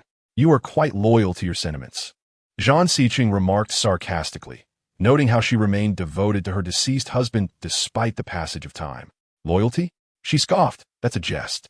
Due to my father's strictness, I never had any intimate relations with Qiao Jingyan. As for the child, it was a result of in vitro fertilization. Although I am now a mother, I possess no experience in romantic matters. It is not a matter of loyalty. Rather, love is the most unreliable thing. I would rather spend my time reading medical literature and rely on the income one earned than trust in love. She stated candidly, love is the most unreliable thing? His confusion deepened, as her sentiments towards her late husband seemed contradictory to her current assertions. What type of woman do you prefer? After her previous jest, his reaction suggested that his sexual orientation was conventional. I am genuinely curious about this question, she inquired earnestly. Zhang Siqing's gaze turned icy as he replied, I do not know what type I prefer, but I cannot stand women who preach to me about lofty ideals and try to appear morally superior. Why not just say you dislike me? Shaking her head in resignation. You should find a docile little kitten who will obediently listen to you, gentle as water, devoted and virtuous, and who will idolize you. Enough. Zhang Siqing interjected sharply, ending the topic. Tomorrow is Wednesday. You are to come to the company for acupuncture. Do not be late. Rest assured, it is merely a 5-minute walk to your company. I will not be late this time, she assured him. Very well. Zhang Siqing glanced at the time and rose, saying, I must go pick up my son. Oh, Zhang, please slow down. She began, but was met with Zhang Siqing's piercing gaze, prompting her to amend. Dear Siqing, take care. Remember, if you must call me again, I will impose a punishment. Understood, she acknowledged. After Zhang Siqing departed from Xi's new home, he felt an ambiguous mix of emotions, both pleased and displeased. That infuriating woman was beyond ungrateful. Zhang Siqing arrived at the school to pick up Dabai, who obediently entered the car, remarkably quiet. Junlin, you really like Shi, don't you? Yes, Dabai thought to himself, growing anxious. Why was he persistently inquiring about Shi? Shi has moved next to Huaqing International. You can visit her whenever you wish. She moved? His heart raced at the news. Today, I will take you to see her new place. What? You're taking me to see my sister, Shi? Dabai asked timidly. Indeed. You like her, don't you? Zhang Siqing looked at Dabai. Previously, I was wrong to prevent you from seeing her. From now on, you can visit her whenever you please. Are you not thrilled? Thrilled? Absolutely. Dabai beamed. Noticing Dabai's apprehensive demeanor, Zhang Siqing asked, What's wrong, Junlin? You're about to see your favorite mommy. Why the long face? Dabai. Understanding his expression, Zhang Siqing parked the car by the roadside, turned to face him, and gazed intently. Dabai felt a shiver run down his spine. Dad, why did you suddenly stop? I want to talk to you. Zhang Siqing said apologetically. I have been preoccupied lately and haven't had the chance to discuss things with you. I realize now that I cannot expect you to always meet my demands. I want to respect your opinions. What? What is this sudden change of heart? Has he had a transformation? Dabai thought. You've been doing quite well, especially recently. Dabai could only utter words of praise. I've been a bit rebellious lately, and you've been very understanding. And? Your cooking has improved. Your meals are delicious and visually appealing. When you are with Shi, does she call you Junlin or Dabai? Zhang Siqing suddenly interrupted. What? Exposed? Truly exposed? Dabai's face turned pale. Zhang Siqing smirked. She calls you Dabai, doesn't she? Upon hearing this, Dabai's mind went blank, but a voice inside urged him to remain calm. Dad, how do you know? Dabai feigned innocence. She mistook you for her son, didn't she? Zhang Siqing's words suggested he was aware that Shi had mistaken Junlin for her son, but remained oblivious to the truth of their exchange. I don't know. When she first met me, she called me Dabai, and when she asked me to call her sister Shi, I complied. As the performance gradually unfolded, Dada spoke, Dad. You know, even though I have my own mother, it feels as if I do not. How could I possibly resist such a gentle mommy? So, You never told her that you're not Daba, but my son, Zhang Junlin? No, Daba shook his head. She calls me Daba, so I am Daba. I did not mention anything else. Since Zhang Xiqing was still unaware of the exchange between him and Junlin, Daba decided to play the part of the innocent. Have you ever met Chu Shi's son? Of course not. Daba replied emphatically. As a counterfeit, how could I dare to meet the real one? Hearing this, Zhang Xiqing chuckled, tapping his forehead. You little rascal, you know you're counterfeit? Do you realize you are lying? You can't blame me entirely. Daba feigned innocence. Firstly, sister, she mistook me for her son. I did not proactively tell her that I was her son. She took me as her son, and I simply went along with it, bringing her joy, did I not? Smooth talker, Zhang Xiqing remarked, unable to resist another tap on his forehead. You deceived her and me, causing me. Causing you what? Daba asked, perplexed. It led him to completely misunderstand Chu Shi, believing her to be a woman full of deceit, who manipulated and flattered Junlin to elevate herself, cunning and hypocritical. Daba's gaze fixed intently on Zhang Xiqing. He was not Junlin, and until the identity swap was resolved, he could not allow Zhang Xiqing to act recklessly. Dad, Daba tugged at Zhang Xiqing's arm. Speaking in a charming tone, you must not tell Sister Shi that I am Junlin and not Daba. If you do, this counterfeit son, will never see her again. Do you plan to continue the charade? It's a benevolent lie. If she is happy, I am happy too, Daba explained. What a flimsy argument. I beg you, Dad, please don't say anything. When Zhang Xiqing remained unyielding, Daba began to plead earnestly. I've already confided in you. Please do not betray me. All right? Zhang Xiqing remained silent, then fell into deep thought, incredulously stating, is it possible for there to be two children so strikingly similar in this world? So similar that Junlin could impersonate Daba and meet Chu Shi numerous times without her ever noticing? Isn't that a bit too fantastical? It's fate, Daba replied. With billions of people in the world, isn't it normal for a few to resemble each other? Fate. Can such a phenomenon be merely explained by fate? Zhang Xiqing inquired again. Did you and Chu Shi talk extensively during your meetings? I suppose, Daba replied. Did she mention who Daba and Xiaobai's father is? He had previously asked Xiaobai, who claimed ignorance. I don't know. I was too afraid to ask, Daba said to avoid raising Zhang Xiqing's suspicions. I remember you mentioned that Chu Shi almost died during childbirth and took a long time to recover. Did she tell you that? Oh, she mentioned it last time in the hospital. I really feel for Sister Shi. Her life has been so arduous, hasn't it? She has faced death twice. It truly is heart-wrenching, isn't it? Daba spoke softly. Hearing this, Zhang Xiqing's heart was indeed troubled. After realizing the previous misunderstandings regarding her, he began to see her anew. This new understanding brought forth a profound sense of sympathy. So, shall we not visit Sister Shi now? Daba tentatively asked. Currently, Daba and Xiaobai are in the countryside experiencing life. They won't return for half a month. If you go now, it will be immediately exposed. Zhang Xiqing explained while turning the car around. Upon seeing him redirect the vehicle, Daba secretly sighed in relief, thankful that Zhang Xiqing had only uncovered part of the truth, not the entirety. That was close. After returning to the villa, Daba hurriedly locked himself in the bathroom and called Junlin, updating him on the current situation. What? Junlin exclaimed, startled. Daba, weren't you clever? How did you get exposed? How can this be my fault? Daba protested, feeling wronged. It's been so long. Your father isn't a fool. He has figured it out. Thankfully, I'm clever. Right now, your father only knows about Sister Shi's mistaken identity. Not that we are acquainted and have exchanged places. After a moment of silence, Junlin asked, in that case, has my father's misunderstanding of Sister Shi been resolved? If so, can they not be happy together? Hearing this question, Daba fell silent. Happy together? Previously, he had implored Zhang Xiqing to spare his Sister Shi. However, he could not voice this to Junlin. All right, take good care of my sister outside. Let things unfold naturally from here on. One step at a time. Daba concluded before hanging up the phone. Chapter 072. Zhang Xiqing begins to suspect in the spacious study, with an exquisite desk and all new furniture and appliances. Chu Shi felt somewhat out of place.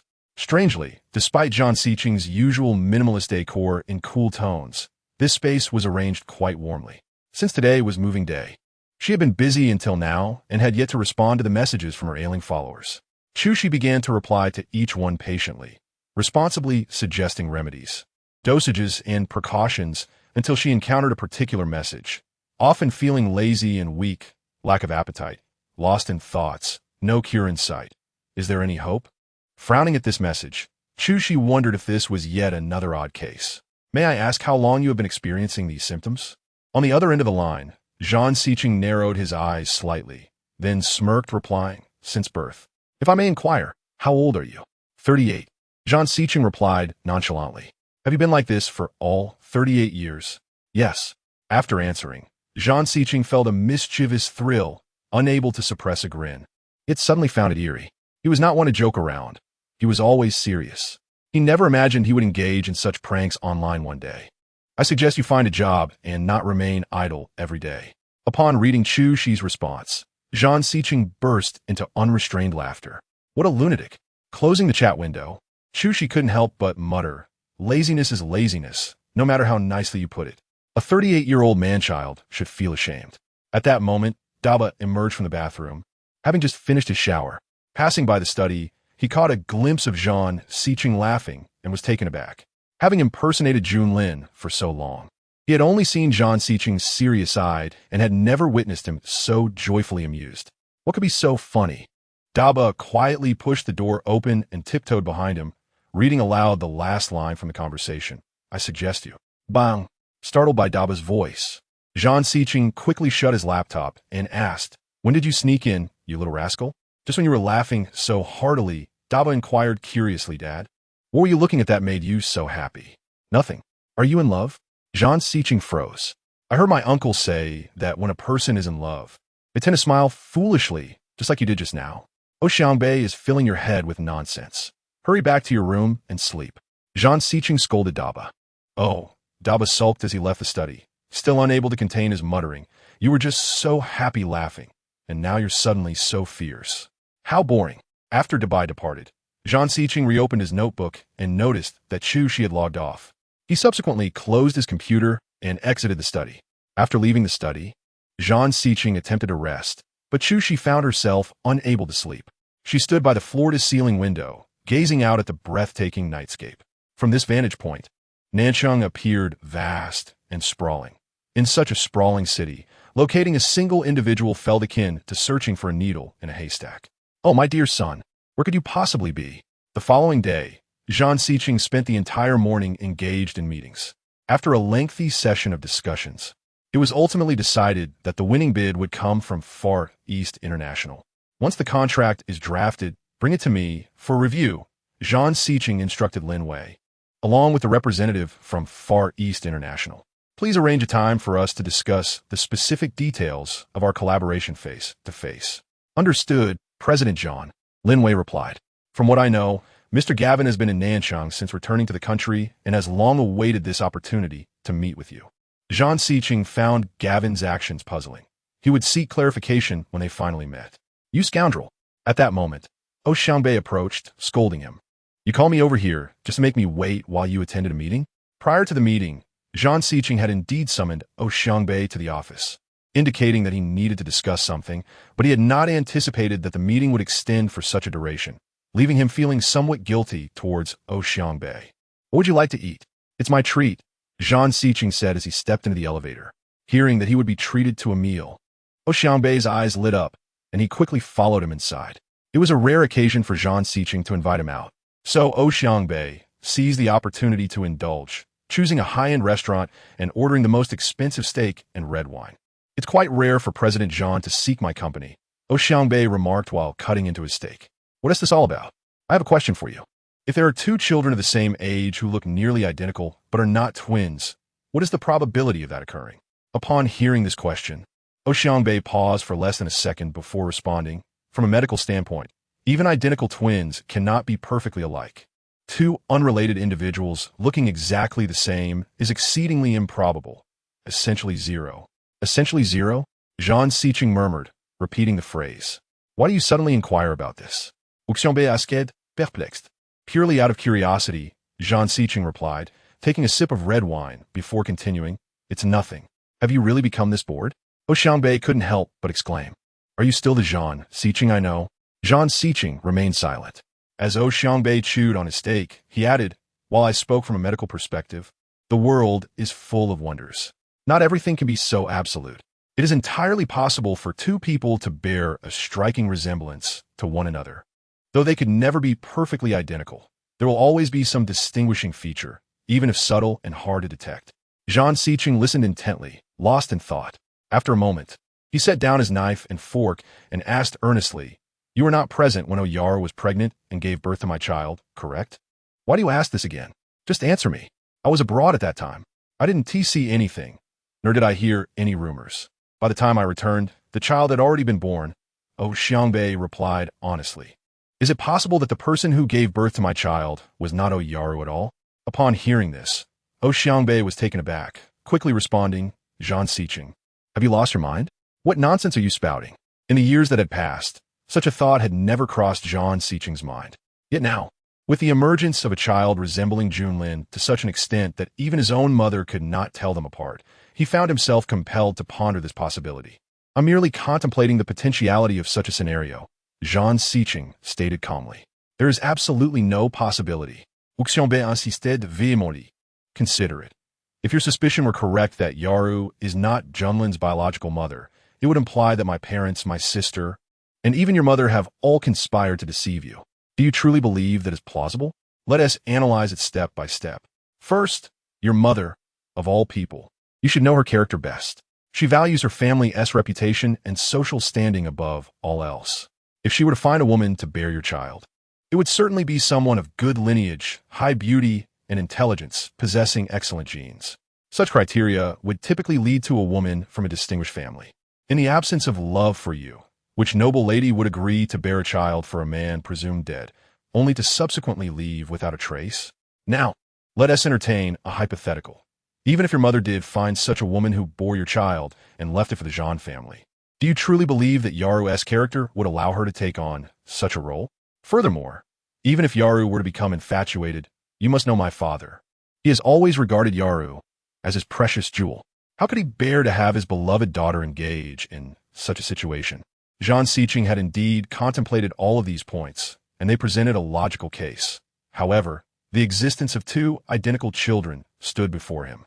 The occurrence of an event deemed nearly impossible had manifested, and he could not bring himself to believe in mere coincidence. Further analysis is futile.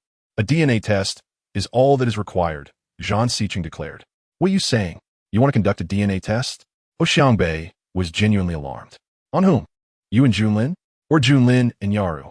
"I have never doubted that Junlin is my son," Zhang Siqing asserted with unwavering confidence. "I do not require a DNA test for him. He is undoubtedly my child. So, you intend to have Junlin and Yaru undergo a DNA test?" Xiangbei, feeling a sense of helplessness, lamented, "President Zhang, can we not just let things be? You know that once you pursue this, regardless of the outcome, it will cause them heartache and severely impact the relationship between our families. If my suspicions are confirmed, the one who will suffer is I," Zhang Siqing replied coldly. Xiangbei, upon hearing this, felt a mix of laughter and tears, nodding repeatedly. Yes, you're absolutely right. However, I maintain that the likelihood of your speculation is almost non-existent. If you insist on proceeding, I cannot stop you, but please, not now. My mother is unwell. For my sake, let this matter rest for the time being. What is wrong with your mother? Zhang Siqing inquired urgently. A few days ago, she kept complaining of abdominal pain and discomfort. I took her to the hospital for an examination, and they diagnosed her with severe inflammation, advising her to take some medication. We felt reassured, but after several days, there has been no improvement. If anything, the pain has intensified. I consulted several specialists with her medical records, and one of them suspected it might be cancer, though they could not be certain without further tests. Now, I am troubled about how to persuade my mother to undergo another examination without raising her suspicions. You're a doctor. Can't you distinguish between inflammation and cancer? Zhang Siqing reproached him. Please, each field has its own expertise. I'm a psychologist. If the seasoned professionals cannot discern it, how could I? Xiangbei replied. If there is a possibility of such a diagnosis, you must take your mother for further tests without delay. Do not miss the optimal treatment window. I'm certainly aware of that, Xiangbei sighed. However, the specialists only suspect the possibility. So many doctors have failed to identify it. So, I feel it may very well be a false alarm. A false alarm would be the best outcome. As for Zhang Siqing's thoughts on the matter, he himself was uncertain whether a false alarm would indeed be preferable or whether it was a reality to be feared. After having lunch with Xiangbei, Zhang Xiqing returned to the company, where Lin Wei handed him the prepared contract. Mr. Zhang, please take a look. Zhang Xiqing quickly scanned the document, finding no issues. As he closed the contract, Lin Wei reported, Mr. Zhang, I inquired with Mr. Gavin, and he is available to meet you at any time. It mainly depends on your schedule. Zhang Xiqing glanced at the calendar and replied, then let us meet tomorrow at 9 in the reception room. Understood, Mr. Zhang. After Lin Wei left, Zhang Xiqing busied himself with work for a while before checking the time. It was nearly 5 o'clock. Knock, knock. A knock on the door interrupted him. Come in. The person who entered was indeed Chu Shi, but she looked somewhat different from before. Her hair had been cut short, with one side tucked behind her ear, giving her a particularly fresh and charming appearance. On her first day out after being discharged from the hospital, she had impulsively decided to get a haircut while passing a barber shop. This change felt like a rebirth for Chu Shi, who had also moved into a new home, allowing her to start anew. This hairstyle suits you well, Zhang Xiqing complimented. You look beautiful. Thank you. Chu Shi then asked, have you finished your work? Once I finish, we can begin. No rush. Let us eat first. I'm not hungry. I can start acupuncture for you first. I'm hungry. Such a difficult man. Chu Shi could only acquiesce. Zhang Xiqing took her to a seaside Western restaurant, beautifully decorated with a romantic ambience. Most diners were couples, and Zhang Xiqing played the role of a gentleman quite convincingly. Once seated, the waiter handed the menu to Chu Shi, who glanced at it and ordered a simple steak. Are you trying to save money for me? Zhang Xiqing remarked. Last time, you didn't eat because of the accident, and now that you're out of the hospital, I should treat you. He then ordered the same dishes that Chu Shi had chosen last time. Fine, Mr. Zhang isn't short on cash, so I want to be polite. After saying this, Chu Shi inquired, but don't you have to cook for your son every day now? How could you come out to eat? Hearing this, Zhang Xiqing chuckled. Not anymore. My son has become sensible. He can either have a chef cook for him or do it himself. Really? He grew up overnight? Chu Shi was astonished and continued. But don't blame me for being talkative. You really should spend more time with him and engage in conversation. Today's children have so many thoughts. Then I must seek your advice, Zhang Xiqing said, gazing at her. What method did you use to make the children so fond of you? The only way to win a child's heart is to exchange sincerity for sincerity. Children understand feelings in a simple way. They love those who love them, Chu Shi explained. Is that so? Of course. If you're willing to spend time with your child, to understand him and play with him, naturally, he will grow closer to you. Conversely, if you're unwilling to spend time with him, he will distance himself from you. I believe I have spent a lot of time with my son yet. Zhang Xiqing hesitated to voice the rest of his thought, that his son seemed to love Chu Shi more than him. It's simply that you haven't found the right approach, Chu Shi said. After all, I have raised 2 children and have some parenting experience. Haven't you always wanted to take me to meet your son? I can help persuade him when I meet him. If Zhang Xiqing had been unaware, he would have found a way for Chu Shi to meet Junlin. But now, with Junlin repeatedly begging him not to tell Chu Shi and his own selfish motives, he was reluctant to reveal it. Chu Shi, may I ask you something? Zhang Xiqing inquired. Would you recognize your own son if you saw him? At this question, Chu Shi paused briefly, then laughed, finding it absurd. Zhang Xiqing, what a silly question. How could I mistake my own child? Is that so? Zhang Xiqing couldn't help but smile. After all, she had seen Junlin so many times without noticing anything amiss. Seeing Zhang Xiqing smile, Chu Shi felt annoyed and said, what are you laughing at? Just because you think of my son as your own, do you believe everyone else has the same delusions as you? Indeed, Zhang Xiqing laughed. I have delusions. Only today did I realize they are real. As Zhang Xiqing continued to chuckle, Chu Shi found herself puzzled by his laughter, unable to comprehend. She couldn't help but retort, I always thought you were someone who never laughed because your humor threshold is too high or perhaps non-existent. I never imagined the reason was that your sense of humor is so peculiar. What was funny about what I just said? Zhang Xiqing chuckled again, amused by this confused woman who remained oblivious to the source of his laughter. You're quite peculiar. Juicy et galim. You should listen to me and hurry to see a psychiatrist. Indeed, Dr. Chu is right. Throughout the meal, Chu Shi felt bewildered. She had no idea what was so amusing to Zhang Xiqing. However, after knowing him for such a long time, it was indeed her first time witnessing him laugh so joyfully. When he wasn't laughing, he seemed distant, but his laughter made him appear quite approachable.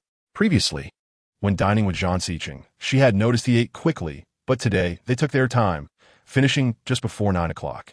Had I known, I wouldn't have listened to you and insisted on eating first. Once in the car, Chu remarked, it's already 9 o'clock. If we do acupuncture now, it'll be past 10. To this, Zhang Xiqing merely smiled triumphantly, remaining silent. He drove Chu to the company's lounge, and before she could speak, he had already removed his shirt. You're quite eager today. After saying this, Chu took out her toolbox and began the acupuncture session. During previous sessions, Zhang Xiqing had shown little reaction, but as soon as the first needle was inserted this time, he exclaimed, it hurts. Hurts? Chu was surprised. You didn't feel anything during all those previous sessions, but it hurts this time? Yes, it hurts, Zhang Xiqing confirmed firmly, not wanting to doubt him. But uncertain if he was joking, Chu proceeded cautiously. I'll be gentler. Just keep still. She worked delicately and carefully as she inserted the needles. Zhang Xiqing watched her, captivated by her earnest and focused demeanor. After finishing the acupuncture, Chu sighed in relief and quickly reminded him, you mustn't move. Understood. Zhang Xiqing nodded, then added, I'd like some water. Oh, since he couldn't move, Chu had to assist him. She poured a glass of warm water and offered it to him, but Zhang Xiqing didn't reach out to take it. Feed me. What? Chu thought about snapping at him. Your body can't move, but your hands can. Why should I feed you? There are needles in my chest, and I can't move my hands. Be careful. It won't affect you. It will. Chu felt utterly speechless and reluctantly brought the cup to his lips. After he finished drinking, she placed the cup aside and sat down on the sofa across from him. After some time with acupuncture, your insomnia will significantly improve. Once we resolve that, I'll start addressing your residual symptoms, but that will be complicated. I need to carefully consider a treatment plan. All right, thank you, Dr. Chu. It's no trouble. Who asked me to work for you and repay my debts? Zhang Xiqing smiled faintly and then asked, your birthday is coming up soon? How did you know? Chu was taken aback. Chu was soon to celebrate her birthday, a fact she learned from the children. Yet she could not reveal Junlin's involvement. Therefore, she jestingly remarked, it's because I possess the ability to predict the future. Chu frowned. Such a cold joke. Zhang Xiqing chuckled lightly, prompting Chu to quip. Zhang Xiqing, have you taken the wrong medicine tonight? What do you mean? She inquired, perplexed. You've been laughing all night. I truly cannot fathom the source of your amusement. You fail to understand because of your own lack of wit. While all others are intoxicated, I alone remain sober. So, you consider yourself clever? With that, Chu rose and approached the window, only to unexpectedly discover that she could see her own home from there. Given their proximity, it was quite normal. She scrutinized her house, realizing that from this angle, she could indeed see her bedroom. You wouldn't. I'm not as sordid as you imagine. Well, considering I've spent so much time at the hospital with her without taking advantage, I suppose that makes me a gentleman. When the time came to remove the four, Chu carefully pulled out the needle, then tidied her toolkit. It was quite late. You should rest early. I'll take my leave. I'll escort you. No need. It's close enough. There's no trouble for you, Zhang. Chu turned to exit. But just as she reached the door, Zhang Xiqing blocked her path. Stay or I will see you home. Zhang Xiqing stood firmly at the entrance, gazing at her intently. Chapter 075. Once again, he kissed her. Zhang Xiqing now stood directly before her, entirely obstructing the doorway, which infuriated Chu. Zhang Xiqing, you. Before she could finish, he silenced her with a kiss. This time, it was unlike the last. Previously, it had been a mere teasing peck. But now it was a theft of her breath. Chu attempted to resist, yet he encircled her within his arms, rendering her powerless to struggle. Her body trembled involuntarily, and this response only fueled Zhang Xiqing's ardor. He continued to claim her, while Chu felt like a small boat adrift in the ocean, desperately clutching his shirt as she neared suffocation. After what felt like an eternity, Zhang Xiqing finally granted her a moment to breathe, and she gasped for air. How many times must I tell you to call me Xiqing? Your memory is truly lacking. He had indeed reminded her countless times, and if she persisted in her forgetfulness, he would impose a severe punishment. Once she regained her composure, a surge of irritation welled within her, and, as his words faded, she bit down hard on his arm. Ugh! Zhang Xiqing groaned, then remarked, You seem to enjoy biting. Are you a dog? Earlier, in the hotel room, Chu had bitten him just as fiercely, and fearing further retaliation from him, she had pushed him away with great force, attempting to escape. However, upon reaching the door, she noted that Zhang Xiqing had not pursued her. She recalled that during her previous encounter at the hotel, She had kicked him, which had triggered his illness. Surely that wouldn't happen again. Reluctantly, she returned to his lounge. As she entered, Zhang Siqing's sardonic voice greeted her. Didn't you leave? Why return? Seeing no signs of his illness, she felt relieved, but when she glanced at his arm, she realized that her bite had drawn blood. Had she truly bitten down that hard? Come here and disinfect it, Zhang Siqing commanded. Disinfect? I suppose I must suffer the consequences of my actions, she replied, preparing saline solution and iodine for his wound. All done. Zhang Siqing inspected the injury and said, I'm feeling a bit unwell. You cannot leave tonight. What? Is he doing this on purpose? What do you feel unwell? It's the discomfort that precedes an episode. Zhang Siqing stated, I might experience an episode, and as my personal physician, you must remain on standby. Is this for real? She was skeptical, yet she had no choice but to stay. If he truly fell ill and there was no one to assist him, the consequences could be dire. With a heavy sigh, she remarked, your condition resembles a ticking time bomb. Treating her aftereffects can only be expedited. Suit yourself. Zhang Siqing stripped off his shirt and lay down on the bed, oblivious to her presence. This was Zhang Siqing's private lounge at the company, featuring only a bed. What was she to do while he slept? You rest here. I'll go to your office next door. If you feel unwell, just call for me. As she turned to leave, Zhang Siqing interjected, you've witnessed my episodes before. Sending you to the office is no different from sending you home. Juicy. Come here. Zhang Siqing gestured for her to join him on the bed. What are you trying to do? She warned, do not think you can take advantage of me. I still have needles in my toolkit. Do you believe I won't use them? Miss Chu, what are you imagining? Zhang Siqing chuckled resignedly. If I were interested in your body, do you really think you could resist? Come up, and don't make me repeat myself. She surveyed the room and reluctantly settled onto the sofa, randomly grabbing a book from a shelf. You sleep. If you feel unwell, I will administer immediate care to prevent any risk to your life. I can't sleep with the lights on. She sighed. She had no choice but to turn off the light. Once the room plunged into darkness, the atmosphere grew quiet, leaving only the sound of their intertwined breaths. Are you planning to sit on the sofa all night? Zhang Siqing inquired. What else is there? Juicy Zeepli? You know I have a good sleep quality. If I fall asleep and you truly become ill, I cannot guarantee I will hear you. Zhang Siqing smiled and switched on the bedside lamp, casting a soft glow on Chuxi's face, illuminating a unique beauty. What are you doing now? Seeing him turn on the light again, Chuxi felt exasperated. Are you going to sleep or not? Your gaze keeps me awake. This is unacceptable. What exactly do you want? Chuxi was at her wit's end. Why was this man so difficult to please? Get up here, Zhang Siqing reiterated. If you refuse to listen, I cannot guarantee what I might do. Damn you. Chuxi begrudgingly climbed onto the bed, keeping a safe distance. Stay there and don't cross the line. Zhang Siqing chuckled and switched off the bedside lamp again, plunging the room into darkness. He fell silent while Chuxi curled up at the edge of the bed, afraid to move. The atmosphere was suffocating, although she could not see her face. Zhang Siqing could distinctly hear her breath, tinged with a hint of anxiousness. He purposefully shifted his position, prompting Chuxi to instinctively scoot further away from him. Sleep soundly. If I wanted to sleep with you, I would have done so long ago. Chuxi retorted. You sleep. I'll manage my own affairs. Zhang Siqing smirked and closed his eyes. He wasn't lying. He had genuinely felt unwell earlier, but with Chuxi nearby, an inexplicable sense of security enveloped him. Moreover, her presence seemed to alleviate his insomnia, allowing him to drift off quite rapidly. Once Chuxi heard his steady breathing, she too closed her eyes. She was unaware of when she fell asleep, but throughout the night, she dreamed of a man whose identity remained unclear. Was it Qin Mu Yan or Zhang Siqing? Perhaps it was due to having been forcefully kissed by that man again. She found herself dreaming of someone kissing her, to the point where she struggled to breathe. In a hazy realm between slumber and wakefulness, she momentarily lost her grasp on reality, suddenly jolting awake with wide eyes. Chapter 76. Qin Yan upon regaining consciousness. Chuxi discovered that she was alone in bed, her attire intact. In a flurry, she glanced at the clock. It was just past 7. Where had that man gone? As she slid out of bed and exited the lounge, she unexpectedly encountered a throng of leaders from Huaqin International. Despite her clothing being unscathed, her disheveled state clearly suggested she had just awakened, and stepping out from Zhang Siqing's room, anyone would jump to conclusions. Good morning, Dr. Chu. Chuxi wished she could find a hole to hide in.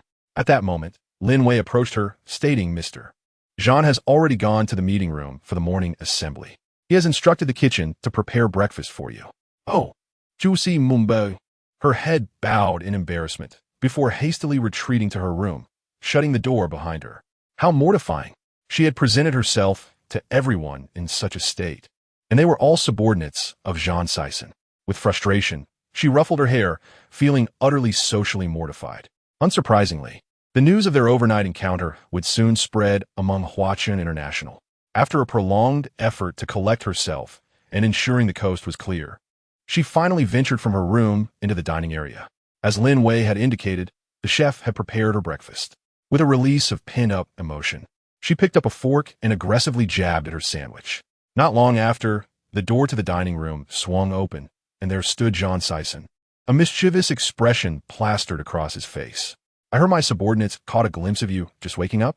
Seeing his insufferable demeanor, She felt an overwhelming urge to hurl her fork at him, aiming for his eyes. Nevertheless, Jean Sison took a seat across from her, leisurely remarking, Now that you're my fiancé, it is no longer a secret. Mature adults understand such matters. Jean Sison, shut your mouth. Juicy Vito. Her cheeks flushed with indignation. Jean Sison couldn't suppress a chuckle, continuing, I have an important client to meet shortly. We might have lunch together. You should accompany me. He explained that Gavin was scheduled to discuss collaboration details and that lunch would be unavoidable. I won't go, Chushi replied firmly. He is your business partner. What purpose will my presence serve? As my fiancé, it is only fitting that you meet my business associates, Jean Sison insisted. Weren't you mentioning subsequent celebrations for projects? I can attend those instead. If I must join you for every meal with clients, I would surely be exhausted. Juicy Goomba. Very well, Jean Sison conceded. Given that you're not yet fully recovered, I shall not press the matter further. Thank you, my dear, benevolent fiancé, Chushi replied with feigned sweetness. This little woman's sarcastic tone. Mr. Jean, the front desk informed me that Mr. Gavin has arrived. Lin Wei entered respectfully to report. Jean Sison glanced at the time. There were still over 40 minutes until their agreed meeting. He concluded that Gavin was indeed eager. Informed the front desk to escort him to the reception room. Understood, Mr. Jean, Lin Wei acknowledged before departing. Turning to Chu Shi, Jean Sison remarked, The client is here. I must attend to matters. Enjoy your meal. Chu Shi murmured without raising her head, continuing to eat languidly. Once he left, she made a face, exclaiming, Hurry and get to work. Having finished her breakfast, Chu Shi intended to return home to respond to her online consultations when her phone rang with an unfamiliar number. Hello, is this Chu Shi? On the other end, Uxiangbe Sunde Dongxiu. I am Oxiangbe. I urgently need to consult with you and would like to meet. Do you have time? Oxiangbe was seeking her assistance urgently. Very well, Chu Shi replied. Let us meet at the CAF downstairs at Huachin International. I will wait for you there. Okay, I'll be there shortly. What could be the urgent matter that Oxiangbe wanted to discuss? Chu Shi pondered, unable to deduce anything, and simply tidied herself before departing the dining area. As she stepped out, she pressed the elevator button, the doors opened, and she stepped inside, just as another elevator door opened beside hers. Mr. Chiao, this way please.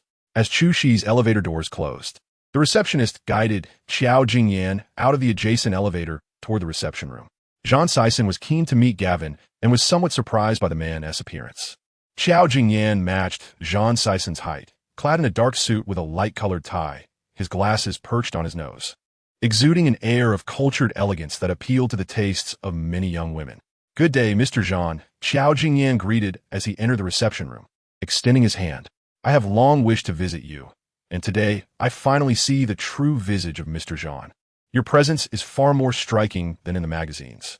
Mr. Chiao, you flatter me, Jean Sison replied, shaking his hand politely before gesturing for him to sit. Mr. Jean, I have prepared a detailed cooperation proposal for your review. Qiao Jingyan presented the document to Jean Sison. Jean Sison glanced over it, noting the meticulous attention to various architectural plans. Impressive, he commended, setting the proposal aside. As I understand it, this is the first project undertaken by Far East Construction since its inception. Indeed, Qiao Jingyan confirmed. To be candid, while Far East Construction has just been established, it is under the Far East International umbrella. Finding collaborative projects abroad is not effortless, yet it is manageable. Initially, We had several projects abroad set to launch simultaneously, but upon learning of your intention to build the largest entertainment city in Nancheng, I withdrew from those projects entirely. I have dedicated all my efforts to this endeavor, and I sincerely appreciate your trust in us. Rest assured, we will deliver a satisfactory outcome. Zhang Sison could discern Xiao Jingyan's earnest commitment to this project. May I inquire, since Far East Construction is not lacking in projects, why did you choose to invest everything in Huaqin? Xiao Jingyan explained, rather than comfortably reaping minor profits. It is far more worthwhile to take a risk. I believe that if you were in my position, Mr. Zhang, you would make the same choice. In just a few exchanges, one could perceive Xiao Jingyan's ambition and determination, a wild spirit concealed beneath his refined exterior. This man was indeed extraordinary. Chapter 77. The girl I love is truly wonderful. Chu. She waited at the CAF downstairs at Huaqin International for no more than 10 minutes before Xiangbei arrived. Dr. Chu, I truly apologize for summoning you in such haste. It's quite all right. I have plenty of time, Chu Shi replied. What urgent matter brings you to me, Mr. Xiangbei opened a file folder, retrieving materials as he explained, I wanted you to help me review my mother's medical scans.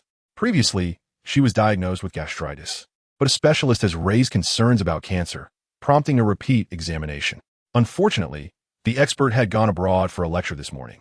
Not being well-versed in this area, I suddenly recall that you are an expert in this field, so I thought I would bring it to you for your insight. I cannot claim to be an expert, but I will do my utmost.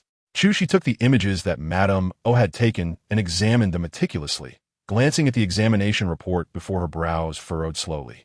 Is it truly cancer? Observing her expression, Xiangbei felt an ominous premonition and cautiously inquired. In cases like Ano's, the initial examination is often misdiagnosed as common gastritis or a gastric ulcer. However, the distinct morphology makes it rare and difficult to detect. The expert's suggestion for a more thorough examination was indeed wise. Although it has been confirmed as cancer, fortunately, it is at a mid-stage, and the chances of recovery remain substantial, Chu Shi explained slowly. Upon hearing the diagnosis, Xiangbei could not suppress his anxiety. He had initially thought it would be a false alarm, but unexpectedly, does Anno know? I did not dare to tell her. I merely informed her that it was a common case of gastritis. It is better not to let the patient know, as the psychological burden would be immense. Of course, I understand that, but with surgery and subsequent chemotherapy looming, I fear we cannot keep it hidden for long, Xiangbei expressed with concern. After pondering for a moment, Chu Shi proposed, why not do this?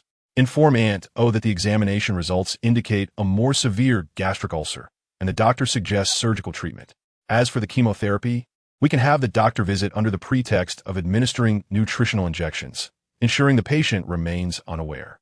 All right, I will prepare a false medical record for my mother. Xiangbei responded gratefully.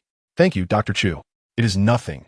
I have not contributed much. Just accompany Aunt O and ensure she undergoes the surgery promptly. I understand, Xiangbei said as he got up hurriedly. I will take care of it now. Once again, thank you, Dr. Chu. With that, he strode out. Chu Shi had no favorable impression of the O father-daughter duo, yet found Madame O to be quite amiable, and Xiangbei seemed easy to get along with. Although it is mid-stage, it is still cancer, and even with the possibility of a cure, the suffering involved is considerable. As a doctor, having witnessed life and death, it is still disheartening to see someone close succumb to cancer. After Xiangbei left, Chu Shi sat alone in the CF, sipping her coffee, when she noticed Zhang Siqing's car emerging from the underground garage, closely followed by a Bentley. Had he gone out for a meal with that important client? Huaqin International had already signed a contract with Far East Construction, and Xiao Jingyan was treating, so Zhang Siqing did not decline. The dining venue was the most prestigious hotel, in a private room on the top floor, surrounded by special glass walls offering a panoramic view of the entire South City. It had changed significantly in the years since he last visited. Once seated, Xiao Jingyan gazed out the window and remarked, has the South City changed so much? Is Mr. Xiao a native of South City? Zhang Siqing inquired. No, I spent 5 years here previously, Xiao Jingyan replied, his gaze lost in the distance, a hint of melancholy shadowing his eyes. It seems this city holds special significance for Mr. Qiao, Zhang Siqing noted perceptively. A bit embarrassed, Xiao Jingyan smiled awkwardly and confessed. You truly have keen insight, Mr. Zhang. To be candid, my former girlfriend is from here. Upon mentioning this, The melancholy in Xiao Jingyan's eyes deepened. I see, Zhang Siqing surmised, realizing that to this day, Mr. Qiao still harbors affection for her. When asked about it, Xiao Jingyan offered a rueful smile and responded honestly, yes. She was an exceptionally wonderful girl, but sadly, life is filled with unfortunate circumstances, and I had no choice but to part with her back then. Indeed, it is lamentable. Xiao Jingyan reiterated with another sad smile before inquiring, I have heard that Mr. Zhang has a remarkably handsome and charming son. I imagine Mrs. Zhang must be a stunning beauty as well. The woman I admire is undoubtedly extraordinary, Zhang Siqing replied without a trace of modesty. That is only natural, Xiao Jingyan affirmed, raising his glass. Here's to a fruitful collaboration, Mr. Zhang. To a successful partnership, Zhang Siqing echoed, clinking glasses before downing his drink. After spending a considerable time in the CAF, Chushi returned home to continue responding to inquiries from fellow patients online. Xiaoyan, why not take a short nap? Wuma offered her a glass of warm water. Thank you, Wuma, but I'm not tired. You should rest for a while, Chushi replied. I will take a brief nap. Don't overexert yourself, Wuma said, mindful of her age. I understand. Wuma led her to the study before retiring to her room for a nap. Chushi remained focused on responding to the online messages until the doorbell rang. With Wuma asleep, she hurried to answer the door, only to be greeted by a wave of alcohol-laden air. Standing on the threshold was Zhang Siqing, leaning against the doorframe, his face flushed, his eyes glazed with intoxication. Had he indulged too much while entertaining a client? How much have you had a drink? As he attempted to step inside, Chushi had no choice but to step aside, guiding him in since this was also his home. Not much, Zhang Siqing replied, having initially exercised restraint during dinner with Xiao Jingyan. However, as the conversation turned to past relationships, he found himself drinking more. Zhang Siqing, on the other hand, had not consumed much, but due to his health condition, he had steered clear of alcohol for years, making him susceptible to intoxication even after a small amount. His driver intended to take him back to the Zhang family villa, but Zhang Siqing insisted on coming to Chushi's place, leaving the driver no choice but to bring him here. Chushi assisted him to the bedroom, where he flung himself onto the bed, irritably tugging at his tie, causing the buttons of his shirt to pop open, exposing his chest. Witnessing this, Chushi felt a sense of helplessness. Why did he come to her when drunk? What was she to do? I will prepare a bowl of hangover soup for you. As she turned to leave, Zhang Siqing grasped her hand and commanded, do not go. His grip sent a jolt through Chushi's body as she attempted to withdraw her hand, but it was in vain, for Zhang Siqing had already closed his eyes. With no option left, she sat on the edge of the bed. Typically, whether in everyday life or at the hospital, she was the one lying down while he stood over her. This was the first time he lay there while she looked on. It was evident that he was truly intoxicated. Although asleep, he did not seem to be resting comfortably, his brow slightly furrowed. Over time, she had come to realize that this man was not as detestable as she once believed. He displayed a sense of responsibility and justice, and was indeed a good father. To avoid disturbing his slumber, Chushi remained still, held by his grasp until he fell into a deep sleep. A few minutes later, Wuma entered the room, and upon seeing her, Chushi quickly gestured for silence. By this time, Zhang Siqing was already fast asleep, and Chushi gently withdrew her hand before exiting the room with Wuma, closing the door behind them. What was he doing here? Wuma inquired, having only taken a short nap. How was it that Zhang Siqing was now asleep in her room? He got drunk, Chushi explained as she walked towards the kitchen. He came in without saying a word and collapsed onto the bed. Wuma glanced at Chushi and then back at the bedroom, asking Xiaoyan, are you planning to make him hangover soup? Yes, Chushi nodded, knowing that a hangover would inevitably lead to a headache. Upon hearing this, Wuma smiled knowingly and remarked, I see he's taken a liking to you. What? After listening, Chushi was initially taken aback, but then she found it rather amusing. Wuma, please don't speak nonsense. Our relationship is merely a facade of a romantic involvement. As I have already explained to you, if your relationship is indeed just a pretense, and he has no deeper feelings for you, then how could he have stayed by your side during your hospital stay and purchased such a large house for you? Wuma countered. His presence in the hospital stemmed from a sense of guilt over your accident, and the house was bought out of concern for appearances since I am merely his nominal fiancé, and he feared others would gossip about your humble living conditions. Hearing Chushi's naive reasoning, Wuma couldn't help but chuckle. Oh, you dull-witted girl, There's a vast difference between putting on a show and investing genuine effort. If he were merely feeling guilty, he could have covered your medical expenses or hired someone to care for you. But he certainly would not engage in every detail personally. And regarding the house, he could have chosen any good property. Why select one close to his company? At her age, Wu Ma had traversed more bridges than you have walked roads, and she was confident that Zhang Siqing had developed genuine feelings for her. Zhang Siqing has feelings for her? Chushi thought incredulously, glancing at her bedroom once more. Is that true? Could it be possible? Hasn't Zhang Siqing always despised her? I'm not familiar with Zhang Siqing, but judging by his month-long vigil at the hospital, he must possess some admirable qualities, Wu Ma said compassionately. Xiao Yan, now that Dabai and Xiao Bai have grown up and support your marriage, you should truly assess him. If he is sincere, you too should. Wu Ma, while others may not know, you are well aware, Chushi interrupted. I was previously married, and the origins of Dabai and Xiao Bai remain a mystery. I have a child I have yet to find. How could I possibly have the heart to think about such matters? Upon mentioning this, Wu Ma's expression darkened with concern. That Madame Xia is undoubtedly a sharp-tongued character. You have been married to that man for over a year, yet you do not even know his name or what he looks like. Who would believe that? To me, the marriage certificate appears to be nothing but a fabrication. That wicked mother-in-law of yours seems intent on having you bear a child for their family, only to cast you aside once you have fulfilled her wishes. Perhaps it was so, or perhaps it was not. Only Madame Xia knew the truth. She now dreamed of the opportunity to encounter Madame Xia once more. Thus, your previous marriage was never binding. You need not feel shackled by it, Wu Ma said gently. If Zhang Siqing truly cares for you and you hold affection for him, then you should candidly share your past with him. If he genuinely loves you, he will embrace your history. With his power and influence, wouldn't it be far easier for him to assist you in finding your son than for you to search aimlessly like a headless chicken? If he cannot accept your past, then he will cease to pursue you, and you will not have to entangle yourself further. Isn't that preferable? Chushi was taken aback by Wu Ma's candid words, remaining silent after listening. Wu Ma continued to counsel, Xiao Yin, do not always live for others. Consider your own well-being as well. I am aging, and I cannot accompany you for many more years. Once the children grow up and lead their own lives, it may be too late for you to seek your own happiness. She listened in silence, and after preparing a hangover remedy for Zhang Siqing, she carried it into the bedroom. The man was still soundly asleep, so she placed the remedy aside and gazed at him once more, pondering Wu Ma's words. Has he truly developed feelings for me? Is it possible that Zhang Siqing genuinely likes me? While she was lost in thought, Zhang Siqing, who had been sleeping soundly, suddenly appeared to be in discomfort. Zhang Siqing? Zhang Siqing?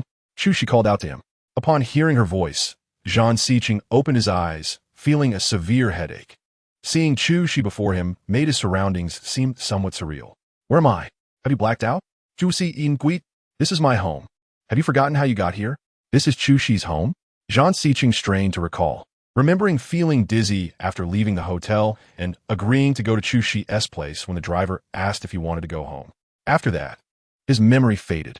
How could I have drunk so much with such poor tolerance? Chushi reprimanded him. You really shouldn't have drunk. Your current health condition prohibits alcohol. If you drink again, I want to help you with the aftereffects. Understood, little overseer. You are so tedious, Zhang Siqing replied, shaking his head dismissively. Little overseer? Zhang Siqing referred to her as Little Overseer? Chapter 079. You must not call me Xiao Yin. Upon hearing that term of endearment, she was momentarily stunned, standing frozen for several seconds before finally moving. Just rest here for a moment. I will go get you a glass of water. She fabricated an excuse to leave the room. After she exited, Zhang Siqing shook his head again to clear his mind. Mr. Zhang, Wu Ma gently entered the room. Seeing her, Zhang Siqing quickly stood up and politely greeted her, Wu Ma. He had completely forgotten that Wu Ma was still present. Lying there inebriated and asleep was indeed quite awkward. As night approaches, why not stay for dinner before you leave? Wu Ma warmly suggested. Though my culinary skills may not rival those of professional chefs, after years of cooking, I assure you they're decent enough for you to try. Please, it is I who have intruded, Zhang Siqing replied. After his words, Wu Ma smiled faintly, noting that he was indeed a polite man. She turned to look at Chushi, still in the living room, and then directly asked, Mr. Zhang, do you intend to marry our Xiao Yin? How was Zhang Siqing to respond to such a question? Could he admit that he had already been rejected? Seeing his troubled expression, Wu Ma smiled again, saying, "If you truly have that intention, then pursue her earnestly. It is not mere boasting. Our Xiao Yin is truly wonderful. If you manage to win her heart, it would indeed be your fortune. She is a natural beauty, has excelled in her studies since childhood, and possesses a kind heart. She has many admirers." Zhang Siqing could believe this. From Wu Ma's choice of words, he discerned a significant detail and asked, "I notice you keep calling her Xiao Yan. Is that her nickname?" Caught off guard by the question, Wu Ma hesitated, recalling that Chu Shi's given name was Qin Mu Yan. She had grown accustomed to calling her Xiao Yan, even after her name change. "Yes, it's just a nickname." At that moment, Chu Shi entered with a glass of warm water. Wu Ma quickly said, "Xiao Yan, take care of Mr. Zhang.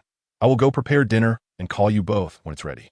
With that, Wu Ma exited to the kitchen to busy herself. "It was Wu Ma who insisted I stay for dinner," Zhang Siqing quickly clarified. "Then consider yourself fortunate. Wu Ma's cooking far surpasses that of your chef's." Chu Shi said as she handed him the water. After taking a sip, Zhang Siqing looked at her and exclaimed Xiao Yan. Upon hearing that name, Chu Shi's body tensed, and she gazed at him in astonishment. Aside from her father and Wu Ma, only Xiao Jingyan had ever called her that. "What did you just call me?" "Xiao Yan. I just heard Wu Ma mention it. Xiao Yan is your nickname." Hearing this, Chu Shi felt a wave of panic wash over her, but then Zhang Siqing continued. "Xiao Yan? That is quite a lovely name. Henceforth, I shall call you that." "No. Chu Si Vitstet Mfati Sali." Not wanting to hear any man refer to her in such a manner again. Just now, Chu Shi's reaction was instinctive. Upon noticing the astonished expression on Zhang Siqing's face, she quickly masked it with a smile and said, "Just call me Chu Shi." Zhang Siqing was puzzled by her overreaction. His intuition hinted that there was more to it than met the eye. "By the way, Xiangbei came to see me today." Chu Shi swiftly diverted the conversation, showing him Aunt O's medical report, which indicated that she was in the mid-stages of gastric cancer. "Is it really cancer?" "Yes," Chu Shi nodded. "But there is still a chance for recovery. It's just that the subsequent chemotherapy will be quite arduous." Zhang Siqing sighed lightly, having hoped it was merely a false alarm, but now. Xiangbei is a doctor and should know many specialists in this field.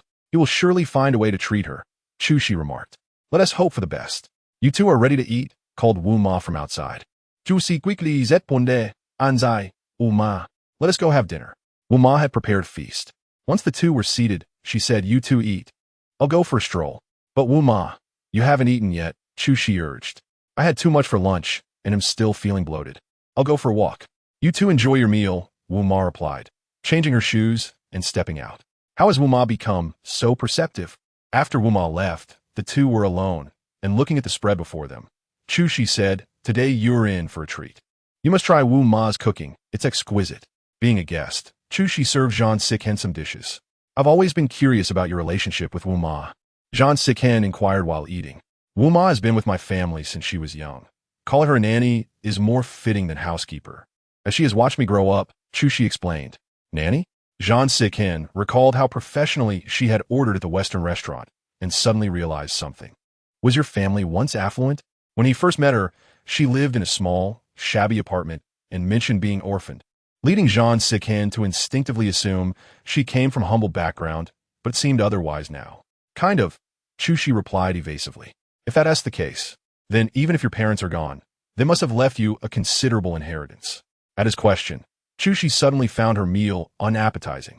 She looked at him and said, "Zhang Siqing, are you doing this on purpose?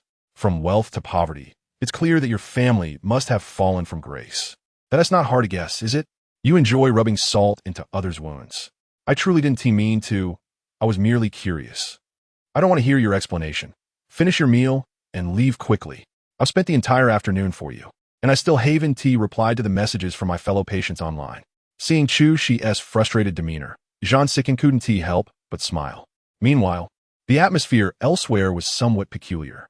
Regarding Mrs. O's diagnosis, Xiangbei could only consult Yinxing, and they decided that only the two of them would know, keeping it from Mrs. O as well as Yaru. After all, if Yaru found out, it would be impossible to keep it hidden. That evening, Xiangbei stayed for dinner at the O household, which Mrs. O found quite unsettling. "It's been years since you had a quarrel with your father. Not only is eating at home rare, even returning home has become a rarity. Why are you suddenly staying for dinner today?" Mrs. Wesked Uxiombe. If I want to stay, I will. Is my mother not welcoming me? Of course not. It's just surprising. Although they hadn't told Mrs. O. She couldn't help but wonder, is my medical report not good? If her results were fine, why would Xiangbei sit down for dinner with Yinqing? Mom, what are you talking about? Xiangbei said, producing a forged medical report to show her. The doctor said it's a gastric ulcer, albeit a serious one. I specifically stayed for dinner to persuade you to undergo surgery. Mrs. O took the report, furrowing her brow. I can't understand the medical jargon, but I do know that a gastric ulcer doesn't necessarily require surgery. Didn't your son just say so? Yinqing interjected, ordinary gastric ulcers don't need it. But yours is severe. Exactly, Mom. Although I'm a psychologist, I'm still a doctor and understand some things. Do you not trust me? I trust, Mrs. O replied, fine, let us proceed as you say. Good, I'll arrange for your hospitalization tomorrow, and we'll get the surgery done promptly, Xiangbei asserted. After dinner, Xiangbei conversed with Mrs. O for a while before urging her to rest, leaving only Yinqing and his son behind, creating a rather suffocating atmosphere. Have you visited Chu Shi? Yes, Xiangbei replied. Chu Shi is quite knowledgeable in this area. If she weren't still recovering, I would certainly have her be my mother's attending physician. You've only interacted a few times. How can you trust her so much? Though our encounters are limited, I have a knack for judging people. As a doctor, she is undoubtedly reliable. Humph. Yinqing scoffed. That girl is indeed something. A woman who speaks nothing but lies and doesn't dare reveal her true identity has managed to deceive you all. What do you mean? Xiangbei was completely bewildered. It means you are still too young and have been tricked by her without realizing it. As he ascended the stairs, Yinqing continued, I am your father, and despite our differences, I always have your best interests at heart. You should keep your distance from that woman. Xiangbei couldn't grasp his father's words, but his primary concern remained Mrs. O's health. He had no time to ponder the notion of Chu Shi being a purveyor of lies. In the following days, Zhang Siqin was exceedingly busy as the Entertainment City project had officially commenced. Mrs. O had been admitted to the hospital and was undergoing surgery. The day had finally arrived. Zhang Siqin took Chu Shi to the hospital to visit her. Mrs. O had just been wheeled out of the operating room, still groggy from the anesthesia, and they didn't want to linger in the ward for too long. Xiangbei remained in the ward to care for Mrs. O, while Yinqing escorted Zhang Siqin and Chu Shi out. Siqin, you're quite thoughtful to visit your aunt despite your busy schedule, Yinqing remarked. When it comes to my aunt's surgery, no matter how busy I am, I must be here, Zhang Siqin replied. The surgery was successful, and with subsequent chemotherapy, she'll be fine. Indeed, Yinqing acknowledged, then turned his gaze towards Chu Shi. When their eyes met, Chu Shi quickly averted her gaze, feeling an inexplicable fear at the sight of him. Chu Shi seems to be recovering well, he commented. I'm all right, she replied. Yinqing smirked. This woman is quite the luck. She survived a seemingly perfect car accident. Where has the old lady traveled to now? She has been gone for so long without a hint of returning. It's rare for her to have time after retirement. She is enjoying her global travels. So why rush back? Zhang Siqin replied. That is true. Yinqing conceded. All right, Siqin, I must return to care for your aunt. So I won't keep you any longer. Understood. After Yinqing departed, Zhang Siqin distinctly heard Chu Shi let out a sigh of relief. What's wrong? You seem frightened. I don't know why, but I find him quite intimidating and he seems very hostile towards me. The matter regarding Qin Mu Yan was known only to Yinqing, who had not disclosed it to anyone else for quite some time, which made Chu Shi uneasy. Because of Oyaru, he may harbor some animosity towards you, but don't take it to heart. I won't let him harm you. Chu Shi felt a lingering unease within her heart. The sight of Yinqing evoked memories of his previous words. After changing her name and identity, she had to conceal all traces of her past, and indeed, it was exhausting. But was it truly necessary to confess everything to Zhang Siqin? After all, their relationship was not substantial at present. Suddenly revealing such secrets might come off as rather abrupt. Lost in her thoughts, Zhang Siqin waved a hand in front of her, jolting her back to reality. She quickly shook her head. It's nothing. Please take me home. You should get back to your work. Yes, I've been quite busy lately, Zhang Siqin replied. By the way, there will be a grand opening banquet this weekend, with many socialites invited. You should accompany me. All right, she agreed, having previously promised him. Zhang Siqin first drove her home, and after watching her enter her apartment complex, He was about to return to the office when his phone rang. It was Dabai calling. Hello, Junlin. Tomorrow is Sister Shi's birthday. Have you forgotten? Dabai asked reproachfully. Of course not. That's good. If you truly wish to pursue Sister Shi, show some sincerity. I want to celebrate with her, but I haven't had the chance yet. I know. Zhang Xiqing had always remembered Chu Shi's birthday and had prepared for it. That's good to hear. Initially, I intended to keep Sister Shi away from you. But since you seem sincere, I'll give you a chance. You must seize it. If Sister Shi gets hurt again, I will completely remove you from the equation. Zhang Xiqing couldn't help but chuckle at the boy's words, which made him sound like Chu Shi's protective son, fully on her side. A birthday? The thought of her celebration the next day filled him with anticipation, while Chu Shi seemed indifferent. Ever since the Qin family fell from grace, she had grown to dislike celebrating her birthday. It often slipped her mind, but Dabai and Xiao Bai always remembered. This year was no different. Sister Shi. The two children called her early the next morning. Xiao Bai said regretfully, I have prepared a very expensive gift for you, but I can't return yet. Wait for me, and I will give it to you when I come back. There's no rush. You both behave well out there. Happy birthday, Sister Shi. Junlin chimed in. When we return, we will celebrate. Thank you, my two treasures. Mommy loves you both. After hanging up, Chu Shi felt a surge of joy. She decided to take a day off from work, simply resting without any obligations. Later that evening, she received a call from Zhang Xiqing. Before she could speak, he commanded, Come out. Come out. Chu Shi was momentarily taken aback, but she opened the door to find the area empty. Before she could inquire further, Zhang Xiqing instructed, Go to the rooftop. To the rooftop? But it's dark. What am I supposed to do there? Hello? Her words were cut off as he hung up, leaving her exasperated. Nevertheless, she obediently made her way to the rooftop, only to find it still vacant. Realizing she had been tricked, she was about to call him back and scold him when a sound overhead caught her attention. Looking up, she saw a helicopter gently descending towards the rooftop, and, to her astonishment, Zhang Xiqing was piloting it. As the helicopter landed, he beckoned her, come aboard. Chu Shi was momentarily stunned, realizing her attire, a sleepwear ensemble and slippers. With her hair in disarray, she felt embarrassed. Zhang Xiqing simply chuckled, It's fine, hurry up. Without further hesitation, she climbed aboard the helicopter. Once she was inside, the door closed, and they ascended once more. What on earth are you doing? Why are you suddenly flying a helicopter? Chu Shi was taken aback.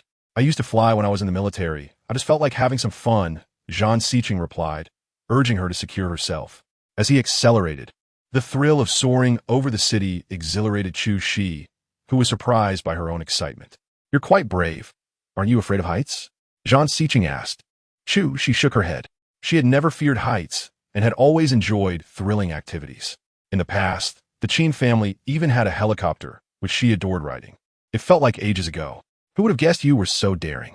How about I take you bungee jumping next time? Absolutely. Juicy et gleam, thrilled at the thought of jumping off a cliff.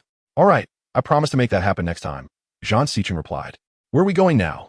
She inquired, looking at him. You'll find out when we get there, he smiled, his charm enhanced by the beautiful moonlight. As they flew further, Chu Shi savored the experience. But upon arrival, she was utterly shocked. She could not have imagined that the helicopter would land by the seaside, where the stars shone brilliantly above, and the moonlight caressed the waves softly. We're here, Zhang Xiqing announced as the helicopter gently touched down on the shore. Chu Shi felt somewhat dazed. The sound of the waves growing closer, the ocean view becoming increasingly vivid. Why did you bring me here? Do you like it? Zhang Xiqing evaded her question. I do. Juicy Ziplit Hon Stili. The tranquil and romantic night by the sea was enchanting. What girl wouldn't adore it? How about a boat ride tonight? He proposed. Chu Shi felt a surge of excitement, incredulous as she asked. Really? Of course, he said, taking her hand and leading her forward. The soft sand felt delightful against her feet. Under the night sky, the moonlight reflected beautifully on the water, creating a captivating scene. As they strolled along the shore, Zhang Xiqing held her hand, and it stirred an indescribable thrill within her. After walking for what felt like an eternity, they arrived at a yacht. Is this your private yacht? Chu Shi asked, astonished as she looked at Zhang Xiqing. He smiled mysteriously, come inside and see. Intrigued, Chu Shi stepped onto the yacht, where her breath was taken away by the sight before her. The soft lighting, romantic roses, and delicate petals caressed her feet. The candles flickered warmly, casting a glow reminiscent of the evening sky. At the center of the yacht sat a grand cake. Is this for me? She gasped, feeling as if she were dreaming.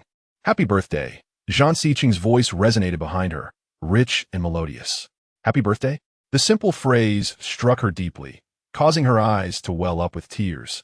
When she was still the esteemed daughter of the Qin family, her birthdays were grand affairs, celebrated with many guests. Yet since the family's downfall, she had dreaded her birthdays.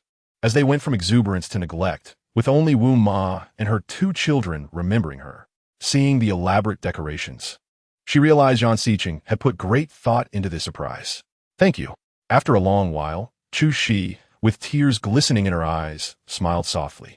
Since the passing of my father, apart from Wu Ma and the pets, you are the first person to celebrate my birthday. I am truly grateful. Chu Shi felt profoundly touched. In that moment, she was genuinely warmed by the gesture. As long as you are happy, Zhang Xiqing said, taking her hand and leading her to the cake. Now make a wish. Realizing what he meant, Chu Shi obediently closed her eyes, clasped her hands together, and earnestly made a wish. Zhang Xiqing did not inquire about her wish. After she blew out the candles, he handed her a generous slice of cake, smiling, "Go on. Eat." Chu Shi no longer held back and eagerly took a bite.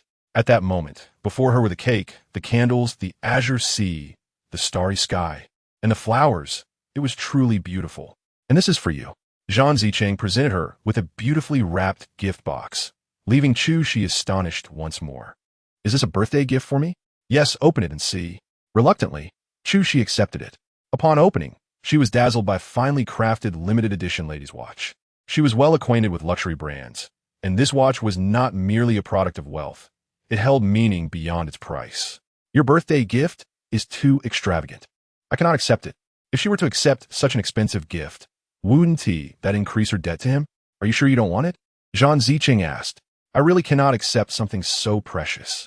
Just as she finished speaking, Zhang Xiqing tossed the gift box overboard. What are you doing? Juicy et Galim. Shocked by his action. Are you out of your mind? Why throw it away if I don't want it? This was custom made for you. Your name is engraved on it. If you refuse it, then it loses its value. Why keep something worthless? It has my name on it. Chu Shi hurriedly glanced outside. Seeing Zhang Xiqing had already thrown the gift box into the sea, and a wave was approaching, ready to swallow it. Without thinking, she jumped off the yacht to retrieve it.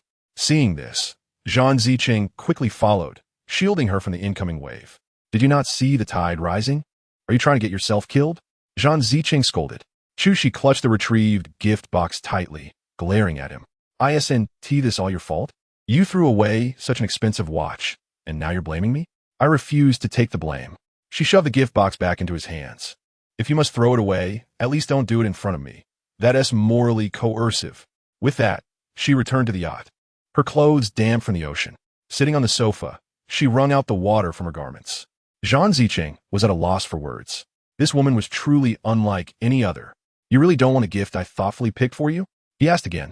If it were an ordinary watch, I would gratefully accept it. However, because it is a specially customized piece, I cannot take it. Chu Shi explained, your wealth is your own matter.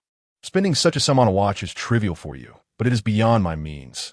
In matters of reciprocity, I cannot repay such a gift. Accepting it would leave me uneasy. Perhaps in your eyes, if I do not accept it, it loses its worth. But you never consulted me before customizing it, so you cannot impose it upon me. You have the right to give, and I have the right to refuse. Hearing this, Zhang Xiqing was taken aback, unable to suppress a wry smile. It's just a birthday gift, and you're lecturing me about principles? Juicy Kaladi. Perhaps you think I'm being unreasonable or playing hard to get. Regardless, I am genuinely grateful for your gesture. Well, after all this, I suppose this gift cannot be given. Zhang Xiqing resigned, taking back the gift box. I appreciate your intention. Thank you. Chu Shi quickly changed the subject. Aren't we going out to sea? Let us go. All right. Seeing Chu Shi's eager anticipation, Zhang Xiqing started the yacht, which slowly departed from the shore. Chu Shi stood on the deck, her heart racing with excitement at the stunning scenery. The moon on the sea appeared particularly beautiful, shimmering in the azure waves, as the gentle moonlight cast a serene tranquility over the water. It's truly breathtaking. Just as she was lost in the beauty, a jacket was draped over her shoulders. Chu Shi instinctively tightened it. The evening sea breeze was indeed chilly. Thank you, she said gratefully. I've heard you say that word all evening. It's getting tiresome. Zhang Xiqing replied. Chu Shi chuckled. I genuinely appreciate it. This birthday is unforgettable. Although you didn't accept my gift, hearing you say that makes my efforts worthwhile. Zhang Ziqing consoled himself. Chu Shi smiled, gazing at the distant sea, where the horizon met the sky, stretching infinitely. Zhang Ziqing watched her, enchanted by the moonlight illuminating her blushing face. Chu Shi, At the sound of her name, she turned to him, asking, "What is it?" "I need a wife," Zhang Ziqing emphasized. "Not a fake fiancé, but a legally recognized spouse." "You, what did you just say?" The Zhang family and the O family have long-standing ties, intertwined with many business interests. That is why my mother insists I marry Oyaru. As long as I remain unmarried, my mother will not give up on her desire for me to marry her. Thus, I need a woman to marry. And since my son likes you, you're the most suitable candidate. Marriage? Again with this topic. Was this the true reason he wanted to register their marriage last time? If she were unencumbered by her past, she might have readily agreed, but she had her reservations. "I apologize for being a bit rough when I took you to register last time. I sincerely seek your opinion this time." His previous approach had been commanding, but now he was more polite and refined. Was it merely a marriage of convenience without love? No talk of love? A marriage of convenience? The moment these words registered in his ears, his expression darkened, and he stared at her coldly. "If that is the case, would you agree?" Chu Shi bit her lip, contemplating before nodding. "You have helped me immensely. I cannot repay you. If you wish to use me to rid yourself of the O family, I am willing. I can draft a prenuptial agreement, ensuring that upon divorce, I will leave with nothing and will not take a penny from the Zhang family." Divorce? Leaving with nothing? These words ignited Zhang Ziqing's fury. He abruptly pinned her against the railing of the boat, his imposing presence looming over her, his furious gaze piercing into her. "Chu Shi, I truly wish to see what lies within your heart. Do you know how many women desire to marry me? How many dream of catching my attention? In all my years, I have never put so much thought into a birthday celebration for anyone, nor have I ever discussed marriage so seriously with someone. And yet, here you are, talking about divorce. Chu Shi, you have truly shown me what it means to be a loyal woman, remaining chaste for years after your husband's death, unwavering in your fidelity. Am I right? Fine, continue to remain loyal to him. Forget what I just said." With that, Zhang Ziqing turned and strode back into the yacht, was left in utter disarray. Why was he so angry? Could it be, as Wu Ma suggested, that he had developed feelings for her? Was his intention to marry her sincere? Had Zhang Ziqing truly fallen in love with her? If not, what could possibly be the source of his ire? If he had, then, Chapter 083. Daddy, you must relentlessly pursue her. As the wind surged, it swept through her body, cool and refreshing. Chu Shi tightened her clothing, feeling her heart grow increasingly chaotic. She glanced back at Zhang Ziqing, who had returned to the cabin, uncertain whether to advance or retreat. What had begun as a heartfelt birthday celebration had suddenly shifted in atmosphere. With only the two of them aboard the vessel, and still at sea, Chu Shi steeled herself to confront Zhang Ziqing. If I said something to upset you earlier, you didn't say anything wrong," Zhang Ziqing interrupted. "From the very beginning, my desire to obtain a marriage certificate was one-sided. You declined, and I respect your choice. Henceforth, you shall remain my nominal fiancé. I only ask that you perform this role well in public. Beyond that, I will not impose. Is that acceptable, Dr. Chu?" Chu Shi felt as if she had a lump in her throat. Did he not harbor any emotions while speaking these words? Tonight, he had mentioned needing a wife, and she had not rejected him outright. She had merely provided a prior clarification, and yet he had exploded in anger. "It's getting late. I have an early meeting tomorrow, so I'll turn in now." Chu Shi had intended to say more, yet his words had effectively silenced her. "All right, good night," she replied faintly. Uncertain if Zhang Ziqing had truly fallen asleep, she sensed he had closed his eyes, wishing to ignore her. Thus, she discreetly exited the bedroom and returned to the deck. Gazing up at the night sky, the seascape was breathtakingly beautiful, with only the sound of the waves breaking the silence, creating a serene atmosphere. Chu Shi took a seat on the deck, her mind replaying Zhang Ziqing's earlier words and the tender moments he had shared with her in the hospital. If he genuinely harbored no feelings for her, why'd he stay by her side during her hospital stay? A sudden recollection of Wu Ma's words surfaced in her thoughts. Had she truly been oblivious to Zhang Ziqing's affections? She had never considered the possibility, nor had she dared to. "Qin Mu Yan, you are indeed pitiful in your current state," Chu Shi self-deprecatingly mused. The events of the past felt like a dark chapter in her life. one she struggled to disclose to anyone. She was caught in a dilemma. On one hand, she yearned to locate Lady Xia and reclaim her eldest son. On the other, she despised the unjust accusations she faced. She had never been intimate with anyone aside from that man, and she was certain the child was his. Although she was unaware of the discrepancies surrounding the DNA test Lady Xia had presented, she was convinced it was erroneous. Upon finding Lady Xia, she wished to clarify matters. Yet she feared that if she did, Lady Xia might refuse to return her child and might take away her other children as well.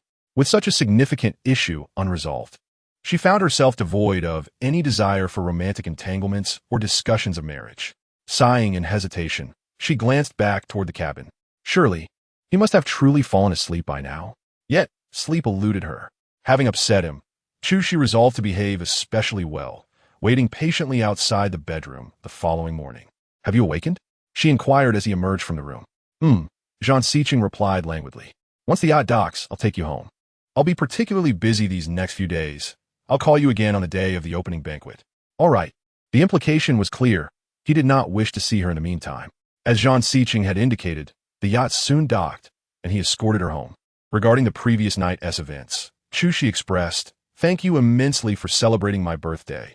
I am truly sorry for upsetting you." "It's fine. That was my fault." Zhang Siqing responded gently. "Hurry home. Your body is still in recovery, and as a doctor, you shouldn't work late." "I know, and you should take care of yourself as well." With that, Zhang Siqing turned and walked away. She watched him depart, a sudden pang of guilt washing over her. Upon Zhang Siqing's return to the office, his phone rang. It was Dabai calling. "Daddy," Dabai exclaimed excitedly upon hearing Zhang Siqing's voice. "Did you celebrate with Jia last night? Was it super romantic?" Dabai had refrained from calling earlier, fearing he might interrupt their intimate moment. But now he could no longer contain his curiosity. "It was bearable," Zhang Siqing replied nonchalantly. "Just bearable?" Dabai exclaimed, bewildered. Given the yacht's romantic setup, Jia should have been moved to tears. So how could it merely be described as bearable? The yacht's decorations were all orchestrated by Dabai, and he understood Jia well. She was someone who cherished romantic gestures and held the spirit of a princess within her. The surprise birthday celebration should have left her utterly touched, culminating in tender embraces and perhaps more. Zhang Siqing could only chuckle ruefully. "Junlin, your plans have not quite panned out as expected. The mother you envision is not so easily won over, understand?" "I don't quite understand. Are you saying that Jia is hard to pursue?" Zhang Siqing was left speechless. The boy's interpretation was astutely clear. "Then you must pursue her relentlessly," Dabai insisted. "I've finally given you the green light to chase her, so you cannot give up so easily. As the saying goes, what is hard to obtain is the most precious. You must chase her with all your might." Zhang Siqing could only laugh in disbelief. "You've grasped quite a lot for a little rascal. Just speaking the truth." "All right, Junlin, your father must return to work now. I'll see you this evening." "All right, Daddy, see you tonight." After hanging up, Zhang Siqing chuckled wryly. To think he, a high-flying tycoon, had found himself in such a predicament, pursuing a woman with relentless fervor. When She returned home, she felt equally disheartened. Yet, upon entering, she was met with Wu Ma's knowing gaze, a mischievous smile that seemed to suggest she was privy to their private affairs. "Back already?" Wu Ma inquired with a grin. She quickly added, "I didn't expect him to take me out when he called yesterday, so I understand," Wu Ma replied, still smiling. "He prepared a surprise for your birthday. Young people in love often behave this way." "In love?" "No, Wu Ma. We are not in a relationship," She clarified hastily. "Just in the ambiguous phase before falling in love," Wu Ma said. "Though I've never been in love myself, I've seen enough to understand such matters." Ambiguous phase before falling in love? Chapter 084. Are you truly planning to keep a cherished one hidden away? She had never anticipated Wu Ma would be so insightful. It was merely an ambiguous phase. She found it difficult to articulate her thoughts. Yes, he had surprised her for her birthday, and she had not expected such effort on his part. Yet it seemed she had inadvertently ruined everything. Ruined? What do you mean? At present, she felt bewildered, her thoughts in turmoil. With no one else to confide in but Wu Ma, she recounted the events of the previous day. Wu Ma couldn't help but laugh upon hearing the story. Leaving she perplexed at her reaction. "You silly girl, despite your education, how can you not understand such a simple matter?" Wu Ma remarked, He truly desires to obtain a marriage certificate with you. All those excuses are merely superficial. Yet you, in your earnestness, engage in discussions about assets and divorce matters, which naturally incensed him. Are you suggesting he genuinely intends to marry me? Absolutely, Wu Ma replied, unable to suppress her frustration. You foolish girl, you seem utterly oblivious. Trust me, as an observer, I can assure you he has developed feelings for you. Really? He has feelings for me? Xiao Yan, I reiterate my hope that you can move beyond past events and embrace the happiness that rightfully belongs to you. At present, that Jean Sison seems quite promising. If true happiness is on the horizon, make sure you do not miss it. Chu Shi felt at a loss for words, her mind in disarray. Consider this carefully. If you genuinely wish to advance your relationship with him, you must disclose your past entirely and observe his reaction. If he can accept it, what do you have to fear? Chu Shi remained silent. Upon returning to her room, she sat on the windowsill with a cushion, gazing out the window, lost in thought. She admitted that witnessing such a heartwarming scene yesterday had profoundly moved her. Even previously, Xiao Jingyan had never been so attentive. She was unsure how long she had been daydreaming until Wu Ma entered, prompting her to stir. Xiao Yan, I have prepared some nourishing congee for your stomach. Jean Sison has not been well, so you should take it to him, Wu Ma stated. Nourishing congee? I don't quite understand. You want me to deliver it to him? Yes, indeed. But he mentioned he's been very busy and does not wish to see me. Those are just words spoken in the heat of the moment. Trust me, deliver this congee to him, and he will surely be pleased. Wouldn't bringing him congee now make her appear too submissive? He had explicitly stated he did not want to see her, yet she would still present herself? Perhaps it would be best to refrain, Wu Ma. I do not wish to go. If you do not go now, when will you take this step? Wu Ma insisted. Listen to me, hurry along. Chu Shi felt utterly helpless. What was happening? Why were the people around her so determined to match her with Jean Sison? Bai and Xiao Bai desperately wanted her to marry him, and now even Wu Ma had become their accomplice. Was that man truly so captivating? Stop dawdling, quickly go, Wu Ma urged, her tone particularly insistent. With no other choice, Chu Shi steeled herself and went. At that moment, Jean Sison had just finished a meeting and returned to his office, where he found Xiangbei seated on the sofa, waiting for him. Why aren't you at the hospital taking care of your mother? What brings you here? Jean Sison inquired. Am I not allowed to catch a breath? Xiangbei retorted. I have been treating various psychological patients since my mother was diagnosed. I feel on the brink of depression. How is your mother doing? She's okay. The medication has strong side effects, and she has lost quite a bit of weight, Xiangbei replied. Then why aren't you at the hospital caring for her? Jean Sison reprimanded. Her husband is there. She doesn't need me. Xiangbei continued. I came to discuss having Chu Shi assist with my mother's follow-up chemotherapy. First, I trust in her medical abilities, and second, if she goes, my mother won't suspect anything. If you're seeking her, why not speak to her directly instead of coming to me? Isn't that a question I already know the answer to? Xiangbei countered. You are currently cherishing her, and she is in a recovery phase. You wouldn't want her to tire herself out with work. I need your consent before approaching her. Or else if she agrees and you disapprove, you will direct your anger at me, and I am not foolish. Jean Sison merely scoffed. What do you mean? Do you agree or not? I do not agree, he replied firmly. You truly do not agree? Xiangbei could hardly contain his frustration. It's merely a matter of administering a chemotherapy injection. I swear it will not wear her out, and I will offer her a generous salary. I said no. This is not only due to Chu Shi's health, but also because she previously expressed fear of Oyenqing. Are you truly attempting to hide a beauty? Xiangbei was exasperated. If there is nothing else, you may leave. I am quite busy. Xiangbei was tempted to curse him out. This ungrateful man. Just as he was about to leave, a knock sounded at the door. Come in, San Sichen instructed. Chu Shi pushed the door open, feeling quite apprehensive. Her cheeks were burning with embarrassment. What a coincidence, Xiangbei teased. I was just talking about you with this guy when you arrived. Talking about me? Hello, Mr. O. Chu Shi politely greeted him. I have known this rascal since we were young. If you were to be his fiancé, we are practically family. So just call me Brother O. Enough of this nonsense, leave. Jean Sison commanded. All right. I won't intrude on your moment. I'll take my leave. Xiangbei quickly stood up to exit. Chu Shi was surprised to see Xiangbei there. Once he left, Jean Sison looked at her and asked, What brings you here? Chu Shi wished she could vanish in a thin air, but since she was already there, she mustered the courage to say, Wu Ma made some nourishing congee. And there's quite a bit, so I thought to bring you some. Chu could only offer that flimsy excuse. Jean Sison, coldly instructed, set on the coffee table. All right. She nodded and placed it there, just in time to notice a gift box glaringly visible in the trash can. Chapter 085. A nightmarish dream. She had been furious when she told him the previous night that even if he were to discard the gift box, he should not do so in her presence. Unsurprisingly, upon returning to the office, he promptly disposed of it. Oddly enough, seeing that discarded gift box in the trash made her feel quite disheartened. From her perspective, such a valuable gift was inappropriate for her to accept. Yet from Jean Sison's viewpoint, a meticulously prepared gift being rejected would understandably upset him.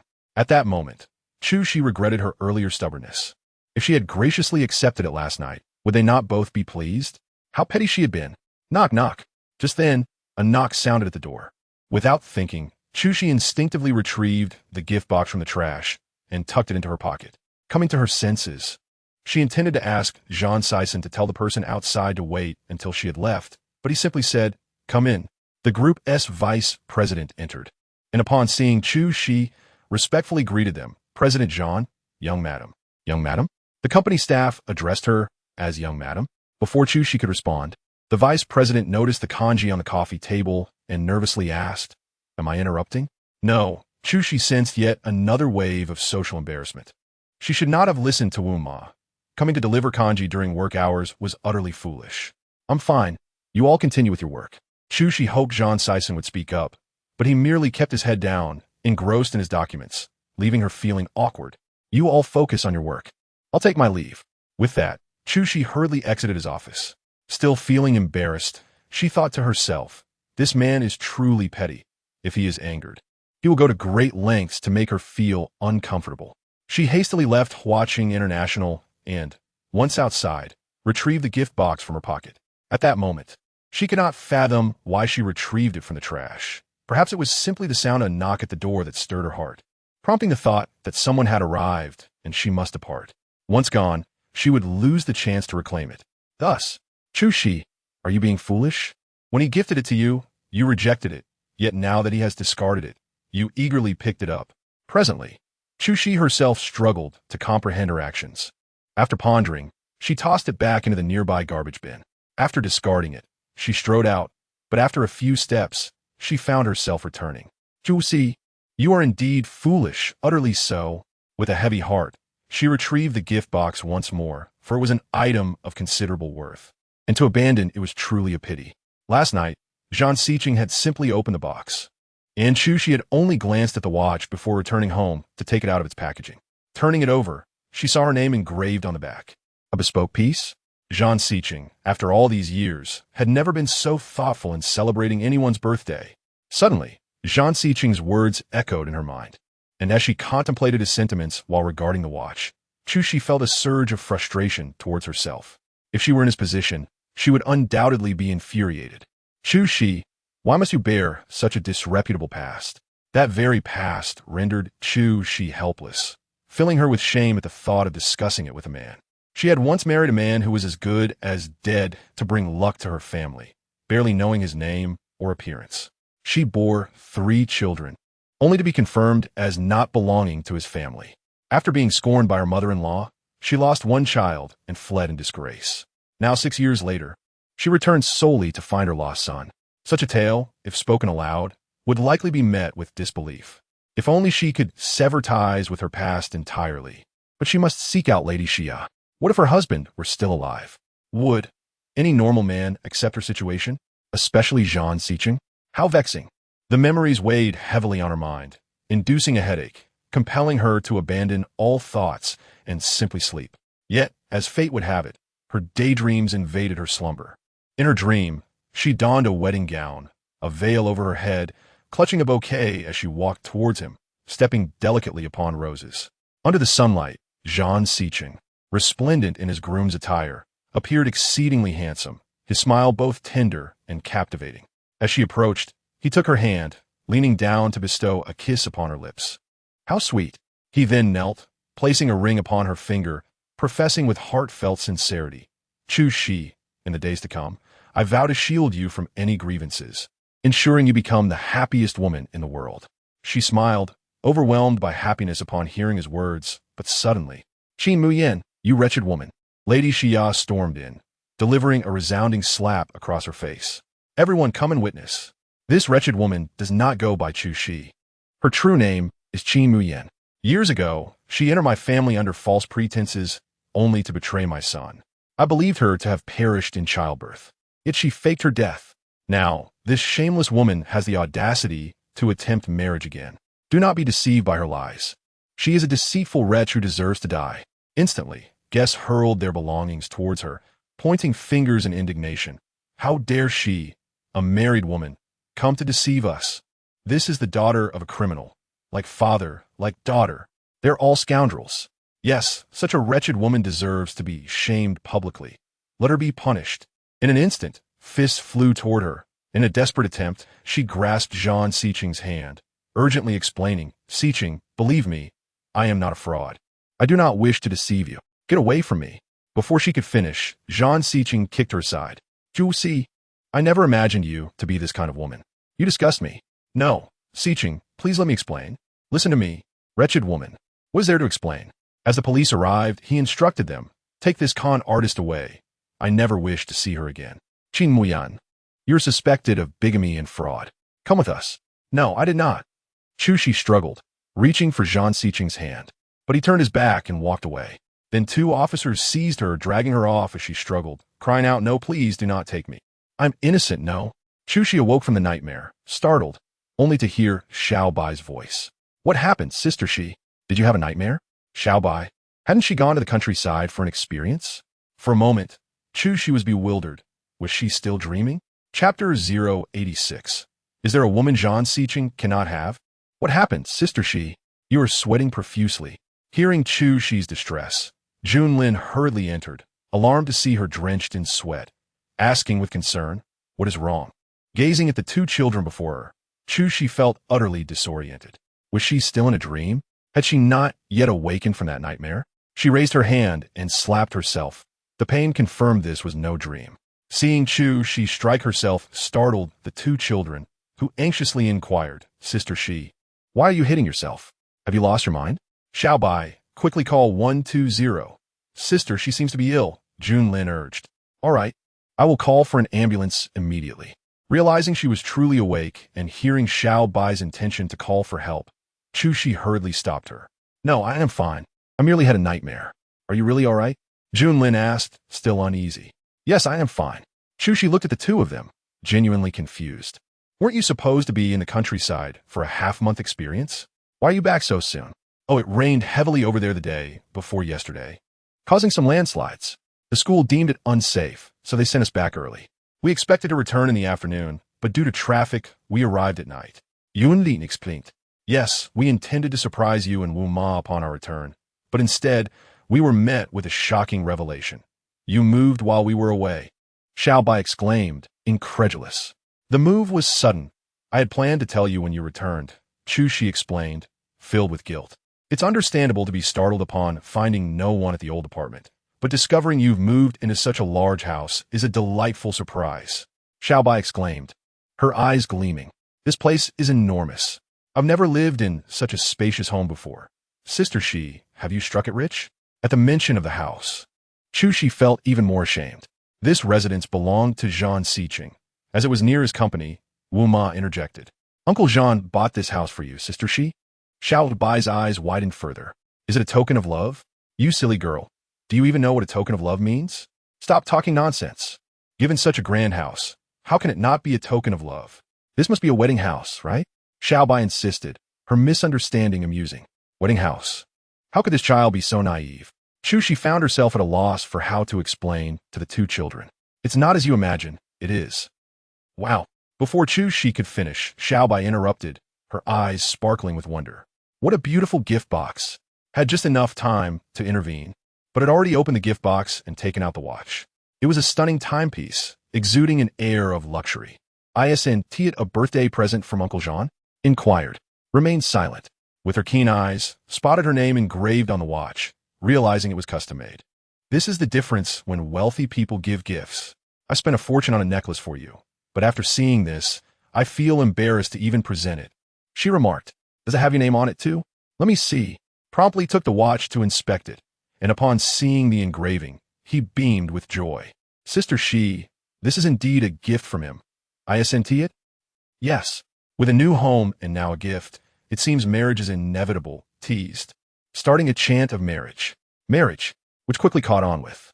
Exasperated, replied, children should not concern themselves with adult matters. It's late. Off to bed with you. She grabbed one of them and ushered them out of the room. Once outside, the two children exchanged glances and chuckled mischievously. Sister, she is shy. Should be, responded. Take me shopping tomorrow. Declared, I'm about to become the daughter of a tycoon. I can't embarrass my future father. Of course, I'll take you shopping. You can buy whatever you desire. Was more than willing to indulge. After calming her to sleep, he retreated to the bathroom to call. I have good news. Sister Shi and my father might be getting married soon. Is that true? Questioned skeptically. I've been with your father. How did I not sense this? It's true. Just encourage a bit more, and we'll succeed. Your success, not mine, corrected. Sister Shi is so remarkable. I would feel uneasy if she married your father. Rest assured, my father will treat her well. He is a good man. Hey, could only chuckle. By the way, have you returned? Yes, when we do. We'll switch back. Where are you? Speak up. Let us find a place and time to switch back. Hello? The signal is poor. I must hang up. Frustrated, ended the call. Bemused, scoffed. I never thought I'd see the day you would make such a trivial mistake. The young boy was indeed quite attached to his mother and sister. With no choice, resigned himself for a few days, pocketing his phone as he exited the room, only to encounter emerging from the bathroom. Father, are you going to marry Sister Shi? Boldly asked, taking S words to heart. Didn't I tell you? It's not easy for to become your mother, understand? So you're giving up? Giving up? Ah. Seeing S silence, sighed, shaking his head. What a waste of your illustrious name. Father, how could there be a woman you could not win over? Someone I cannot win over? The implication struck a nerve with. If you wish to give up, then do so. In a tone of maturity, patted his chest and remarked, You've conquered the world, but cannot win over a single woman. That is not shameful, is it? Instantly, S' desire for conquest surged. A woman I cannot have? Is there truly a woman beyond my reach? The next day, perhaps spurred by S' words, found himself still grappling with that sense of humiliation. Was it truly possible that there was a woman he could not attain? He instinctively reached for his phone to call, but hesitated. Just then his phone rang. Though it wasn't he, seeing it was made him smile as he answered, Hello. Father. S' sweet voice felt like honey to his ears. What did you call me? Hearing her use the term made uncomfortably happy. Initially, she had addressed him this way, but later switched to calling him Uncle Jean. Father continued, Aren't you about to marry my sister Shi? I must change how I address you in advance to help you adjust. About to marry? Who told you that? Exclaimed. You sent her a house and that expensive, personalized watch. If you don't want to marry her, why spend so much? Watch. What watch? Was confused. Didn't he refuse it? I thought she threw it away. Are you losing your mind? The watch engraved with her name that you gave her for her birthday. I saw it, and Sister Shi confirmed it. Paused, then recalled that she must have retrieved it when bringing him kanji. This contradictory woman. She rejected my gift, but then picked it up from the trash. Yes, that watch was for me. Did she like it? Of course. If she didn't why would she place it on her nightstand? Pressed. But you still haven't said if you plan to marry her. You adults really know how to drag things out. When the time is right, we will marry, replied. Aren't you off to the countryside for an experience? Yes, I returned yesterday, replied candidly. Suddenly, remembered something and asked, What about your brother? Did he come back too? Of course. We went together, so we returned together. The boy who looks exactly like? His curiosity piqued. He couldn't wait to see if truly resembled. Don't you have school today? Why are you calling me? I do, but our school organized an event. And it's over now. Parents can pick up their children, or students can stay and read until regular dismissal. Got it. I'll come pick you and up. Said. But this is a secret between us. You must not tell anyone. Are you trying to secretly win over me and my brother? Indeed, chuckled, amused. So, my future precious daughter, will you grant me this opportunity? Of course. My brother and I will wait for you at school. Come find us. All right. After hanging up, eagerly grabbed his car keys and dashed out. Meanwhile, was struck by a thunderbolt. His father was coming to meet him. Having grown up together, would he be able to hide? Why did you agree to this? He is about to become our father. We will meet eventually, replied, puzzled. But why are you so afraid to see him? Last time he came to our house, you hid in the wardrobe and didn't come out. You never explained why. Can you tell me now? Junlin found himself momentarily at a loss for words. The Bai had already informed him that Zhang Siqing was aware of their striking resemblance, and it was only a matter of time before this revelation surfaced. Accepting the inevitable, he decided to remain composed. Although Zhang Siqing was indeed his biological father, the Bai had been by his side for many days without him realizing the truth. He reassured himself that as long as he continued to identify as Dabai, he would not be discovered. Calm down, Junlin. You must remain calm. Do not panic. Upon learning of Zhang Siqing's impending arrival, Xiaobai was brimming with excitement. As soon as she spotted his car parked at the school entrance, she dashed outside. Zhang Siqing, seeing her run towards him, hurriedly exited the vehicle and naturally scooped her up into his arms. Daddy, you arrived so quickly. The moment Xiaobai called him daddy filled him with an indescribable joy, one he had never truly resisted. He had come immediately after receiving the call. Scanning the surroundings and noting that Xiaobai was alone, Zhang Siqing inquired, "Where's Dabai? Why? Do you favor boys over girls?" Xiaobai's expression soured at his question. "Of course not," Zhang Siqing replied, bemused. "My Xiaobai is simply the most adorable. Now that's more like it." With a surge of courage, Junlin stepped out of the school and approached. However, upon seeing Junlin, Zhang Siqing was taken aback and blurted out, "Junlin?" Hearing his name made Junlin instinctively uneasy, and he quickly corrected himself. "I am Qin Dabai. Do not call me Junlin. Indeed, I've already told you this is my brother, Dabai," Xiaobai chimed in swiftly. Zhang Siqing's astonished gaze fell upon Junlin once more, and he couldn't help but exclaim, "The resemblance is uncanny." Prior to this encounter, he had teased Chu Shi, claiming that even parents could mistake their own children. Now, confronted with Junlin, he felt disoriented. "Wasn't he this Junlin, the son of Chu Shi? I am Qin Dabai. Please refrain from misnaming me. It is quite impolite." Junlin was resolutely maintaining his facade, determined not to reveal his true identity. After a moment, Zhang Siqing composed himself and asked, "So, where would you two like to go?" "Daddy will take you." "Daddy?" Junlin was startled by this title. "Did you just say you are a daddy? Are you mistaken?" "Not all, Dabai. He is about to marry Sister Shi. Naturally, we should call him Daddy as a form of early adaptation," Xiaobai interjected. "Early adaptation?" Junlin mused internally. He had been calling Zhang Siqing Daddy since childhood, so he was already accustomed to it. Yet, pretending to be someone else's son in front of his biological father was undeniably absurd. "Daddy, can you take us out for something delicious?" Xiaobai asked, patting her stomach. "Dinner?"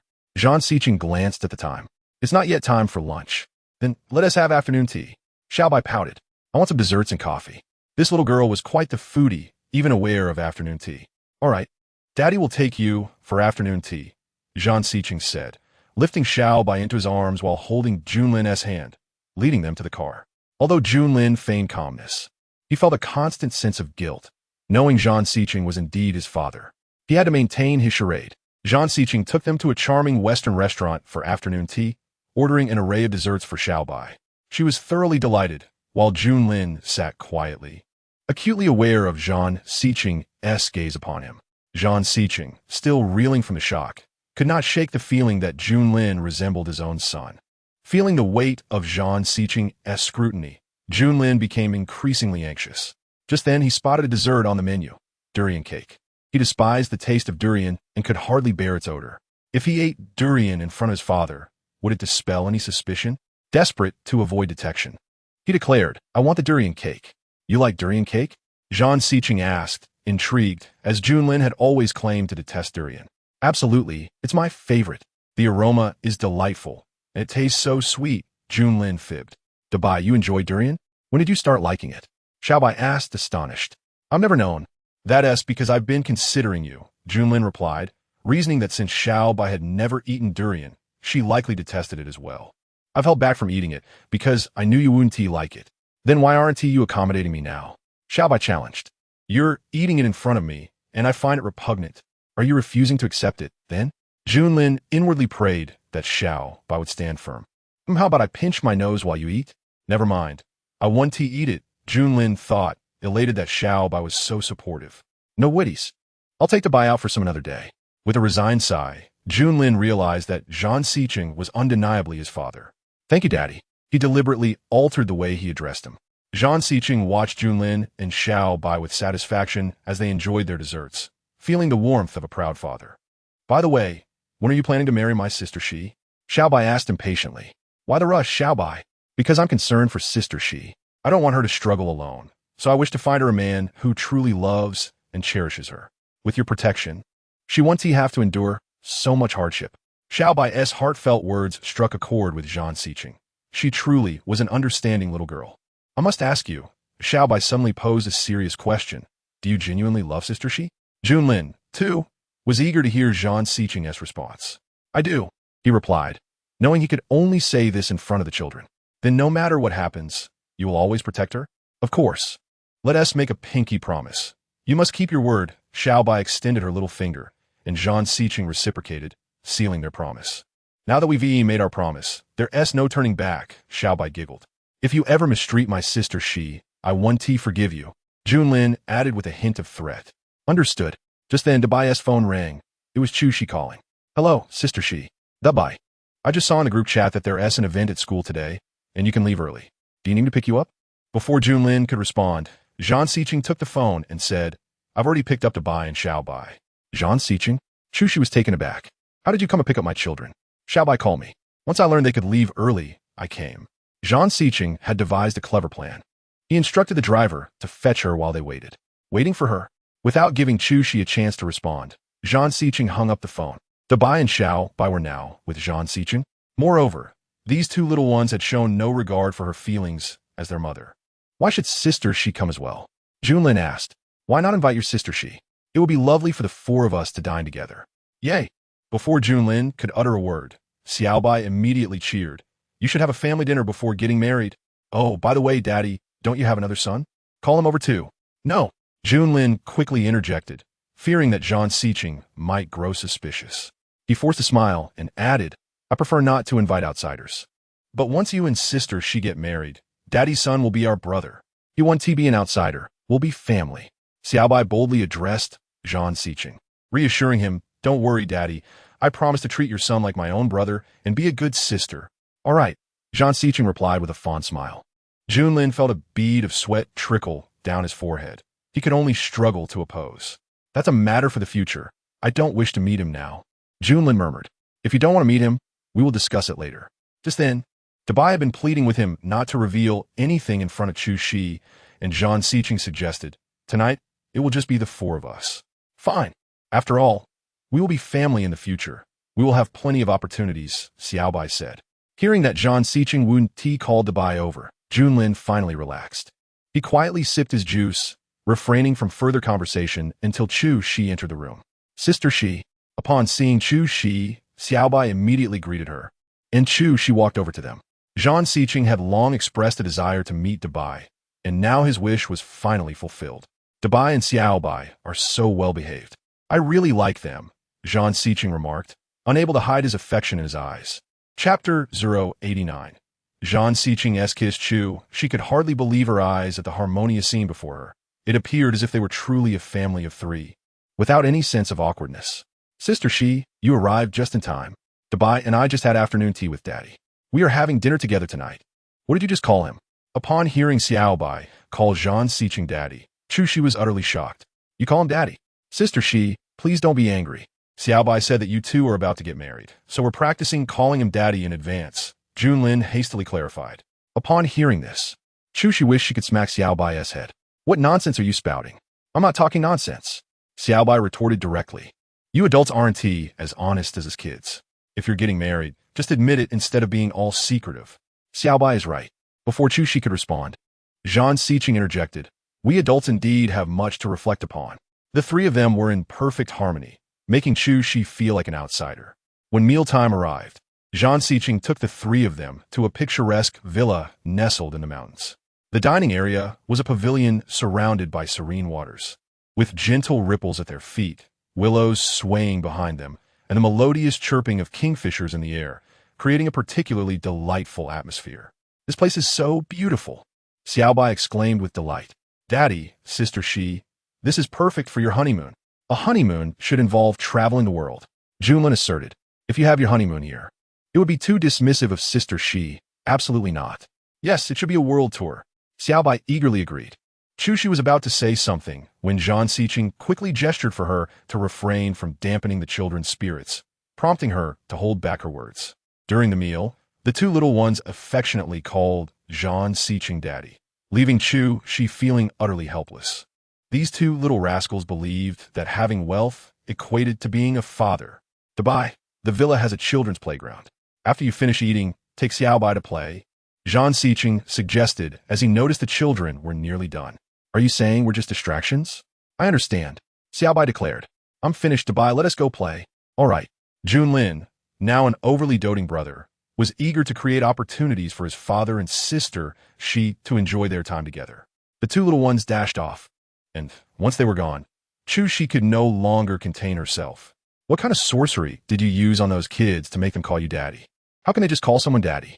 It was Xiaobai's idea to practice calling me that. With such a lovely daughter presented to me, I naturally wouldn't refuse. Zhang Xiqing replied nonchalantly. Unless you said something to her, how could my daughter possibly think we're getting married? At this, Zhang Xiqing chuckled, leaving Chu bewildered. What are you laughing at? Dr. Chu? I scented a bit of a preemptive accusation. Zhang Xiqing directly questioned. If Xiaobai hadn't seen the watch I gifted you on your bedside table, she wouldn't think we're getting married. The watch? The mention of it made Chu's face flush, feeling embarrassed as she wished for a hole to hide in. Those little rascals had sold her out so quickly. Her cheeks burned with shame, but just then, Zhang Xiqing suddenly leaned in closer, his gaze fixed intently on her face, causing her to blush even more. How was he wrong in calling you hypocritical? When I gifted it, you rejected it after all those grandiloquent speeches, so I tossed it in the trash. Yet you retrieved it. Isn't that so? Chu clenched her clothes tightly, feeling mortified. Answer me. Why did you secretly pick up that watch? Zhang Xiqing's tone was both interrogative and teasing, making Chu's face grow even hotter, her heart racing uncontrollably. I just thought such a valuable item shouldn't be lost. I can return it. As she spoke, Zhang Xiqing suddenly closed the distance between them, his lips almost brushing against hers, rendering her completely motionless. It felt as if the slightest movement would bring their lips together, yet her back was pressed against the pillar, leaving her with no escape. Chu, I truly find you inscrutable, Zhang Xiqing said, leaning in closer, but still unable to decipher her thoughts. His eyes, filled with unspoken secrets, intrigued him even further. What do you truly desire? If she sought a higher position, he was offering her the opportunity, yet Chu resisted. If she was merely playing games, why was she so reluctant? This question felt like a profound interrogation for Chu. She wanted to evade his gaze, but his penetrating stare left her nowhere to hide. Her true aim was to find her son, and her past failed relationship with Qin Mu Yan, coupled with her painful history of marriage, had made her guarded. She feared starting anew, terrified of being wounded once more. Is it that you cannot forget that man? Zhang Xiqing questioned again. That man? Who? Qin Mu Yan? Chu's mind was a tumultuous mess. Answer me. Zhang Xiqing was adamant about uncovering the truth, whether it stemmed from his desire for conquest or something else entirely. No. Under Zhang Xiqing's intense questioning, Chu replied firmly, in my heart. He has long been dead. Indeed, in the first 2 years after Qin Mu Yan's disappearance, she desperately wanted to find him, yearning for answers about his disappearance and whether he had truly loved her. But so many years had passed, and Chu had long since come to terms with it. They had parted ways, knowing the answers now seemed irrelevant. Is that true? Of course. He has long ceased to exist in my heart. Then completely forget about him. As those words hung in the air, Zhang Xiqing suddenly leaned in closer. Chu had previously endured Zhang Xiqing's forceful kisses, but this was markedly different. This time, it lacked any punitive intent. Rather, it felt like a conquest or an emotional release reaching a certain pinnacle. Looked at him in panic, their proximity amplifying his focus and seriousness, compelling her to shut her eyes. Just then, Zhang Xiqing's phone rang, and felt as if she had grasped a lifeline. Hand. Phone. She struggled to utter these 2 words, but it was in vain. Chapter 090. Tonight, make an effort, Daddy. The ringtone seemed to have been automatically muted by Zhang Xiqing, entirely oblivious to it, and instead, he expressed dissatisfaction with earlier distraction by biting her lightly as a form of punishment. Dared not move, turning into a docile cat under his control. As the kiss lingered, she felt increasingly breathless, gasping for air. She clutched his clothing tightly, as if pleading for him to cease, to stop. And then, just as her consciousness began to waver, Jean Sikhen finally halted.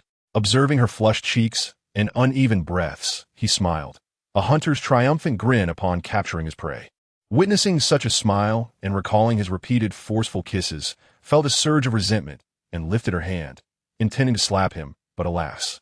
Her movements were forever outpaced by his swift grasp, easily seizing her wrist. "Are you angry out of shame?" Jean Sikhen inquired, his smile unwavering. "Didn't you find that kiss quite pleasurable?" Jean Sikhen was certainly aware of her reactions, an honest physical response. Each kiss he bestowed upon her was met with delightful sensations. Shameless, struggled once more, attempting to deliver a slap to his face. Yet again, she was thwarted. "Remember your earlier response. That was your most genuine reaction, and I relish it." Just as during the time he had brought her home while she was asleep, he found her reactions delightful. She was enjoying the moment, as was he. Having spoken, Jean Sikhen released wrist and stood up to retrieve his phone. The caller ID displayed Junlin. He stepped aside to answer the call, where the voice on the other end, Dabai, sounded unusually dejected. In the initial days of their playful banter, he had been a devoted father, meticulously preparing meals thrice daily. But in recent days, it seemed he had become entirely invisible, neglecting his son. "Daddy, where have you gone again? Are you not coming back tonight?" Dabai inquired. Jean Sikhen glanced at the time. It was already late, and the villa was quite distant from the city. With the weekend approaching, neither child needed to attend school, and, conveniently, the villa had accommodations available. "If I don't return tonight, will my Junlin be upset?" Jean Sikhen probed cautiously. "You're with Sister Shi?" "Not just her, but also Dabai and Xiaobai." "What? Jean Sikhen met his biological son? How remarkable!" "You mean, you're with Dabai and Xiaobai? Have you seen Dabai?" Dabai's question was tinged with guilt, fearing he might be found out. "Indeed, I met him. He looks just like you. At first glance, I thought he was you." The individual he had encountered was none other than Junlin. It appeared he had not been uncovered, as Dabai breathed a sigh of relief. "You aren't lying, are you?" "I, too, am astonished that there exists someone who resembles me so closely." "Do you like that, Dabai?" "Indeed," Jean Sikhen replied honestly, "perhaps because he resembles you. I often find myself momentarily lost, feeling as though he is my own son." Hey, Daddy, please do not mention that Xiaojia and I look alike to Sister Shi just yet. Wait until you marry her, then reveal it. By then, we can swap back without anyone being the wiser." "All right. Now, have fun with your family of 4. At this point, Dabai couldn't help but add tonight, "You must seize this opportunity, Daddy. Time waits for no one. Do you understand? Good luck. I await your good news." After hanging up, Dabai promptly messaged Junlin, "Tonight, you must perfectly facilitate the union between them. You must do your best."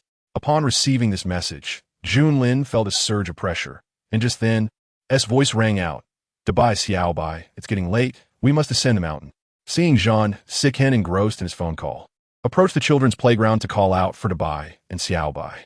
The sky had darkened, and they were still on the mountain by the time they descended. It would be quite late. "What? We're leaving already?" Xiaobai protested, unwilling to depart. "I haven't had enough fun. This place is wonderful." Tasked with the mission, Junlin could not allow them to descend, and quickly chimed in. "Yes, Sister Shi, we still have many attractions left to enjoy. Why don't we stay overnight at the villa?" "Stay here?" "No, we must return home tonight. Hurry, put on your shoes and come out." "No, tomorrow is the weekend. We don't have school. It's a rare chance to play. I don't want to go home." Xiaobai mumbled. "Exactly, Sister Shi. Let us stay here tonight. We promise to behave." Just as was about to argue further, Jean Sikhen's voice resonated behind her. "The children are having a splendid time. Let us not ruin their fun. I've already booked a room.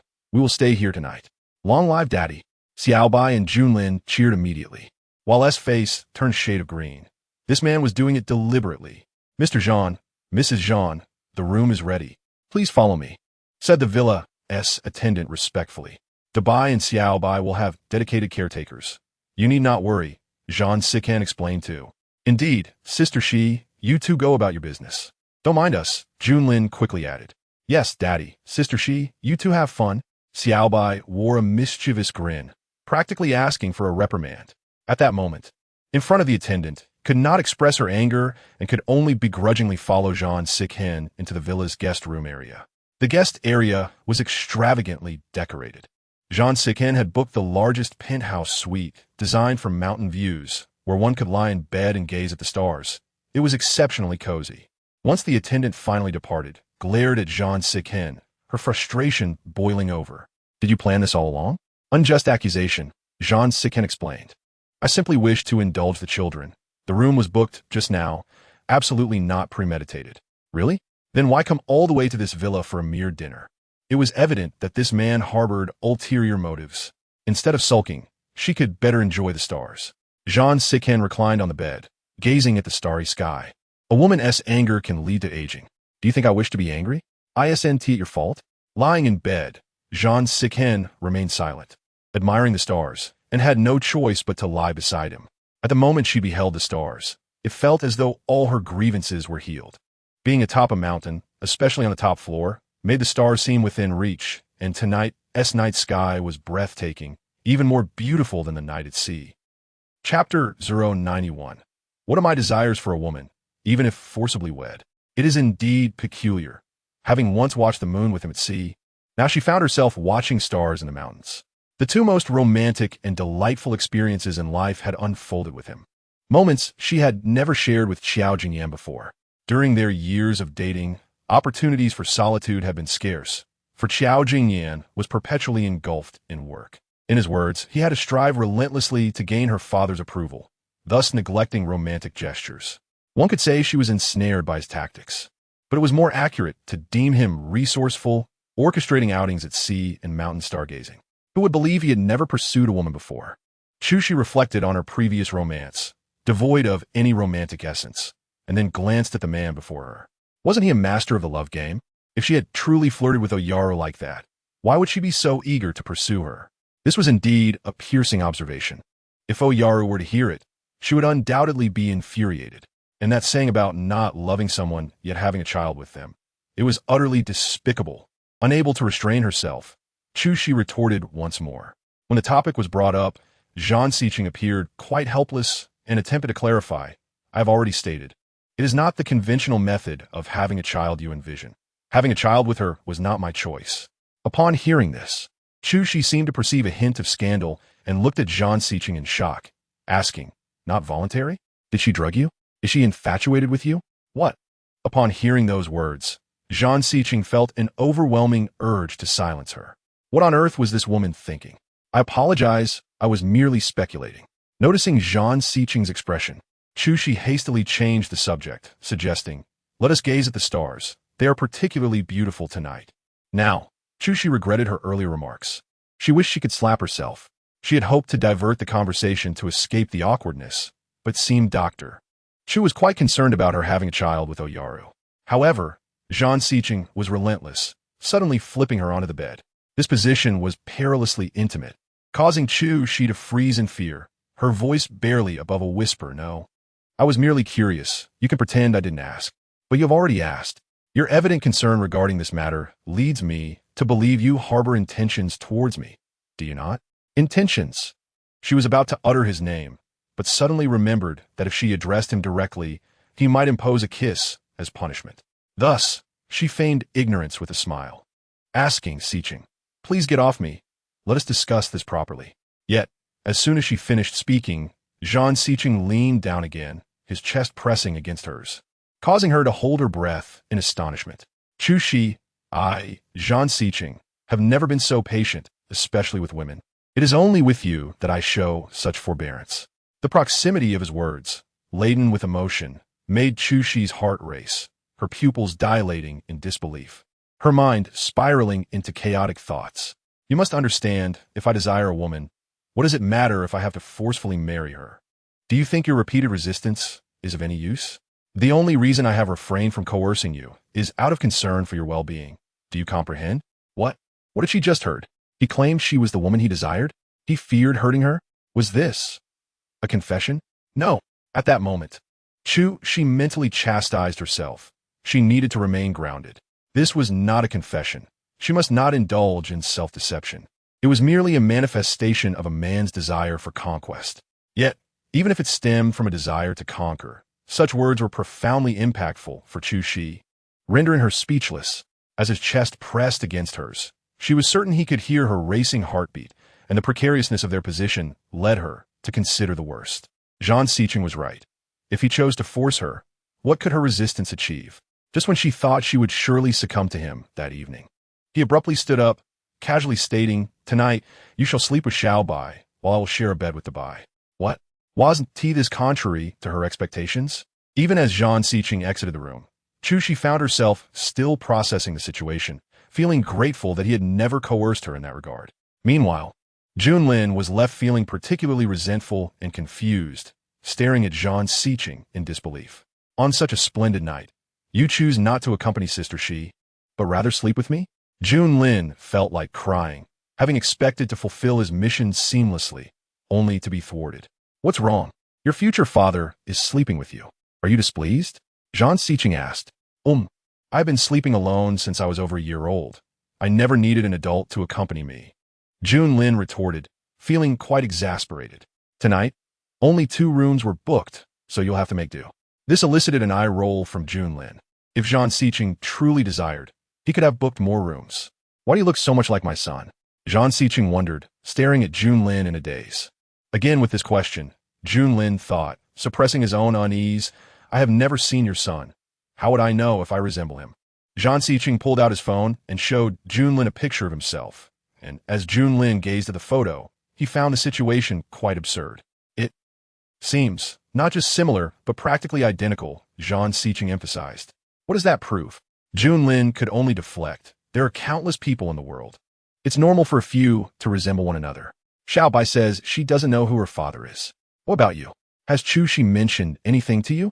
Has she shown you a picture of your father? Zhang Xiqing inquired. How could Junlin respond? He resorted to nonsensical reasoning. Why do you ask so many questions? Sister, she said he has passed away. Regardless, I have never seen him.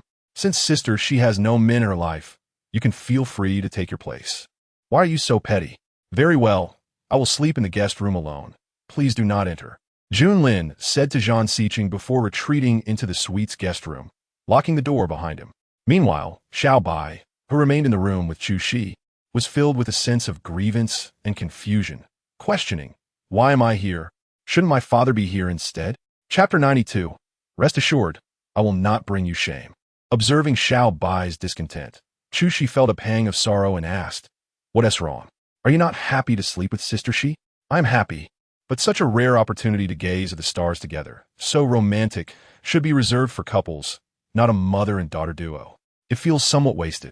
Chu Shi was at a loss for words, feeling a mix of amusement and exasperation as the 2 little ones seemed eager to push her toward Zhang Xiqing. How ungrateful! Ah, if the stargazers are not right, the stars themselves seem less beautiful. Sister Shi, you take your time. I'm going to sleep, Xiao Bai declared, yawning widely before burrowing under the covers and drifting off to sleep.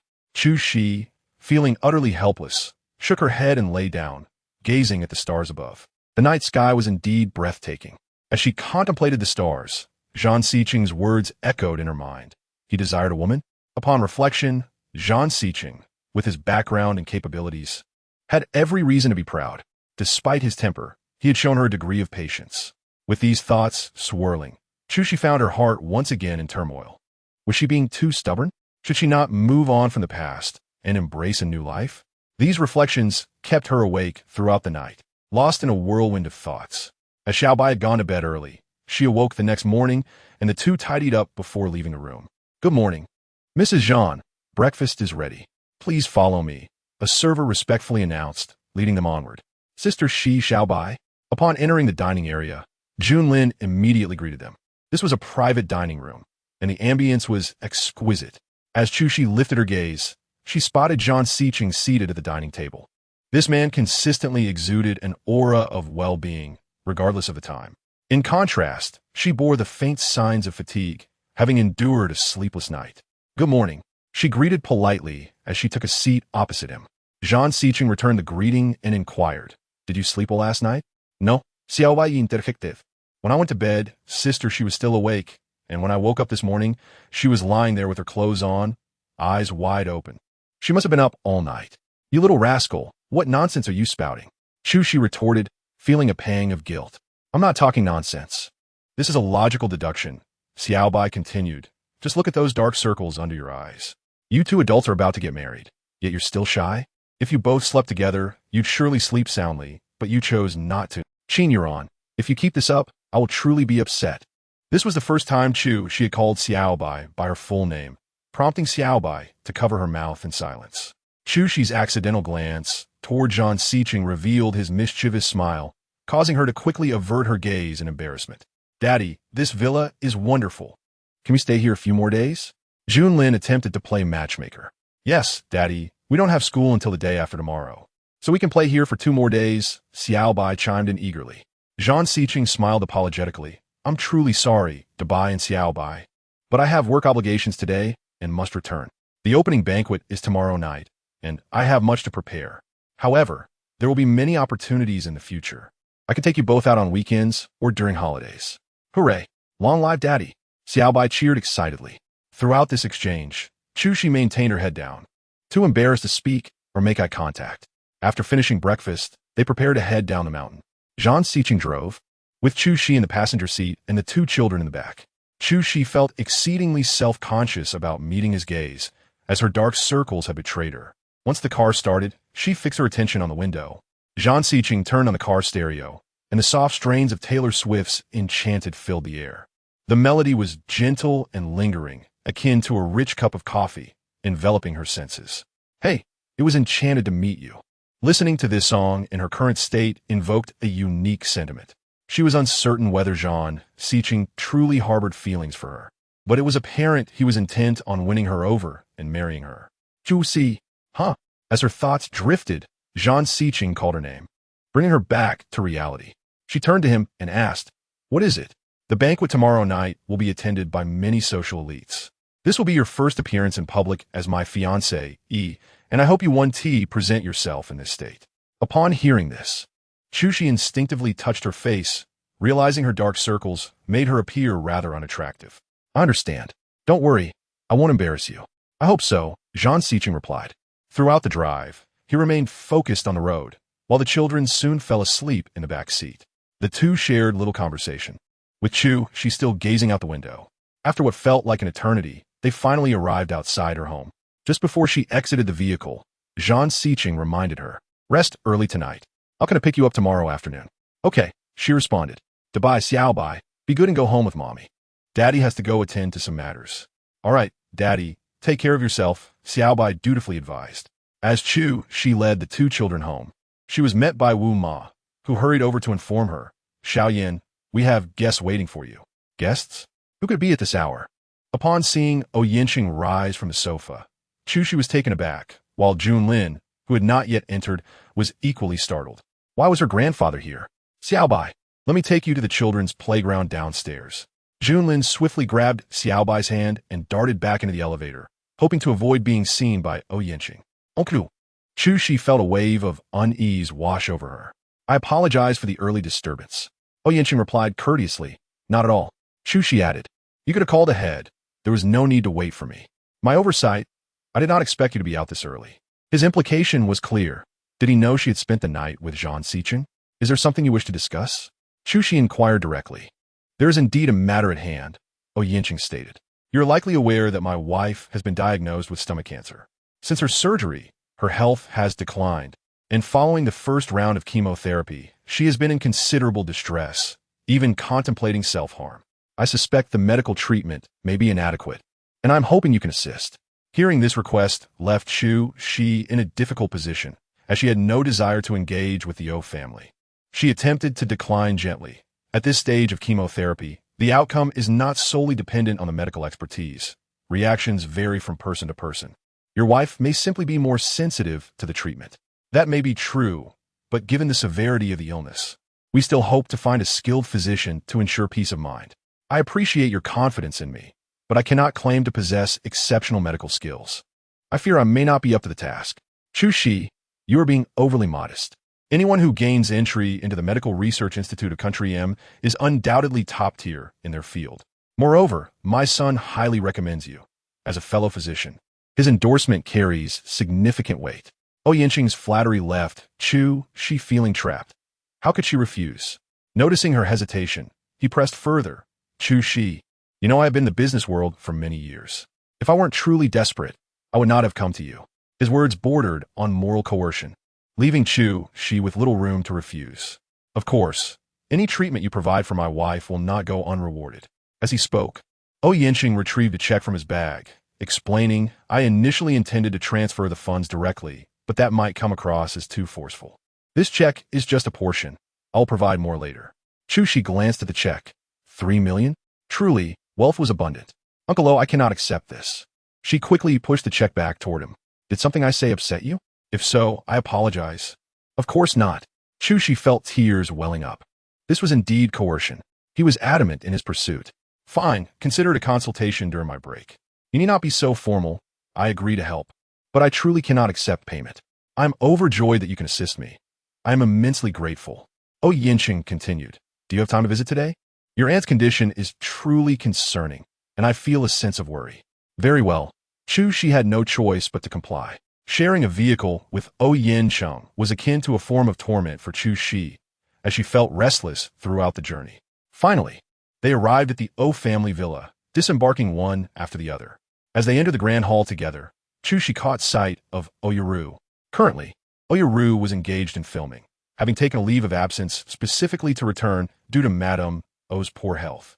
Upon seeing her, there remained that unmistakable glare of animosity, as if she wished to devour her whole. Yaru, Shi is here specifically to tend to your mother. I will not tolerate any disrespect towards my guest, Yanqing cautioned. Father, you worry too much. How could I dare to be impolite to Dr. Chu? I merely made a comment online last time, and Chen went to the set to confront me, threatening me to apologize on Weibo. They say a lesson learned is a lesson earned. I certainly wouldn't make that mistake again, Oyaru replied with a sarcastic tone. However, Shi was taken aback by Oyaru's words, as they revealed information she had been unaware of. Chen had actually sought her out at Oyaru's filming location, and Oyaru had indeed apologized on Weibo. Was it during her hospitalization? It must have been, as she had not paid attention to the news at that time. Let us keep the chatter to a minimum, Yanqing suggested gently, then turned to Shi with a warm demeanor. Shi, pay her no mind. Come, let us ascend to the upper floor. All right, Shi nodded, following Yanqing upstairs. As they passed by Oyaru, she felt an unmistakable aura of hostility. Indeed, it was nothing short of murderous intent. She chose to ignore it. Upon entering the bedroom, She was genuinely taken aback at the sight of Madame O. She lay pale and frail upon the bed, appearing notably emaciated, having lost at least 20 pounds since their last encounter, devoid of any vitality. Shi, you've come. Madame O spoke weakly upon noticing her presence. I came to check on you, Shi replied with a reassuring smile. I also intend to conduct an examination. With that, she approached the bedside and opened her medical kit, while Yanqing exited the room. The previous doctors had examined her numerous times. There is no need. Madame O protested weakly. Even if she has been examined many times, we must continue to monitor her condition. Rest assured, Aunt, you will soon feel better. Shi's tone was patient, reminiscent of a caregiver soothing a child. After the examination, She furrowed her brow in concern. The situation was indeed dire. She administered another injection. After the shot, you should feel a bit more comfortable. Once your appetite returns to normal, you will start to recover. Though they have kept this from me, I have come to suspect my illness may not improve. Madame O spoke with palpable anguish at my age. I fear not death, yet I lament not witnessing my children wed. I cannot leave this world with such regrets. These words struck a chord within Shi, for the heart of every parent is filled with such sentiment. Aunt, please do not speak such nonsense. Shi replied with a natural smile. It's merely a gastric ulcer. There is no talk of life and death. Your reactions to medication are simply a matter of your individual constitution. Many experience allergies for vaccinations. This is all quite normal. Once you no longer require injections or medication, your health will naturally improve. Upon hearing this, Madame O smiled faintly. Let us hope so, Shi. I truly appreciate your efforts. I had not intended to trouble you, but Yanqing insisted. Your husband is concerned for your well-being. For the sake of his concern, do not despair and actively cooperate with the treatment. Your health will improve, Shi reassured her. Madame O felt a weight lifted from her heart upon hearing Shi's words. Meanwhile, on the other side, Oyaru was unable to feel any relief. Father, is it true that she is truly with Chen? Oyaru asked, visibly anxious. Yin Chung did not answer directly. Instead, he opened his phone's photo gallery and handed it to her. As Oyaru took it, her legs weakened at the sight. The photos captured Shi disembarking from Zhang Chen's vehicle alongside Jun Linshao by that very morning. Does Zhang Chen already know? Oyaru's voice trembled as she spoke. Not yet. Yet he has already met Shi's 2 children and observed that Jun Lin resembles her son perfectly. How could Zhang Chen not suspect? And even if he did, what difference would it make? Wu Yan Cheng responded nonchalantly. Father, are you becoming senile? If he discovers our predicament, we will be in grave trouble, and that old witch of his mother will surely go mad. The thought terrified Oyaru. She envisioned that old witch tearing her apart. If she goes mad, it would be her own doing, Yin Chung calmly stated. Given that you have a betrothal, seeking another woman to bear Zhang Chen's child, she must bear the consequences. What that old witch does is of no concern to me. I fear. What if they learn about the bribery of the doctor to tamper with the DNA results? If Zhang Chen discovers this, he will undoubtedly seek vengeance. At that time, Zhang Chen had been in a comatose state for 2 to 3 years. Oyaru had nearly given up hope, but then learned from the doctor that Zhang Chen showed signs of awakening. This news filled her with joy, only to be followed by another revelation. The old matriarch had secretly arranged for a woman to bear Zhang Chen children, and it was triplets, soon to be born. Father, that old witch has arranged for a woman to bear Zhang Chen's children behind our backs, and she's about to give birth. What should we do? Upon learning this news, Oyaru threw a fit, crying and pleading. Triplets, once that woman gives birth and Zhang Chen awakens, she will rightfully be the lady of the Zhang family. What will become of me? What shall I do? When Yin Chung heard this news, he was filled with righteous indignation, but felt even more pity for his daughter. That old woman is truly relentless in her efforts to secure an heir for the Zhang family. Yaru, since things have reached this point, let it be. There are plenty of good men in the world. Why must you? I refuse. Oyaru cried even harder. I have loved Zhang Chen since childhood. I will marry no one but him. Had I known he would awaken, I would have borne him children long ago. Who could have foreseen this? I refuse to concede the title of lady of the Zhang family to another. I would rather die. In that moment, Oyaru's determination to die rather than marry anyone, but Zhang Chen left Yin Chung feeling exasperated. But you have just said that the woman is about to give birth. What can you do? Father, please help me, Oyaru pleaded through tears. I know you must have a way to drive that woman away. Zhang Chen is mine. The title of lady of the Zhang family can only belong to me. Father, if you do not assist me, I shall truly die before your eyes. Very well, I shall take care of this matter. Ultimately, Wu Yan Cheng acquiesced. He secretly urged the old matriarch to verify the DNA and then bribed the doctor to falsify the results. It was assumed that once the old woman discovered the children in the woman's womb were not of the Zhang lineage, she would expel the pregnant woman. However, they were not prepared for the shocking news. She died. Oyaru gasped upon hearing the news. That woman and the 2 children perished? Yes. Only one child remains. Yin Chung replied coldly. Life and death are fated. One can only blame the woman for her short lifespan. But there's still one child left? What if that old witch suddenly decides to conduct another DNA test? Do not worry, I have a plan.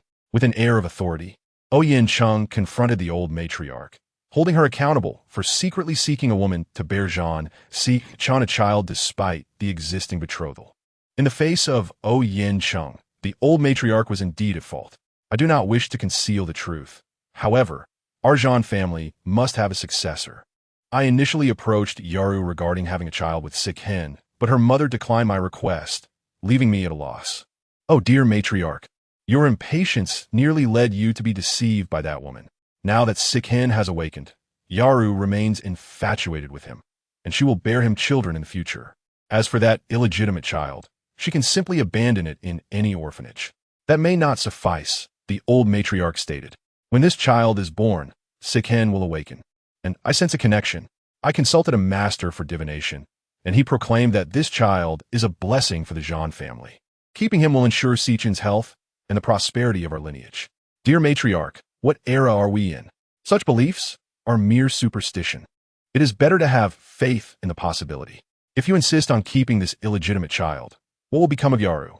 After a moment of contemplation, the old matriarch proposed, Perhaps we could tell Sikhen that this child is Yaru's, thereby giving him no reason to refuse marrying her. Are you suggesting that Yaru should mother this illegitimate child? Matriarch, you have watched Yaru grow since childhood. How could you?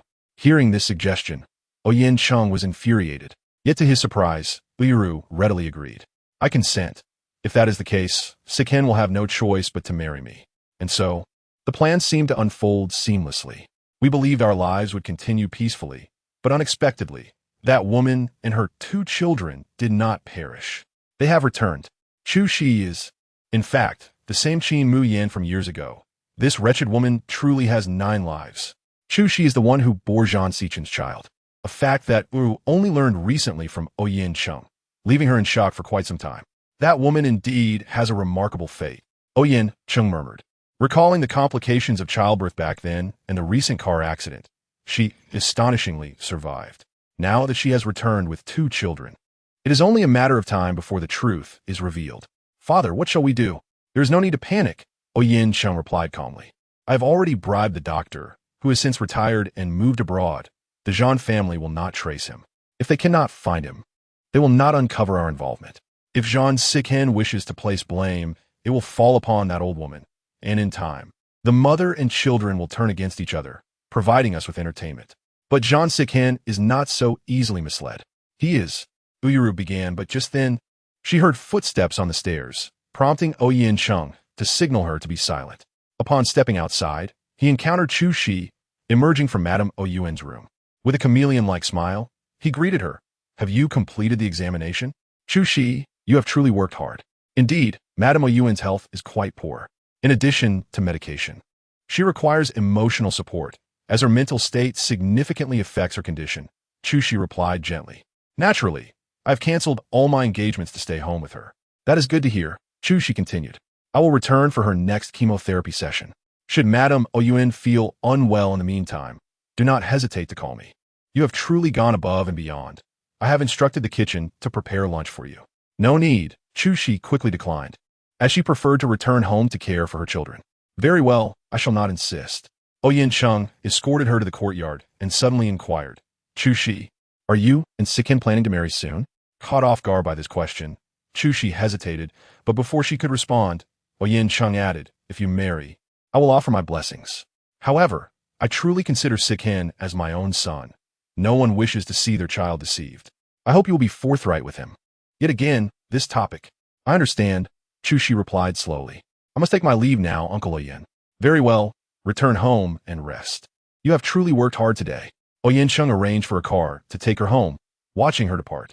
After her exit, Uyaru still felt uneasy, glancing at Oyen Chung with concern.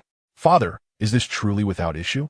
As long as you do not exhibit any guilt or slip up, there will be no problems. Uyaru remained silent, her emotions shifting to frustration and anger, leading her to kick over a flower pot, exclaiming, I feel utterly helpless. Having been that child's mother for so many years, all for the sake of becoming his legitimate wife, only to end up losing both the husband and the child. I despise this fate. Had I known Zhan Sikhen would be so heartless, I would never have acted so foolishly. Regret now consumes Uyaru, while Oyen Chung remarked, now that the situation has unfolded, what good does lamenting do? We must steadfastly maintain our innocence. As long as we do not draw attention to ourselves, we will be unharmed. Upon hearing Oyen Cheng's assurance, Uyaru felt somewhat reassured. After all these years, as long as her father was present, there was no issue that could not be resolved. Returning home, Chu Shi reflected on Oyen Cheng's words. Zhan Sikhen genuinely wishes to marry her and is sincere in his intentions. She realized that she should not deceive him regarding her past, as that would be unfair. Thus, after much contemplation, Chu Shi resolved to disclose everything to him. If he accepts her, the burden on her heart will be lifted. If not, it would be better to end things before they truly begin. Therefore, after leaving the Oyuan residence, Chu Shi made her way to Huaqing International. As the publicly recognized young mistress, no one would hinder her from visiting Zhan Sikhen. Inquiring with Lin Wei, she learned that Zhan Sikhen was alone in his office, prompting her to muster her courage and knock on the door. Having decided to confront her past, she resolved to accept it openly. She was anxious about how Zhan Sikhen would react. Hearing Zhan Sichen's voice, Chu Shi pushed the door open. His surprise upon seeing her was palpable. What brings you here? She gathered her courage and stated, I wish to discuss something with you. Do you have a moment? Unfortunately, your timing is rather inconvenient. The director of the construction bureau is about to arrive at the site, and I must attend to that. Oh, then please carry on. She berated herself for her impulsiveness. Why had she come during his work hours? Perhaps she feared that the courage derived from her impulse might dissipate. Noticing her disappointment, Jean Sikhen smiled affectionately, rising to stand beside her. I must admit, I am quite flattered that you took the initiative to visit me at work. What is this? Have you come to your senses and wish to obtain a marriage license? This man truly places importance on the matter of marriage. Do not wear that expression. I am merely jesting. Jean Sikhen leaned closer, gazing intently at her face, smiling gently. Why are you so disobedient? Did I not advise you to rest at home? Look at those dark circles under your eyes. She instinctively touched her eyes, feeling embarrassed by his observation. She must look quite unappealing at the moment. Make sure to return home and rest. You need to recuperate over the next few days. I will pick you up tomorrow afternoon. Having spoken, Jean Sikhen took her hand, sending a jolt of electricity through her, rendering her entire being numb, as if her body no longer belonged to her. She allowed him to lead her outside. As fate would have it, I must head out now. Allow me to escort you home. Jean Sikhen led her out of his office and into the elevator. Inside, with just the two of them, Jean Sikhen released her hand, stating, Everyone in the company is aware that you are my fiancé. You must play this role well. Jean Sikhen's recent words and gestures conveyed a clear hint to her. She approached, entwining her arms around his, leaning against him. Is this all right? She asked cautiously, looking up at him. Not too foolish, Jean Sikhen replied with a satisfied smile, just as the elevator doors opened, and they stepped out together. Mr. Jean, Mrs. Jean. Everyone they passed greeted them with utmost respect. This marked their first intimate display as a couple within the company, sparking waves of envious discussions among their colleagues. Once outside, Chu suggested, You should get back to your work. I can manage the walk home alone.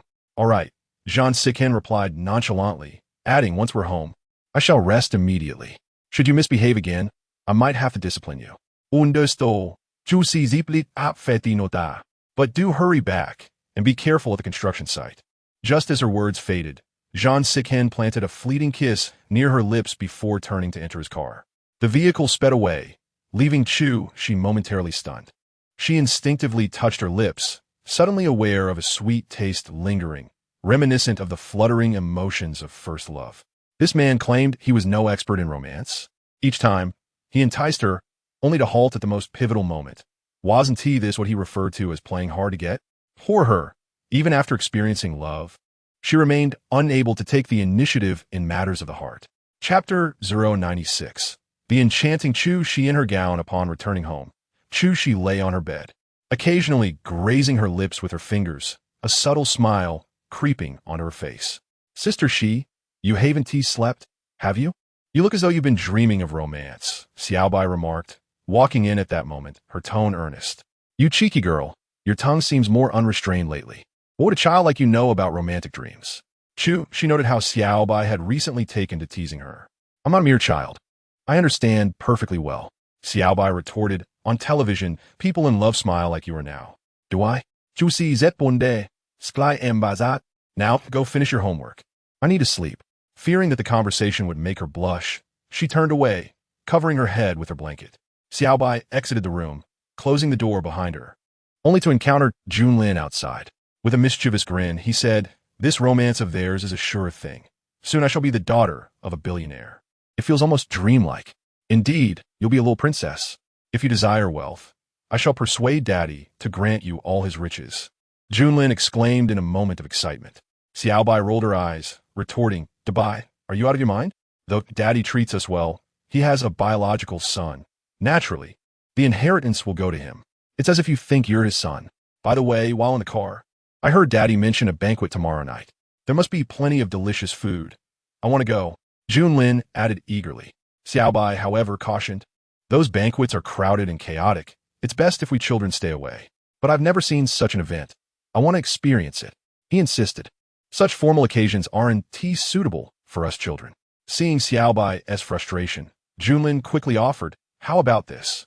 To make it up to you, I'll take you shopping for gifts. You can choose anything you like. Really? Xiaobai asked, her eyes sparkling. Anything I want? Of course, Julin affirmed, and Xiaobai joyfully embraced him, planting a kiss on his cheek. Goodbye, I adore you for pampering me so.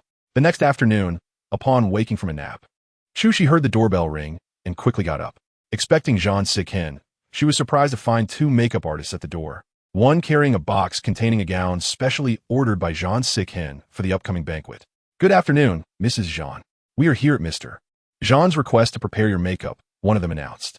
Chu Xianti anticipated this, but complied willingly. Mrs. Zhang, you possess such natural beauty. I've never encountered a woman as stunning as you in my years as a makeup artist, one artist praised while applying her makeup. Naturally. Sister, she's a beauty of the ages, Xiaobai chimed in enthusiastically. You cheeky child, do refrain from speaking so much, Chu replied with a smile. That's merely stating facts. A beauty of the ages is indeed a beauty of the ages. Children should be honest, Xiaobai retorted playfully. The makeup artist laughed, adding, Your daughter is truly delightful, inheriting such remarkable genes from you and Mr. Zhang. She looks like a living doll, absolutely breathtaking. After finishing her makeup, the artist assisted Chu into her gown. Wow, Sister Shi, you look so beautiful, like a princess from fairy tale. Xiaobai squealed. Indeed, Sister Shi, you look magnificent. Junlin echoed her praise. Just then, the doorbell rang again. It was Zhang Siqin. Upon entering, he was immediately tugged by Xiaobai. Daddy, come see Sister Shi. She looks so beautiful in her gown. As Zhang Siqin stepped inside, Chu lowered her head shyly. Daddy, isn't Sister Shi stunning? Xiaobai asked again. Zhang Siqin couldn't help but acknowledge her beauty. He was genuinely taken aback. With a fresh and elegant makeup style, her bright eyes sparkled, and the soft blue strapless evening gown complemented her look exquisitely, enhanced further by tasteful jewelry. She exuded an undeniable grace, fitting perfectly into her ensemble. Simply perfect, Zhang Siqin praised. It's almost time. Shall we go? He asked softly. Yes, Chu replied.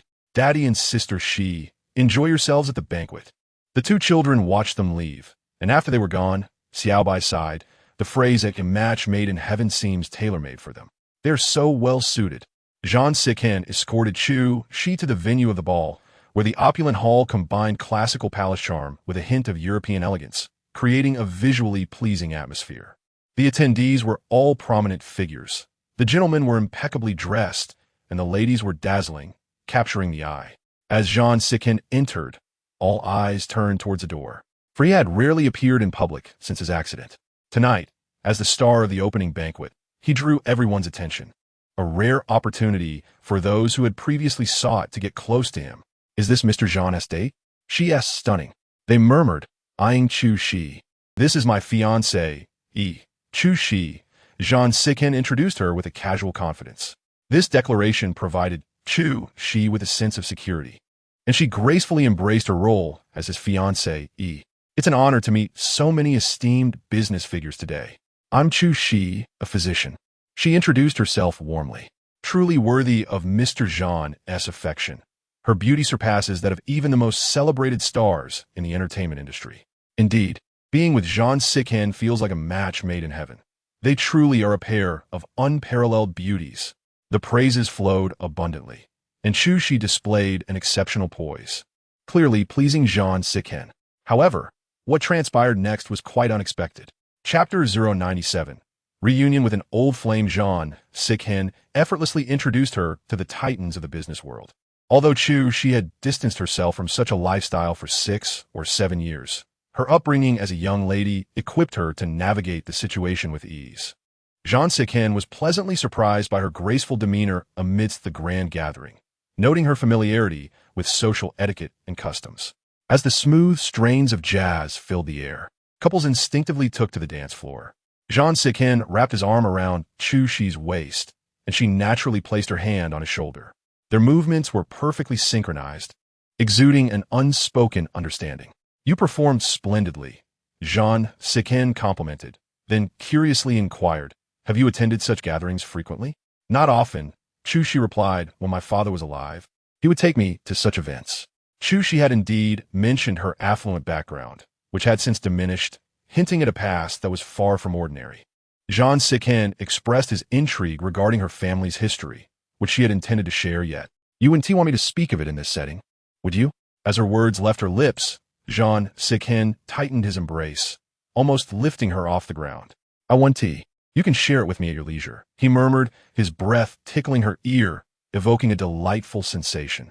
However, Chu maintained her composure, continuing to dance elegantly by his side. Jean Sikhen felt a growing curiosity towards her. The more he interacted with Chu, the more it ignited a sense of wonder within him. After a while, a wave of astonished voices reached Chu's ears from the entrance. Isn't that Master Gavin from Far East International? I heard in the news that they established a construction company, with their first project being Jean's entertainment complex. Truly remarkable. I've heard countless tales about Xiao. Within just 5 or 6 years, he ascended to the position of vice chairman at Far East International. What a business legend. Indeed, it's a privilege to witness him today. He truly possesses an extraordinary presence. Chu had already been inundated with such flattery, becoming accustomed to it in such settings. However, she was taken aback when she heard a familiar voice. You flatter me. The construction company under Far East International is just starting out. I am relatively new to Nansheng and hope to receive guidance from the esteemed seniors. Upon recognizing the voice, she turned to the entrance. When she clearly saw his face, her heart nearly stopped and her dancing faltered, inadvertently stepping on Jean Sichen's foot. I'm so sorry. She quickly apologized, fearing that her reaction might attract Xiao Jingyan's attention. She hastily lowered her head, attempting to feign nonchalance as she continued dancing with Jean Sikhen. But how could she truly remain unfazed? Her mind was in turmoil. 7 years had passed since this man had vanished from her life. She had envisioned their reunion countless times, yet she never anticipated it would unfold like this. How could he appear here so unexpectedly? Did those people say he was now Jean Sichen's business partner? What a coincidence. Juicy. Hearing Jean Sikhen call her name, she snapped back to reality and asked, what is the matter? What's wrong with you? Jean Sikhen could easily discern her current anxiety. Nothing at all. Chu feigned a smile, lapsing into silence. Jean Sichen's gaze shifted to Xiao Jingyan, realizing that she had lost her composure only upon seeing him. Xiao Jingyan. He recalled that Xiao had previously mentioned his girlfriend in this city, claiming to love her deeply, yet they ultimately could not be together. Juicy. Allow me to introduce you to my current business partner, Jean Sikhen announced, halting their dance and taking her hand. Was he truly going to introduce her to Xiao Jingyan? Chu hesitated, sensing her reluctance. Jean Sikhen, noticing her pause, teasingly asked, what's wrong? Don't you want to go? Not at all. Upon seeing Xiao Jingyan, Chu instinctively wished to evade him, to quickly find an excuse to leave. Yet, Jean Sichen's question prompted a sudden change of heart. She recalled his words. To emerge from pain, one must confront it directly. Since he was now Jean Sichen's business partner, future encounters were inevitable. Moreover, she was Chu now, ready to embrace life anew. Let's go. She smiled at Jean Sikhen, naturally linking her arm with his. This surprised him. He had anticipated she would concoct an excuse to depart. Mr. Xiao, you are quite late today, Jean Sikhen remarked as he approached, causing those surrounding Xiao Jingyan apart. My apologies. There was a malfunction with my vehicle on the way here. I hope Mr. Jean won't hold it against me. Not at all. After speaking, Jean Sikhen wrapped his arm around Chu, and continued, allow me to introduce you. This is my current partner, Mr. Xiao Jingyan from Far East Construction. And this is my fiancé, E. Only then did Xiao Jingyan's gaze shift to Chu, while Jean Sikhen's attention remained fixed on Xiao's face, observing his reaction. Upon seeing Chu, Xiao was evidently taken aback. Although he masked it well, his eyes betrayed a fleeting surprise before he regained his composure. Hello, Mr. Xiao. Chu greeted with a gentle smile, exuding elegance and confidence. I am Chu. Upon hearing her name, Xiao Jingyan returned her smile, extending his hand with a gentlemanly demeanor. Hello, I'm Gavin Xiao Jingyan. Chu reciprocated the handshake, surprised by his calmness. Did he genuinely not recognize her? Or was he merely pretending? She was unsure. She had once believed she knew this man well, but the moment he vanished from her life, she realized she had never truly understood him. Jean's fiancé, he is quite beautiful, Xiao Jingyan remarked. Naturally, the woman I chose is a phoenix. Jean Sikhen replied without a hint of modesty, glancing at Chu, who was certain he had perceived everything. Afterward, Chu dutifully accompanied Jean Sikhen for the ribbon-cutting ceremony. standing gracefully beside him as she listened to his speech. Meanwhile, Qiao Jingyan's gaze remained fixed on Chu Shi, concealing something beneath his calm facade. Chapter 098. Acting? Design? As the clock struck midnight, the banquet finally concluded, and guests began to depart. As the host, Chu Shi naturally remained with Zhang Sichen until the end. It's getting late. Mr. Zhang and Mrs. Zhang should return home to rest, Qiao Jingyan remarked casually before turning to leave. Chu Shi felt that he remained composed, as if he truly did not recognize her. She inhaled sharply, feeling a mix of sorrow and relief, appreciating the fact that their reunion was akin to that of strangers, leaving each other undisturbed. After bidding farewell to all the guests, Chu Shi followed Zhang Sichen to the car. She sensed that he had seen through everything. She had expected him to question her with anger, but instead, he remained calm.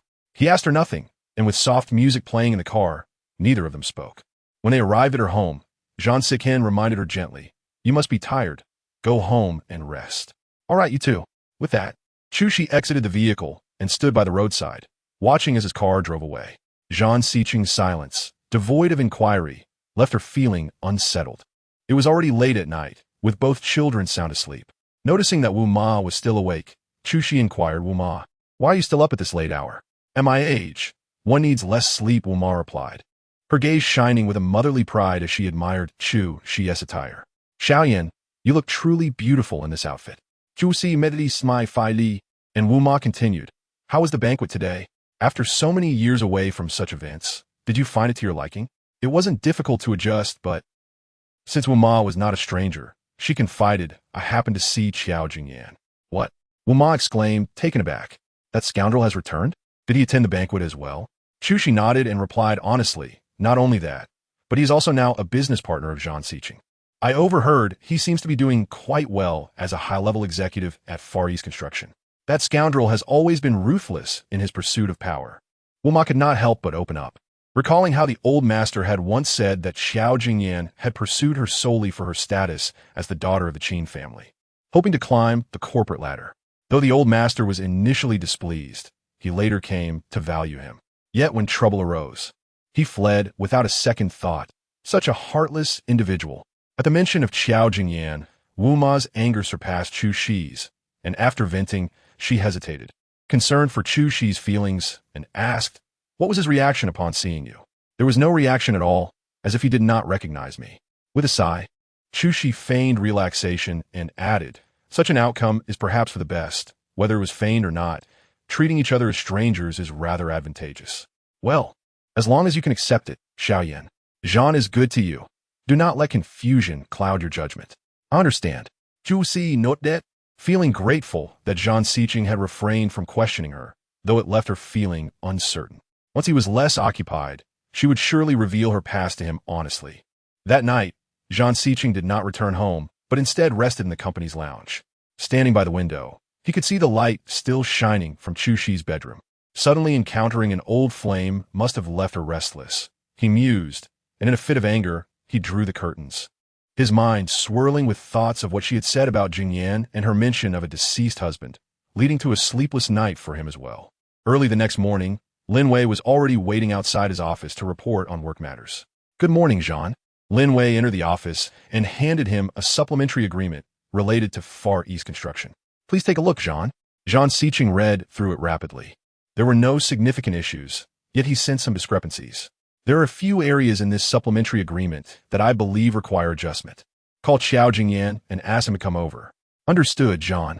Lin Wei immediately dialed Qiao Jingyan. Qiao Jingyan was swift, arriving within minutes and taking a seat opposite Zhang Sicheng. "Which clauses in the supplementary agreement do you find unsatisfactory, Zhang?" "It's nothing major, just some minor details needing revision." Zhang Sicheng handed him the marked document. "All right, I'll have them amended right away," Qiao Jingyan said promptly. Then Zhang Sicheng offered a cold smile and casually inquired, "Didn't you mention that your former girlfriend resides in Nanxing?" Qiao Jingyan maintained his composure, responding, "Yes." Curiosity piqued. Zhang Sicheng pressed on, "What sort of woman could leave such an impression on you?" Qiao Jingyan smiled slightly and replied, "Just an ordinary girl. But love can render her perfect in the eyes of her admirer." "And how does she compare to my wife?" Qiao Jingyan's smile faltered just a touch, though it was barely perceptible, as he replied tactfully, In every aspect, appearance, figure, demeanor, she cannot hold a candle to Zhang's wife. Is that so? Zhang Xiqing scoffed coldly. Qiao Jingyan nervously smiled in response, and then asked, "Is there anything else, Zhang? If not, I should get back to revising the supplementary agreement." Norus. Zhang Xiqing glanced at the clock. "Let us have lunch together today. I'll treat you." "All right." Qiao Jingyan had no choice but to agree. "I have a brief meeting to attend. Please wait for me." "Of course, Zhang." Qiao Jingyan replied courteously. After Zhang Xiqing exited the office, he glanced back, noting Qiao Jingyan's hardened expression. As he entered the elevator, he dialed Chu Shi's number. When the phone rang, she was still drowsy from a restless night. "Hello, Xiqing." Chu Shi hadn't expected to receive a call from Zhang Xiqing during working hours. "Still in bed?" "No. Iyeme awaka." "Good, please come to my office. You mentioned wanting to talk last time. Are you not busy?" "Not at all." "All right, I'll head over now." After hanging up, Chu Shi quickly got ready. While Zhang Xiqing felt a twinge of guilt for orchestrating this situation, he could not tolerate the charade between the two of them. Chu Shi hurriedly prepared herself and dashed into Huachun International. Perhaps feeling anxious, she thought about conveying her feelings quickly to relieve the burden on her heart. Since Zhang Xiqing had summoned her to his office, she did not knock and push the door open, only to find Qiao Jingyan inside instead of Zhang Xiqing. Chapter 099, Confrontation. Upon seeing Qiao Jingyan, Chu Shi froze momentarily, like a statue, not expecting to encounter him so soon and in such a solitary setting. "Ah, I'm here to see Xiqing. Is he not here?" she asked, forcing herself to speak. "Oh, Zhang mentioned he had a brief meeting and asked me to wait here for him. We're having lunch together shortly." "What? A meeting? Wasn't he the one who called me over?" The realization struck her like a thunderclap, and as she glanced at the surveillance camera in the corner of the office, she understood that Zhang Xiqing was undoubtedly watching her from the monitor. Her eyes began to well with tears, and she hastily wiped them away. She had intended to explain everything to Zhang Xiqing, but instead, she found herself in this testing scenario. "Well, it seems I've come at an opportune time. You should wait here. I'll take my leave," Chu Shi said quickly, turning to exit. As she turned, tears fell, and she rushed into the elevator. At that moment, she felt foolish, having hurried over after the call, only to find herself ensnared in a trap. Ding! The elevator doors opened, revealing Zhang Xiqing standing outside. He had indeed been monitoring her, or he wouldn't have appeared so promptly as she exited. "Xiqing, what do you mean by this?" Chu Shi confronted him, her words deliberate. "Is this some sort of game to you? Watching the drama unfold is entertaining, is it?" Zhang Xiqing knew this approach was underhanded, yet he replied, "I never intended to think of it that way. Am I forcing your hand?" Chu Shi pressed on. "What conclusions have you drawn from my brief interaction with Qiao Jingyan in your office? Isn't the conclusion obvious?" Zhang Xiqing retorted, his temper flaring. "Do you think you're adept at hiding your feelings? Or do you take me for a fool? I have never considered you a fool. If you wish to know, you could simply ask. There was no need for this charade." Chu Shi was genuinely furious. "Have I not asked these questions before?" Zhang Xiqing retorted directly. "I have repeatedly warned you not to falsify your resume and credentials. I have also inquired about your husband multiple times, yet what did you say? You claimed that man was Qin Jingyan, that your husband had passed away. But now who is this Qiao Jingyan?" Zhang Xiqing would never resort to such desperate measures unless absolutely necessary. After persistently questioning, all he received in return was deceit. Chu Shi felt suddenly at a loss for words. Indeed, she had lied to him. She lacked the courage to divulge the events of her past. And now that she wished to speak, it was too late. "Why are you silent? Why don't you respond?" As Chu Shi remained silent, Zhang Xiqing leaned closer, his tone growing colder. "Or perhaps you are concocting yet another lie to deceive me?" Chu Shi asked herself, "How many of the words you have spoken to me are genuine?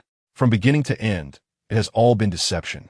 Do you find joy in treating me like a fool, in performing for me, pretending to be innocent?" This barrage of questions pierced her deeply, striking at her core. How many of her words have been true? Indeed, how many?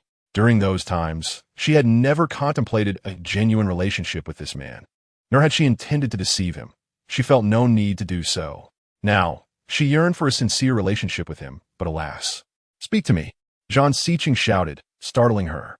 They were at the elevator entrance, a public area, and employees passing by turned pale at the scene. "Get away," Zhang Xiqing growled.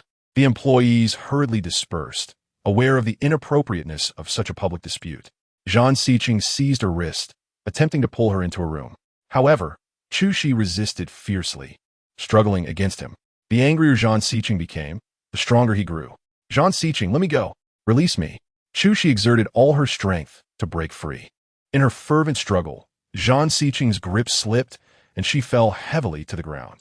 At the sight, he instinctively reached out to help her, but his body froze. It was not merely anger. She had genuinely hurt herself. Tears that she had held back now cascaded down her cheeks as she laboriously stood up, looking at him and declaring, "Yes, you are right. I have spoken few truths to you. I am a woman full of lies, hypocritical and cunning."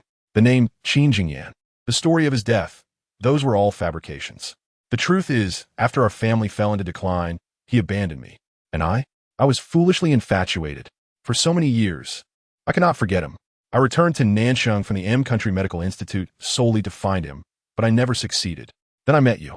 Initially, I never considered marrying you, but as I realized I could not find him, I saw your wealth and how good you were to my child. Why shouldn't I? All my refusals were mere games, and my pretentious dignity was a fade. I'm a wretched woman, utterly despicable. Are you satisfied now? Chu Si. Upon hearing her words, Zhang Siqing's rage surged, a primal urge to strangle her consuming him. Chu Shi felt her emotions teetering on the brink of collapse, her body trembling violently, unable to hold on any longer. Without uttering another word, she fled in tears. Yet, as she dashed outside the company, her strength evaporated, nearly causing her to collapse by the roadside. She had to pause and catch her breath. At that moment, a car halted beside her, and the door opened with a soft click. "Are you all right?" came the concerned voice of Xiao Jingyan. Just moments ago, Lin Wei had informed him that he need not wait any longer. The lunch meeting was canceled, prompting Xiao Jingyan to leave immediately. Now, seeing Chu Shi in such disarray, she was the last person she wished to encounter, yet he witnessed her in this vulnerable state. Was this Zhang Siqing's design? To gauge Xiao Jingyan's reaction upon seeing her in such a state, a bitter self-mockery arose within her. Gazing at Xiao Jingyan, she suddenly comprehended the true nature of these men. Chapter 100. Chu Shi realized that no one could be trusted except herself. She regarded Xiao Jingyan, observing the unfamiliarity in his eyes, understanding why he pretended not to recognize her. Although he was now a collaborator of Zhang Siqing, the partnership was evidently skewed in Zhang Siqing's favor. If Zhang Siqing were to discover their past connection, he would likely sever ties with this collaborator in a fit of anger. In the eyes of these men, women and emotions held no value against the power and esteem they coveted. Yet, she, poor soul, had laid her heart bare. How absurd, how pitiable, how tragic, and how infuriating. Chu Shi's thoughts were not misplaced.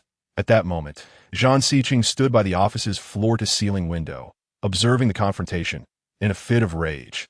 He drew the curtains shut. "Madame Zhang, where do you reside? I shall drive you home," Xiao Jingyan offered again. "No need," Chu Shi replied resolutely, turning on her heel and striding away, not wanting to face these men any longer. She hurriedly returned home, collapsing in exhaustion upon entering. "Is Xiaoyan back?" Upon hearing sounds at the entrance, Wu Ma approached, startled to see her slumped against the door. "What happened? Are you unwell?" Seeing Wu Ma's worried expression, Chu Shi resembled a child wronged, unable to contain herself any longer. She threw her arms around Wu Ma and wept. Wu Ma, taken aback by this sudden display, anxiously asked, "Who has bullied you?" Chu Shi merely shook her head, crying, "I miss my father." "Miss your father?" Wu Ma bazod. Today was not the anniversary of the old masteress passing, so why this sudden sentiment? Though my mother passed away early, I still feel fortunate to have a loving father and a boyfriend who adores me. I envisioned a beautiful future with them.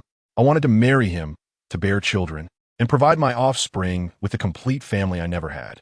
My dreams were so vivid, yet, as she spoke, her voice caught in her throat, tears streaming down her face, her tone growing hoarse.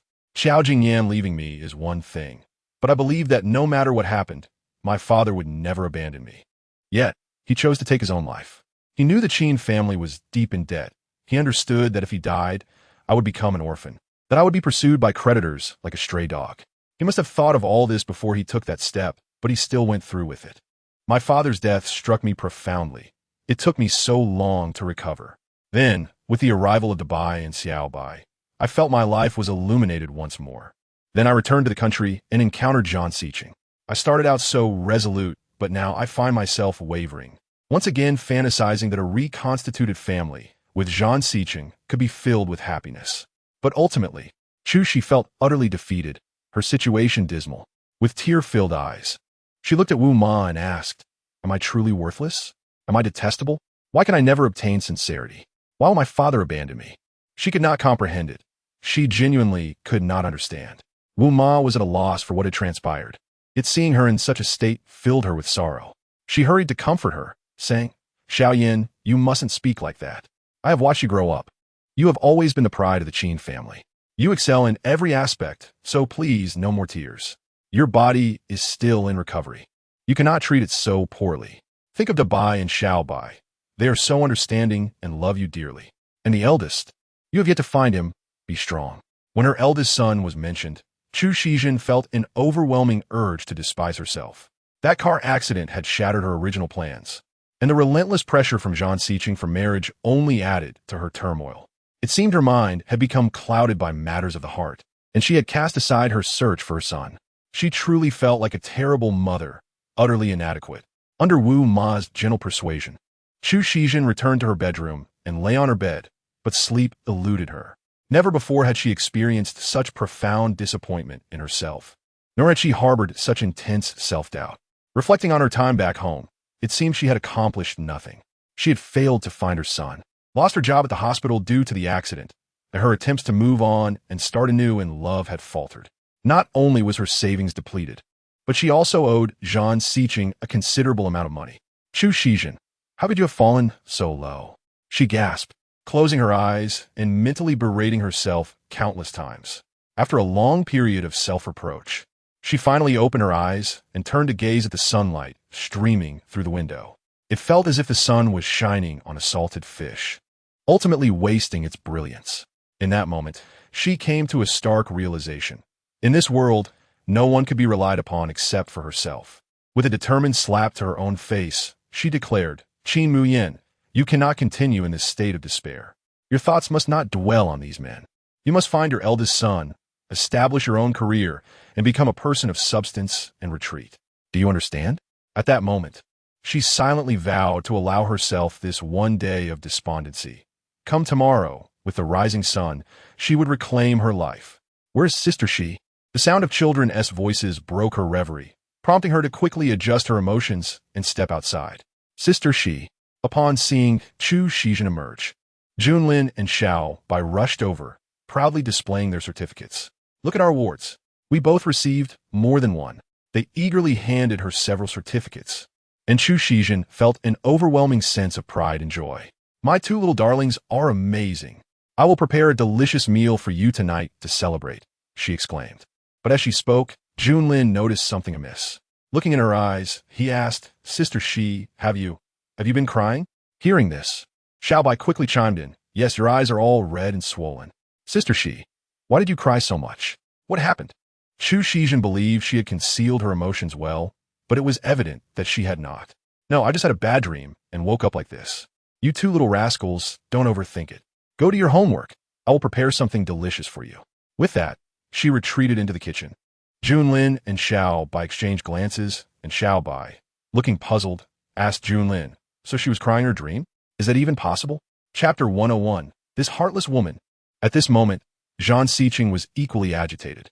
Since his argument with Chu Shizhen, the mid to upper management at the company had felt his wrath. All of them had been reprimanded. They all knew that he was in a foul mood, and everyone avoided his gaze. As night fell, Zhang Siqing irritably tossed aside the documents he had been reviewing and grabbed his phone. However, upon seeing Chu Shizhen's number, he flung the phone away in frustration. That woman had deceived him time and again. Why should he reach out to her? The phone rang, and he instinctively grabbed it. Thinking if it was her calling to apologize sincerely, he might consider forgiving her. But it was not Chu Shizhen. The caller was Junlin, and he felt a twinge of disappointment. "Hello, Junlin. Are you not coming back tonight?" Dabai had grown accustomed to this. It felt as if they were a true family of four, while he was merely an outsider. Not returning, Zhang Siqing replied, his mood sour. He feared that upon returning, Junlin would question him about his marriage with Chu Shizhen, and he would be at a loss for words. "Fine then, take good care of your children. You need not worry about my feelings. Rest assured, I am quite sunny in my disposition and will not be jealous. The words he spoke. My Junlin has always been self-sufficient. With me away, you'll manage just fine. Take care of yourself, and if anything happens, just call me. Understood. Continue your romantic escapades. I shall not intrude. With that, Bai hung up the phone hastily. After the call, all Zhang Siqing could do was smile bitterly. He approached the floor-to-ceiling window and gazed in the direction of Chu Shizhen's home. The lights were on, and the curtains drawn, obscuring any view of her activities. What could she possibly be doing at that moment? Meanwhile, Chu Shizhen had just finished dinner with the children. After their meal, she said, "You two go study. I will check if anyone has left me messages about my health online." With that, she entered her study. Once she had left, Xiaobai turned to Wu Ma, asking, "Wu Granny, what's wrong with Sister Shi? She looks as if she's been boiled like a crab." Xiaoyan said she had a bad dream. "You two should not overthink it," Wu Ma replied, quickly moving to wash the dishes. Xiaobai, still skeptical, pouted and asked Junlin, "Do you believe what they said? The credibility is low." "Exactly. Adults lie too," Xiaobai analyzed with concern. "Someone in love must have had a fight. Sister Shi and her father, did they argue again? Is he being a jerk once more?" Sighing, Xiaobai concluded, "The world of adults is beyond our understanding. Never mind. Couples argue and make up. I won't worry about them. I need to study." With that, she returned to the study. Junlin glanced once more at the study where Chu Shizhen was, feeling an uneasy knot in his stomach. As their wedding approached, he fervently hoped nothing would go awry. Back at her study, Chu Shizhen did not respond to any health inquiries, but instead drafted a business plan. Being the sole heir of the Qin family, her father had always groomed her as a successor, so alongside her medical studies, she had also learned about business management and was knowledgeable in that area.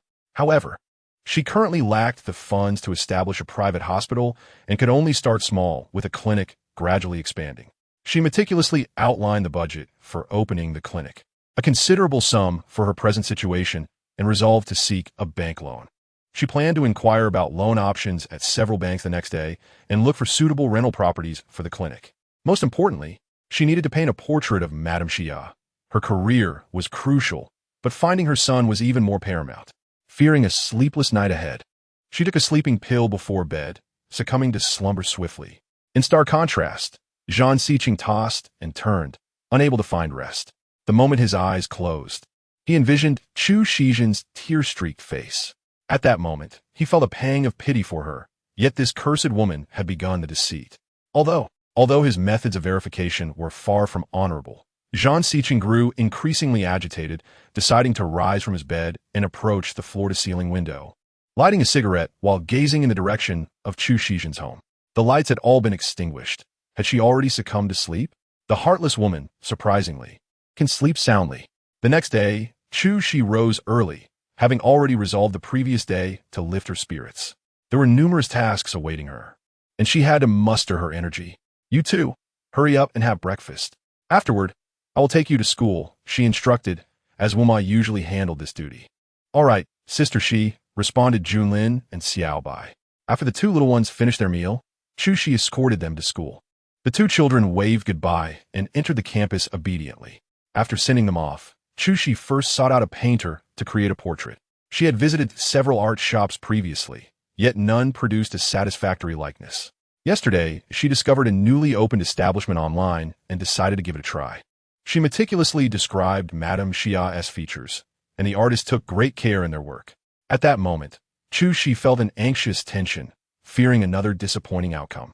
To her surprise, the portrait was remarkably accurate, capturing Madame Xia's likeness as she remembered it. Learning from past mistakes, she promptly took a photograph of the portrait, determined not to lose it again. With the portrait secured, Chu Shi visited various banks, only to learn that the loan approval process was exceedingly stringent. As someone without a stable income, she needed collateral, yet she had none. The house belonged to Zhang Siqing, and she had no authority over it. "Here's my business card. Mississippi, whenever you decide to pursue a loan, feel free to contact me," the enthusiastic bank employee said as she exited the last bank. "Thank you," Chu Shi replied, holding the card and feeling a sense of irony. She was entirely unqualified for a loan. Establishing a clinic required capital, and without it, what was she to do? Sighing in dejection, she wandered aimlessly down the street, oblivious to a car that had been following her. Chapter 102. Sister Shi. What do you need my grandmother for? Slow down a bit. Inside the car, Xiao Jingyan, wearing sunglasses, kept his gaze fixed on Chu Shi outside. All right, President Xiao, replied his assistant, Ding Yin, who immediately reduced the car's speed. Xiaoyan. Xiao Jingyan whispered her name internally, feeling a pang of regret for not being able to acknowledge her at that moment due to unavoidable circumstances. I will make it up to you 100-fold in the future. After reassuring himself, he clenched his fists tightly, recalling the distressing sight of Chu Shi from the previous day, which ignited his anger towards Zhang Xiqing. You have her now, yet you fail to cherish her. President Xiao. She has entered a narrow alley. We can no longer follow, Ding Yin informed him urgently. No need to follow. Return to the company. Due to winning a project in the entertainment city, Xiao Jingyan intended to stay in the southern city for an extended period and had purchased a building as his office. Hearing this, Ding Yin turned the car around, but Xiao Jingyan continued, Ding Yin, please investigate Chu Shi's current situation and why there were claims of her death in the past, as well as her name change. A few years prior, Xiao Jingyan had returned to the southern city seeking her, but was met with the devastating news of her supposed death, the cause of which remained unknown. The anguish he felt upon learning of her death was profound, and he never imagined she was still alive. No one could comprehend the euphoric thrill of rediscovering someone thought lost, nor the frustration of being unable to address the woman he loved as anything but Madame Zhang. Understood. President Xiao, I will get to the bottom of this. Ding Yin vowed. Ding Yin, although you have been with Far East International for many years, it was I who promoted you. You're the only person I trust in the entire group, Xiao Jingyan reminded him. President Xiao, how could I forget your kindness in recognizing my potential? Ding Yin, who had spent years in the lower ranks, owed his current position as the chairman's assistant to Xiao Jingyan's support. I, Ding Yin, will forever be loyal to you. Should I betray you, may my entire family perish. He swore. There is no need for such oaths. I am well aware of your loyalty, Xiao Jingyan replied, his eyes shifting with a hint of danger. Rest assured, once I ascend to the position of chairman of Far East International, you will be second only to me. Ding Yin felt confident, asserting, I have complete faith in your capabilities. That arrogant Xiao Yuandong cannot compare to you. Your talents far surpass his. He simply inherited a good lineage, but he doesn't even deserve to carry your shoes. Indeed, that foolish, arrogant man is unworthy. Sooner or later, he will be brought down, and when that time comes, Xiaoyan, you must wait for me. Once I accomplish everything, I shall give you the most extravagant wedding, making all the world's women envious.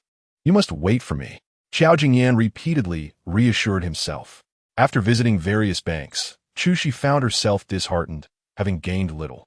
She ventured into several smaller banks and credit institutions, where the approval processes were more lenient, albeit with exorbitant interest rates. She needed to return home to reassess her finances. Upon arriving home, she retreated to her study, neglecting food as she calculated various figures until Junlin entered. Sister Shi, are you still feeling down today? Why haven't you eaten this afternoon? He asked with concern. It's nothing. I had too much to eat at noon and am not hungry now. I'll eat shortly, she assured him. Junlin glanced at her calculations, astonished. Sister Shi, are you applying for a loan? How did you know I was seeking a loan? She inquired. It's all written here regarding interest rates. How could I not understand? Junlin pressed on. You must answer me quickly. Are you applying for a loan? Yes. Realizing she could not hide it from her perceptive son, Chu Shi admitted, I wish to open my own clinic. Given my current situation, no major hospital will hire me, and I cannot afford to sit idly by, so I want to take matters into my own hands. How much do you intend to borrow? At least 1 million. But with the stringent regulations of major banks, everything remains uncertain. Chu Si Ziplit Gandhi Li, 1 million? Actually, I can provide that amount immediately. But if I give it to you outright, you will surely suspect something, Junlin remarked. Sister Shi, you are about to marry my father. His wealth is yours. Why not ask him for the funds instead of seeking a loan? Seeing her intent to borrow rather than approach Zhang Xiqing, Junlin felt anxious, fearing the opportunity might slip away. Chu Shi smiled gently, explaining, as you said, we are not yet married. Even if we are, I cannot rely entirely on him. If a person's worth is entirely dependent on another, then their self-worth diminishes significantly, and I do not wish to live that way. Are you implying he is unreliable? Junlin interpreted her words, prompting a smile from Chu Shi, who clarified, not at all. I mean that each person is an independent entity. To attain wealth, one must strive for it. Only that which is earned through one's own efforts is truly secure. Oh, Junlin felt a bead of sweat form, realizing that despite her lengthy explanations, she was still implying he was not dependable and that she must rely on herself. Zhan Siqing, you scoundrel. Just when success is within reach, what are you doing? By the way, Daba, I happen to need your assistance with something. As Chu Shi spoke, she retrieved the portrait of Lady Xia from her bag. Aren't your hacking skills quite impressive? Help me uncover her true identity. When Junling caught sight of the portrait, a chill ran down his spine and he nearly blurted out, "Isn't this my grandmother?" What? He quickly covered his mouth, still feeling a pang of fear for almost revealing his identity. However, why did Shi Jie possess a portrait of his grandmother? No, he meant to say the portrait depicted an elderly woman. He hastily inquired, "Shi Jie, are you searching for the person in this portrait?" "Yes." "What do you want with her?" Yunling placed Ful. Chapter 103. Is that man assisting in secret? When asked this question, Chu Shi fell silent. She had never mentioned to Dao Bai and Xiao Bai that they had an older brother. She was uncertain if that son could still be found, or, in the worst-case scenario, if he might already be. Dao Bai and Xiao Bai were particularly sensitive and perceptive children. If they were informed, they would undoubtedly share her anxiety and be desperate to locate their brother. Yet, if the outcome were as she feared, it would only add to their sorrow. Thus, until she had more information, Chu Shi did not intend to disclose anything to them. Just an old acquaintance, she deflected, continuing, "Dao Bai, please help me find her real name." An old acquaintance? If that were true, how could she not know her real name? There must be something more to it. Yet it was clear that Chu Shi was unwilling to elaborate. What should he do? Pretend to have found her name and relay it to her? Or simply refuse to search? "Shi Jie, I won't pry into your reasons for wanting to find her. I merely wish to know, is it a good or bad matter?" How was Chu Shi to respond? Neither good nor bad, I suppose. Junling glanced at the portrait again and hurriedly added, "Shi Jie, I can help you search. But this would require infiltrating the public security system for a facial recognition analysis, which is illegal. I believe it would be best to avoid such methods." Junling was well aware of his grandmother's stern nature. He had feared her since childhood. He genuinely worried that Chu Shi might face repercussions for seeking information about his grandmother. So he suggested, "Shi Jie, this lady seems to possess an amiable aura. She must hold some stature. My father is well connected. You might as well take this portrait to him. He is certain to recognize her. After all, how could he not recognize his own mother? They could communicate directly then." However, Chu Shi was uncertain of her relationship with Zhan Siqing and could not simply seek his assistance with the portrait. With a sigh, she conceded, "You're right. Asking you to hack into systems is unlawful, and I shouldn't have. I will search on my own." Worst case, she could post anonymously online. The children were correct. Lady Xia must be an individual of significance. If she displayed the portrait online, someone might recognize her. "Shi Jie, I hope you won't be upset for not helping." Junling felt a wave of guilt as she spoke. "No, it's my oversight. Dao Bai is right. We cannot engage in unlawful activities.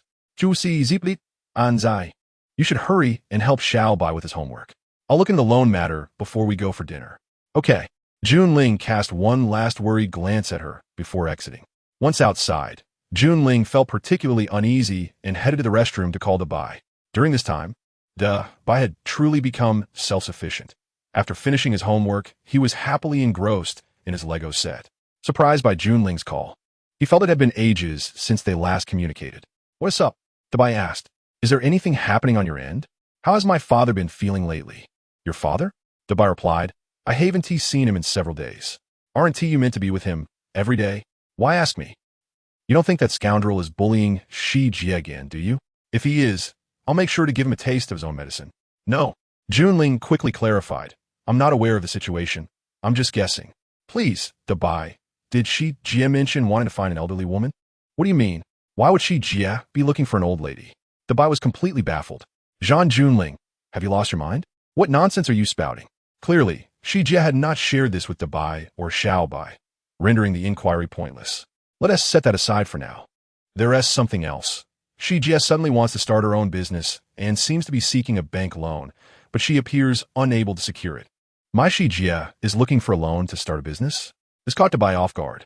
Yes, I don't want her to feel disheartened over being unable to secure a loan. I currently have funds, but revealing them would expose me. So, I thought perhaps you could inform my father. He would surely help, but it must be done discreetly. Otherwise, just then, the restroom door swung open, and in walked Chu Shi. Dubai, who were you on the phone with? Earlier, she had caught wind of the conversation regarding money. Upon seeing Chu Shi enter and hearing his question, Junling panicked. He had forgotten to lock the door this time. If she discovered he was talking to the real Dubai, I'm not on the phone with anyone. In his haste, Junling let his phone slip from his grip and it fell into the toilet. The real Dubai on the other end was utterly speechless, unable to hold back his sarcasm. Zhan Junling, I finally understand why you insist on being aloof. It's because speaking too much will reveal your lack of discernment. Seeing Junling's guilty demeanor, Chu Shi directly asked, were you calling Zhan Sikhen to help me with the financial issue, or to assist in secret? Realizing her assumption, Junling exhaled in relief and admitted, yes, Shi Jia, please don't be upset. I was wrong. I want to do it again. I saw you struggling with the loan issue, so I thought, I'm sorry. How could Chu Shi bear to scold the child? Dubai, Shi Jia doesn't blame you, but you must trust me. Even if I cannot secure the loan, I will find alternative solutions. If I solely rely on others for assistance, wouldn't that render me utterly useless? I'm sorry. I want to do it again. Chu Shi my Wamli, glancing at the phone in the toilet. It's a good opportunity to get a new phone. Next time, you mustn't contact him without my knowledge. All right. Yunling readily agreed. After Chu Shi left, he took a deep breath, relieved that he had narrowly avoided disaster. Upon returning to her bedroom, Chu Shi's phone rang with an unfamiliar number. Hello, is this Miss Chu Shi? We are from the bank. You inquired about a loan today, correct? We have reviewed your information and transactions. Securing a loan will pose no issues.